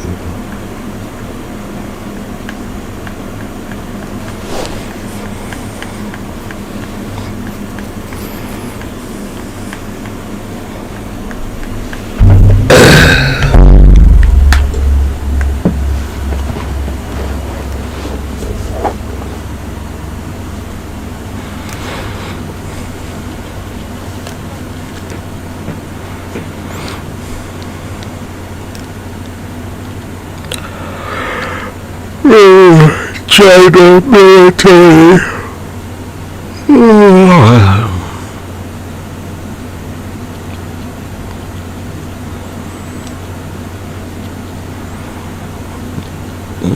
Man, it looks like it's happening now. Yeah, like they done it before. Like, nah, nigga, this one different.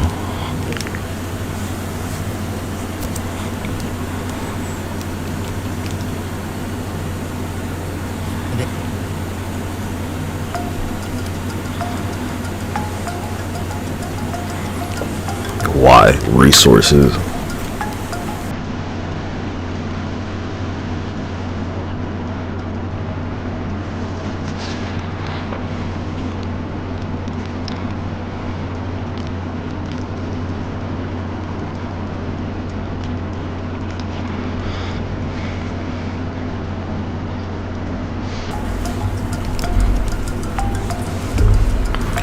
Because the United States can't have a full-scale war with them.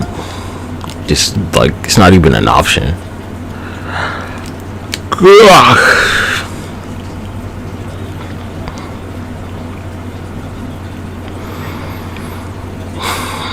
You can't be in Israel and like fight them at the same time, cause there's no space for it. You can't do it.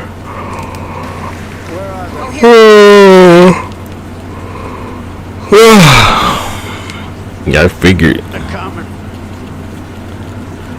And like, well, the reason I'm talking about this is because it's a lot less people that look like me, and it's a whole lot of people that look like you, cause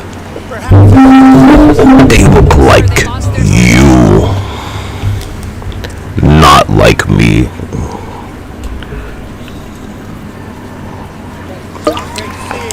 Cause nigga, I've been listening to the Art of War, cuz I already know what they're gonna do. Do you want to say anything? Under Obama is right. Under Obama.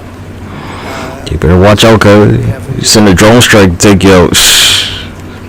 You know it will, cuz. Killed August 6, 2011 with 29 other men. Drone strike. President drone strike.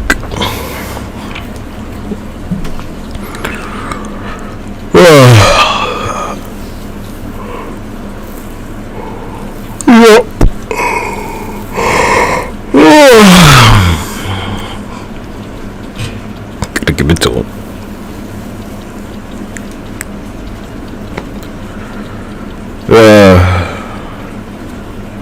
Yeah, Joe Biden was right there. Vice President drone strike.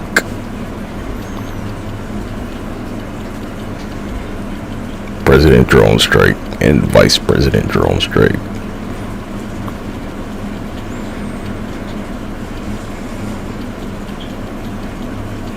Vice President drone strike. Man, when Obama picked Joe Biden, I was like, what's this nigga even doing there? What's he even doing there? Well,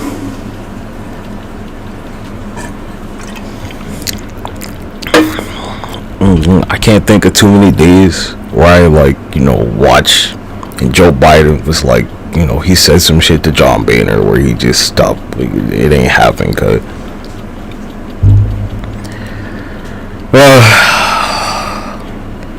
Hey mate, you're not paying attention. You're not paying enough attention to China.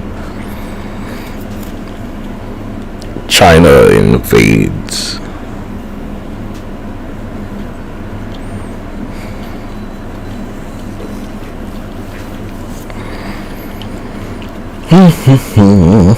Middle East.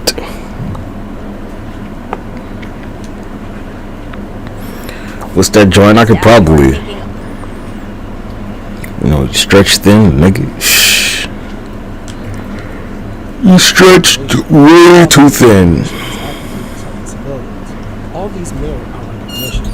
We urge all armed groups to ceasefire, silence the guns, stop the violence, and maintain the momentum of de-escalation. Look, China could easily just be like, settlements. They're like Israel's doing it. The delivery of food, shelter, and healthcare to those Gaza's population grind to a halt. Without whom, Gaza's 660,000 children would lose the only entity that is able to restart education, risking the fate of an entire population.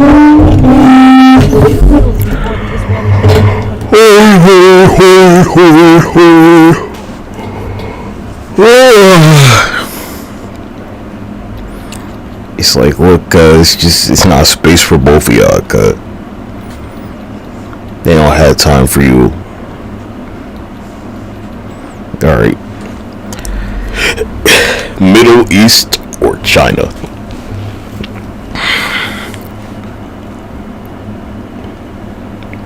130 million Chinese tourists are expected to travel abroad this year, while outbound travel recovery is still lagging compared.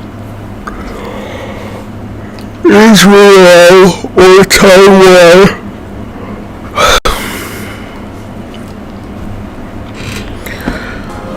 Well, there you go, cut. There's your answer, G. They decided.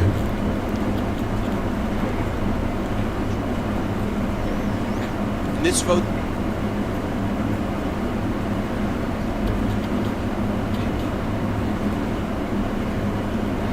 You ain't got time for both of them.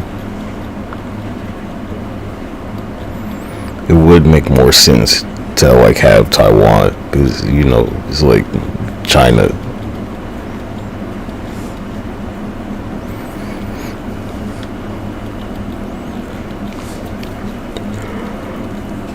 It just makes more sense. The prospect of taking China is like way bigger cut.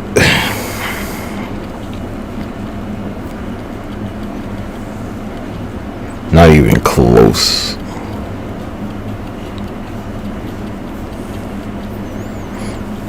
You're gonna be like, what about? And they're gonna be like, hey, fuck them. Pinkies up, nigga.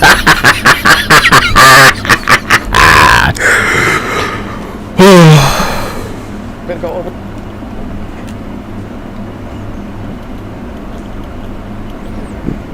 You're like, why Afghanistan? Duh.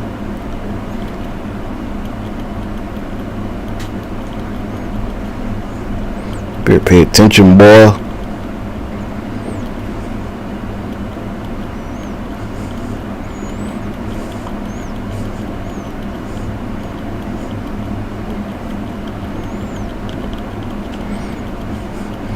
They're like compromise or some shit. You should really resolve that, cuz.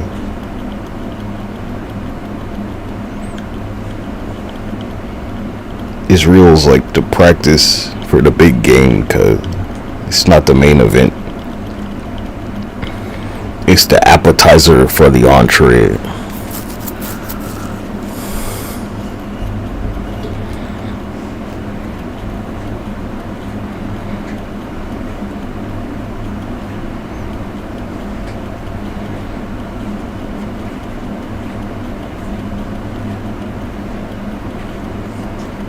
They know y'all niggas ain't got that Ark of the Covenant.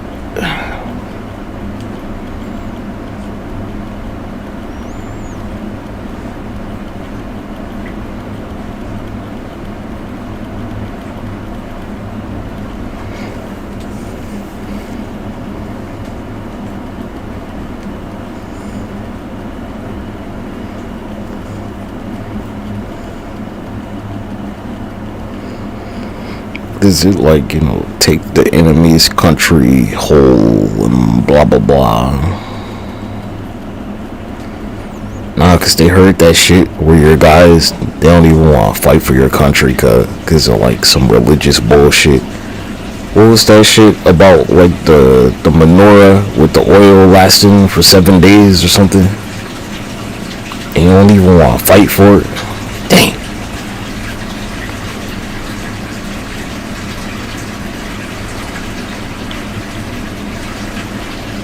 Sure is interesting.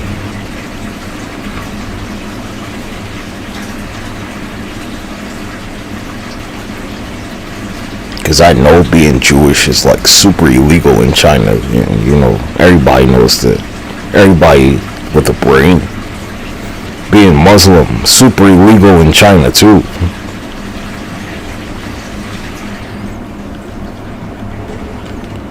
Judaism and Islam are illegal in China. Both of them. You want to talk about anti-Semitic?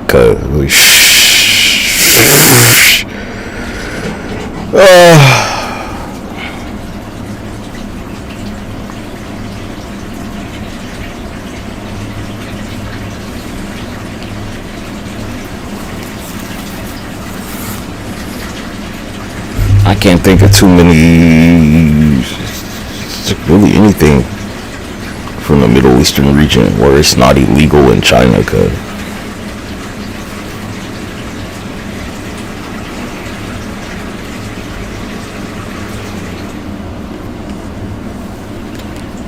Turkey country.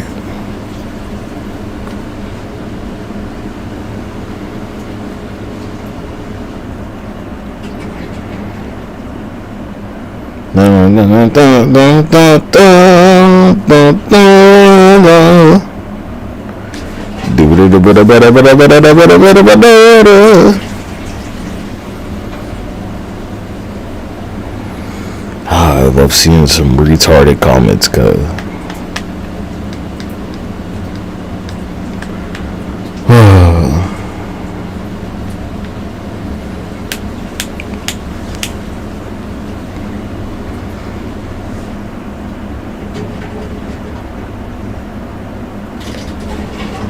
Now to an NBC News exclusive and the NATO ally defending Hamas. Turkish President Erdogan addressing the UN earlier today, criticizing world leaders for not stopping the bloodshedding costs. After those remarks, Erdogan sat down for an exclusive interview with our chief international.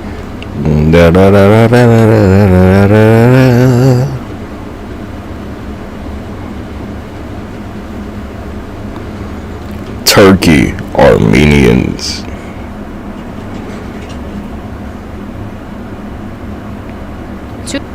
Yeah, we know what happened there.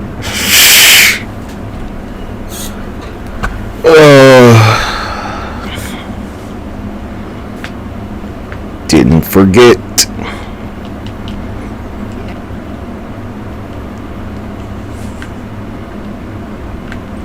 That Holocaust John likes to talk about.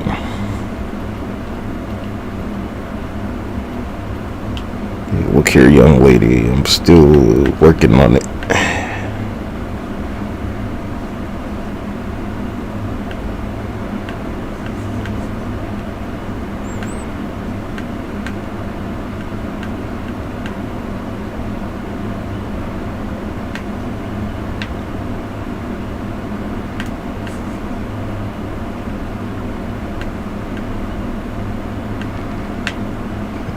Seems pretty fucked up, and you know, ain't nobody do nothing about it. So,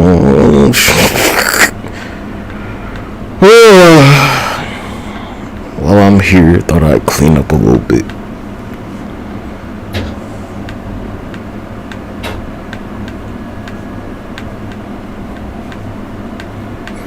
Not that long ago, cuz.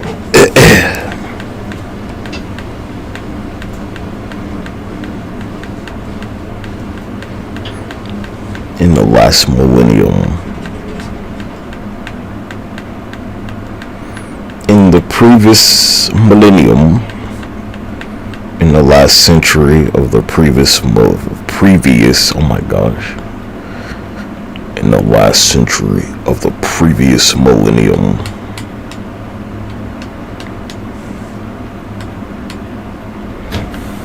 anyway, dead or alive, where the faces are so cold.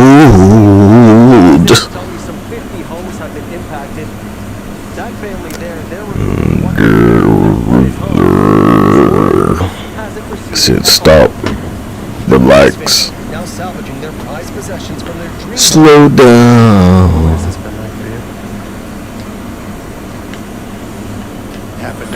They say, don't drink the water needed for the fire.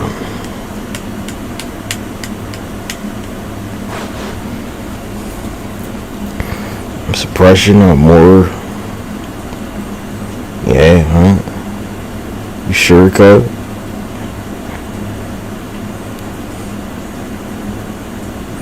I mean, you don't got time for both, cuz. Spy balloons, scrambling jets, you know where this shit's going, cuz. You can't be like, I ain't tell you, nigga, I told you. While you're like focusing on this bullshit. A bit of need is still in the assessment phase.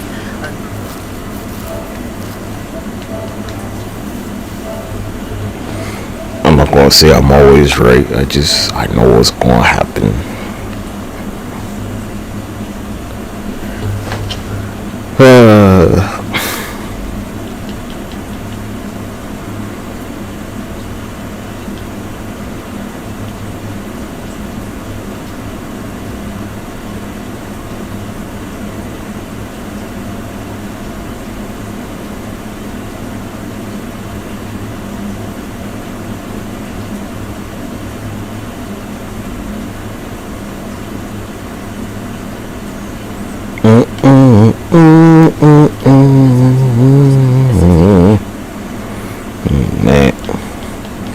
Man, I really got still won this beef on. Government threatening and killing Canadian citizens on never tolerate the involvement of a foreign government threatening and killing Canadian citizens on Canadian soil. A deeply unacceptable violation of Canada's sovereignty and of international law. It is obvious that the government of India made a fundamental error in thinking that they could engage in supporting criminal activity against Canadians here on Canadian soil, whether it be murders, extortion, or other violent acts. America.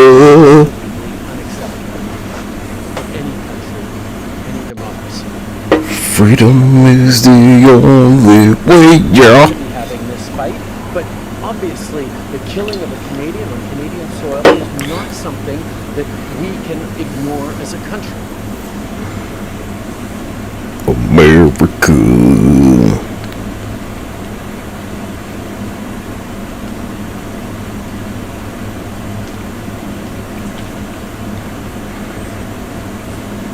Rough childhood. Yeah, after a certain, once the market closes, it's like, man. Well, I told you. Can you describe that? Worst possible news. You don't got enough people for both, cause it's not. Nobody has them kind of resources, nigga.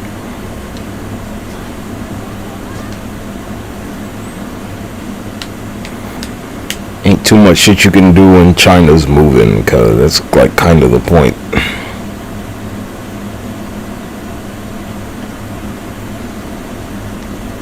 China is holding large-scale These dubbed Joint Sword B, they're also very large in scale and basically, again, are a dress rehearsal for what China would need to do to take over the island of Taiwan. China publishing maps indicating that its forces were surrounding the whole island. The drills which China says When posturing strength. of the Chinese military, they simulated blockading Semen active. practicing how to shoot targets on land and sea. Taiwan scrambled fighter jets deployed anti-air and anti-ship missiles too. Taiwanese authorities calling the drills irrational provocations. Now China, for its part, says... Excuse me.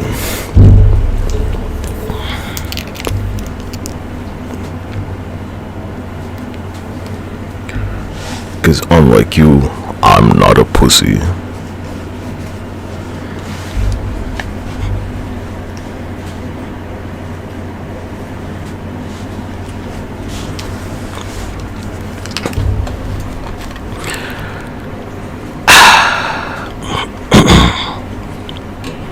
Let's get a little excerpt. I think that's how you say it. Excerpt.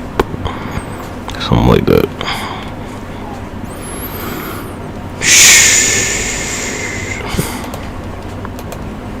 The Art of War by Weak Points. Targets come out first and take up a position on the wings.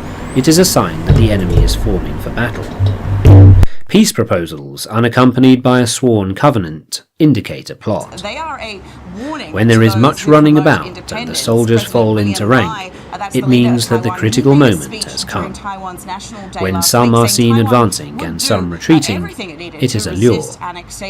When the soldiers stand leaning on their spears, they are faint from want of food. If those who are sent to draw water begin by drinking themselves, the army is suffering from thirst. If the enemy sees an advantage to be gained and makes no effort to secure it, the soldiers are exhausted. If birds gather on any spot, it is unoccupied. Clamour by night betokens nervousness. If there is a disturbance in the camp, the general's authority is weak. If the banners and flags are shifted about, sedition is afoot. And if the officers are angry, it means that the men are weary. When an army feeds its horses with grain and kills its cattle for food, and when men do not hang their cooking pots over are principles to be observed by an invading force. The further you penetrate into a country, the greater will be the solidarity of your troops, and thus the defenders will not prevail against you. Make forays into fertile country in order to supply your army with food. Carefully study the well-being of your men, and do not overtax them. Concentrate your energy and hoard your strength. Keep your army continually on the move and devise unfathomable plans. Throw your soldiers into positions whence there is no escape, and they will prefer death to flight. If they will face death, there is nothing they may not achieve. Officers and men alike will put forth their uttermost strength. Soldiers, when in desperate straits, lose the sense of fear. If there is no place of refuge, they will stand firm. If they are in hostile country, they will show a stubborn front. If there is no help for it, they will fight hard. Thus, without waiting to be marshalled, the soldiers will constantly be on the qui-vive. Without waiting to be asked, they will do your will. Without... Alright. So you're like, why? Because of North Korea, nigga, at the same time. North Korea and China. I've been paying attention, boy. They ain't like both moving at the same time for nothing, cuz.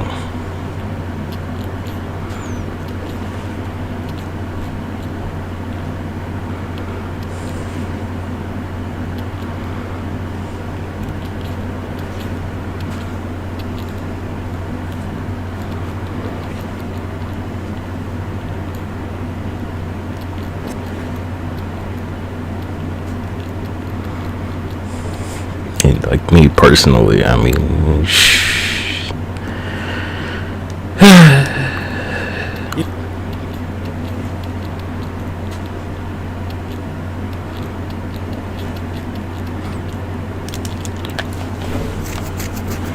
I don't know who you're going to try and turn to, G, but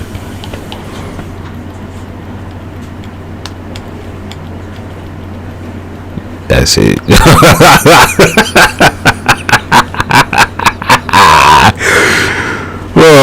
Better go ask the Mongolians for help, nigga.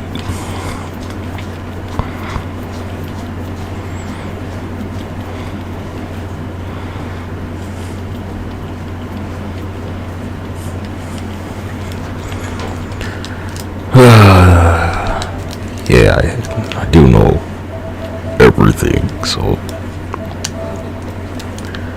But you know, don't believe me, cuz. I'm not even gonna say we're gonna see. That's not the sentiment. Like, you know, when it happens.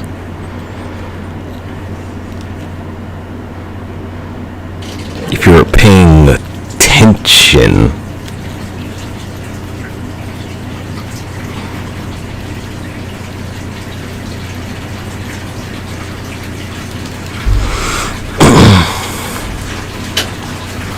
You're like, why? It's a great time to do this shit because your little election cycle. Too busy, cuz. It's too much shit happening at the same time. It's strategically, this is the best time to move on anybody. And I mean, who doesn't see the sky falling? I told you, I just make you do it, cuz. So we can like wrap this shit the fuck up, cuz. Hey, how many times? How many assassination attempts, cuz? This was number 3. Crunch. 1, 2, 3. Crunch. How many licks does it take to get to the center of a traitor?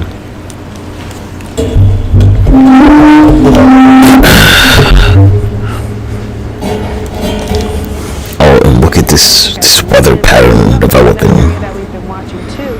It may look a little bit more impressive at the moment across parts of the Atlantic Basin. Good luck sending them soldiers. The National Hurricane Center has their eye on as of right now. So let's dive into the latter half of the. Where you gonna send them soldiers, cut? Into the eye of the storm. To assimilation, to racial discrimination. Taking the zoot suit from Harlem, came out of the jazz club. Excuse me. It's really, very, it's stylized clothing. And the Mexicans made it more garish. It wasn't made popular here in California until the Pachuco came around. That's how they wanted to represent themselves. A zoot suit is defined by big shoulders, big lip. Busy copying somebody else and always copying some niggas. Women also wore the zoot suit. They all.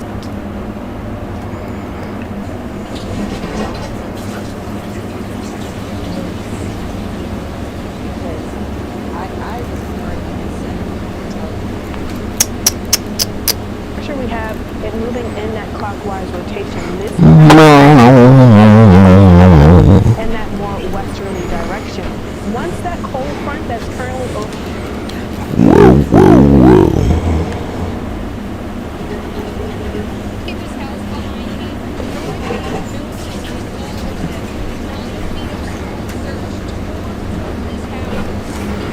Hey, where in Reno, Nevada is that?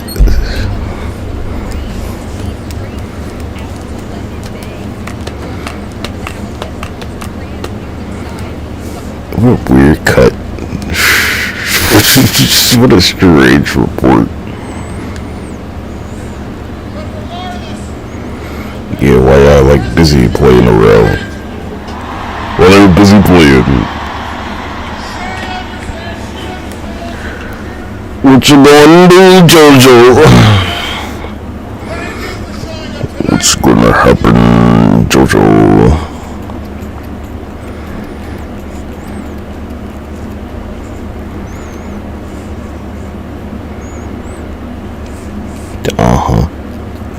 You send them everywhere, they will be thin. Oh, and did I mention that, like, you know, Sparking Zero came out and nobody gives a fuck about anything else? Pick, like, the most opportune, you know, why people are fighting to the death over here. You think China was just like, yeah, nigga, we finna move now? We're like, nah, nigga, look at this, look at what game just came out.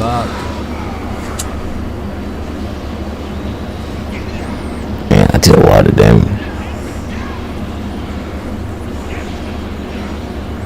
Oh my gosh, switch to Wii low. People figure that out yet?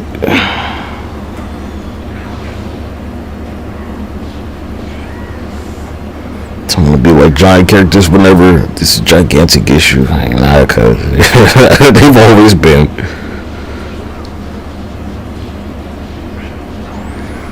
Yeah, and if you can't like vanish with them,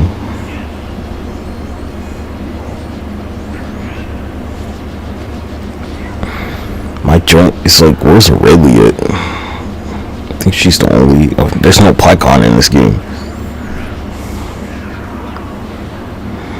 It's weird they got Janemba, but like, I don't think high cons in the game. He might be.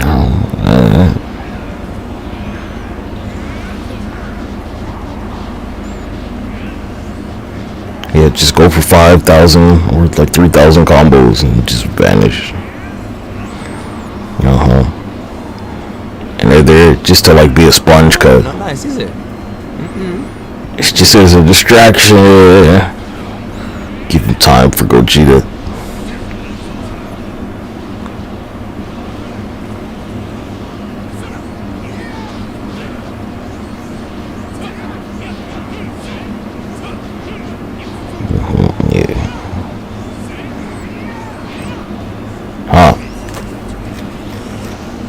Still, oh my gosh. The counter hit damage code. He's gonna rage quit, right? Of course, fucking bitch. Wow, really? What was his name? We need to not fight him again. What was his name, guys? Give him to me. There's no point in that. Literally pathetic.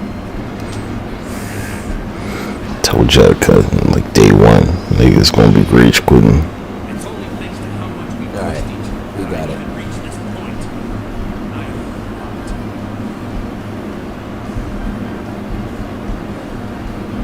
Thanks, boys. Literally got shot on. Giant booted like a freaking sucker. Use Dr. Reload. Gogeta got bamboozled. Are you like, what happens when they put like Goku's, his aura giant, his gigantic aura? You're my son's wife, and I'm about to boot you like a football. I don't know what they call it in a manga. I'm not even happy about this situation. Midoriya. Okay. What? 2 bars to 4 bars.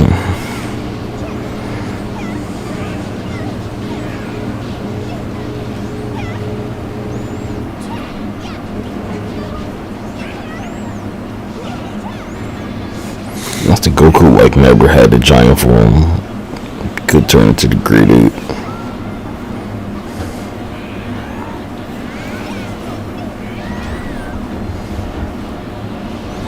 No, I'm not gonna call it Susanoo.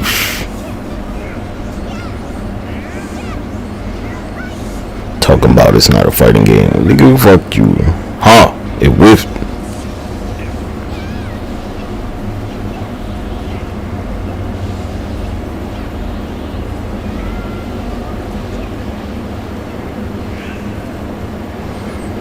I'm not gonna lie, cut.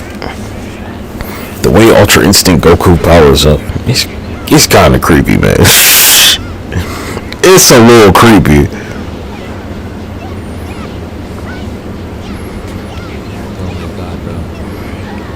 Based on like, how he stands, it's like, is he just powering up like all the time? Granddaughter, what you doing there? Got his whole family.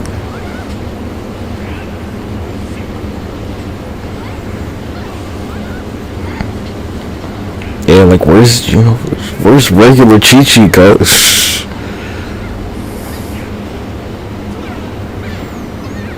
They had kid Chi-Chi, but like you never adult Chi-Chi.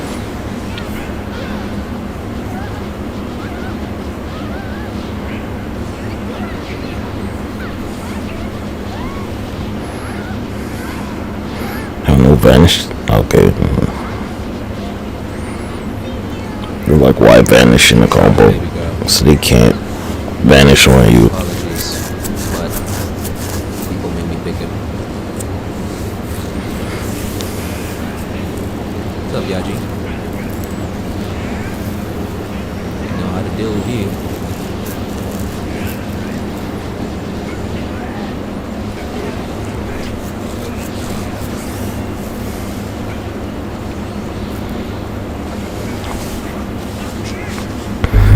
Look, some people could be like, what are you supposed to do against high tier characters? You just gotta be a good player, code. And games like this, I don't think there are high tiers. Like, yeah, there's some characters where it's like it's seemingly easy, but you know, ultimately it's about the execution. Because I think like Yajirobe is probably the highest tier character to me.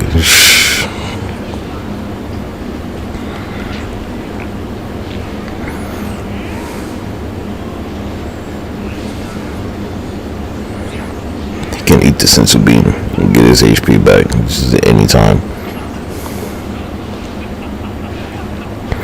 Yajirobe, Meta Cooler, Majin Buu.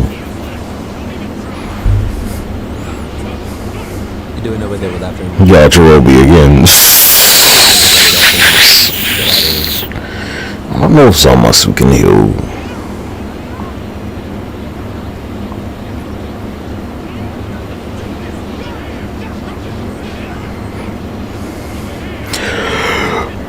So, what they call, it used to be a blast meter where you could do like wild sense and stuff.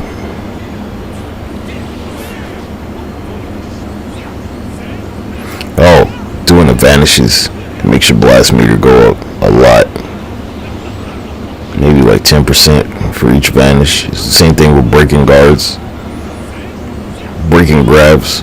So based on your playstyle, right? You see how it's just like it's straight to fire. Certain moves. Yeah.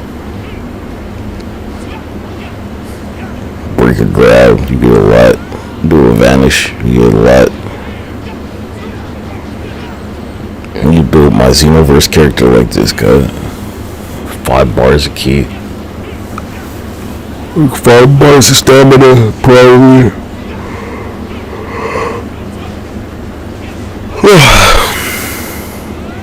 Give it a try.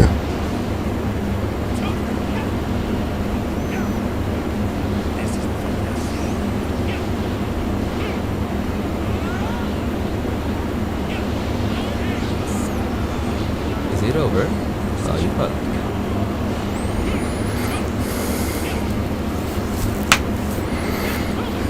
One of those questions you get, but like what they've, it's like no. Could Vegito have beat Goku Black? Maybe, but would they have used Vegito to fight the nigga? You know.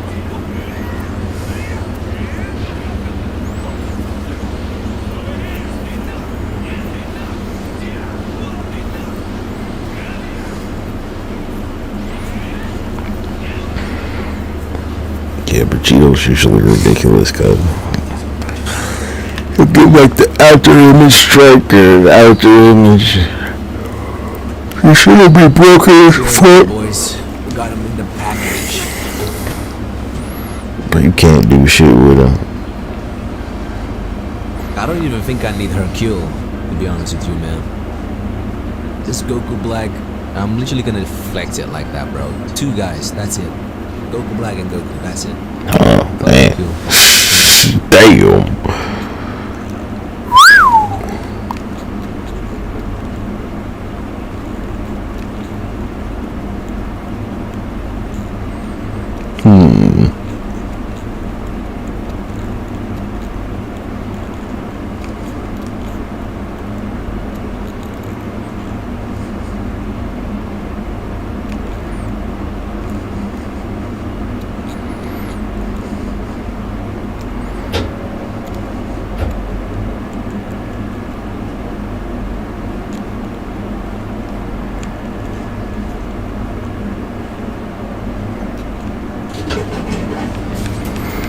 There you go, cuz. Shit happening in Asia.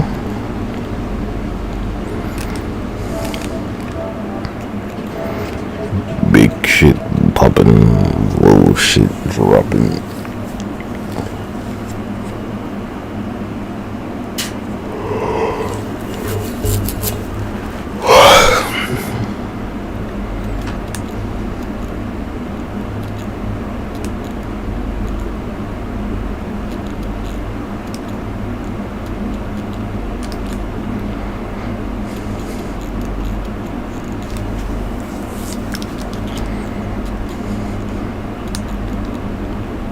Oh, my bad. President Harris is now speaking at an event. Or against forgiving student loan debt, and how do you propose to address the rising cost of higher education? Mr. Rogers, you have 60 seconds. Yeah, this is a huge problem for, I think, all generations, but this generation. Not for me, cuz. Here's what I believe. I don't believe that your neighbor should write you a check for your student loan, but I do believe that you can provide a service to the country in which we need to work it off. We have I don't have any student loan debt, cuz. So. make sure that if you have that debt, Wait, nigga, you better go to community college. It's free, basically. we have not recruited a military class for the Army, Navy, Air Force, Marines in all 4 years, in the last 4 years. That's a problem. You know what? There's ways you can pay back your student debt. Go in the military. Yo, why can't you do like community service or something? There's an officer in the Army. There's 4 generations of Rogers that served. My son in the Navy. Why don't y'all have My wife's that? family, 4 generations that served. It's a great way to give back. Let's not just do it by giving you a check. Let's find a way to give The military will be like, you can go to college for free. Like, nigga, you can already do that. What are you talking about? Are you for or against forgiving student loan debt, and how do you propose to address the rising cost of higher education? Yeah, look, for this generation before, people are just living under a mountain of student debt. Even at our Not me. state and 25%. Now that's completely flipped. Student is paying 75%, state is paying 25%. I believe Sha-na-na-na-na. 2.5%. We have students who are taking out loans for 10, 11, 12% interest, and they're living under that debt for the rest of their lives. Yeah, some of y'all, you like, Going to school is different I than don't know, you have like $100,000 in debt like, somehow. Like, what the fuck's wrong with you? And then I think actually there's an area we may agree. I believe that we should have a program here in Michigan where if you agree to serve in one of the really important, much I want you to do teaching, nursing, mental health professionals, fire, first military stuff. Cause just like do, I don't know, like 1,000 hours of community service or something. in the state of Michigan and work in those career fields. So maybe something we agree on. 30 seconds rebuttal for you, Mr. Rogers. Again, you are against forgiving student loan debt. Me too, cuz. Fuck that. Complete no. believe that service is important. We've gotten away from that, and I think if you provide a need, a service for a need, For a little while, I was like, you know, but then I'm like, nah. the right way to get students to understand that you signed a contract, you have some obligation. Some obligation could be a great service to your country. The other thing we have to do is stop raising prices for these kids so that they can afford their student loan payments. I don't agree with that one, cuz education, higher education, it's gonna cost more and more, cuz you gotta compete with robots. So no, I'm for 2%, 2.5% on all student loans. For me, I don't think that doing Meaning they're against debt relief. Debt relief. That doesn't help. Because it's terrible for the economy. But we got to do something about the debt. There's just a bunch of different ways to do it, and for me, capping 5% is the way that I would propose. But we need to do something on this issue because this generation is not facing. I don't know, me, I just like make it for, you know, for the first 2 years. All right, this hour has flown by, so Hey, we're cuz, now they're like, they're to gonna our get this shit final from you, cuz. question of They're the gonna night. garnish your fucking wages. With rising partisan divides, the spread of misinformation, and growing incivility in political discourse. I saw it with my mom. She had student loan debt. I was like, well,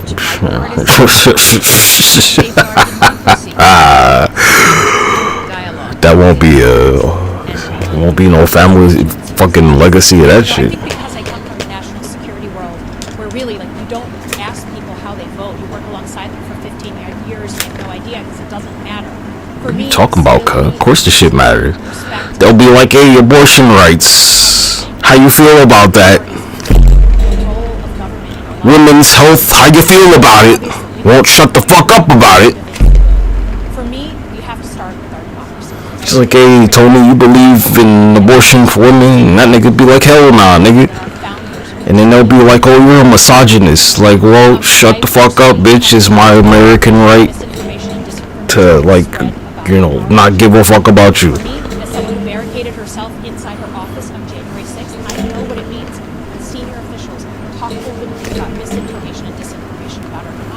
They'll be like, yeah, Claire, how you feel about, you know, such and such women's health? And she's like, you know, Sunday through Thursday, but not on Friday and Saturday. Cause served as chairman of the House Intelligence Committee, improved the bipartisan and get big things done. and he'll ask, you know, somebody else, okay, Tammy, how you feel about it? And she's like, oh, well, she don't give a fuck. My vice chairman was a Democrat. We ended up coming together, working hard, spending time. You're like, go to a different state, go somewhere that allows you to do it. Cut $7.5 billion at the height of the Iraq and Afghanistan war because we decided that it was more important to work together than we be partisan. That takes leadership. It takes effort. It takes a lot of work. It's not just from a vote here and there. It's about digging in. I think we can do this. I'm passionate. My wife, my internal optimism may be a genetic defect, but I will tell you we can get back to this. But what we have to do is go back and fix the problems that are happening. RexParadox does not believe in a free ride to college unless you go to community college. If you want to take that out on yourself. What is really concerning to me is that the 2014 Mike Rogers Be like, I don't know, you might as well go to the mafia for your student loans, cut. said he's worried about, quote, shenanigans in our voting systems in Southeast Michigan, which we know what that means. He sits next to Mr. Trump as he spreads misinformation and disinformation. Our democracy has to be sacred, and I want the 2014 Mike Rogers back. Thank you both for that. Massive explosion. Sorry, did I miss your rebuttal? I'm moving too quick. Meanwhile, China and North Korea. First of all, the reason that 2014 Mike Rogers is absolutely here. Here's what's different. Your gas prices are up. Your grocery prices are up. Your energy prices are up. Housing prices are up, and people are afraid not only. Did you think they were going to go down, cut? Stay in their house. This is the most consequential election I have. You know, if they won't up, the economy would be in shit, cut. Voted for all of the policies that gave us these bad. What do you say, 2014? Yeah, 10 years later, the price of shit should be up, cut. Trust me, we're going to get along just fine. Hamburgers ain't gonna cost 5 cents no more, cut. Answers to our questions. It's now time for your closing statements. Going back to what I said at the very top of the show, Ms. Lockton, she went first, and You're like, why? Cause people want a fucking living wage. Cause you been to Five Guys lately, nigga. I think at the end of the day, your vote is about who you trust more. You can get all those peanuts for free, nigga. You go to the grocery store, get a bag of peanuts, $15. Go to Five Guys, get a bag of peanuts. They're like, take the shit. Get the fuck out of it. Just get another fucking bag. They let you fill the whole fucking bag up, cut. Get a whole full brown paper bag, however many fucking peanuts you can take. Just like my dad, a Republican lifelong, who just felt like the party. I asked my cousin to do it, and she got me a whole fucking bag of peanuts, cut. I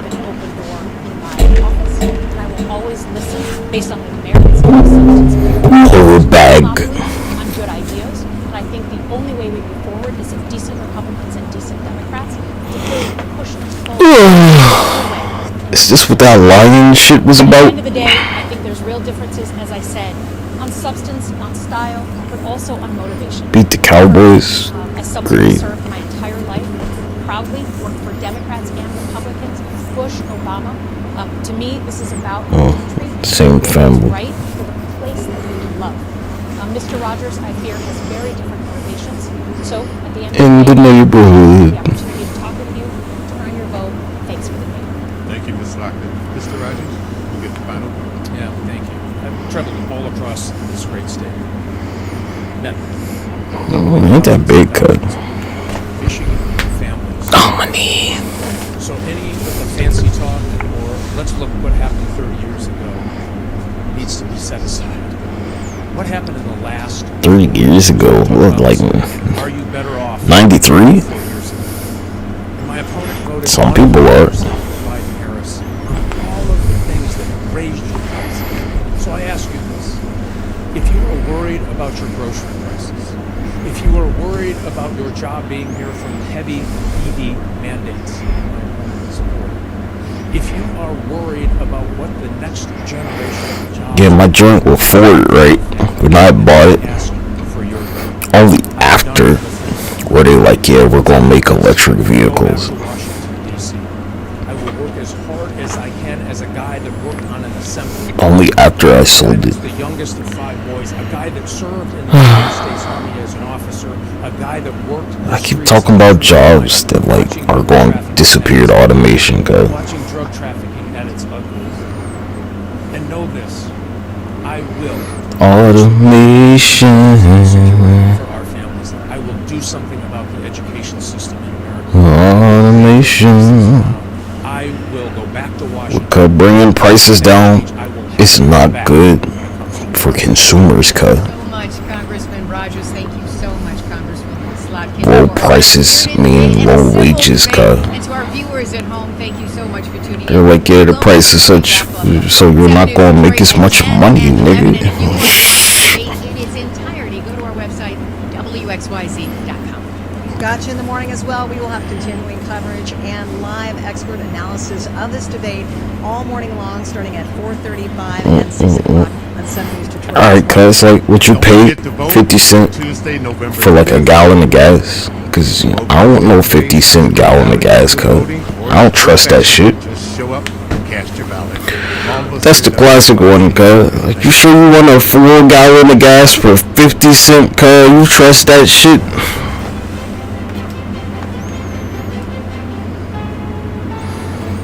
Look at these fools in the comment section. I really don't nobody give a fuck about whatever the fuck you're typing, cuz.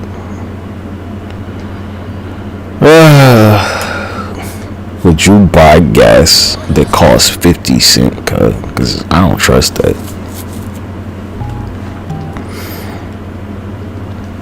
They're like, yeah, cuz, a gallon of gas 50 cent. Like, no, nigga, what did you water it down? What is it, sugar in this shit? I know they've been meeting every Sunday night. And all of a sudden, and even they said they were not prepared for that thing to go viral. Normally their meeting is closed and off the record. What's in this gasoline, cuz? Pixie sticks? Like, what the fuck? Brothers, when they call me and say, hey man, we got to do something. Then that happened on Monday. I was saying this, but this is what I'm always trying to explain to people. No movement. Oh, man. Without an idea. And that's what we mean by taking a moment and turning it into a movement. Yes, that's exactly right. And you mentioned the word energy. I Yeah. enough to remember what it felt like when I knew that Barack Obama was going to 50 cent, cuz. This feels very much like that. Yeah, I bet they hated that shit. Historic moment, such a novel moment given the way. Oh, Hillary lost again. And I think we can ride this energy all the way to November and handily elect Kamala Harris. Ah, see, I remember the whole Hillary Clinton versus Obama shit. And the Democrats, they were huge against Obama, cuz. We're going to create this big movement. They were all in for Hillary. And everybody else was like, fuck y'all. Even as much as the little movements in your life, right? The decision We know your donor sugar daddy, Donald Trump. who you know about voted for Donald Trump last time. And to have an open conversation to try to persuade. That's this disconnect with some of y'all. Where you have this short, very, very, very short memory. Because you never know when your words will stick with someone and help change their minds. And that includes knocking doors. It was pretty open too, cuz. Doing what I call the unglamorous heavy lifting of grassroots activism. That is how Kamala Harris will win. It is not by white women sitting on the sidelines. Yeah, cuz, you know, such and such, they don't fight for civil rights, cuz. They'll sit on the fucking couch for real about that shit. All eyes have turned to Invest 94L, which has the odds of developing within the next week or so. So let's get you caught up on everything that's happened so far today, what's happening now, and what's still to come into tomorrow. Walk with me over towards the expert desk. Alright, it's like this, cuz, right?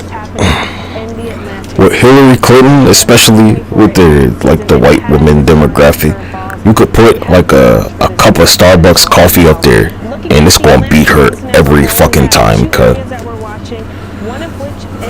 It's like, hey, Starbucks coffee or Hillary Clinton, and they're picking Starbucks coffee. This is the one that has the attention of the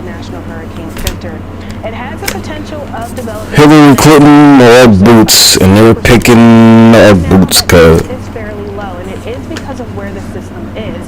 It's currently embedded Hillary Clinton or this $100 Target gift card. the latest Hillary Clinton or this bowl from Pier 1, and they're picking the Pier 1, cuz. screen there for you. That's the area that has a little bit more better ingredients for Hillary Clinton or this like $100 Macy's gift card. Macy's. in the open Atlantic, far removed from the Cabo Verde Islands. I seen the shit happen, cuz. Hillary Clinton or 20% off your car insurance. Car insurance. No different from anybody else. They expect that you have to earn their vote. And that's why I'm out doing the work that I'm doing about listening with folks. Because I'm the President of the United States. And it is incumbent on me to earn the support. Harris also trying to reach out to conservative voters who aren't happy with Trump. Now agreeing to sit down with Fox News in Pennsylvania later this week, part of a blitz of interviews. It comes as she's ramping up the pressure on Trump, questioning his age and mental, challenging him to another debate, but Trump refusing. Harris releasing her detailed medical records this weekend and asking Trump, who would be the oldest president ever to take the oath of office, why he isn't doing the same. It makes you wonder, why does My his hair. staff want him to hide away?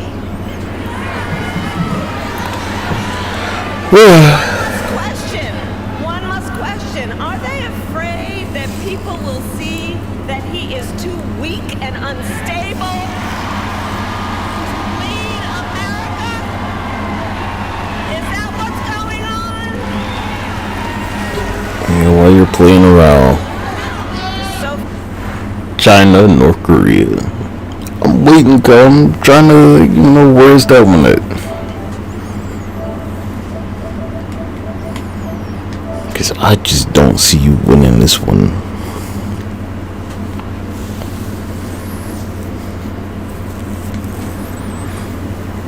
It ain't in the cards, cut.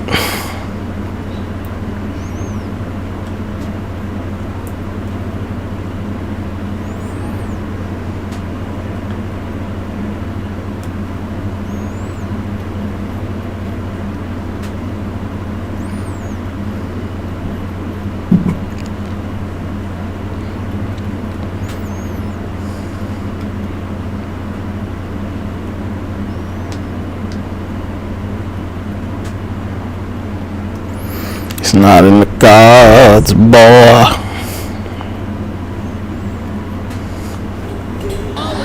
Huh, that's interesting. Brighter future for our nation. Looking good for you, right? I wonder if they address these things. Where we have what I call an opportunity. Don't be like, blah, blah, blah. Don't nobody give a fuck about China, the country with like the most people on earth that makes all your shit. They could just be like, hey, we're gonna stop making shit for the US. What are you gonna do then? You're fucked. You could just be like, nah, no more. They just like do a trade embargo. Taxes for the richest people. Please do check out the No more made in China, cuz. You should have like fucking collapsed overnight, cuz.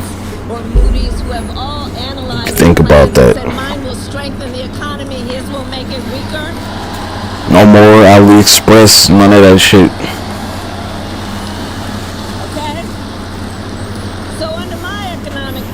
You can't sanction them niggas, cuz. Again, it's not good. Yeah, your house that was finally worth like $500,000 is back to $200K, nigga. Pay attention to this shit.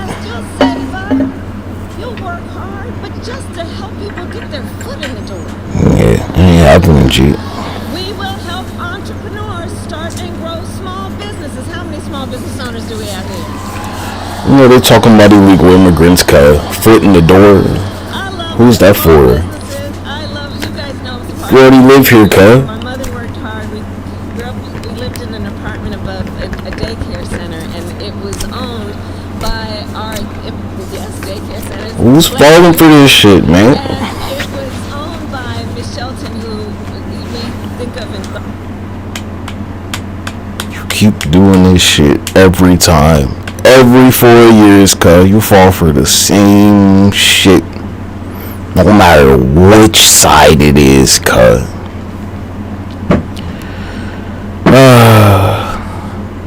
Same shit happened with Donald Trump. Your little whatever the fuck. Your home where you were like, you know, is finally worth like $500,000. That shit dropped.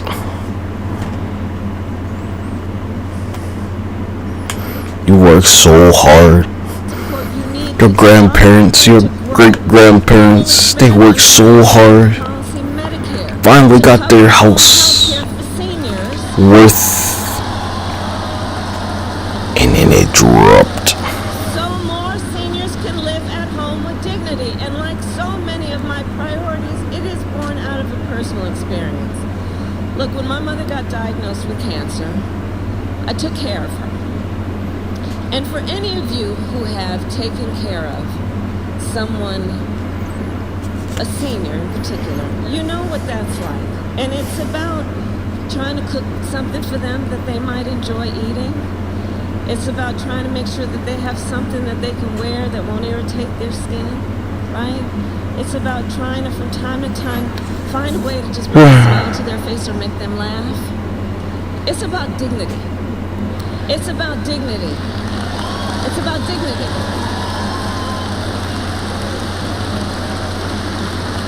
But far too many people still falling for it, G. to take care of family members. Either you have to leave your job or spend down everything you have to be able to qualify for Medicaid. That's not right. I look at the sandwich generation. So we refer to folks who are raising young children and taking care of your parents, the sandwich generation. You're right in between. Balancing all of that, it's a lot of pressure. And you need and deserve to have the support to be able to handle all of that in a way that we know you are adding so much to our community, societies, and our economies. So I have a plan, and my plan is to make sure Medicare, not so you have to pay for everything and get on Medicaid, so that Medicare helps home health care. Yeah, I don't have health insurance, cuz. I don't believe in it.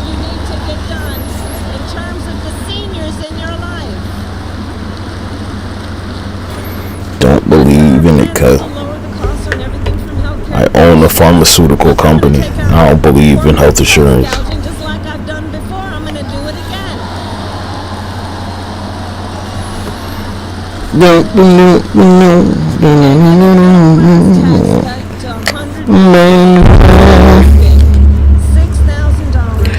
Alright, I'll tell you why.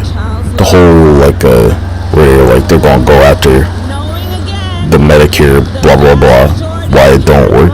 Because there'll be AI, and they'll make some shit, and they're like, nah, we're not, nope, we're not gonna compromise on this shit. Then, you know what you're gonna do. You can't sanction them, cuz. Nah, some AI developed it. You can't price control it. It's not made by a human. They didn't go to college, cuz. They don't have student loans. They don't have debt.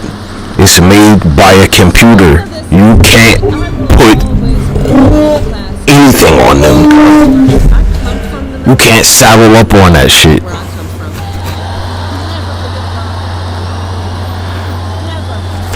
Yeah, and most people ain't middle class around here, cuz. Middle class is a luxury. Niggas ain't fucking middle class, cuz. They're working class. There was this one, I can't remember what class it was. We were in high school. I was in high school. And one of my teachers, they're like, excuse me.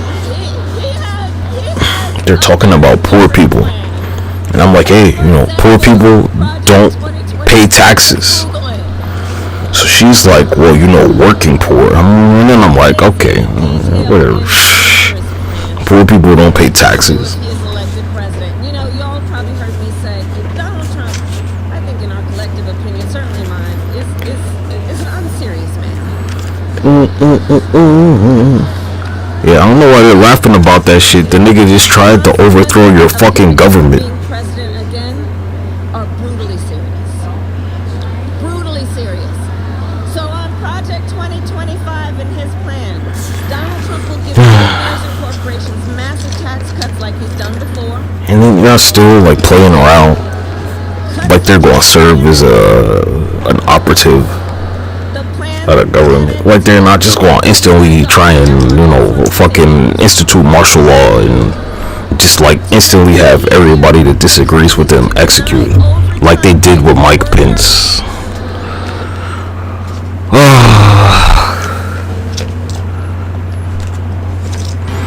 Hey, there's a group of people that are gonna get shot by the CIA.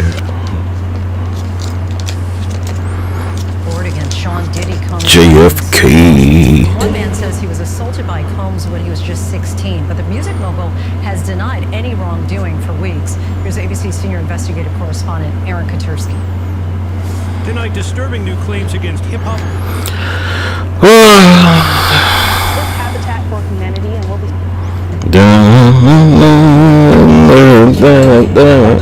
He was confused, and every day, Democrats, he got to get out of the race.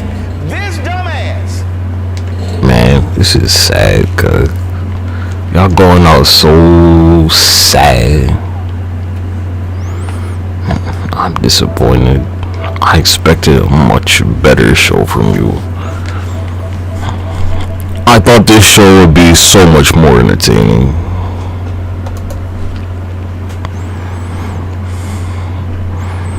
Just sticking to the script, huh?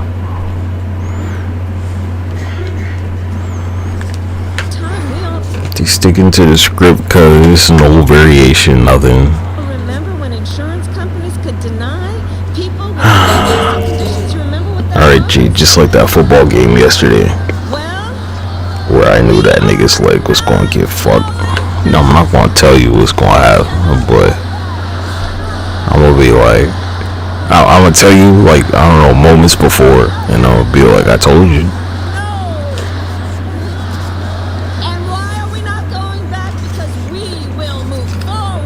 That's how it goes, cuz.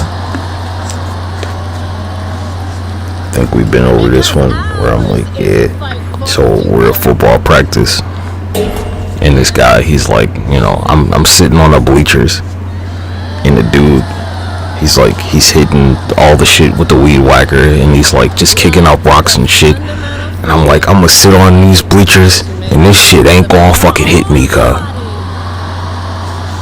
And you know, like, no matter how good you are with that weed whacker, there's no way to control where that shit's gonna go. And I'm like, I know this shit ain't gonna hit me, cuz I'm gonna sit here and make sure that none of this shit hits me. And that's what happened. None of it hit me. And I made sure, I'm like, hey guy, you see, this shit ain't gonna hit me, cuz it ain't you, it's me.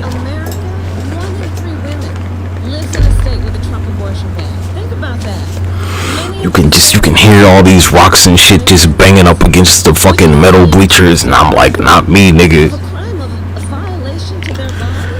Like fucking, like just bullets flying at this shit, cuz.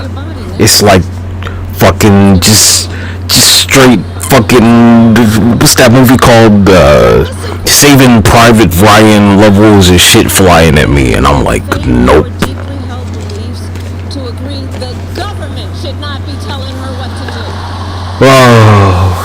Like the fucking beach at Normandy, nigga, like D-Day shit flying at me, cuz. Banging up against the bleachers, just with a fucking weed whacker, nigga, and I'm like, nope. The type of shit where if it hit you, it could've just like knocked your fucking eye out, cuz you'd be blind. This shit would get lodged in your skin, cuz.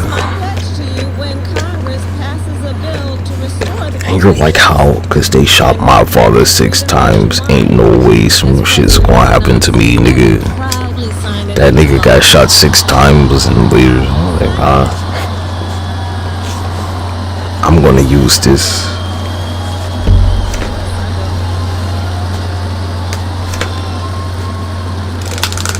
Like, nah, cuz how many times did they shoot your dad? Oh, nah, didn't happen. Oh, your dad died when they shot him. Yeah, that's interesting. Mine didn't.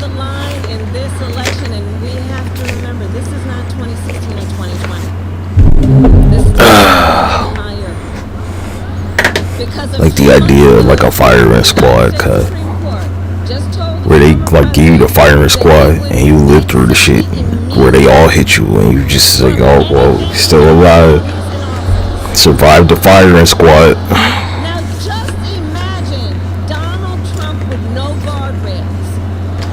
Where you're the one blindfolded. You're like, I'm alright, nigga.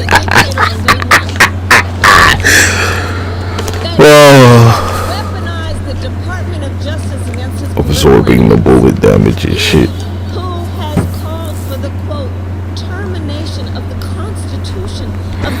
Go ahead and try it, cuz. Do it. I'm not gonna call it luck. There's no luck involved. Go watch that Sparking Zero shit, cuz. It ain't luck.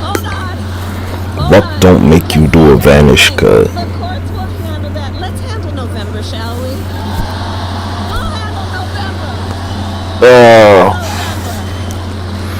Yeah, my thing with this is that, like, the reason that I can't support whatever the Democrats ticket is, other than like me voting independent, is cause y'all ain't taking this shit seriously enough. Like, not even remotely. You're playing around with this shit, cuz. Y'all should be like, hey, cuz, you see that nigga? Like, shoot his ass. But, you know, nah.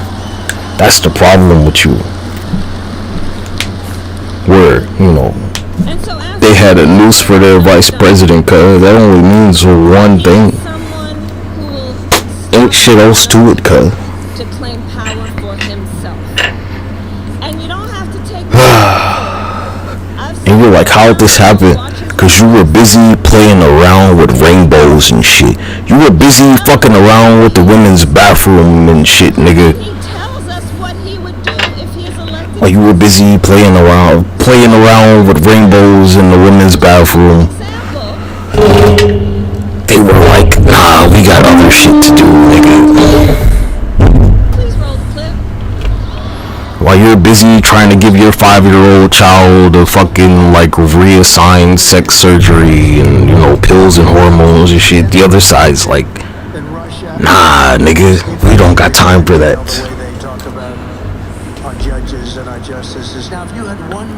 Nope. Oh, you see what happened with Bruce Jenner, where they killed that old lady and, like, you know, faced no consequences? Who could forget? Alright, so, like, think Bruce Jenner kills some lady, forces her into oncoming traffic, and they're like, yeah, cuz, you know, Diddy's gonna face life in prison. Now, do these things have anything to do with each other? Only under, like, the microscope of the media, where, like, Bruce Jenner actually is responsible for pushing somebody into oncoming traffic, which is basically like a fucking homicide. Right. Full on homicide, cuz, like, no question. Had plenty time to stop their car and everything, and they're like, nah. It's a serious issue, he's saying. Did your lawyer prosecute them? No. To go after them. Your lawyer up there, your vice president lawyer, did they prosecute Bruce Jenner? No, they didn't. But you'll be like, oh, they're Bruce Jenner, they're above the, like, was Diddy above the law, nigga? Was Epstein above the law? No. So, like, why Bruce Jenner get a free ride, cuz? What could have possibly had happened Where if it was your black ass, you know, they fucking shoot you through the fucking windshield, nigga. How Bruce Jenner like pushed somebody in oncoming traffic and Tamir Rice was shot dead instantly? Explain that shit. Nah, go ahead. You're like, life ain't fair, so why is Bruce Jenner free exactly, cuz? Explain that shit. Why are there, like, you know, fucking stars falling coming to, like, erase you from existence, nigga? Cause you been playing around, cuz. And it ain't playtime. It's time for the curtain to fall. How's it go? Turn off the lights. I'm leaving the stage.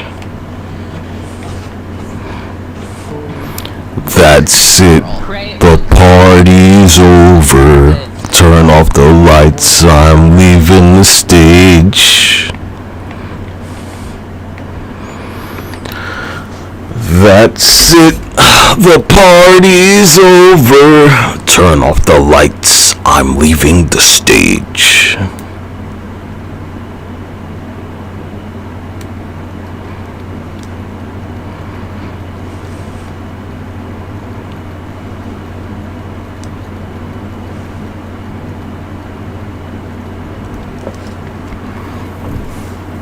Rexzilla. Nah, where that guy is.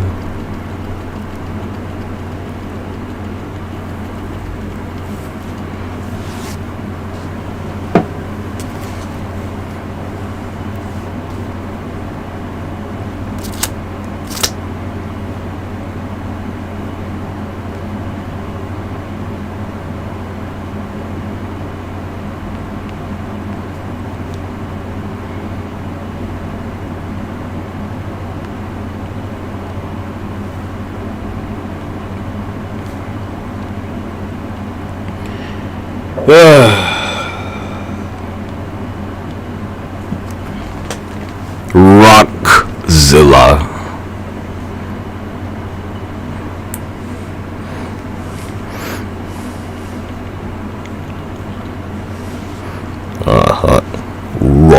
Rockzilla.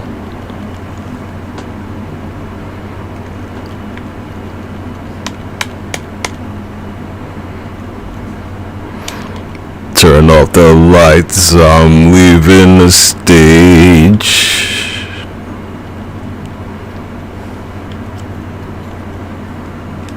Dad is a rock star. Mostly.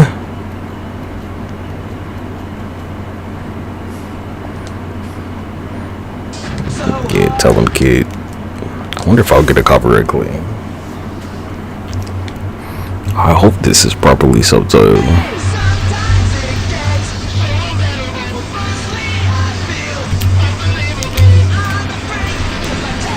Show's over, cuh.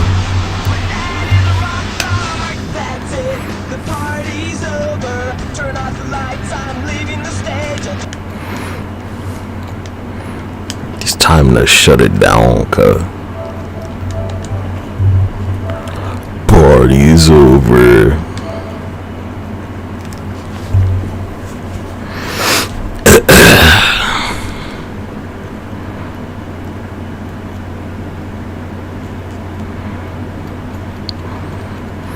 Mostly I feel unbelievable.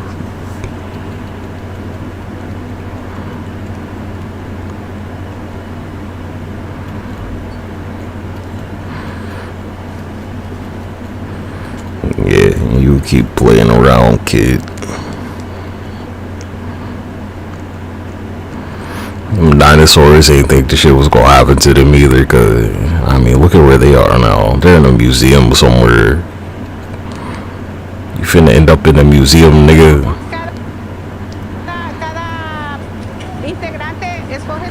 Yeah, poke the poke.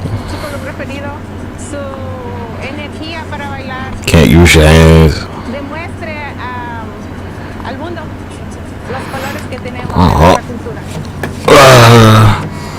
Who's getting their heart cut out, nigga? The hope is that the legacy will extend beyond borders and into the next generation. Who's getting server for us? And that is our show for this hour. I'm Lindsay Davis. Be sure to stay. Named Storm since 1968. And as I mentioned, right after that, in the middle of September, we got busy once again. We had Helene, Isaac, as well as Kirk, 3 hurricanes that were active at the same time in the same basin during that time frame. You fools. The Trump campaign, we got to fill up the White House with Reuters. Budget 2025. It's really nothing like you fucking. Yeah, great.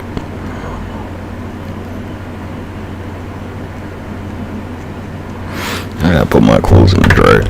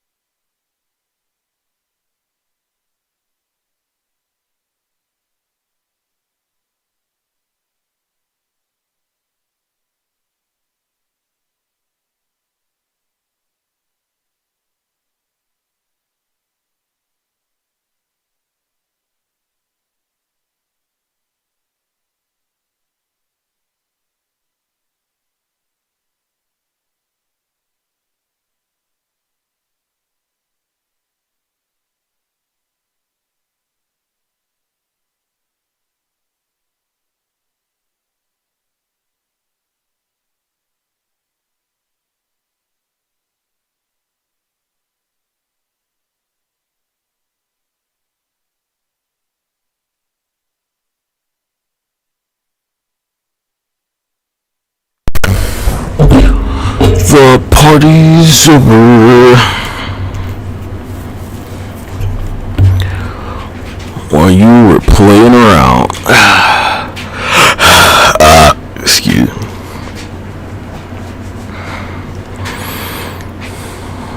Reparations. Ooh, there you are. Welcome. To Hilary Beckles, he's the chairman of the CARICOM Reparations Commission. Now, he's urged the UK Foreign Secretary David Lammy to lead efforts in securing reparations. I'm tired of seeing you yuck mouths cut.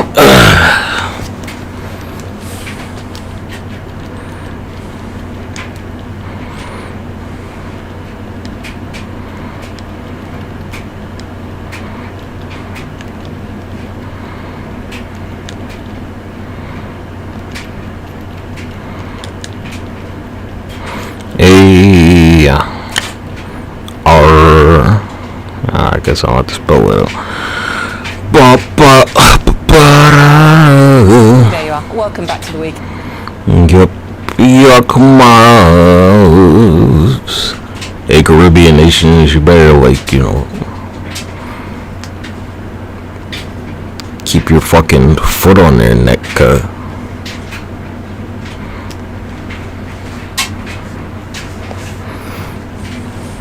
if you're smart. It's like, why you always trying to run away, nigga? That's the problem with you, right? You always gotta move somewhere, huh?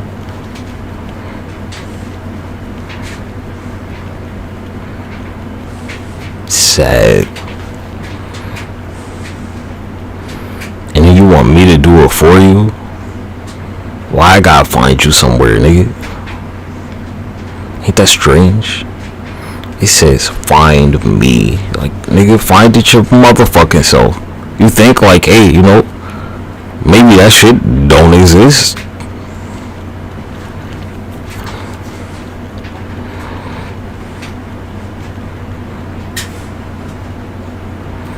you're gonna be like blah blah blah. Like, yeah, when the sun goes down, they get your ass in his eye. Somebody said. This U.S. town is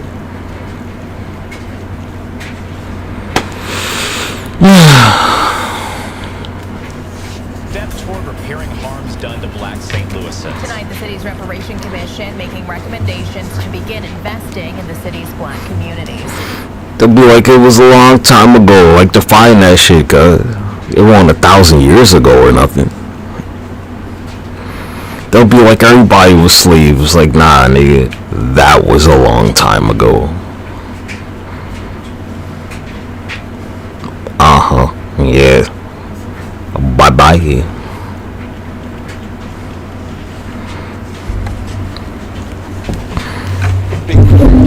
Who's going to the graveyard next? Don't let this shit, don't forget, cuz you wanna play around, you'll die over it.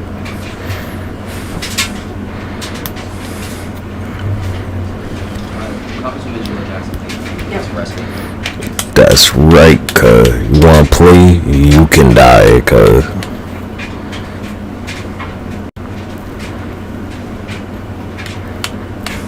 Cause, you know, personally, I don't give a fuck about that shit, cuz you seem to have forgotten. They're like, people died over this shit. So, you know, what makes you any different? Another casualty of, like, flapping your fucking lips way too much. You wanna flap some shit, nigga, flap them wings and fly the fuck on up out of here.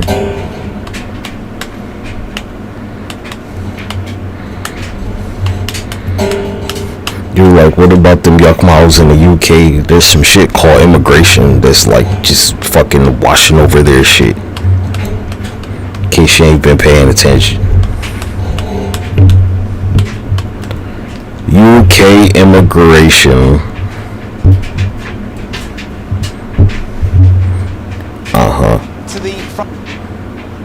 I figure ain't too much shit to do about that one over there. Let's talk about, well, demographic keep changing, so you know that's working itself out, cuz.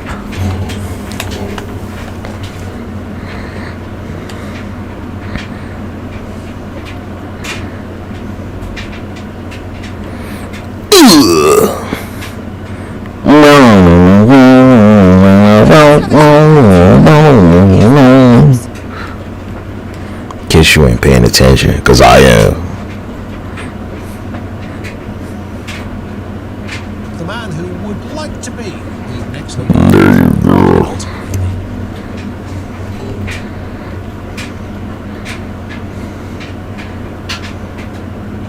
There's a lot of... Yeah, this is usually the part where I like use whatever accent, but no. Nah, somebody, they got a little migrant crisis over there, so, you know, when they want to start opening that trap heap of a mouth they call their vocal cords, whatever the fuck, with their yuck mouth teeth. I'm like, nah.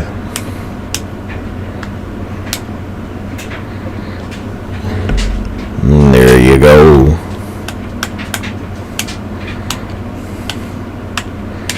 Lights are flashing, cars are crashing.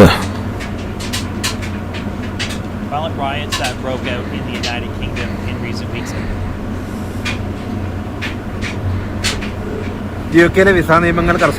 This is my favorite part, which where you get all these like immigrants from India, and you know they'll like make the title whatever the fuck, it'll be English, but they don't speak English in the video, and like, you know, that's why. Cause I know how this shit's gonna go with you. The niggas will title the shit in English and won't no English be spoken, cause that's kind of the point with you. Or it's gonna take some asshole to get rid of you assholes. And hopefully you'll just kill each other.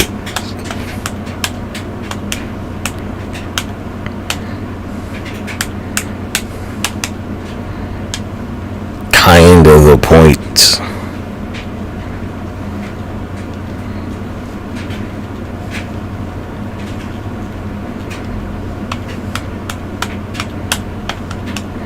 Ideally, you'll just like get rid of each other, cuz.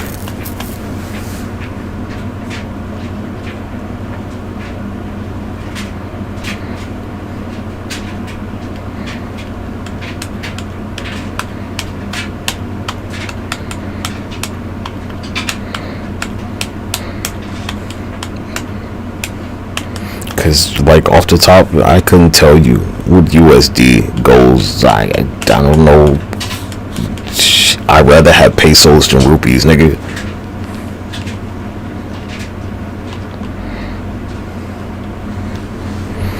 I'd rather have pesos, cuz I'll eat tacos all day before I touch any food from India, nigga.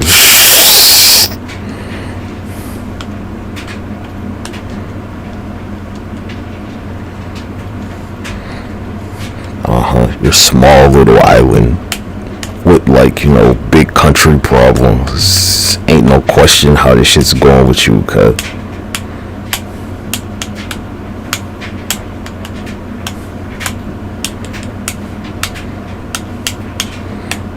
You're a turd going down the toilet getting flushed.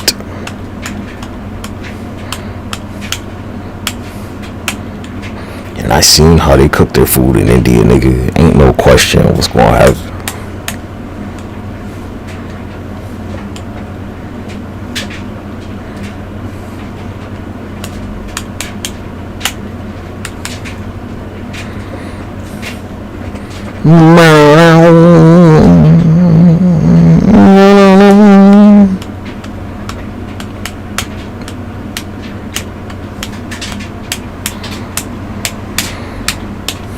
What's that shit?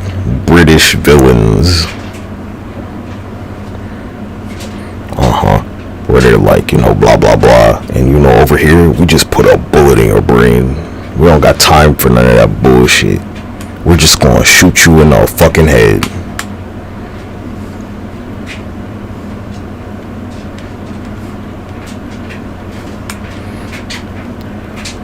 Denzel shoots Idris Elba. Or like, were you not paying attention, cuz? Most important thing in business is honesty. It's like you weren't paying attention or something, cuz.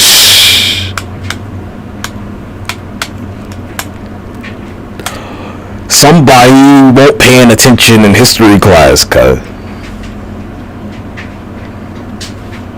Like, nah, let's just get straight to it. Let's cut out all that yuck mouth yapping and shit, cuz. You ain't have no Wild West chapter in your little shit. We just get straight down to business.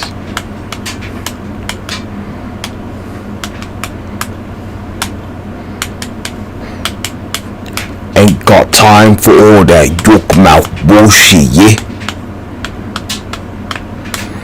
I heard some shit where they were like, you know, fucking jerk chicken, like I'm not closer to Jamaica than you are or some shit. What are you talking about, nigga? When you hear some like UK yuck mouth motherfucker talk about them having like fucking jerk chicken and shit, like, nigga, Jamaica's part of America, you dumb fuck. Your family, your parents are from over here, dumbass.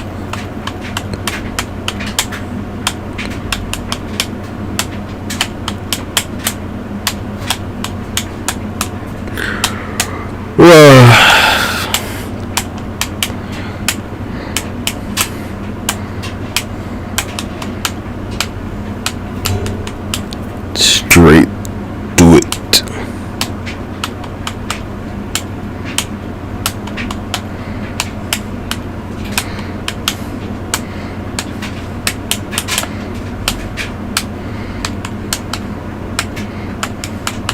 I don't know, like your little Hollywood shit, they've like tried to teach you some shit that ain't true, cuz. Nigga synthesis.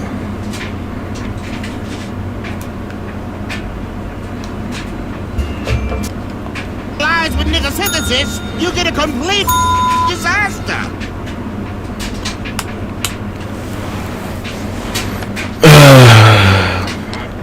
Scarface.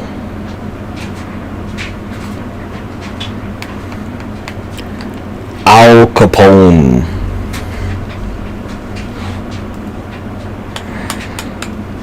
What part of the UK has Colombia? What part of America has Colombia? Hey, I could like walk there, cuz it might take me a little while, but I could just walk there. Last year,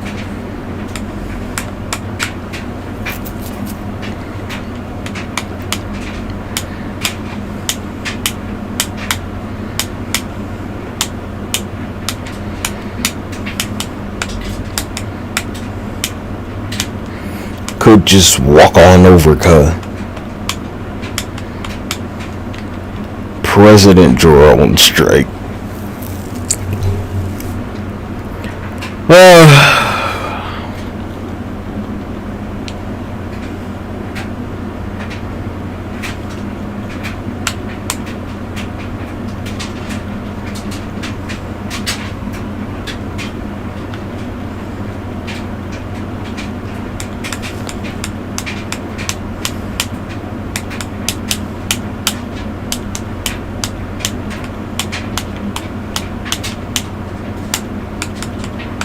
I don't know, cuz you seem to think that, like,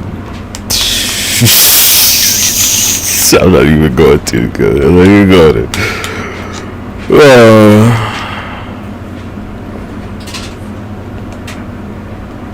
I don't think you know our identity over here, cuz. You seem to not have a grasp of our identity on this continent, cuz.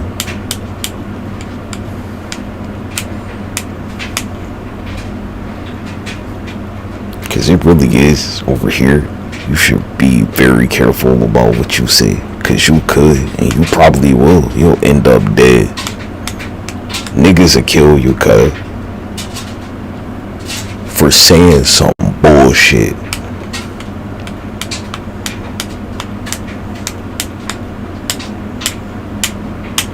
You should think about that.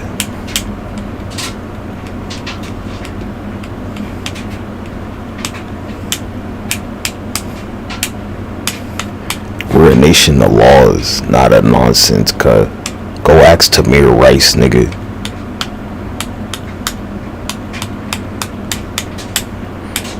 That's my answer for pretty much everything. Go ask Tamir Rice. Go ask Tamir Rice.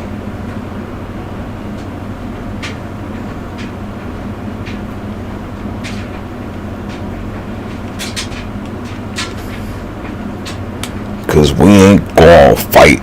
The stars gonna fall on your fucking ass. On sight. Go ask Sandra Bland. Go ask Eric Garner. And we could go on and on and on and on, cause it's quite a long list, nigga.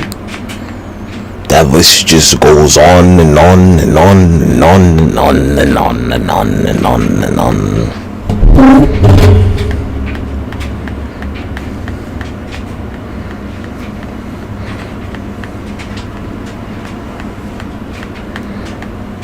Church bombing 3 little girls.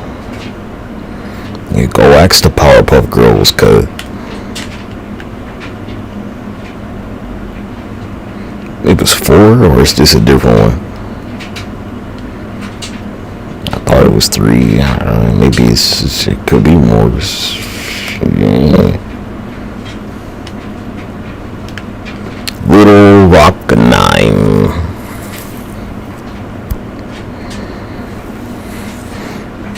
They're like, reparations for what? Why you have to integrate schools, nigga? Explain this shit. Like they're not still alive or something.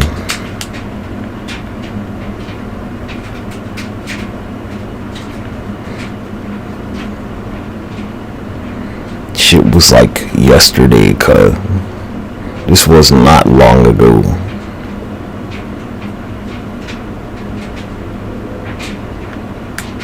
And like, stop flying your shit over my house, cuz. I don't want your shit. I don't want to be in like the crash zone, man.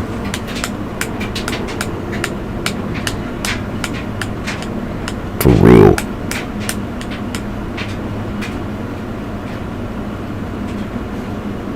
Stop flying your trash in my airspace.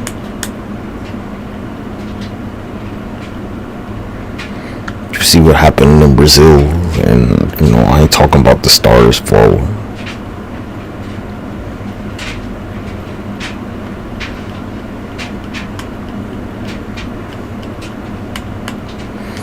Anyway, back to business. I ain't come here to play around, cuz. I came here to destroy the planet.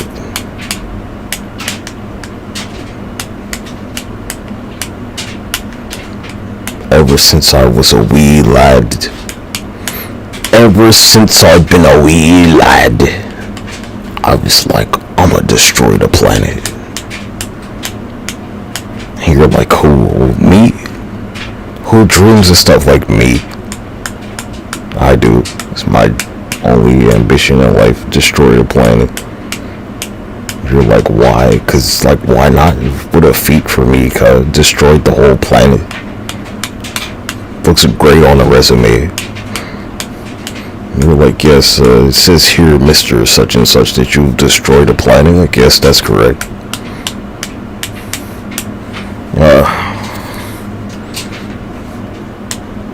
Looks great. How many pull-ups could I do? Not a lot. But how many planets did I destroy? Whoa.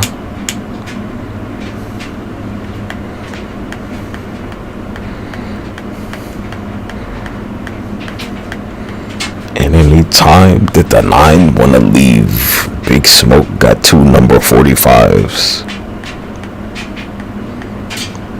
And they were hitting up the sleeve.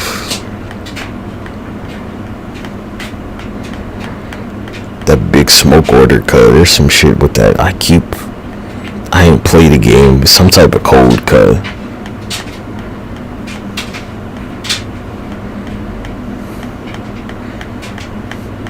I'm not gonna say I don't know what it means. I have some idea of what it probably is.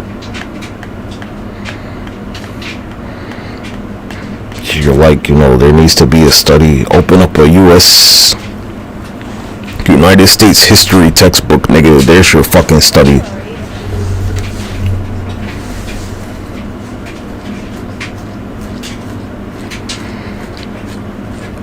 You can't graduate from fucking high school around here without studying the issue of slavery, dumbass. You can't graduate from fucking elementary school without it, cuz. What are you talking about? For some people, it's their fucking proudest achievement, cuz.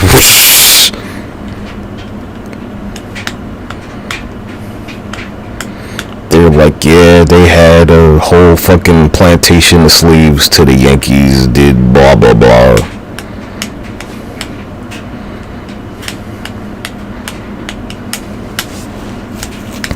Talking about there needs to be a study. Yeah, you know, all the people flying that Confederate flag said they studied the shit like their entire life, cuz it's their heritage. Fuck you.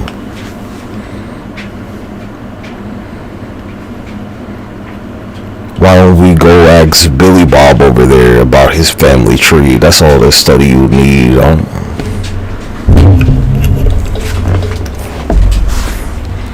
Go ask Tanner and Gunner why they keep flying that motherfucking flag, cuz. And they'll tell you that's all the study we need, cuz.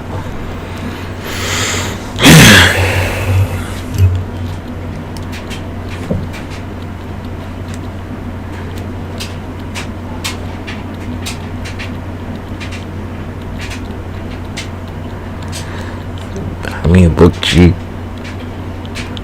if you even showing up in this category, cause it's like anything could happen to you, nigga. Anything.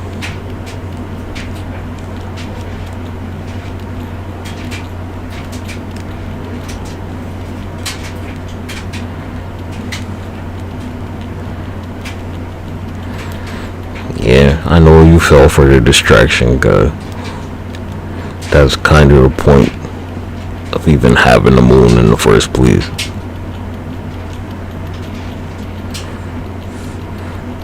Shit was there to distract you. You fell for it, cause you're a fucking idiot.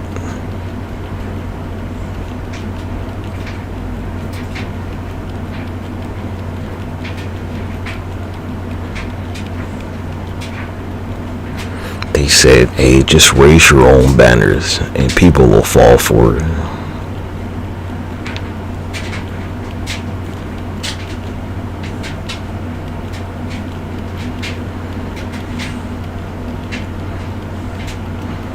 You don't know shit about warfare, nigga.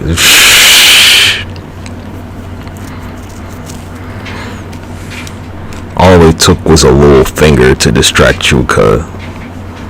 It's more rude to point at somebody, nigga.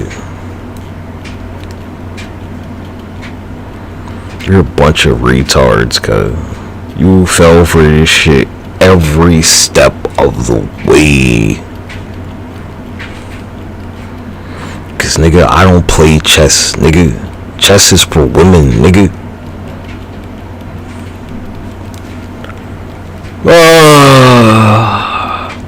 All it took was like 3 moves and we took all the fucking kings off the board.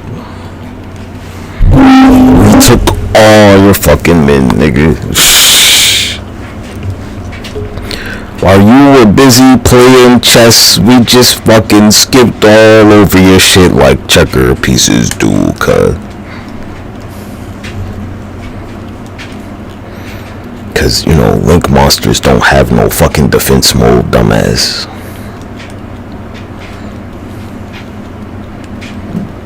You can't flip Blackluster Soldier, the Link version. He don't go face down, nigga. You can't flip him face down, dumbass.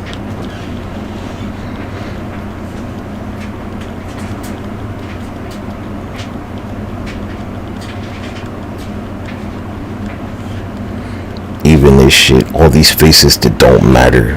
You're just a distraction, cuz. That's kind of the point.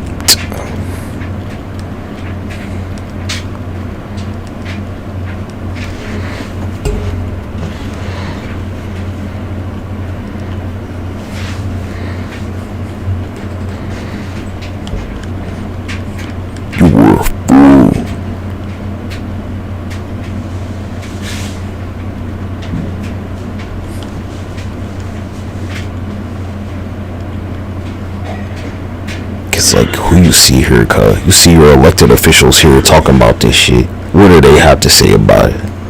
Where are they at, cuz?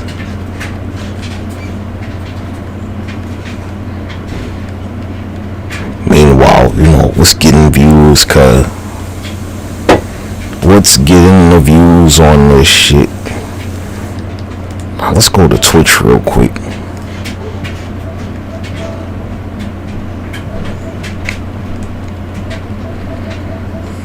Cause like, you know, what I do ain't no community shit, cuz.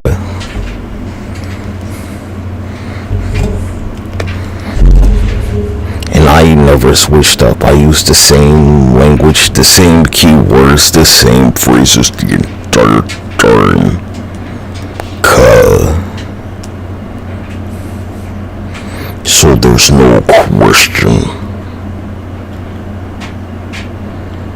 But we're busy playing around.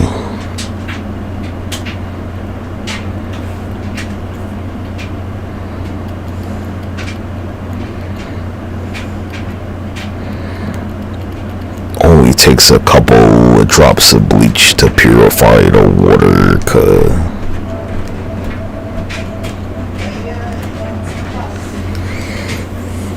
Takes a a teaspoon to purify some water, nigga.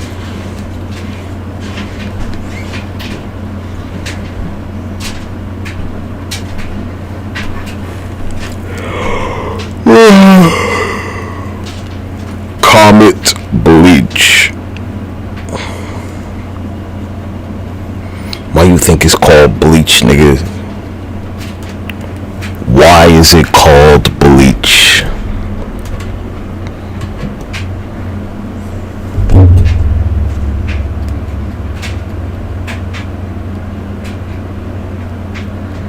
Yeah, Kubo, why don't you tell him why you named it Comet?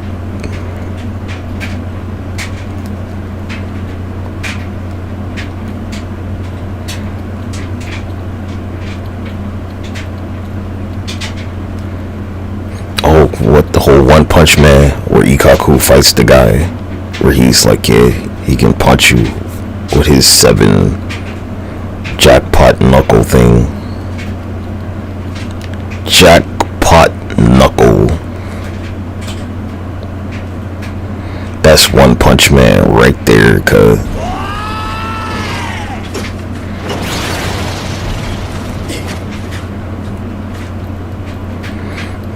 In case you couldn't figure that one out.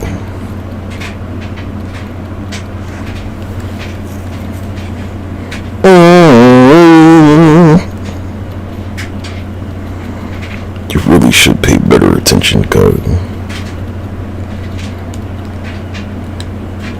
He said one punch, that's it. I always win. Why is it called bleach?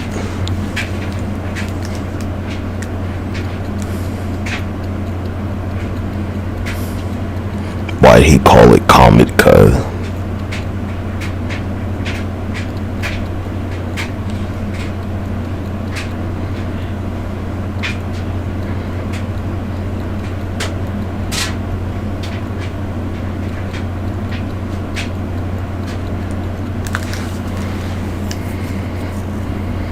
Okay, Comet cleaning. What's Comet, cuz? What is it? It's bleach, dumbass.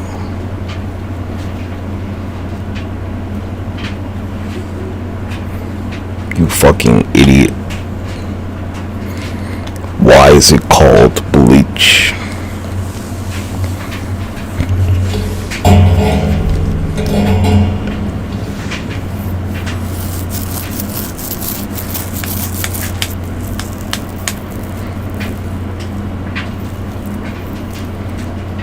Yeah, cross slash.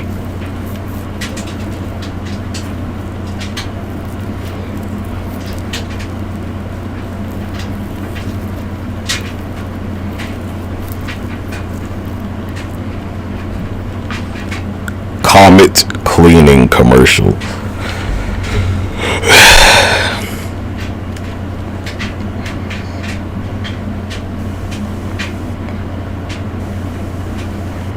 Leading bleach cleaner. Comet cleaner with bleach. When others can't cut it, Comet can.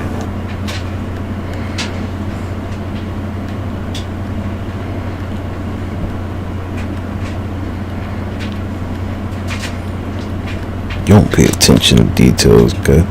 Big smoke order. I don't know, it seems like some nuclear codes or something. Big smoke orders, nuclear strike. Yeah, I thought so.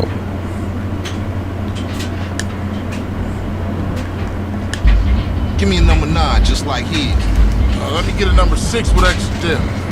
I'll have 2 number 9s, a number 9 large, a number 6 with extra dip, a number 7, 2 number 45s, 1 with cheese, and a large soda.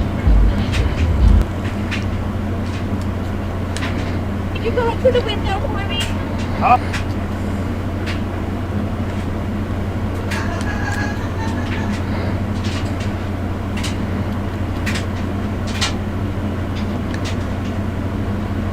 I don't have 2 number 9.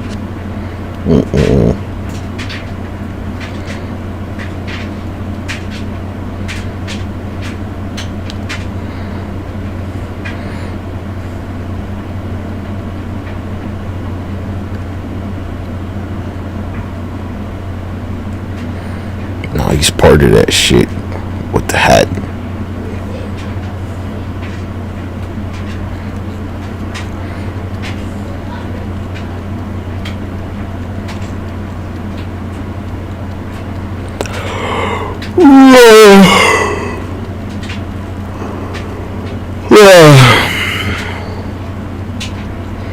I mean, that's what it looks like. It's what it sounds like.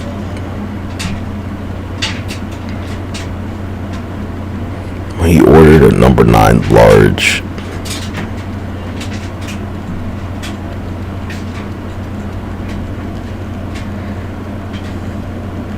With 2 number 45s. President 45. He said 2 45s, cut. 2 45s.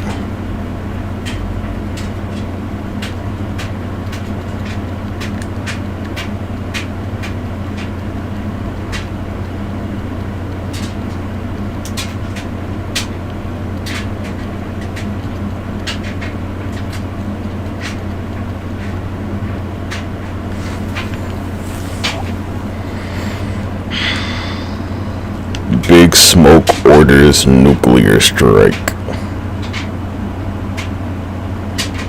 Some layers to this shit, nigga.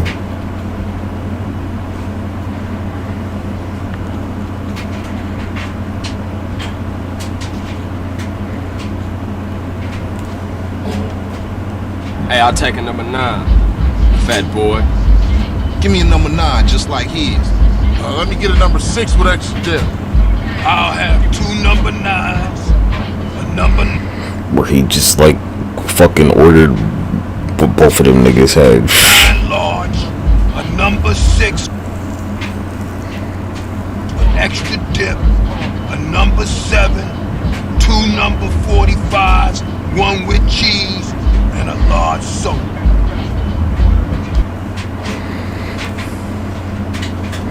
Somebody made a short.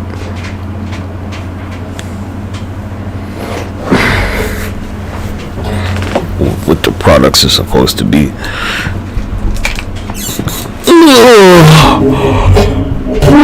You ain't the obvious shit there. Ordering weapons and shit. 2 9mm. A number 9 with, I don't know, some higher caliber or something.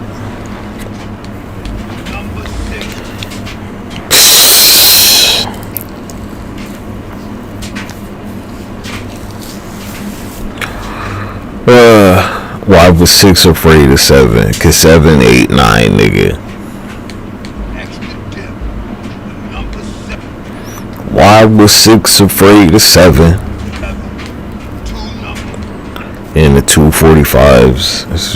I mean, come on, cuz. If that ain't obvious. He said, "One with you. Don't forget to smile, nigga."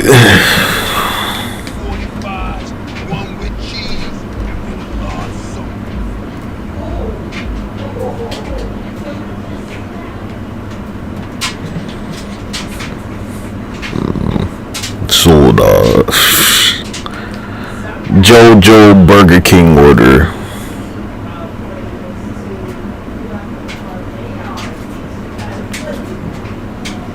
He's like, "Hey, Mamu, what you gonna have?" He's like, "Soda."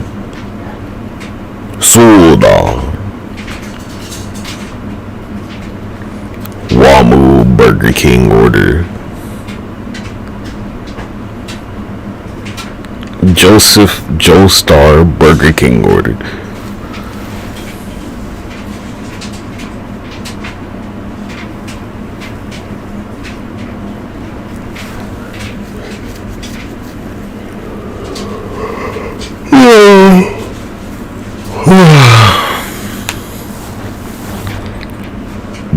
Smoke orders nuclear strike.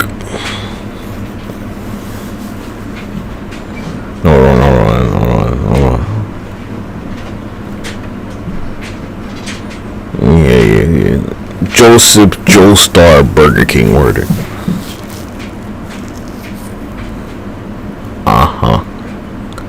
245s. Something to say.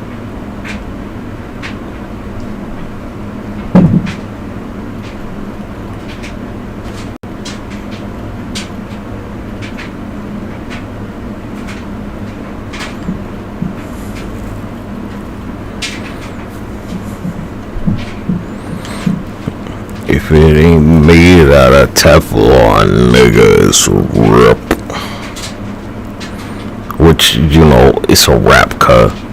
Big Smoke order. Where's the short at cut?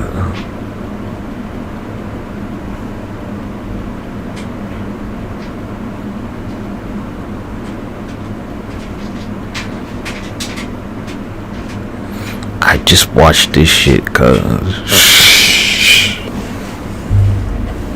if your fitted cap ain't made out of Teflon, niggas rip.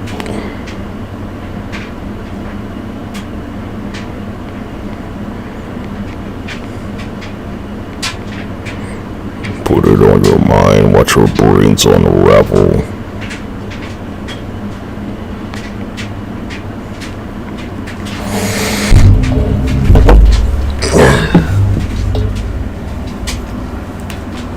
The number 6 with cheese, I think that's the one, right? It's a wrap.